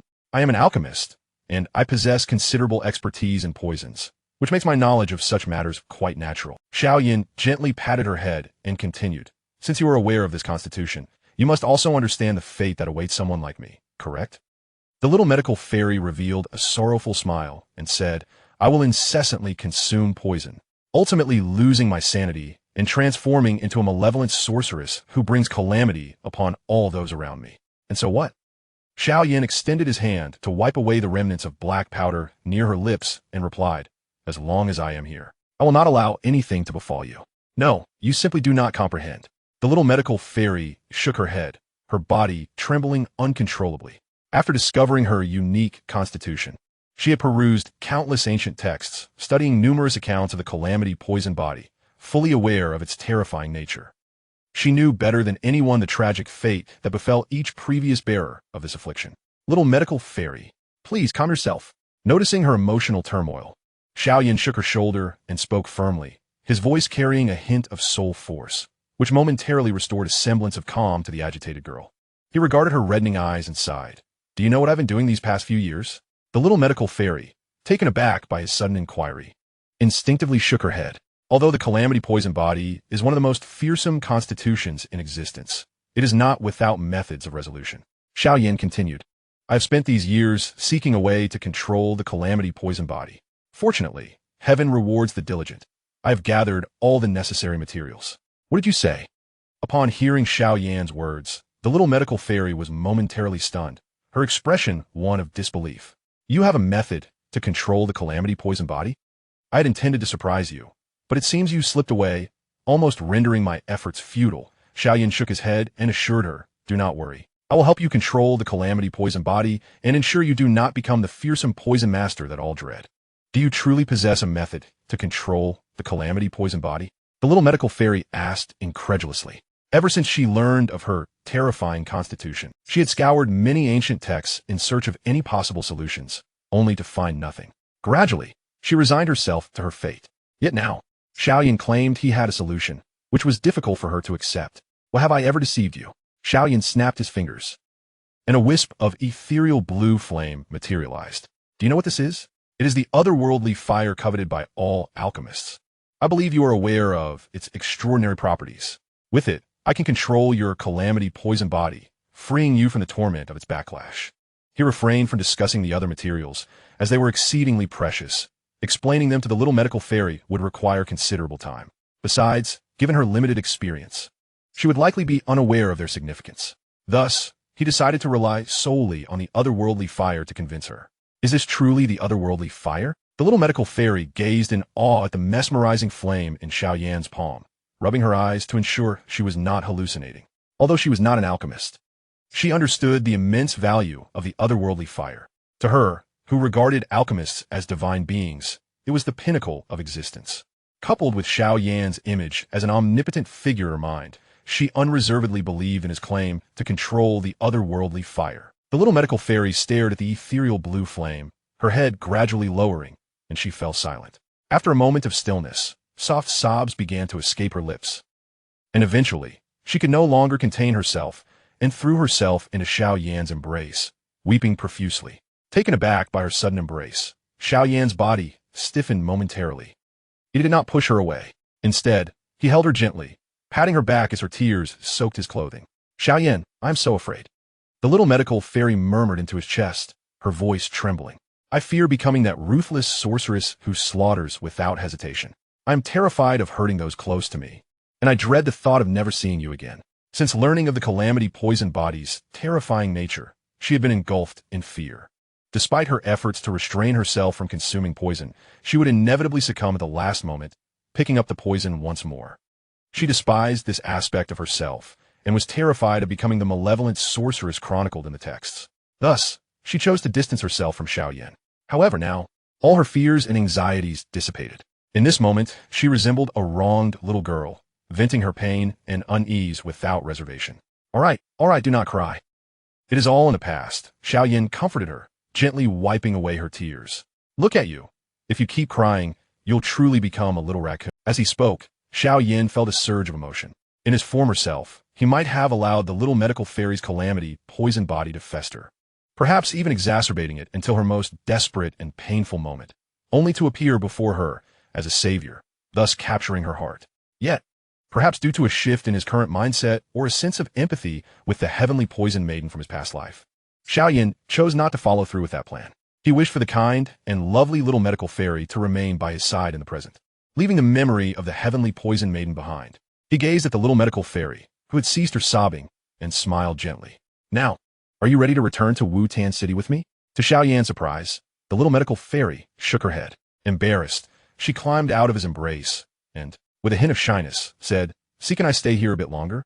I wish to linger in this place for a while." "Very well, then I shall accompany you," Xiao Yan replied, slightly taken aback, but nodding in agreement. Following their previous encounter, he could not bear to leave the little medical fairy alone in this place. Moreover, he had learned his lesson. This time, he would remain by her side, and had even placed a soul mark on her to ensure she would not escape. It was also an opportune moment for him to resolve the resistance he faced from the bone spirit cold fire, enabling him to successfully refine it with a burning decision. Although he had been working on this for some time, The bone spirit cold fire had once belonged to Yao Lao, and despite having erased the soul mark, it still possessed considerable resistance against other souls. Eliminating this resistance would require a significant amount of time. By the way, take this. It should be quite helpful to you, Xiao Yan said as he gently touched his storage ring. Instantly, a scroll appeared in his hand, the very scroll containing the 7-colored poison scripture he had obtained in the cave. Over the years, he had thoroughly studied its contents, making it the perfect gift for the little medical fairy. The little medical fairy accepted the scroll, a sweet warmth blooming in her heart. She looked into Xiao Yan's eyes, tenderness gracing her features, and said, "Let me prepare something for you to eat. You must be hungry after your journey. During your absence, I worked diligently on my culinary skills, and I assure you, I have made significant progress. It seems I shall be in for a treat during this period." Xiao Yan replied with a smile. Xiao Yan responded with a cheerful smile. In truth, with his current strength, he no longer needed to consume such sustenance, and he could hardly experience any sensation of hunger. However, at this moment, he certainly would not dampen the enthusiasm of the little medicine sage. He was acutely aware that she was particularly sensitive and fragile at this stage. Any words of negation could easily shatter the facade of strength she had meticulously constructed. All he needed to do was to provide her with warmth, just as he had in the past, allowing her to revert to her former self. Yet, unbeknownst to Xiao Yan, the little medicine sage harbored some unspoken thoughts. He merely assumed she felt a tinge of guilt, but in reality, during their time in Wutan City, she had exchanged sentiments with Sun Er. Though their relationship was amicable, both were astute individuals, well aware of each other's innermost feelings. Thus, the little medicine sage understood that upon returning to Wutan City, Xiao Yan would treat her well, yet that kindness would be shared among many. However, within this secluded valley, Xiao Yan's affections were hers alone. She could monopolize his kindness towards her.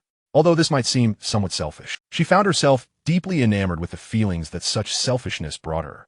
In this energy-rich valley, Xiao Yan and the little medicine sage enjoyed a period of tranquility. Though they had cohabited here years prior, they had both undergone significant changes in temperament, thus altering their dynamic. During the day, Xiao Yan would sit in meditation upon the azure lotus seat, quietly cultivating his Douqi and nurturing his bond with the bone spirit cold fire, while the little medicine sage immersed herself in the study of the 7-colored poison scripture. They occupied their own worlds, undisturbed by one another. As night fell, they would gather by the campfire, sharing their thoughts and feelings.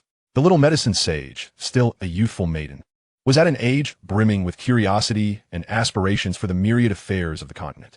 Xiao Yan, having traversed the continent alone for centuries in his past life, possessed countless tales of adventures, from which he selected the most intriguing anecdotes, embellishing them slightly into stories for her enjoyment. In recounting these tales, he naturally mentioned the heavenly poison maiden. Upon learning that she, too, was a bearer of the evil poison body, the little medicine sage listened intently. After Xiao Yan concluded the story of the heavenly poison maiden's fate, she sighed, expressing her sympathy, remarking how truly unfortunate the heavenly poison maiden was. "Do you think she is pitiable?" Xiao Yan cast a glance at her, inquiring. "Indeed, living a solitary existence until the end, devoid of friends, with only that demon rage sovereign seemingly harboring some semblance of affection for her, albeit as an enemy," the little medicine sage lamented, seemingly reflecting on her own circumstances had she not met Xiao Yan. Such an ending was indeed tragic and deeply sorrowful. "I do not find her pitiable."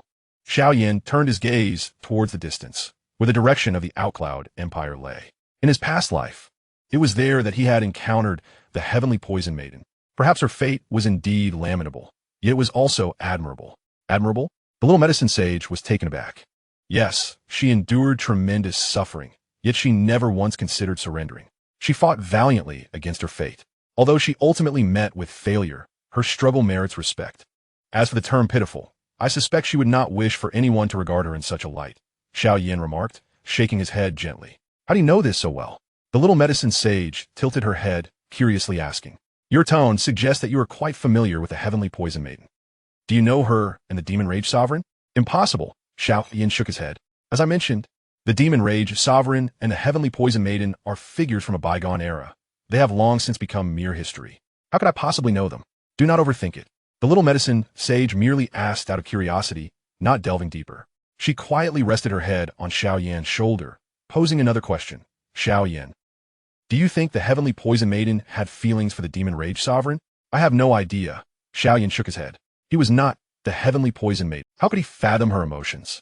Moreover, he had never contemplated such matters. In his past life, there might have been a sense of mutual recognition between him and the heavenly poison maiden. Yet in conflict, they would wish for each other's demise. Romantic feelings were a luxury beyond their grasp. What about the demon rage sovereign? Did he harbor affections for the heavenly poison maiden? The little medicine sage pressed on, undeterred. How could that be? Xiao Yan replied casually. Even if they were truly enamored with one another, what difference would it make? They are both figures of the past. Do you wish to arrange a ghostly wedding for them? That might not be entirely out of the question, the little medicine sage mused, frowning thoughtfully before nodding seriously. Huh? Xiao Yan gazed at her in disbelief. What on earth is this girl thinking? Unexpectedly, the little medicine sage was not merely jesting. She had indeed set up a tombstone for the demon rage sovereign and the heavenly poison maiden, using her clothes for the latter and Xiao Yan's for the former. She even affixed a red character for double happiness on their gravestones and placed 2 red candles alongside them. Xiao Yan stared at the tombstone, feeling a tumult of emotions within. Here he was, perfectly well, yet someone had erected a monument for him. It felt fundamentally wrong, especially since the garments used were their own. He had thought it absurd enough to pair himself with another in jest. But the little medicine sage had taken it a step further by establishing her own grave. Heavenly poison maiden, I know you and the demon rage sovereign shared an affection. But due to your respective positions, you could not be together, the little medicine sage said reverently before the tombstone. So today, I will conduct this wedding on your behalf. May you bless us from the heavens. What? Xiao Yan was at a loss for words. Shared affection? When was I aware of that? And what do you mean by from the heavens? That refers to us, right? Come quickly. It is time to pay homage. The little medicine sage beckoned to Xiao Yan. Now, I shall play the role of the heavenly poison maiden, and you will be the demon rage sovereign. We will perform the wedding ceremony for them, fulfilling their unaccomplished wish. Can a wedding even be performed like this? Do you think this is child's play? Xiao Yan's lips twitched in exasperation. And since when did I have such a wish? Enough with the chatter. Hurry.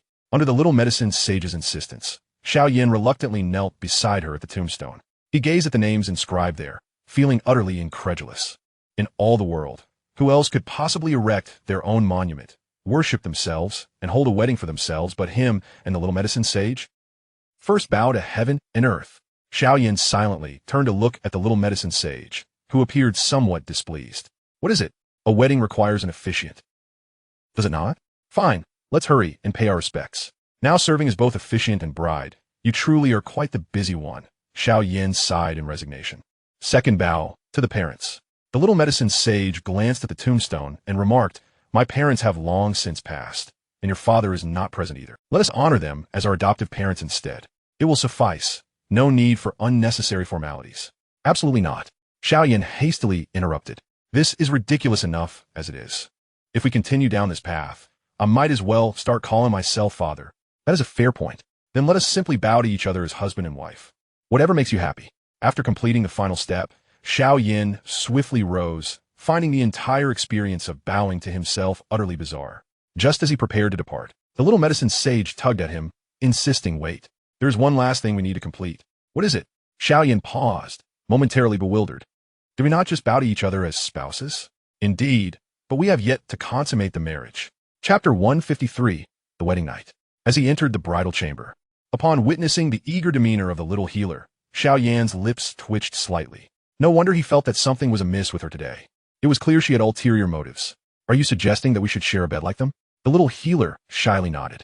I'm afraid I have no time to indulge in such childish games. Xiao Yan sighed, a hint of exasperation in his tone. He truly wished to inquire what sort of thoughts occupied her mind. Could it be that the burdens of her poisonous body had also clouded her intellect? Just as he was about to turn away, the little healer unexpectedly embraced him from behind, exclaiming, Don't go. Feeling the warmth radiating from her, Xiao Yan paused, momentarily taken aback. He turned slowly to face her, noticing her body trembling anew. Hastily, he grasped her wrist, channeling his spiritual energy to scan her for abnormalities, but found none. What troubles you? Is it the affliction acting up again? She shook her head, taking a deep breath. Her eyes filled with concern as she gazed at him. Please, don't leave. I want to go anywhere. He reassured her, gently ruffling her hair. I've said it before, we are friends. But I don't wish for us to merely be friends. Rising on her toes, she softly pressed her lips against his. The exquisite sensation caused Xiao Yan to momentarily lose his composure. For a fleeting instant, the image of the girl before him seemed to merge with the cold figure of the poisonous maiden from his past life. Then, she whispered in his ear, each word deliberate, "Xiao Yan, I like you." Had it been any other time, the little healer would never have been so forthright with her feelings, instead burying them deep within her heart. However, the tale of the poisonous maiden that Xiao Yan had recounted had awakened something within her. For reasons unknown, she felt a profound empathy for the maiden who shared her condition. She did not wish to end up like the maiden in the story, who, until her last breath, failed to express her love, departing this world with endless regrets and solitude. That sensation was one she wished to avoid, which is why she mustered the courage to confess her feelings to Xiao Yan, seeking to eliminate her own regrets. Even if he did not reciprocate, at least she had voiced her love, ensuring that someone knew of her affection. Even Xiao Yan, who had never been so openly declared love for, found himself at a crossroads. Had he retained his previous demeanor, he would have promptly rejected her. Yet, upon seeing the hint of shyness and the fear of rejection reflected in her eyes, he swallowed the words of refusal. He gazed silently at her, neither accepting nor denying her confession. If one looked closely, they might detect a flicker of turmoil within his own gaze. As the silence stretched, the little healer's heart began to sink. She lowered her head, the vibrancy in her eyes dimming. "I understand. If we're only friends, I can accept that. What nonsense are you speaking?" At that moment, Xiao Yan gently tapped her head and remarked, "You've already tricked me into a marriage ceremony, and now you wish to back out?" Upon hearing this, the little healer quickly lifted her head. Seeing the gentle smile on his face caused her eyes to glisten with unshed tears, and she once again threw herself into his embrace, holding him tightly. Xiao Yan, gazing at the girl nestled in his arms, sighed inwardly, bemused at how his initial intention of recruiting loyal and capable subordinates had spiraled into this unforeseen situation.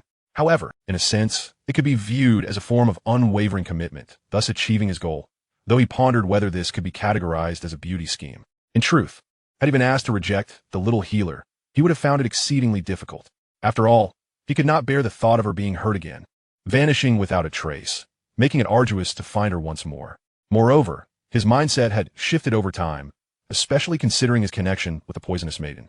Consequently, despite knowing that the little healer becoming the poisonous maiden would benefit him greatly, he refrained from pursuing that path. Instead, he chose to guide and protect her during her most vulnerable moments, striving to safeguard her innate kindness, which compelled him to act in ways that contradicted his usual disposition. After a considerable time, the little healer, feeling somewhat bashful, extricated herself from his embrace. Her shy yet tender demeanor stirred something deep within Xiao Yan, prompting him to step closer and pull her into a gentle embrace, carrying her towards the little wooden house. The little healer seemed to sense what was about to unfold. Nestled in his arms, she timidly inquired, "Xiao Yan, what are you going to do? According to your words, we have already married, so naturally, we should consummate our union." He replied, placing her gently on the bed and tenderly loosening her garments. "Although the wedding was modest, tonight is our wedding night. Are you ready?" Her cheeks flushed slightly, and though she felt a mixture of fear and anticipation, she nodded softly. "I'm ready. Let us proceed." Unlike his first experience with Ziyin, which had been a chaotic affair, this time, Xiao Yan acted with clear consciousness and deliberate gentleness, especially considering the little healer's delicate constitution.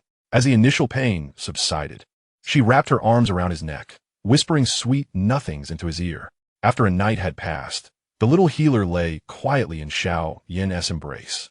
Although he had slowed his movements considerably, the events of the night had left her utterly exhausted.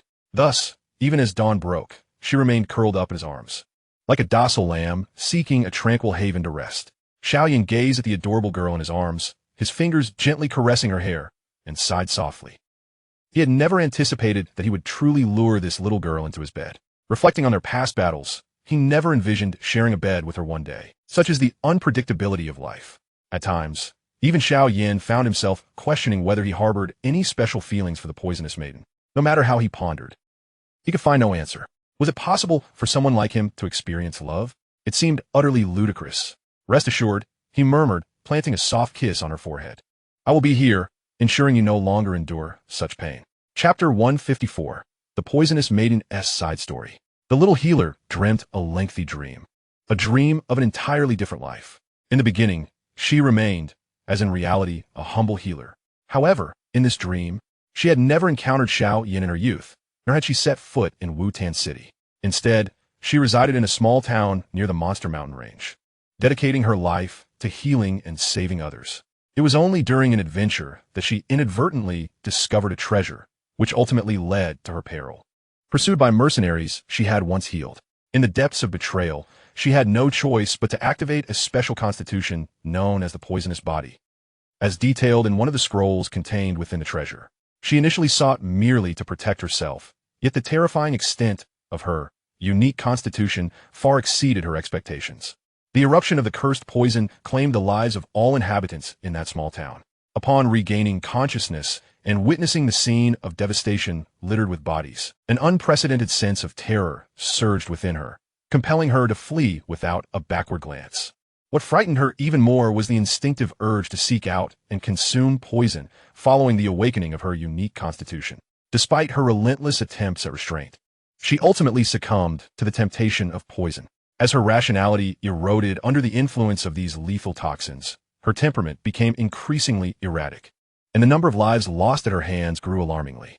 The name she once bore faded into obscurity, replaced by the moniker Daughter of Poison among many. Ultimately, she came to a grim realization. She was born of calamity, and thus she was destined to bring forth that calamity into the world. From that moment onward, she buried her former kindness deep within, transforming into the fearsome figure known as the Daughter of Poison, a being that instilled dread in all. Solitarily, she ventured into the Izumo Empire, a realm teeming with poison masters, her paradise. With a bloody hand, she established a faction known as the Poison Sect, reigning over that vast empire. Until one day, a dark-haired youth intruded upon her empire, strikingly reminiscent of the real Xiao Yan, albeit more mature in appearance. The instant she laid eyes on him, particularly his pair of lifeless black eyes, she knew he was akin to her.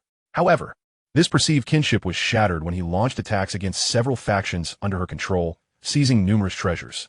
Upon learning of his audacity, she felt a mix of anger and amusement. After years of dominance, he was the only one bold enough to challenge her authority. Thus, she resolved to confront this peculiar young man personally. Their encounter was brief. Though no victor emerged, she could not forget the dark-clad youth. For few had ever managed to escape her grasp. Yet, following that encounter, he vanished entirely, eluding her every search as if he had never existed. Later, a faction known as the Soul Palace approached her, claiming they possessed a method to control her cursed poison constitution. After weighing the pros and cons, she accepted their invitation and journeyed to Zhongzhou, becoming a celestial master of the Soul Palace. There, she was tasked with hunting down the notorious Demon Rage Master, who turned out to be none other than that very dark-haired youth from before. Within the information network of the Soul Palace, she easily acquired all intelligence regarding this Demon Rage Master. He had murdered his father and brother, betrayed his master, and annihilated countless cities, making him a figure of notorious infamy across Zhongzhou. His reputation was enough to silence even the most boisterous of children, marking him as irredeemably wicked. Despite facing adversaries far superior to him, he consistently found a glimmer of survival amidst countless traps that others deemed fatal. Though an enemy, she could not help but admire him, recognizing that she herself would never have been capable of such feats. Nonetheless, due to their opposing positions, when she finally faced the Demon Rage Master, she struck with lethal intent, and he reciprocated without mercy. They clashed numerous times, each claiming victories, yet in their final encounter, she emerged triumphant. The Demon Rage Master had already sustained severe injuries from a prior ambush before meeting her, making his defeat almost inevitable. At that moment, a mere flick of her hand would have sufficed to end his life. However, as she gazed upon the dark-haired youth leaning against a great tree, bloodied yet maintaining an air of calm, her fighting spirit began to ebb. "You won't kill me?" he inquired, surprise flickering in his blood-stained visage as he met her gaze. "You were already wounded before our battle. Killing you now would grant me no sense of accomplishment. Let us settle this once you have recovered," she replied, asserting that it would only be worthy of her prowess to claim his life after he had regained his strength. The notoriously cold and ruthless Daughter of Poison refrained from delivering the final blow for the first time. "How amusing. I never expected you to show such mercy. However, if you think I will remember this act of kindness, you are sorely mistaken," the dark-haired youth said, watching her retreating figure with a smirk. "Daughter of Poison, should you ever fall into my hands, I shall not show you mercy." "Do as you wish," she answered, pausing momentarily to glance back at him. "Because you will never have that opportunity." She spoke the truth, for she sensed that the method provided by the Soul Palace could not fully suppress the power of her cursed poison constitution. It would not be long before she succumbed to the agony of 1,000 toxins and met her end. As for why she spared him, she simply believed it would be a great pity for such a person to perish so easily. Thus, she returned to the secluded valley where she had once discovered herself amidst the Beast Mountain range, embracing a life of reclusion. In her final days, she felt as though she had returned to her youthful self, living leisurely and contentedly, often utilizing the various herbs in the valley to concoct a multitude of potions. Yet, that day soon arrived. She lay quietly in the coffin she had prepared for herself, reminiscing about her past as an unprecedented wave of pain coursed through her body. Just before her consciousness succumbed to darkness, she vaguely sensed that something essential was missing from her life. The story ought to have concluded there, but inexplicably, even in death, she seemed to perceive the changes occurring in the outside world. Following the eruption of poison, the area within 1,000 miles transformed into a barren wasteland, and the once serene valley was obliterated, leaving only a toxic swamp. Time passed, and eventually, the dark-haired youth reappeared. He arrived at the spot where she had once transcended, standing in silence for a while before sighing. "I had intended to seek revenge, but alas, you left no corpse behind. Such a pity." Surprised, she realized that someone still remembered her. Regrettably, the eruption of her cursed poison had begun from within, causing her body to dissolve in the toxic miasma. Yet, perhaps it was for the best. At least she would not be subjected to the gaze of her nemesis in her most undignified state. He lingered in the toxic swamp for a day, and she could not shake the feeling that the usually ruthless demon rage master appeared somewhat dimmed in spirit. After his departure, pink flames spread forth, incinerating the entire toxic swamp in a blaze. This final chapter of the story was one that Xiao Yan had never shared with her. The dream began to replay. She was once again the little healer. Yet she had forgotten her past, her sufferings. However, unlike last time, this time her life experienced seemingly trivial changes. She found herself pursued by beasts over a medicinal herb, and in her frantic flight, she stumbled into a small valley where a dark-haired youth sat by a campfire, gazing quietly at the flames. Seemingly hearing her cries, he lifted his head and turned his gaze toward her. Upon recognizing her face, a flicker of intrigue sparked in his previously inscrutable eyes. Chapter 155, Cohabitation Life. After marrying the little healer, Xiao Yan's relationship with her became notably more intimate, though this intimacy was not merely in terms of titles, but also in actions. They attempted to address each other as husband and wife, yet both found the terms overly sentimental, opting instead to revert to their original names. In truth, he initially intended to explore the vast beast den that Yi Xiaoyan had mentioned, but his concern for the little medical fairy's condition compelled him to remain. After all, without the map, others would find it equally elusive, so he felt no urgency. Indeed, he had nearly forgotten about it. Xiao Yan continued his training as usual, diligently absorbing the resistance of the bone spirit cold fire, while simultaneously refining his skills. The little medical fairy, with her tender demeanor, cared for his daily needs, resembling a devoted wife, which stirred something within Xiao Yan's heart, a feeling he had never experienced in his previous life, spent in constant strife and escape. He suddenly thought that perhaps staying like this wouldn't be so bad after all. Consequently, he postponed his return to Wutan City, jesting that after a lifetime of battle, he deserved to indulge in some peace. With the passage of time, the bone spirit cold fire grew more amicable toward Xiao Yan. Although there remained a significant degree of resistance, he had begun to wield it with a certain finesse. This brought him joy, yet he also felt a tinge of helplessness. After all, the flame had been under the tutelage of Yao Lao for an extensive period, and Yao Lao's strength surpassed his own by a considerable margin, which accounted for the fire's strong reluctance. However, as time progressed, this resistance would gradually diminish. Xiao Yan was confident that before long, he would completely eradicate this resistance, allowing him to refine the bone spirit cold fire using the burning decision. While its energy might not elevate the burning decision to the heavenly tier, reaching the quasi-heavenly tier would certainly be within reach.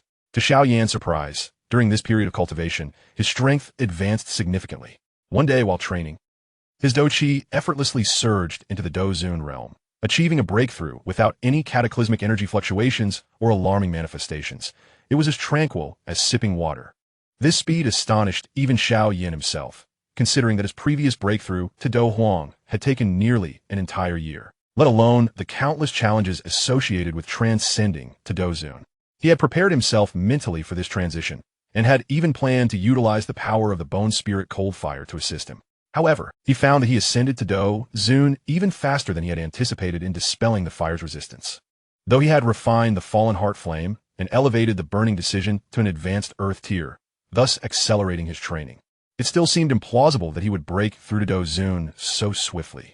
Unbeknownst to him, while this breakthrough was not directly due to the acceleration provided by the fallen heart flame, it was indeed closely intertwined with it. After refining the fallen heart flame, his body began to generate an endless supply of heart fire, which not only tempered his internal Dou Qi, keeping him perpetually in a state of cultivation, but also compelled forth the accumulated energy within him. When he first practiced the burning decision, he had refined the black flame within him, which had propelled him through several levels. However, the energy had not been fully absorbed, but lay dormant within his body. Later, after absorbing the essence blood of the black flame purple cloud sculpture, the black flame evolved into the true nine nether fire, with more energy accumulating within Xiao Yan. Additionally, some energy from the elixirs and precious materials he had consumed, as well as from the thunder-devouring Dan and crimson pearls, remained unabsorbed. The tempering of the heart fire ultimately unleashed all this dormant energy, enabling Xiao Yan to breach the Dou Zone barrier and attain the Dou Zun realm. Simultaneously, Nailan Yanran was diligently striving toward becoming a 5-star Dou master. Following his breakthrough, Xiao Yan moderated his training pace, concentrating his thoughts on the bone spirit cold fire. During his occasional leisure time, he would spend moments with the little medical fairy. Regarding the rather vivid dream she had, she didn't ponder it too deeply, believing it merely to be a manifestation of her thoughts after hearing Xiao Yan's tales, simply a dream sent by the heavenly poison lady. Moreover, upon waking, many details had become hazy. Aside from her vague recollections of past events with the demon fury sovereign, she had little else imprinted in her mind. She remained unaware that the heavenly poison lady in the story was indeed herself, and those events had truly transpired. Xiao Yan, of course, was oblivious to the dream the little medical fairy had, though he sensed that something had transpired with her, making her cling to him more than before. He also noticed a subtle shift in her habits, which seemed to align more closely with her past life, though her personality remained unchanged. Yet, he distinctly perceived a trace of the heavenly poison lady's aura emanating from her. When he casually inquired, the little medical fairy recounted her dream. Upon hearing the story, Xiao Yan fell silent for a moment. As the subject of the dream, he understood all too well that it was not merely a dream, but rather the experiences of the heavenly poison lady in her previous life. However, he chose not to clarify this, gently stroking her hair and saying, "It was just a dream. I certainly know it was a dream, yet it felt so vivid. Do you think it was really the heavenly poison lady sending me a message?" The little medical fairy nestled against Xiao Yan, asking, "But why did the demon fury sovereign appear as you in my dream?" She pondered. Xiao Yan shook his head slightly, unaware that he possessed such dream-sending abilities. "It must be because we held a wedding for them, so they are expressing their gratitude through dreams," he replied. "By the way, when we name our future children, should we consider using their names to commemorate them?" The little medical fairy blinked, inquiring. "There's no need for that," Xiao Yan said, his lips twitching. "Isn't it a bit early to be thinking about children? That's called being prepared. If we decide on names now, we can plan how many to have later." She chirped, hugging him even tighter. "Xiao Yan, do you think the demon fury sovereign liked the heavenly poison lady?" This question had been posed by the little medical fairy before, yet this time, hearing it from her imparted a different feeling to Xiao Yan, as if the heavenly poison lady herself were asking him directly. Thus, he did not dismiss it as he had previously. Instead, he gently nodded, saying, "I believe so. I knew it." After hearing Xiao Yan's response, a radiant smile spread across the little medical fairy's face. For some reason, she felt that his answer held great significance for her, and Xiao Yan did not let her down. Chapter 156, The Bond of Brotherhood. After spending a sweet time in the valley with the little medical fairy, and seeing her demeanor grow more serene, Xiao Yan proposed they return to Wutan City. This time, the little medical fairy did not refuse. In fact, she felt a sense of anticipation, for in her heart, she had already become Xiao Yan's, and naturally, his home was now hers as well. "Let us have Xiao Lan take us out," she suggested, referring to the blue eagle she had raised years ago, now grown and capable of serving as her steed. It was indeed due to the blue eagle's assistance that she could navigate the valley. The little medical fairy pulled out a short bamboo flute, ready to summon her beloved blue eagle, but Xiao Yan smiled and shook his head, stopping her. "There's no need for such trouble. I can manage on my own." As soon as the words left his lips, a pair of ethereal blue flame wings suddenly unfurled from Xiao Yan's back. The dazzling sight caused the little medicine fairy to instinctively cover her mouth, her delicate face adorned with shock. Although she was aware of Xiao Yan's remarkable talent and formidable strength, she never anticipated that he had ascended to the rank of a Dou Wang at such a tender age. Of course, with Xiao Yan's current prowess, if he truly wished to return to Wutan City, there existed a swifter method. He could simply employ the spatial powers he had mastered, and in the blink of an eye, he could find himself at the doorstep of the Xiao family. Yet, Xiao Yan understood that when in the company of a young lady, the essence of romance often outweighs practicality. Come, let me show you some unseen vistas, Xiao Yan said with a gentle smile, lifting the little medicine fairy in a princess carry. With a vigorous flap of his flame wings, they soared into the sky.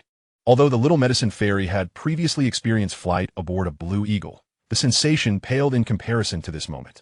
In truth, with Xiao Yan's current abilities, traversing the distance from the Monster Mountain Range to Wutan City would take merely a few breaths. However, to accommodate the little medicine fairy and ensure her comfort, he deliberately slowed their pace. Even so, she experienced the thrill of chasing stars and the moon while cradled in his embrace. Before long, the outline of Wutan City came into view, and the two of them descended in a secluded area before making their way toward the Xiao family residence. Although Xiao Yan had been away, prior to his departure, he had entrusted the relocation of the Xiao family members to Qinglin. Under her guidance, a portion of the family had already begun migrating to the Black Corner region, of course, with the consent of those involved. Upon sensing that, despite the outward appearance of the Xiao family remaining unchanged, many familiar presences were now absent, Xiao Yan couldn't help but silently commend Qinglin for her capabilities. She was indeed becoming increasingly reliable. However, as he and the little medicine fairy stepped into the Xiao family's backyard, they were met with an astonishing scene. An incense altar had been set up in the backyard, and before it, 3 young girls, Xiao Suner, Ziyin, and Qinglin, were solemnly holding incense sticks. Xiao Sunat, Ziyin, and Qinglin hereby swear sisterhood, sharing blessings and bearing hardships together from this moment forth. Seeing this, Xiao Yan couldn't help but twitch at the corners of his mouth. He wasn't surprised that Qinglin and Ziyin had formed a bond. After all, Qinglin was easily swayed and had previously been persuaded to become a little sister. What puzzled him was how this girl had managed to convince Suner to join in the oath. Given her intellect, it seemed improbable that she could have persuaded Suner. Just as they were in the midst of their oath, Ziyin noticed Xiao Yan and the little medicine fairy nearby, promptly tossing the incense aside and joyfully running over. Brother Xiao Yan, you're back. Why are you calling him Brother Xiao Yan too? Xiao Yan ruffled Ziyan's hair, feeling somewhat exasperated. He had a psychological aversion to that title. Suner was one thing, but why was Ziyin joining in the fray? I find it amusing to call him that like Suner does, but I still think calling him Xiao Yan sounds better, especially since I'm an adult. Ziyin declared with a hint of pride. An adult? Where's the evidence of that? Xiao Yan chuckled and shook his head. He glanced at the incense sticks that had been discarded by Ziyin and extinguished the small flame that had nearly ignited. This little girl truly had no sense of consequence. If left unchecked, she might set the house ablaze one day. Don't you know I'm all grown up? Ziyin replied, inching closer to Xiao Yan with a playful grin. Coughing awkwardly, Xiao Yan felt a twinge of embarrassment. He was the only one who had witnessed Ziyan's mature form, one that rivaled the renowned beauty of the Medusa Queen. He couldn't shake the memories of when she had pinned him down in bed. Who is she? Suddenly, Ziyan's attention was drawn to the little medicine fairy beside Xiao Yan, prompting her to inquire eagerly. Oh, her name is Little Medicine Fairy. She is mine. Before Xiao Yan could finish his sentence, Ziyin seized the little medicine fairy and pulled her over, exclaiming, "What perfect timing. We can join the sisterhood together." Wait, I haven't even grasped what's going on. The little medicine fairy was bewildered as Ziyin forcibly dragged her along, stuffing incense sticks in her hands, leading her into the oath with confusion. Sister Little Medicine Fairy, now we truly are sisters, Suner said, holding the little medicine fairy's hand with a smile after the oath was completed. Upon hearing Suner's words, the little medicine fairy shyly lowered her head. During their previous conversations, she had gleaned some understanding of Suner's feelings, but after her recent excursions, where she had indulged in several clandestine meals, she felt a twinge of guilt towards Suner. Meanwhile, Xiao Yan's gaze remained fixed on the wooden statue placed on the incense altar, his brow furrowed. For some inexplicable reason, he felt that the statue bore a resemblance to himself. Were these little girls actually paying homage to him during their oath?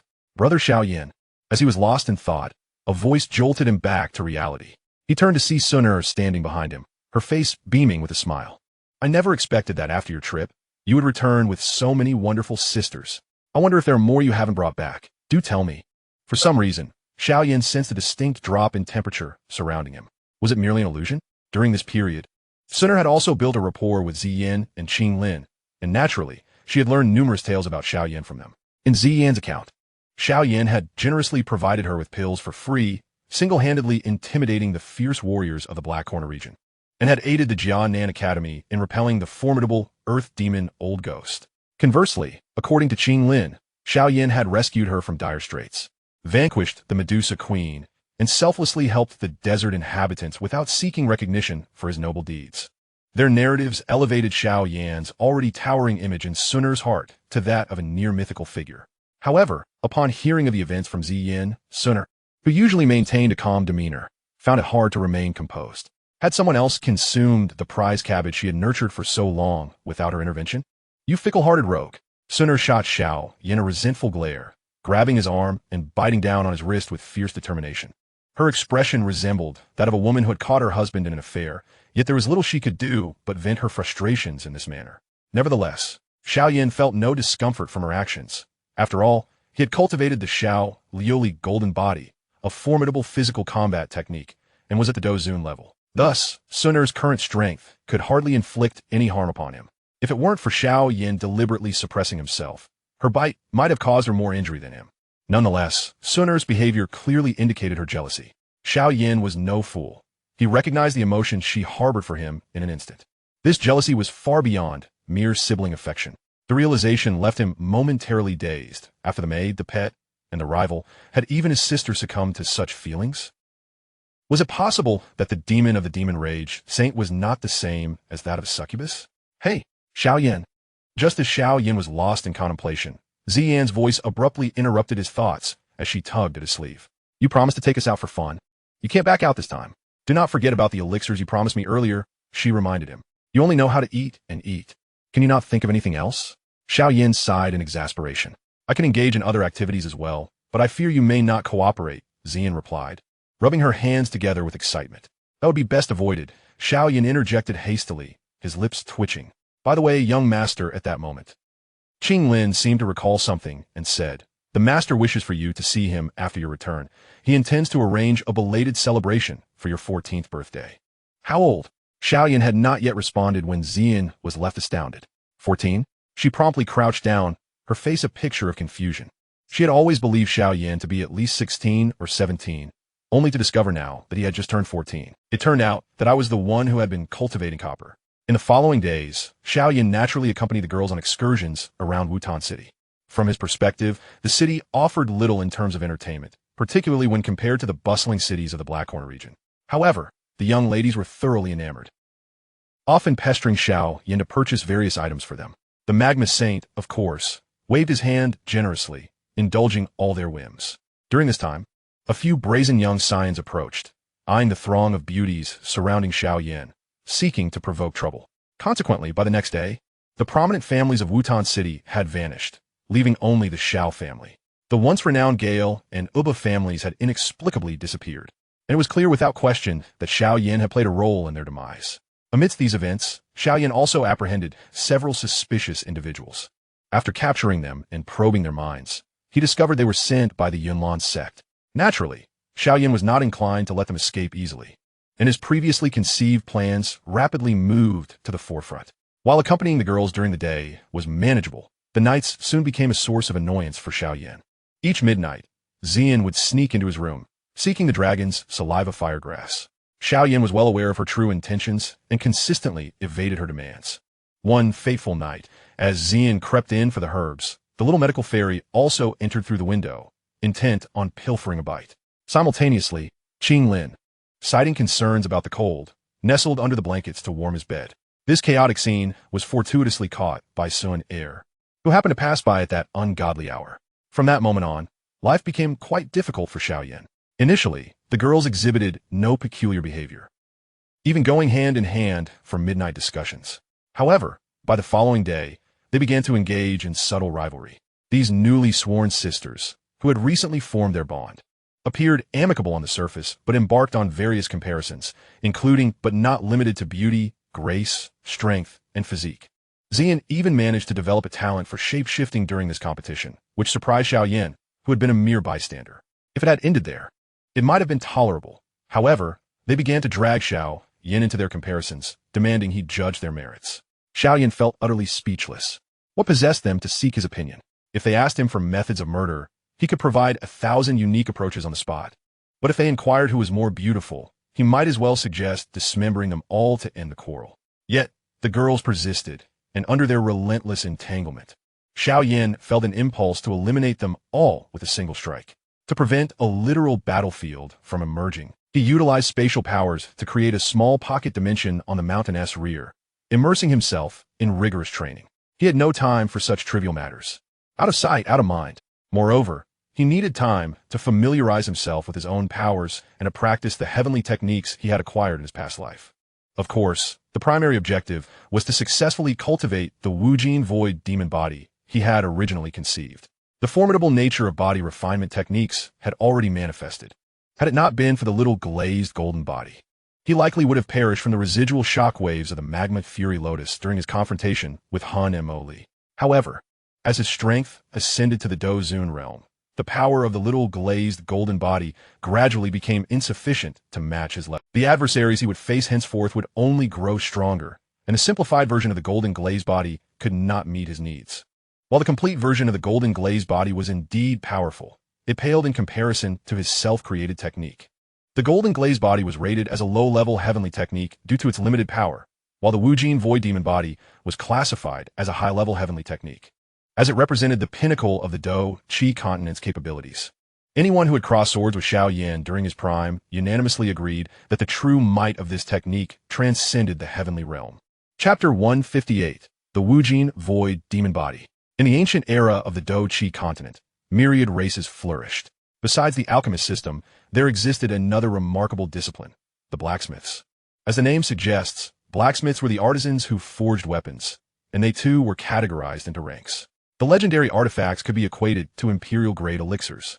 Yet, beyond these artifacts, there existed a terrifying class of weaponry, referred to as the ancient demonic instruments by later generations.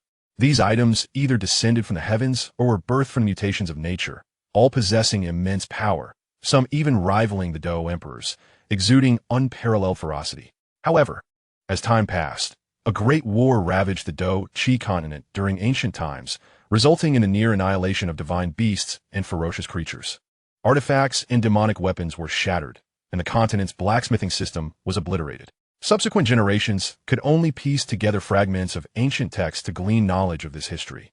And based on the remnants of the blacksmithing system, they developed the later magic core weapons. Yet, these so-called magic core weapons paled in comparison to those crafted by blacksmiths of the ancient era. Upon learning of this history, Xiao Yan traversed various ancient battlefield ruins, dedicating nearly a century to gather the bones and blood of countless ferocious beasts, inscribing them with the markings of ancient demonic instruments. He then amalgamated the collected body refinement techniques, simplifying complexities, ultimately creating the formidable Wujin void demon body. If perfected, this technique could unleash a single palm strike capable of matching the full might of ancient demonic weapons, even recreating the forms of those instruments through the magical patterns coalesced upon his body. However, this method was fraught with peril. Once the magical patterns formed, they would incite a fierce thirst for bloodshed. Those with weak wills risked succumbing to madness. In his past life, Xiao Yan only took on one disciple, and the teachings imparted were not of his own creation. It was not out of a desire to hoard secrets, but rather that the techniques he had crafted could only be mastered by himself. Each was akin to dancing on the edge of a blade. The Wujin void demon body was also one of the 9 absolutes of magma fury. As its creator, even Xiao Yan had not managed to cultivate it to its fullest potential, for its difficulty far exceeded his expectations. According to Xiao Yan's estimations, the potency of the Wujin void demon body is contingent upon the refinement of the magical patterns. Should one achieve mastery, it is feared that one could coalesce tens of thousands of magical patterns. However, even at the pinnacle of Dousheng, he could only manifest a mere 100. The limitations of the Wujin void demon body far exceed this, leading Xiao Yan to speculate that only by transcending the Dou Di could one truly unleash the full might of this combat technique. Nevertheless, its power remains exceedingly formidable. In his previous life, Xiao Yan's successful refinement of the pure Lotus Demon fire was not solely due to assembling the remnants of the pure Lotus Demon Saint S map. but also owed much to the physical enhancements provided by the Wujin void demon body. Otherwise, he would likely have been obliterated by the ferocious energy of the pure lotus demon fire. Naturally, Xiao Yan cannot hope to cultivate the Wujin void demon body to such an extent now.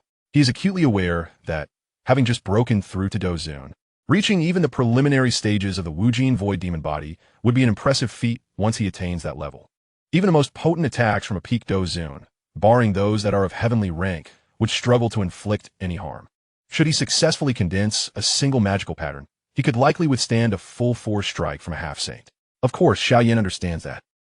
With his current status as a one-star Dozun, the likelihood of successfully cultivating this technique is exceedingly low. However, as the creator of this combat skill, he is aware of the more accessible pathways to its successful cultivation. Thankfully, his prior accomplishment of refining the little Liuli golden body has provided him with a solid foundation. Otherwise, the challenge would be significantly greater. It seems he must gather additional materials. Xiao Yan sighed, recalling that previously, he would delegate the task of collecting these items to Qinglin. However, she has recently been preoccupied with matters of jealousy and rivalry, leaving him to seek assistance from others. Regrettably, Hai Buodong is currently in the Black Corner region. Otherwise, he would gladly let him shoulder the burden. Speaking of Hai Buodong, Xiao Yan suddenly recalled that the Miter family, of which he is a part, has a branch in Wutan City. He does not expect this humble place to yield the necessary medicinal materials, but he could at least send a message to Hai Buodong, requesting him to undertake this laborious task. With a gentle sweep of his hand, a small spatial passageway materialized before him. With a step forward, he swiftly arrived at the Miter auction house within Wutan City. However, he noticed that the signboard of the auction house now bore a new emblem, the insignia of the Xiao clan. As he stood at the entrance, a maid was about to inquire when she spotted Xiao Yan producing a jade token. Upon seeing the token, several guards were taken aback, their expressions immediately shifting to utmost respect. This jade token, a symbol of identity and status, had been proposed by Qinglin, and the one in Xiao Yan's possession was undoubtedly of the highest rank. Only the lord of the Xiao clan himself possessed such a token. Guided by several maids, Xiao Yan entered the waiting hall, where he awaited his appointment. Moments later, the sound of hurried footsteps echoed from outside, followed by the appearance of a stunning woman clad in a crimson robe, Yafei, the chief auctioneer of the Miter auction house in Wutan City. While Yafei's personal strength may not be particularly formidable, her reputation rivals that of the three clan leaders in Wutan City. Aside from her role as an auctioneer, her beauty is also unparalleled within the Gamma Empire. Her mature and alluring charm is sufficient to cause even the most steadfast individuals to lose their composure. However, Xiao Yan was evidently not among those easily swayed. He merely cast a fleeting glance at Yafei before averting his gaze. It would be absurd to invite further complications into his already tumultuous household, especially since he was not a lecherous soul enamored by every pretty face. Upon seeing Xiao Yan, Yafei appeared somewhat surprised, caught off guard both by his age and his composed demeanor. She held great confidence in her beauty, as few in Wutan City could resist her allure. Yet, this young man seemed impervious to her charms. Since Xiao Yan did not conceal his true appearance, Yafei quickly recognized his identity. Apart from overseeing auctions, she was also responsible for intelligence within the Wutan City region. Thus, she possessed a portrait of this prodigious youth. What she did not anticipate was the connection between the young master of the Xiao family, who had been traveling abroad for years, and the Xiao clan itself. Miss Yafei, if there is something to discuss, please feel free to speak candidly. Your prolonged gaze is making me rather bashful, Xiao Yan remarked, lifting a teacup and taking a delicate sip. I simply did not expect young Master Xiao to have such ties to the Xiao clan, Yafei said, assessing him with a measure of hesitation. May I inquire what position you hold within the clan? Xiao Yan did not respond verbally, but merely revealed the jade token in his hand. The maid before him understood that the bearer of such a token held an esteemed status, yet she was unaware of its specific rank. Yafei, however, was different. Upon seeing the token, she promptly bowed, exclaiming, I pay my respects to the lord of the clan. Please, no need for formalities. Xiao Yan gently raised his hand, an invisible force enveloping Yafei and lifting her upright. This display astonished her, as such an ability surpassed that of a mere doucher. Yet, recalling that the individual before her was someone whom even Dou Huang experts would bow to, it seemed rather reasonable in retrospect.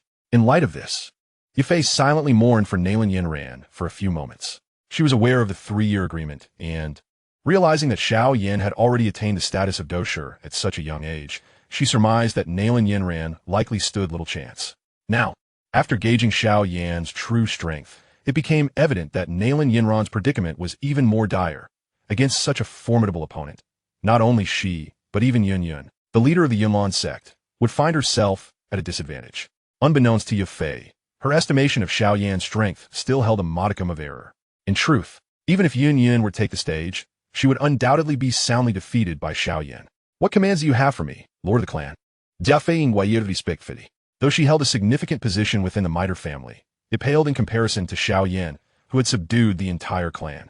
Additionally, her pride and her beauty held no allure for him, compelling her to adopt a submissive demeanor in his presence. Nothing of great importance.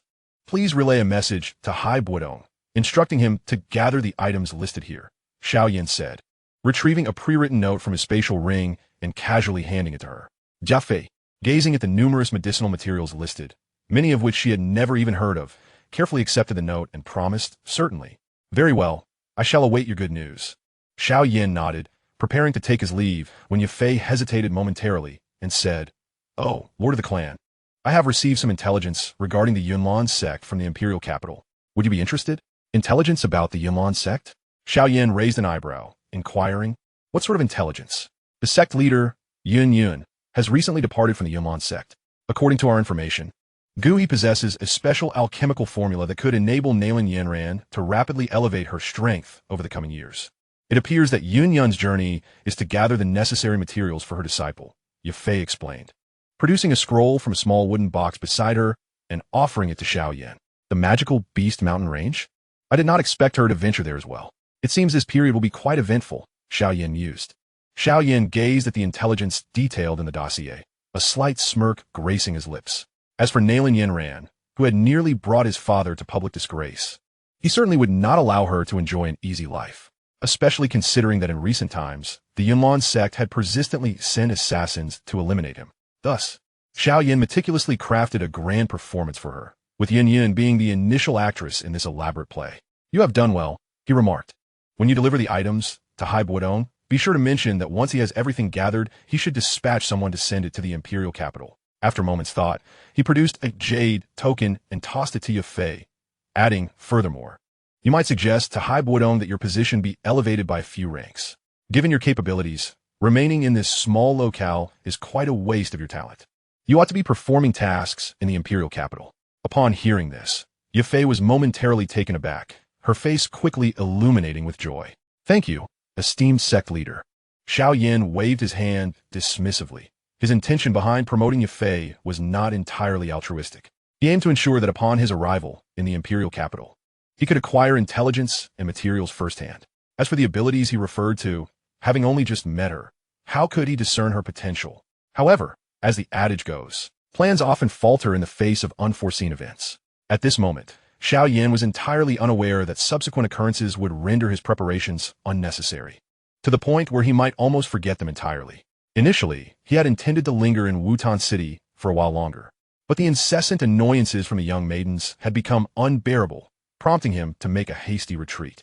Before his departure, he left a letter for the girls still embroiled in their internal strife, instructing them to await him at the Jia Nan Academy. The reason for this was not particularly complicated. To suppress Xiao Yixian's cursed poison body, it was imperative to seek a location of utmost yang energy. And the magma world beneath Jia Nan Academy perfectly fulfilled this requirement. The reason he did not act immediately was that Xiao Yixian's strength was currently too feeble, and the accumulation of poison within her was insufficient to form a poison pill. Therefore, she needed to continue consuming the poison. To mitigate the risk of her losing control due to the toxicity, Xiao Yan had previously implanted a seed of netherfire within her body. Should her cursed poison body exhibit signs of instability, it would activate to safeguard her. Unbeknownst to Xiao Yan, during his absence, the young maidens had been fairly harmonious. However, due to his notorious flirtation, they concocted a scheme that ultimately led to chaos. Little did they realize that Xiao Yan was not swayed by such antics. Upon sensing their attempts to rattle him, he chose to depart, leaving the girls feeling as though they had struck a pillow with their fists, utterly powerless. At that moment, the four young maidens huddled together, poring over the letter Xiao Yan had left behind. As they read, Xiao Yixian and Zi Yan exchanged glances filled with reproach towards Sonaire. Were it not for her suggestion, They might have had a chance to secretly indulge in their desires, but now, their plan to teach Xiao Yan a lesson had backfired, and he had slipped away instead. Faced with the reproachful gazes of Xiao Yixian and Ziyin, Sun Er could only offer an awkward smile before opening Xiao Yan's letter and reading it carefully. The initial portion was filled with inconsequential chatter, but the latter lines captured their attention, prompting a lengthy discussion that ultimately led to a conclusion. I understand now. Brother Xiao Yan wishes for us to enroll at Jia Nan Academy. Sun Er slowly closed the envelope, releasing a long breath. Brother Xiao Yan truly has our best interests at heart. How so? She continued. Brother Xiao Yan is concerned that we might become distracted by jealousy over him. So he chose to leave us deliberately, ensuring we remain focused on our training. Thus, he has sent us to Jia Nan Academy to await his return. Clenching her small fists, she declared, Rest assured, Brother Xiao Yan, we shall not disappoint you. Chapter 160. Yun. Unbeknownst to Xiao Yan, his letter had been misinterpreted once more. Exiting the miter auction house, he made his way to the Monster Mountain range. Clutching the detailed map he had obtained from Xiao Yan, the map was indeed quite intricate, yet due to its age, several routes had changed over time, rendering his search somewhat cumbersome. As he continued to scour for the grand beast lair indicated on the map, a thunderous roar echoed from the distant sky. He glanced upward towards the source of the lion's roar, and with his eyes refined by the ethereal flames, he could easily discern the situation unfolding. There, a formidable beast enveloped in a violet crystalline layer faced off against a graceful woman clad in simple attire. Observing this scene, Xiao Yan raised an eyebrow. It appeared that Yafei's information was indeed accurate. Yun had ventured into the Monster Mountain range, and her adversary was none other than the 6th-tier beast, the violet crystal wing Lion King. But what business did she have with it? Surely she did not seek its magic core? With a furious roar, the violet crystal wing Lion King unleashed a torrent of purple flames, a clear manifestation of its formidable beast fire. The woman in the simple dress, seemingly practicing wind attribute fighting aura, did not dare to confront the flames head-on, her speed surpassing that of ordinary opponents of her tier. Xiao Yan merely cast a fleeting glance at the confrontation before retracting his gaze. He found no interest in such a skirmish. Moreover, Yun's combat prowess was rather lacking. Were he to engage, he could easily subdue the violet crystal wing Lion King, even if it were a full tier above him, without the drawn-out struggle that was currently unfolding. After another clash, both the violet crystal wing Lion King and Yun retreated a short distance. At that moment, their fighting aura surged as they prepared to unleash their ultimate techniques to determine a victor. Ultimately, although Yun managed to break the Lion King's hardest horn using her trump card, she fell victim to its sealing technique, her fate hanging in the balance. By a twist of fate, she collapsed right before Xiao Yan, who contemplated whether to harvest her gold coins or prepare a stew from her remains. Opting for the former first, he hoisted her over his shoulder in a manner reminiscent of carrying a sack, heading toward the nearby valley where he had previously practiced his flame techniques. After carelessly dropping Yun onto the ground, Xiao Yan assessed her condition. The Lion King's final strike had evidently inflicted serious harm upon the defenseless woman, whose armor had barely protected her from a fatal blow. Noticing the wounds on Yun's body, Xiao Yan frowned. He could easily discern that if she did not receive timely treatment, she risked bleeding to death. Faced with this scenario, he could not remain indifferent. Thus, he promptly set about unfastening her clothing, removing her armor, not out of concern for her well-being, but because he found the armor quite commendable, intending to repair it for Sun Er or Xiao Yixian later. Just as he had removed the armor, Yun slowly opened her eyes. Upon awakening, she was confronted with the sight of her clothing being stripped away. Embarrassed and enraged, she shot a furious gaze at Xiao Yan, who merely smirked and said, Fear not, I am a person of principles. I only seek wealth, not lust. You need not worry about my intentions. The blush of indignation deepened on Yun's face at Xiao Yan's words. She longed to spring up and strike him down, but found herself utterly immobilized. To make matters worse, she could not summon her fighting aura either. Recalling the Lion King's sealing technique, she could not help but mutter, Damn it, I never anticipated that creature would employ sealing techniques. Aside from the sealing of her fighting spirit, she was also engulfed in a wave of excruciating pain, a remnant of the wounds inflicted by the amethyst-winged Lion King. If she did not receive timely treatment, her life might be in jeopardy. Unfortunately, she found herself utterly immobilized, her only hope resting on Xiao Yan, who was scrutinizing the piece of armor nearby. Do you have any healing ointment? She inquired. Of course I do, Xiao Yan replied, casting a sidelong glance at Yun before casually stowing away the armor. Could you assist me in applying the medicine? Yun observing Xiao Yan's actions, drew in a slow breath. Though she yearned to rise and confront this opportunistic individual, she recognized her precarious physical condition, compelling her to suppress her fury and continue her inquiry. Why should I help you? Xiao Yan shook his head with a smile. I can offer you something in exchange. Yun quickly added, momentarily taken aback by his question. If I save you, I would merely gain some benefit. However, if you were to perish, all that you possess would become mine. Weighing the pros and cons, which do you suppose I would choose? Xiao Yan chuckled lightly. While he held no regard for the worthless trinkets Yun possessed, his nature of opportunism compelled him to extract something from her. After all, as the saying goes, even the flesh of a mosquito is still flesh.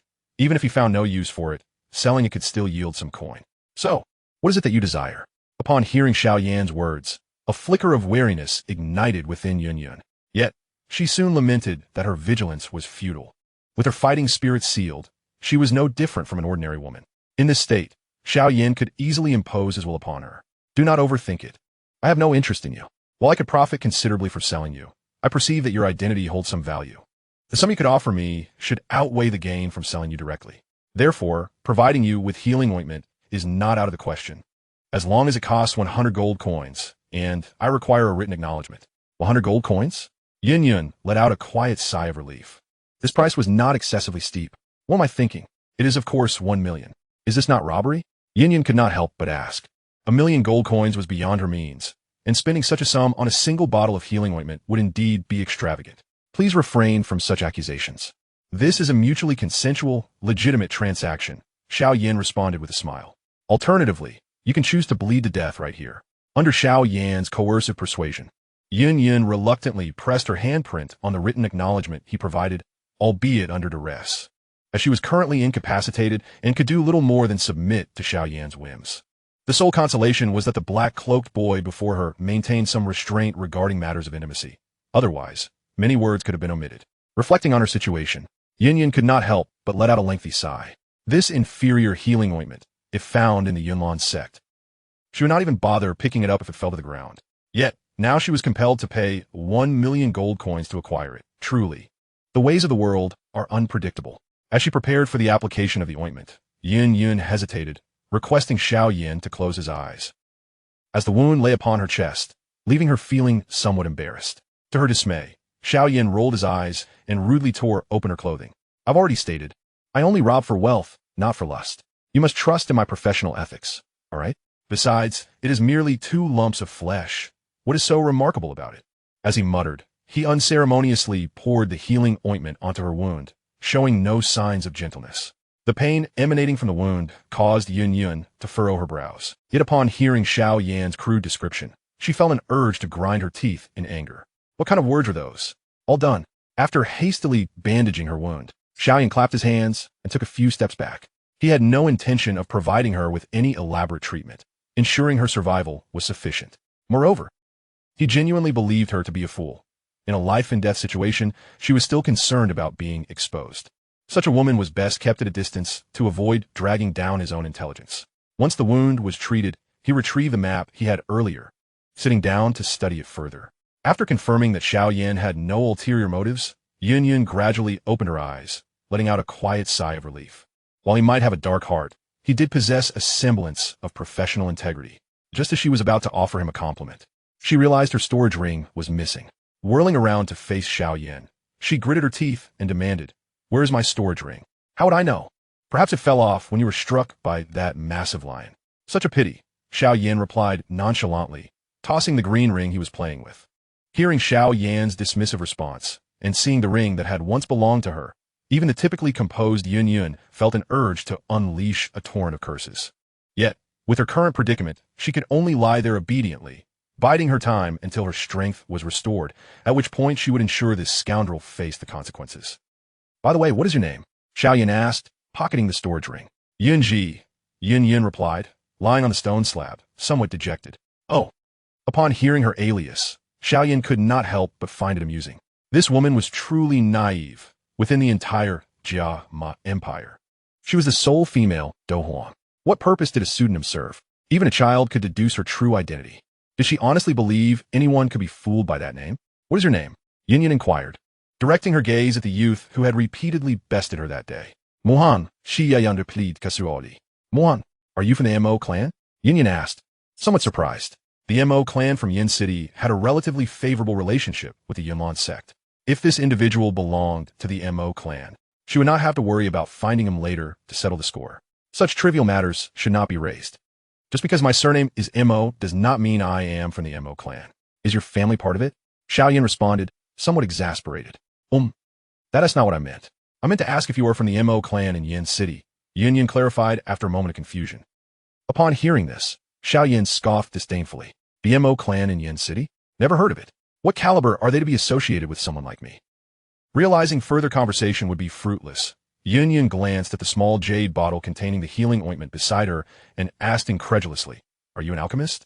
Could you refrain from asking such foolish questions? Xiao Yan shot her a look, exasperated. Cough, it's nothing. I just happen to know an alchemist. If you're interested, I could introduce you.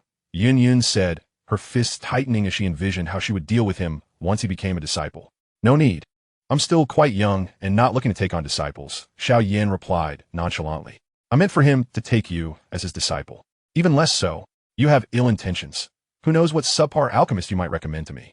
It would tarnish my reputation as a once-in-a-lifetime genius. And that would be a loss for the entire continent. Xiao Yan responded casually. Do you have any idea who I intend to introduce you to? After enduring several of Xiao Yan's barbs, Yan could no longer contain her emotions and asked, who? Dan Wang Guhi. Have you heard of him? Oh, I've heard of him. He is the 6th-rank alchemist with only a 70% success rate for concocting low-grade gathering elixirs. I could concoct them with my feet better than he could. With such skills, he dares to take on disciples? It seems he truly harbors intentions to mislead the youth. Upon hearing the name of Guhua, Xiao Yan could not help but chuckle disdainfully. Nevertheless, he did not utter a falsehood with his current alchemical skills. Concocting a 4th-grade pill was indeed a task he could accomplish effortlessly. Despite his youth, his bravado was remarkable. Of course, I'm still young, unlike you, Annie, who, at such an advanced age, still roams about. Aren't you afraid of straining your back? A smirk tugged at the corners of Xiao Yan's mouth as he taunted her. You. Upon hearing Xiao Yan's words, Yan nearly sprang up in exasperation, feeling as though her internal injuries had worsened considerably. Had her body been capable of movement, she would have surely risen to throttle Xiao Yan. Do I resemble someone of such an age? Upon closer inspection, it was evident that she did not. Xiao Yan scrutinized her for a moment before feigning innocence. I suppose I should have called you Aunt Yin instead? How about Auntie Yun? Granny Yin? Yan shut her eyes, refusing to acknowledge Xiao Yan's appellations. At that moment, she regretted not having been crushed to death by the amethyst-winged Lion King on the spot. Ever since encountering this fellow, she had been seething with rage, and she feared that if this continued, she would either succumb to her injuries or be driven to death by his incessant provocations. Chapter 162, The Spatial Vortex. Although Yan longed to faint, she quickly opened her eyes again for a simple reason. Her stomach audibly protested. With her dough, cheese sealed, she had lost the ability to fast, and if she did not consume food soon, she would likely perish from starvation rather than her grievous injuries. Tormented by hunger, Yan could not resist glancing at Xiao Yan. In her estimation, his strength was not particularly formidable, certainly not at the realm of fasting. She merely needed to wait for him to prepare a meal. However, Xiao Yan showed no inclination to cook, prompting her to awkwardly voice, Han, are you not planning to eat? I'm not a pig, spending all my time eating and sleeping, Xiao Yan replied, setting aside the parchment map and casting her a glance. A cultivator should be able to endure this little hardship. Otherwise, one might as well find a rope and hang oneself. What? Are you hungry? Noticing Yun's silence, Xiao Yan inquired once more. Do you have anything to eat? Of course I do, Xiao Yan said, rubbing his fingers together with a smile. But as usual, it requires an IOU. Minutes later, Yan gazed at the grilled fish before her and sighed softly. Although the fish was exquisite in flavor and aroma, she could not muster any enthusiasm. At this rate, it seemed she would soon be forced to mortgage the entire Yunlan sect. Contentedly, Xiao Yan tucked the new IOU into his spatial ring. Observing Yun still consuming the grilled fish, he slowly rose and said, I shall step out for a moment. Stay here and do not wander off. I will not be responsible if anything happens. What are you going to do? Need you even ask? Of course, I'm going to drive away the nearby magical beasts. Xiao Yan rolled his eyes. Do you really think that the commotion you cause in the mountains would go unnoticed by that great lion? If I do not venture out to deal with the nearby magical beasts, you will soon find yourself roasted and served for dinner. Yan paused, momentarily taken aback. This was a perspective she had not considered. I may be gone for a while. There are several grilled fish wrapped in lotus leaves over there. If you feel hungry, you can eat those, and we can settle the IOU when I return." With that, Xiao Yan darted out of the small valley, leaving Yun Yun sitting there in a daze, lost in her thoughts. Despite Xiao Yan's righteous words, the task he intended to undertake bore no relation to what he had stated. He had directly sealed off the entire space of the small valley. Not even second or third-tier magical beasts could breach his barriers. Even if the amethyst-winged Lion King himself were to come, he would merely gaze helplessly at the spatial barrier. Given Xiao Yan's current strength, if he fully deployed the spatial lock, even peak 8th-tier magical beasts would be unable to shatter his barriers.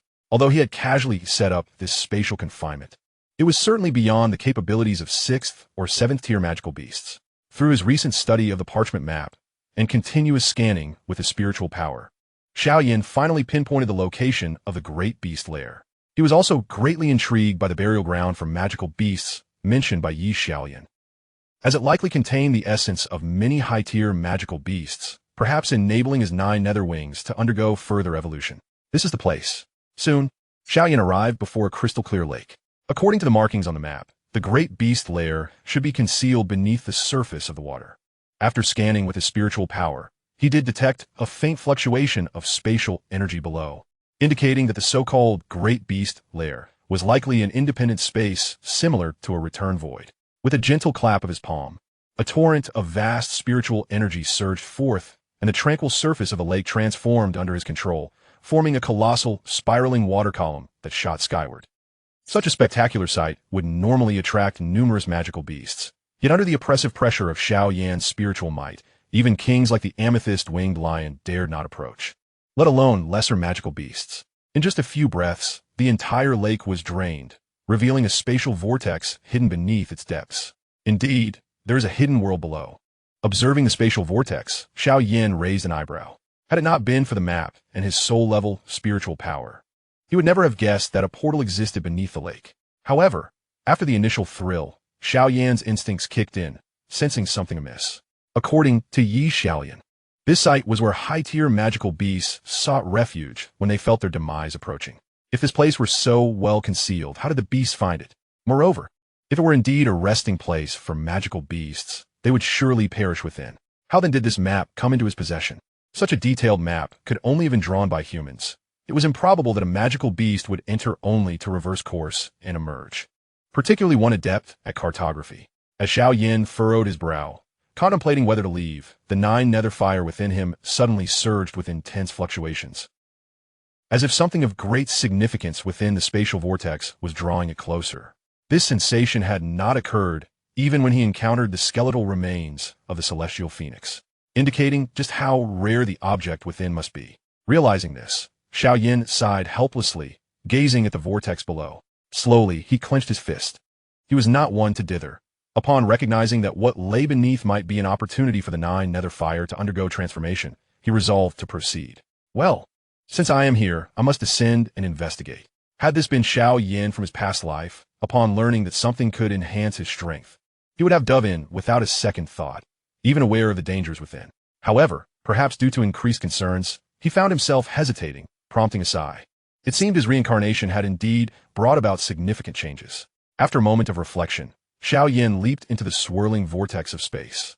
Upon the entry of his body, the spiraling water column in the sky lost its control over the soul's power, collapsing instantly and refilling the vast lake bed.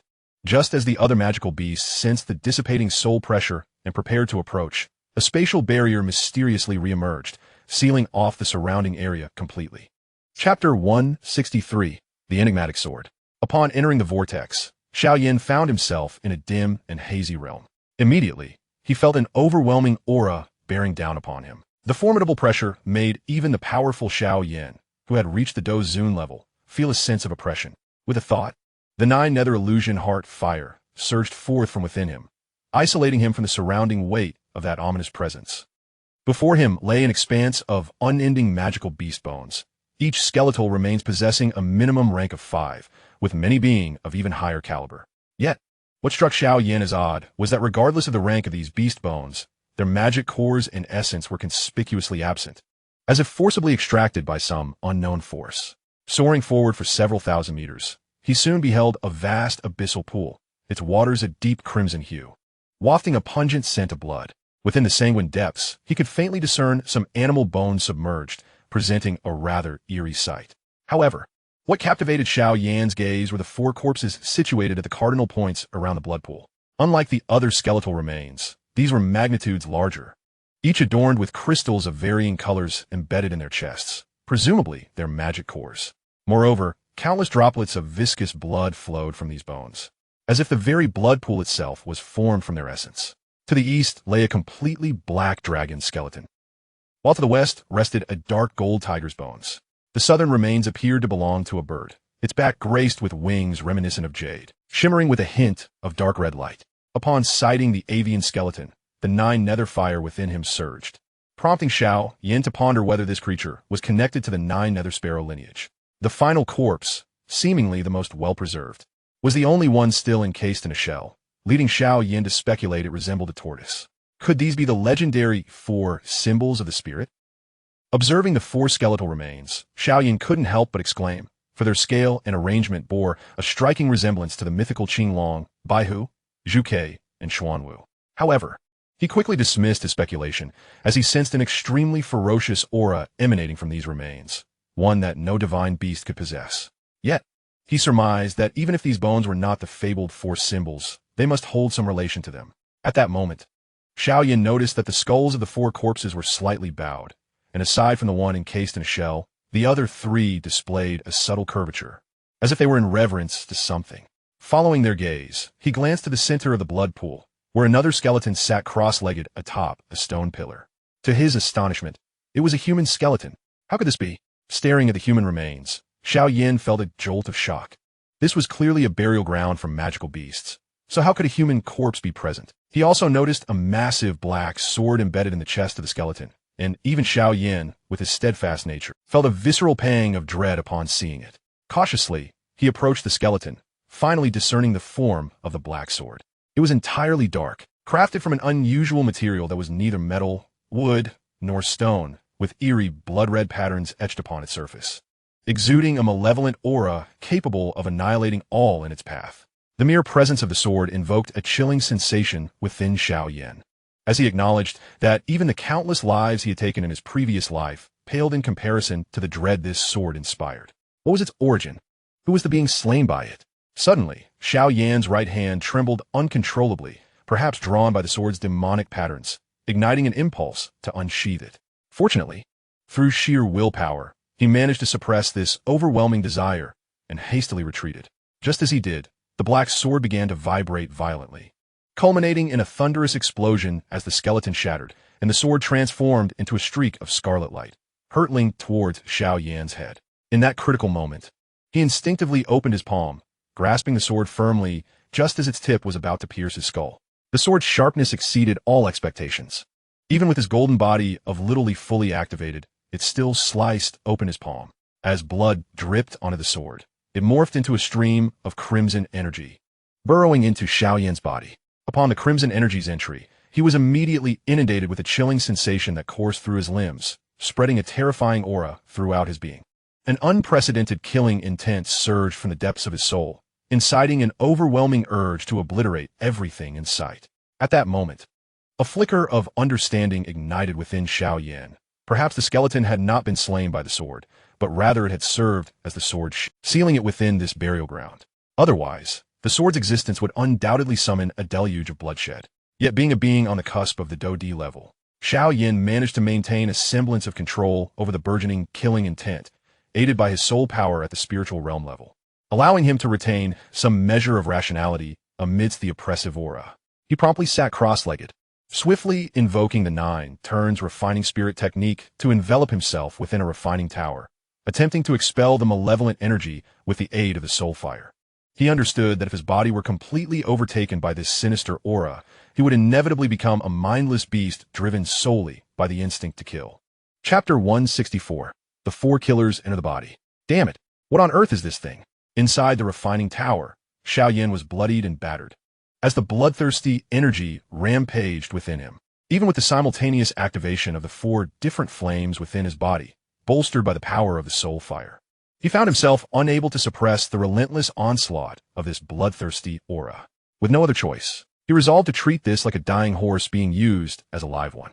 His thoughts raced as he rapidly adjusted his hand seals, channeling his Dou Qi to guide the malevolent energy along the pathways of his Wu Jin void demon body, causing the golden sheen on his skin to fade, replaced by a profound dark red hue.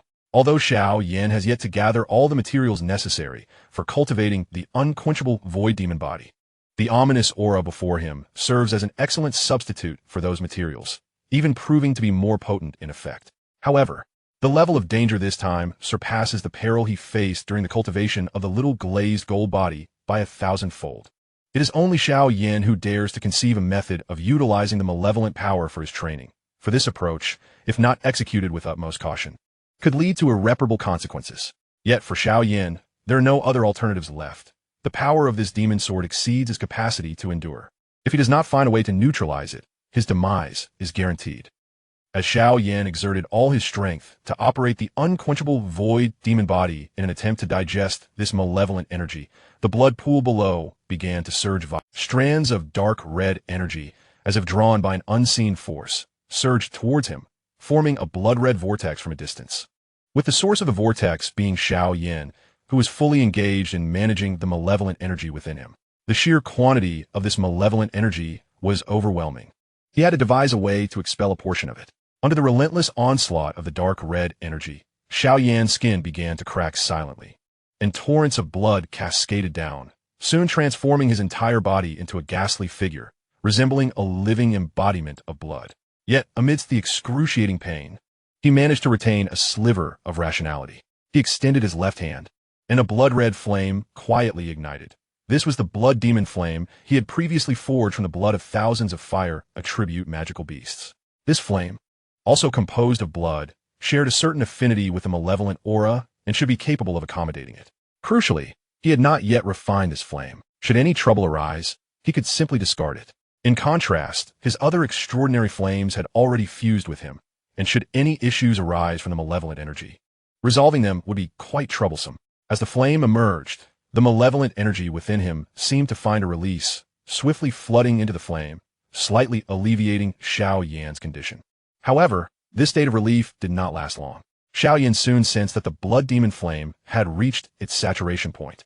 The malevolent energy could no longer be contained within it and began to wreak havoc once more within his body. This was to be expected, for the blood demon flame was ultimately an artificial flame, and its ability to endure the malevolent energy was already remarkable. He had to search for other means. Gritting his teeth against the pain, Xiao Yan rapidly contemplated his options. Flames were clearly insufficient. As for other materials, the terrifying nature of this malevolent aura demanded something extraordinarily resilient, yet he seemed devoid of such items. Suddenly, an idea sparked in Xiao Yan's mind. He summoned a Xuanzhong ruler with a wave of his hand. As he gripped the ruler's handle, the crimson malevolent energy surged into it. The Xuanzhong ruler, forged from the rare flame fallen Xian iron, possessed a hardness that could rival ancient artifacts. In Xiao Yan's estimation, only a Dou Zun level entity could possibly damage it, making it the perfect vessel to bear the energy of the blood-red, malevolent aura. As the malevolent energy flowed into the Xuanzhong ruler, the peculiar patterns etched upon it gradually transformed into a dark red hue, resembling the demon sword previously embedded within the skeleton. Once the malevolent aura began to transfer outwards, Xiao Yan let out a quiet sigh of relief, continuing to operate the unquenchable void demon body. At that moment, the energies of the blood pools outside seemed to be influenced by an unseen force, morphing into clusters of blood-red flames that enveloped Xiao Yan's body. Faced with the scorching embrace of these flames, he formed a hand seal, causing the flames to meld into his being, and soon after, a dark red magic pattern began to manifest upon his skin. As this dark red magic pattern emerged, Xiao Yan's eyes slowly opened, transforming from their original pitch-black hue into a deep crimson.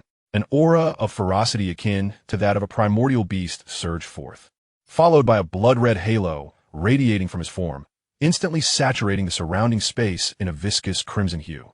Under the tremors of this blood-red halo, the 4 colossal skeletal remains nearby shattered, and the crystalline cores embedded within them, resembling magic nuclei, melted away, ultimately coalescing into 4 streams of varied colors that surged into Xiao Yan's body. The moment they entered him, He could not suppress a sharp cry, his voice resonating with echoes of dragon roars, tiger howls, phoenix calls, and another obscure sound. In an instant, the entire space trembled, showing signs of cracking. Such an outcry, when coupled with profound sound wave techniques, hinted at an unimaginable power. From his back, a pair of dark red wings unfurled, possibly due to the energy of the avian magical beast or the enhancement brought forth by the blood pool energy. His 9 nether wings experienced a terrifying augmentation. Although Xiao Yan had not formally taken flight, he could sense that if he fully utilized these wings, even some Dou Sheng level entities would struggle to keep pace with him. However, this came at the cost of a more alarming consumption of Dou Qi. Merely summoning the wings for a few seconds caused a 10% reduction in his internal Dou Qi, based on his current Dou Zun strength and the high-tier burning decision. He estimated he could maintain this state for only a few minutes. Such a terrifying drain could only be sustained if the burning decision evolved into a true heavenly tier technique. Yet, Xiao Yan was acutely aware that should he be compelled to use the 9 nether wings, the incredible speed they conferred would be enough to salvage his life in a dire moment. After retracting his 9 nether wings, Xiao Yan landed lightly upon the ground. Clenching his hand, he slightly indented the space before him, a testament to the physical strength gained from successfully cultivating the unquenchable void demon body. If he were to engage in battle with Han Moli now, he could likely defeat him in 3 exchanges, even without employing any Dou techniques. His Dou Qi cultivation still lingered at the 1-star Dou Zun level, yet his combat prowess had experienced a monumental leap. Lowering his gaze to the dark red magic pattern on his skin, he exhaled slowly. At long last, he had successfully cultivated the unquenchable void demon body. Although he had only reached the initial stage, it was more than sufficient for his current needs. Xiao Yan had not completely refined the malevolent energy. Rather, he lacked the capability to do so. The blood-malevolent energy that had nearly brought him to his knees was merely the energy spilling forth from the demon sword within him. The source of the malevolent energy. That very sword still lingered within his body, and with his current strength, he could not fully digest it.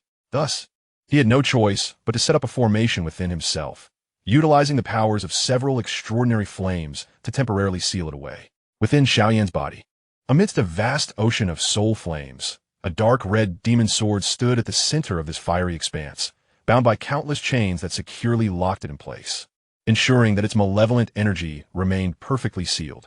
The formation he had established was the renowned ancient formation of alchemy, albeit in a simplified version, as Xiao Yan's current strength was insufficient to deploy the true ancient formation of alchemy. The suppression of the malevolent energy was not solely due to the formation's power, but rather because the demon sword remained dormant within it, with the formation merely serving a restraining function. In the 4 cardinal directions surrounding the magical sword, 4 ethereal figures resided nearby, the very souls that had once dwelled within the corpses. These phantoms harbored their magical core energies, yet Xiao Yan, lacking the requisite strength, could not fully refine them. Had he possessed such power, he might have ascended to unimaginable heights through the sheer might of these formidable energies. Upon the infusion of these 4 souls, Xiao Yan's mind was flooded with memories associated with them, revealing their names: the Calamity Black Dragon, the Abyssal Evil Tiger, the Netherfire Vermilion Bird, and the Ghostly Serpent Black Tortoise. Indeed, they bore a connection to the so-called 4 symbols, or rather, they were the embodiments of these very spirits, albeit marred by the influence of the magical sword. Corrupted by the concealed demonic energy, their bloodlines had mutated, transforming them from guardians into fearsome beasts. Much like the 9 netherfire within him, these creatures were not native to the Douqi Continent, having drifted here from other realms. This realization led Xiao Yan to conclude that the ancient Douqi Continent was once interconnected with other worlds, a phenomenon that no longer existed, perhaps tied to the challenges of breaking through to the Dou Emperor level. Setting aside his perplexities, Xiao Yan glanced at the Xian Zhongqi he had lodged beside it, as he intended to retract it into his spatial ring. He was unexpectedly met with an immense gravitational force emanating from the Xian Zhongqi the moment he grasped its handle. Were it not for his formidable physique, he might have been pulled to the ground by its weight. Xiao Yan was taken aback, for the Xian Zhongqi felt not only exceedingly heavy, but his internal Dou Qi also moved sluggishly. Although the Xian Zhongqi inherently possessed such effects, they had become negligible since his ascension to Douwan. Now that he had attained the Dou Zun realm, could it be related to the bloodthirsty aura he had just encountered? Observing the dark red demonic patterns on the Xian Zhongqi, He recalled how he had hastily infused it with malevolent energy. It now seemed that such energy had the effect of enhancing the weapon, amplifying the weight and hardness of the Xianzhong Qi by 1,000-fold, while also imbuing it with an exceptionally fierce aura. This transformation bore a resemblance to the cursed weapon fragments he had discovered in his past life. Despite the Xianzhong Qi being terrifyingly enhanced, it posed a new challenge. With Xiao Yan's current strength, he could not wield it with ease. He estimated that to handle the Xianzhong Qi as he once did, he would need to break through to the Dousheng level, and even then, only as a high-tier Dou Sheng might he succeed. Shaking his head in resignation, he retracted the Xianzhong Qi into his spatial ring. However, as it entered, the terrifying malevolent energy caused his ring to explode. Witnessing this, Xiao Yan felt a mix of exasperation and relief, grateful that he had previously stored the Xianzhong Qi in a low-tier spatial ring. Otherwise, it would have been his more valuable Yuhai ring that shattered. It seemed he would have to carry this formidable item on his back. Sighing, he hoisted the modified Xianzhong Qi onto his back and immediately stumbled, nearly falling to the ground. Fortunately, his Wujin Zumify body had been successfully cultivated. Otherwise, he would have been crushed beneath its weight. As for others of lesser strength, Xiao Yan was certain that unless they were beings renowned for their physical prowess, like the Taishu Ancient Dragon, even a Dou Zun expert would suffer grievously from a strike of the current Xianzhong Qi. Even an 8th-tier Taishu Ancient Dragon, should it be struck, would likely find its bones shattered. However, Xiao Yan dared not use it against enemies, as merely carrying it was a significant challenge. Yet, in the event of a lethal attack, it could serve as a formidable shield. This item was indeed fearsome. Xiao Yan wiped away a bead of sweat, astonished once more by the potency of the bloodthirsty aura. Just a fraction of its power had augmented the Xianzhong Qi to this extent. He could only imagine how terrifying the magical sword itself must be. Surely, its might could even slay a Dou Emperor. Suddenly, Xiao Yan recalled the blood demon flame he had infused with a small portion of the bloodthirsty aura. He wondered how it had fared. Summoning forth his palm, a torrent of blood-red flames surged from his hand, and this time, no vague figure emerged within the flames, only the constantly shifting phantoms of magical beasts. Was this the myriad beast spirit flame? How could this be possible? Even someone as well-versed as Xiao Yan was momentarily taken aback upon witnessing the manifestation of the myriad beast phantoms within the blood-red flames. His understanding of different flames allowed him to recognize that this was indeed the myriad beast spirit flame, ranked 22nd on the flame ranking. However, while the blood demon flame was dubbed a lesser version of the myriad beast spirit flame, it still differed vastly from the true essence of the latter, which was formed from the blood and souls of countless magical beasts. The disparity in both quality and quantity was staggering, as the blood demon flame was merely a synthetic creation. If it could rival true extraordinary flames, they would not be held in such high esteem. Yet now, his blood demon flame had inexplicably transformed into the myriad beast spirit flame. How could this not astonish him? Quickly, Xiao Yan noted that the color of the blood pool had significantly faded since before. He surmised that his previous infusion of the bloodthirsty aura into the blood demon flame had affected the energy of the blood pool, which was likewise composed of the blood of myriad beasts. The bloodthirsty aura had filled the void left by the souls of the beasts, and the synergy between the two had catalyzed the evolution of the blood demon flame into the myriad beast spirit flame. Never mind, he thought, exhaling softly. Regardless, the evolution of the myriad beast spirit flame was undoubtedly beneficial for him. With it, combined with the bone spirit cold fire, he should be able to successfully elevate the burning technique to the celestial tier. At that point, he would no longer find himself exhausting his energy as he did against Han Moli. With this in mind, Xiao Yan no longer hesitated. He carefully placed the Xianzhong Qi on the floor and summoned the Qinglian Lotus Seat. At that moment, he was at his peak state, and with the myriad beast spirit flame ranked so lowly on the flame ranking, he believed that refining it with his current strength would require little effort. Yet, as he prepared to absorb the myriad beast spirit flame into his body and commence the refining process, the bone spirit cold fire, which had been dormant within his brow, was drawn forth, instinctively flowing into his being. Upon realizing this, Xiao Yan's expression shifted. He had intended only to refine the myriad beast spirit flame. So why was the bone spirit cold fire also participating in the process? Soon, he understood. Due to his recent cultivation, the bone spirit cold fire had completely shed its resistance and was now in a state ready for refinement. His intention to refine the myriad beast spirit flame had led the bone spirit cold fire to mistakenly believe it was to be refined as well, prompting it to cooperate with Xiao Yan's actions. The bone spirit cold fire evidently did not anticipate that its actions would plunge Xiao Yan into a dire predicament. Given his current strength, the refinement of either the bone spirit cold fire or the 10,000 B spirit fire posed no real danger. However, should he attempt to refine both unusual flames simultaneously, the inevitable incompatibility that would erupt within his body could lead to catastrophic consequences. Historically, Xiao Yan had always refined unusual flames individually before integrating them within his body. Although this process carried its own risks, his unparalleled fire control abilities, coupled with the unique nature of the burning decision technique, had allowed him to navigate such challenges without significant issues. This time, however, he was compelled to refine both flames concurrently and then fuse them, a task exponentially more arduous than any previous endeavor. Yet at this moment, Xiao Yan found himself devoid of alternatives. The only recourse was to persevere. Fortunately, although both flames resided within him, they maintained a sequential order. Thus, Xiao Yan had to split his focus, diligently guiding the 10,000 B spirit fire through his meridians while simultaneously delaying the bone spirit cold fire to prevent their collision. In an instant, two distinctly different energies, one cold and one hot, coursed through his meridians. This immense temperature disparity was undeniably a formidable test of willpower. Had it not been for Xiao Yan's unwavering resolve, he might have succumbed to the turmoil, losing control over the two unusual flames. Should that occur, the collision of these flames within his body could lead to a catastrophic explosion. Fortunately, the worst-case scenario did not materialize. Through Xiao Yan's relentless efforts, both flames successfully traversed the path dictated by the burning decision, ultimately converging within the spirit-nurturing space. The ethereal blue 9-nether illusory heart fire seamlessly merged with the pure white flame and the deep red flame, giving birth to a new grayish-white fire. This newly formed flame, in comparison to the previous 9-nether illusory heart fire, appeared remarkably unremarkable, exhibiting minimal energy fluctuations. In terms of appearance, it might even seem inferior to some Douqi flames. However, Xiao Yan could sense the terrifying power contained within this flame. The fusion of 6 unusual fires resulted in a transformation so profound that the flames ranked beyond the 10th position had undergone a complete metamorphosis. Though this new flame may not rival the top 3 on the unusual fire ranking, it was undeniably superior to the 4th-ranked Golden Emperor Burning Heaven flame.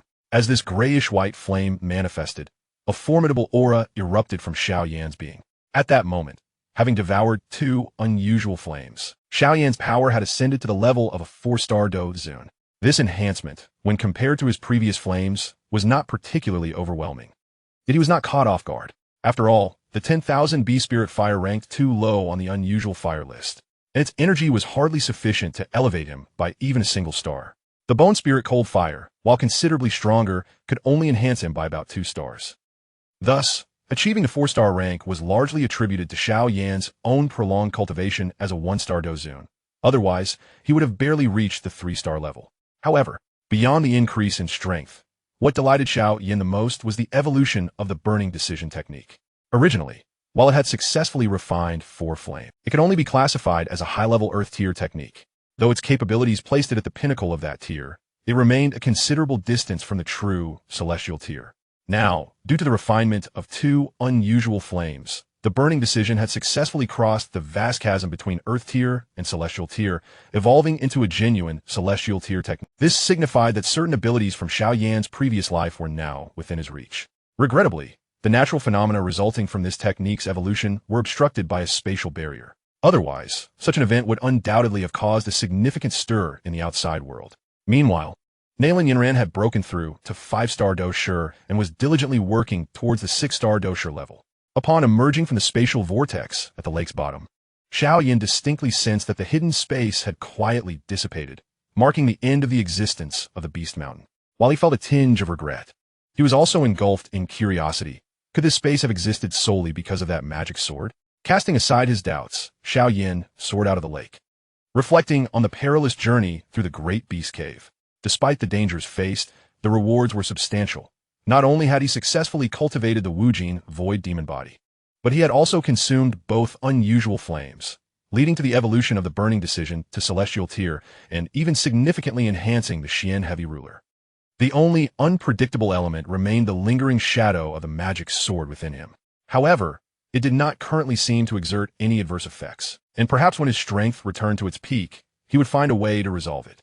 Moreover, should he encounter any dangers in the future, it might serve as a hidden trump card.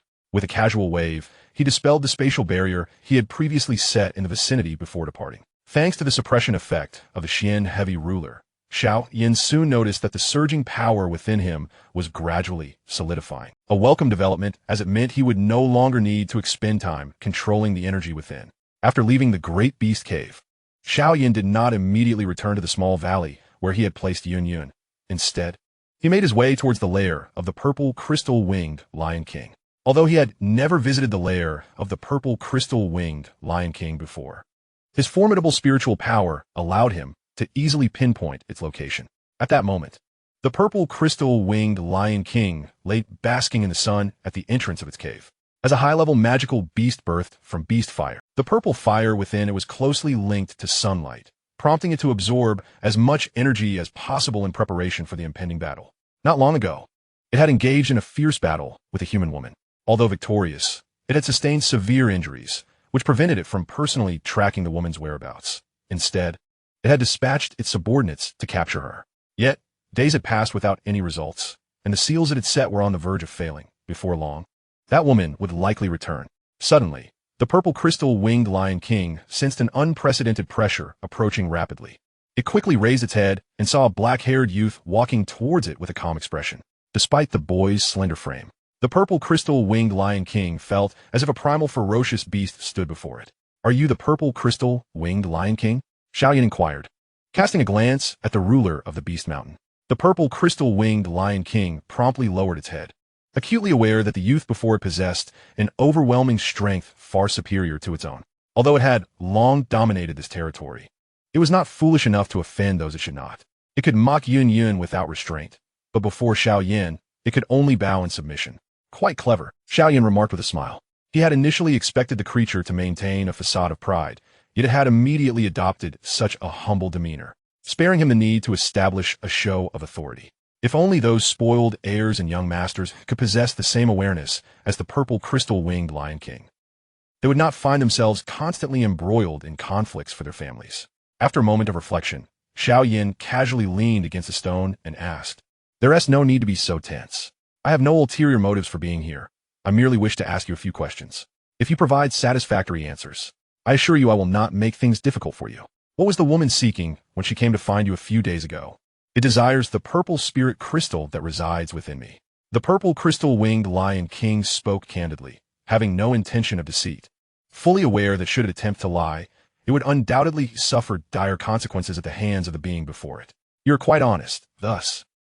I shall spare your life." Xiao Yan commended, a rare moment of praise from him. He had witnessed the earlier battle and was well aware of the true purpose behind seeking the purple crystal-winged Lion King. His inquiry was merely a test of the creature's disposition, and it proved that this beast possessed a fair degree of cleverness. Upon receiving Xiao Yan's compliment, the purple crystal-winged Lion King felt somewhat speechless. Naturally, if faced with a being capable of ending its life with a mere swipe, one would likely be more honest than not. "May I borrow that purple spirit crystal for a moment?" Xiao Yan extended his hand with a smile.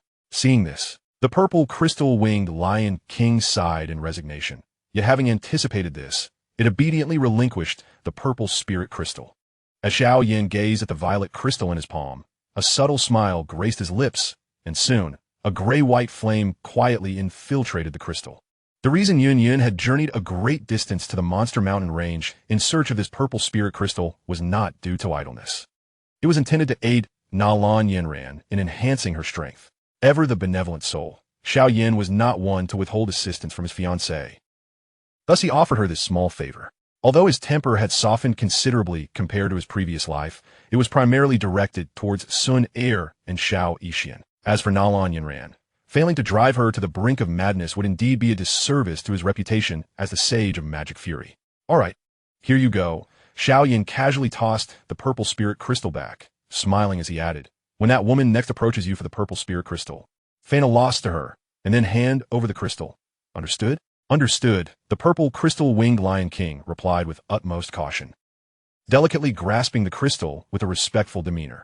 "Excellent," Xiao Yan replied with a slight smile, continuing, "Should you execute this task to my satisfaction, rewards shall undoubtedly come your way." Upon hearing this, the purple crystal-winged Lion King displayed a glimmer of joy. although it was unaware of Xiao Yan's true capabilities. The fluctuations of power emanating from him suggested he was at least a high-level dozo. A being of his caliber would never utter falsehoods, and perhaps he could even aid in its transformation.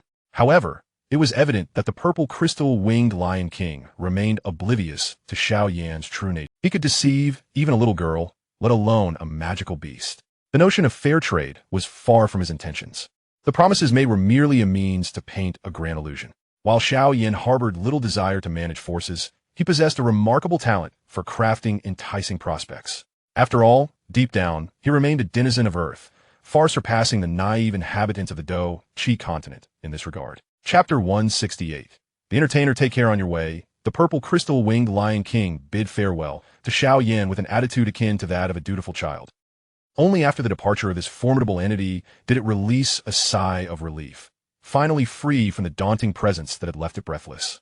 Despite this creature's formidable strength, its character was relatively amiable, demanding little more than a singular purple spirit crystal. Though precious, the loss was not significant for it, as a new crystal could be acquired in merely 20 years, a trivial span for a high-level magical beast with an exceptionally long lifespan. At that moment, a small purple crystal-winged lion cub emerged from the lair, emitting a pitiful cry. Upon hearing its voice, the larger lion rushed back into the cave, only to discover that the stone pedestal which once held the accompanying purple crystal source was now entirely empty. Roaring in fury, the purple crystal-winged Lion King let out a thunderous bellow. Yet, despite its inner rage, it found itself powerless to retaliate. It resolved to channel its frustration towards the human woman, reasoning that although it was instructed to deliver the purple spirit crystal to her, there was no stipulation against harming her. A thorough beating followed by the delivery of the crystal could still fulfill its obligation. Xiao Yan, well aware of the purple crystal-winged Lion King's foul mood, was currently examining a purple orb in his possession, the very accompanying purple crystal source from the lion's lair.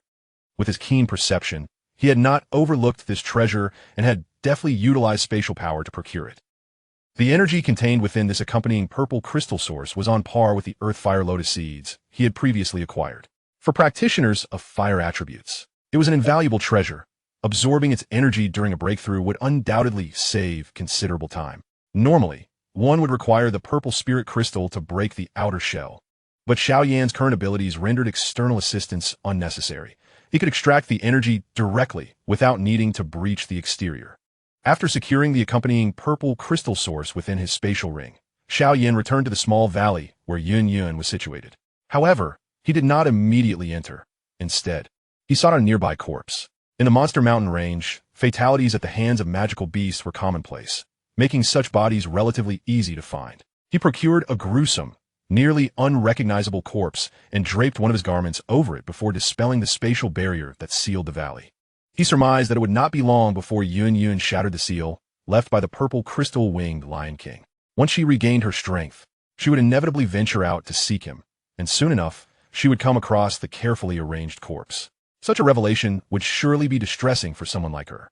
In fact, prior to his departure, he had instructed Yufei to gather intelligence regarding Yun, gaining some insight into her character. While she had a commendable standing within the Gamma Empire, her naivete was striking. To put it charitably, she was untouched by the corruption of the world. To speak less kindly, she was rather foolish. If such innocence were found in a young girl, Xiao Yan might find it endearing. But for a woman in her 30s or 40s to retain such traits, she appeared utterly foolish in his eyes. Moreover, Yun's leadership of the Yunlan sect was marred by subordinates who acted in defiance of her authority, such as the Mo family, which secretly conspired to overthrow her. Even her esteemed elder had engaged in numerous unsavory dealings unbeknownst to her. Indeed, as he perused the intelligence, Xiao Yan couldn't help but speculate that the former leader of the Yunlan sect had intended to pass the position to Yunlong. But due to her lack of strength, Yun ascended to leadership instead. Otherwise, she would not have been treated like a mere figurehead. If such a person were an ally, it would spell disaster. However, as an adversary, her simplicity would provide Xiao Yan with endless amusement. Thus, his current objective was to ensure she did not become an ally, to extricate himself from any association, and ultimately, to utilize her to facilitate the delivery of gifts to Nalan Yunran. Women like Yun, with their unassuming nature, were a rarity in these times. To neglect exploiting such a character would indeed be a disservice to her sweetly naive disposition. As for why he did not personally hand the purple spirit crystal to her, it was merely to render the performance more authentic while ensuring he remained untainted. As long as the purple crystal-winged Lion King remained silent, no one would suspect his involvement. As for whether the amethyst-winged Lion King would chatter, Xiao Yan was hardly concerned. However, should it fail to silence itself and subsequently reveal the truth to Xiao Yan, he would undoubtedly ensure it could never speak again. Before long, Xiao Yan sensed the seal within Yun Yun's body had been lifted. Having just regained her strength, Yun Yun hastily soared out of the valley, eager to find the missing Mo Han, who had been absent for several days. After an extensive search, she discovered the corpse Xiao Yan had left behind. Witnessing the blend of anguish and regret on Yun Yun's face, Xiao Yan couldn't help but display a satisfied smile. For Yun Yun, the demise of someone she had once vehemently opposed, who had perished while aiding her, was undeniably a profound shock. This would instinctively lead her to believe she had misjudged Mo Han, perceiving him as a tender-hearted individual beneath a sharp exterior. Thus, her inner turmoil would intensify. The more she suffered, the more elated Xiao Yan became. It had been a long time since he had relished the pleasure of manipulating emotions. Since his rebirth, he had spent a considerable period feigning benevolence, to the extent that he had nearly forgotten his former self. Only now did he begin to reclaim a semblance of his past character. After properly burying Mo Han's body, Yun Yun unleashed a furious cry, charging towards the lair of the amethyst-winged Lion King, clearly attributing Mo Han's death to it. Coincidentally, the amethyst-winged Lion King was incensed due to the theft of its amethyst source. The two equally matched adversaries exchanged no superfluous words and immediately engaged in a fierce battle above the monster beast mountain range. However, these events had little bearing on Xiao Yan, who, at that moment, hummed an unnamed tune while departing the mountain range, indifferent to the two combatants in the sky. After leaving the monster beast mountain range, Xiao Yan set his sights on the Tagore Desert. Although he had over 2 years remaining until his agreement with Queen Medusa came to fruition, he was now clearly capable of unilaterally breaking the pact. His time in the Gamma Empire had been lengthy enough, and he had no desire to linger any longer. Thus, he resolved to act decisively, retrieve the Green Lotus Heartfire, and then return to the Xiao clan to activate the spatial scroll, heading towards the central state. However, upon reaching the Tagore Desert, Xiao Yan encountered an unprecedented storm. With his strength at the 4-star Dou zone level, he remained unaffected by the tempest. Yet, to his astonishment, he discovered a peculiar foreign fire at the very center of the storm. The Wind Fury Dragon Flame, ranked 18th on the list of foreign fires, typically emerged from the eye of desert storms. Its form resembled a tornado, wreaking havoc across the desert, making it exceedingly difficult to locate. Xiao Yan had not anticipated finding such a rare fire here, and seized the opportunity to capture it. Given his current strength, refining this ranked foreign fire was virtually effortless. However, due to its lower rank, the enhancement provided by the Wind Fury Dragon Flame was quite limited, failing to even yield a 1-star increase. And the burning decision did not successfully evolve again. Xiao Yan had long foreseen this scenario. After all, the burning decision was already a heavenly level technique, and the energy required for another evolution was immense. Even if he were to refine the Green Lotus Heartfire, it was unlikely to elevate it to the mid-level of heavenly rank. After subduing the Wind Fury Dragon Flame, Xiao Yan made no further delays and headed straight to the heart of the Snake People's domain, the Medusa Temple. Due to the soul mark he had left within the Green Lotus Heartfire, he easily pinpointed its precise location. In the blink of an eye, he arrived at the place where Queen Medusa kept the Green Lotus Heartfire, unnoticed by anyone. The Green Lotus Heartfire was stored on a small island deep within the Medusa Temple, surrounded by a pool formed from the ice spirit's cold spring. At the center of the pool rested a lotus pedestal intricately carved from exotic crystals, upon which the Green Lotus Heartfire was placed. Ah, Queen Medusa has some skill. Utilizing the energy of the ice spirit's cold spring to counterbalance the foreign fire, Xiao Yan discerned the principle behind the crystal lotus pedestal with just a glance. Just as he intended to take the Green Lotus Heartfire from the pedestal, he heard a faint sound emanating from the water surface. Suddenly, an enchanting woman burst forth from the depths, her wild and seductive purple serpent tail flicking, unleashing a surge of formidable Douqi energy that hurtled towards Xiao Yan's head. However, before the energy could come within half a foot of him, it swiftly dissipated. Xiao Yan merely brushed the dust off his clothing and remarked nonchalantly, "After such a long absence, is this how you greet an old friend?" In truth, given Xiao Yan's strength, he should have easily sensed Queen Medusa's presence. However, the frigid aura carried by the ice spirit's cold spring effectively concealed her aura and life fluctuations. After all, this phenomenon exerted a certain suppressive force even against foreign fires ranked above 15. Allowing Xiao Yan to remain unaware of Queen Medusa's concealment without employing his soul power to scan the area. "It's you?" The woman who had suddenly appeared was none other than Queen Medusa, who had once made a 5-year pact with Xiao Yan. She gazed at him, only to realize with astonishment that she could not quite see through him this time. Moreover, for reasons unknown, she felt an inexplicable fear towards Xiao Yan in her heart. "What brings you here?" "I've come for the Green Lotus Heartfire, of course. Or do you think I'm here to watch you bathe?" Xiao Yan chuckled lightly.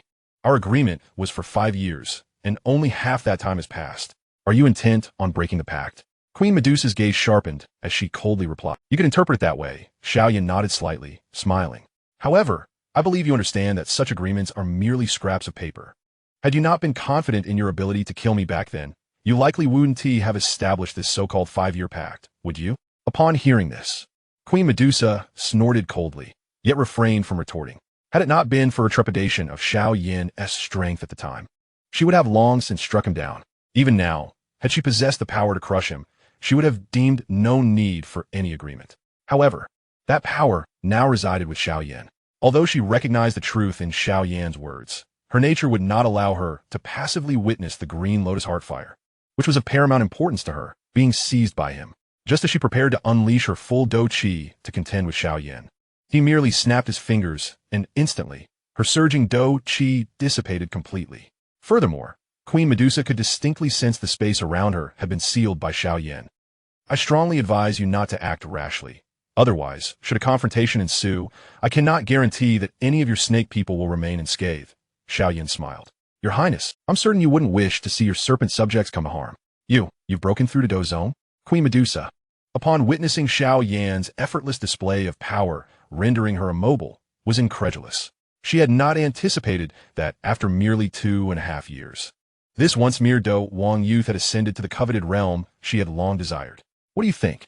Xiao Yan smiled faintly, and with a casual gesture, summoned the azure flame from the crystal lotus platform. Witnessing this scene, Queen Medusa's eyes betrayed a hint of unwillingness. Yet, regardless of her reluctance, the disparity in their powers confined her to a state of helpless observation as Xiao Yan proceeded with his actions. Alas, it is what it is. Seemingly aware of Queen Medusa's gaze, a slight smile graced Xiao Yan's lips, which soon transformed into a facade of feigned resignation. He sighed softly, turned his head, and with a flick of his wrist, dispelled the spatial confinement that had been imposed upon Queen Medusa. "Given our acquaintance, I shall grant you another opportunity. Now, utilize this extraordinary flame to complete your evolution. What say you?"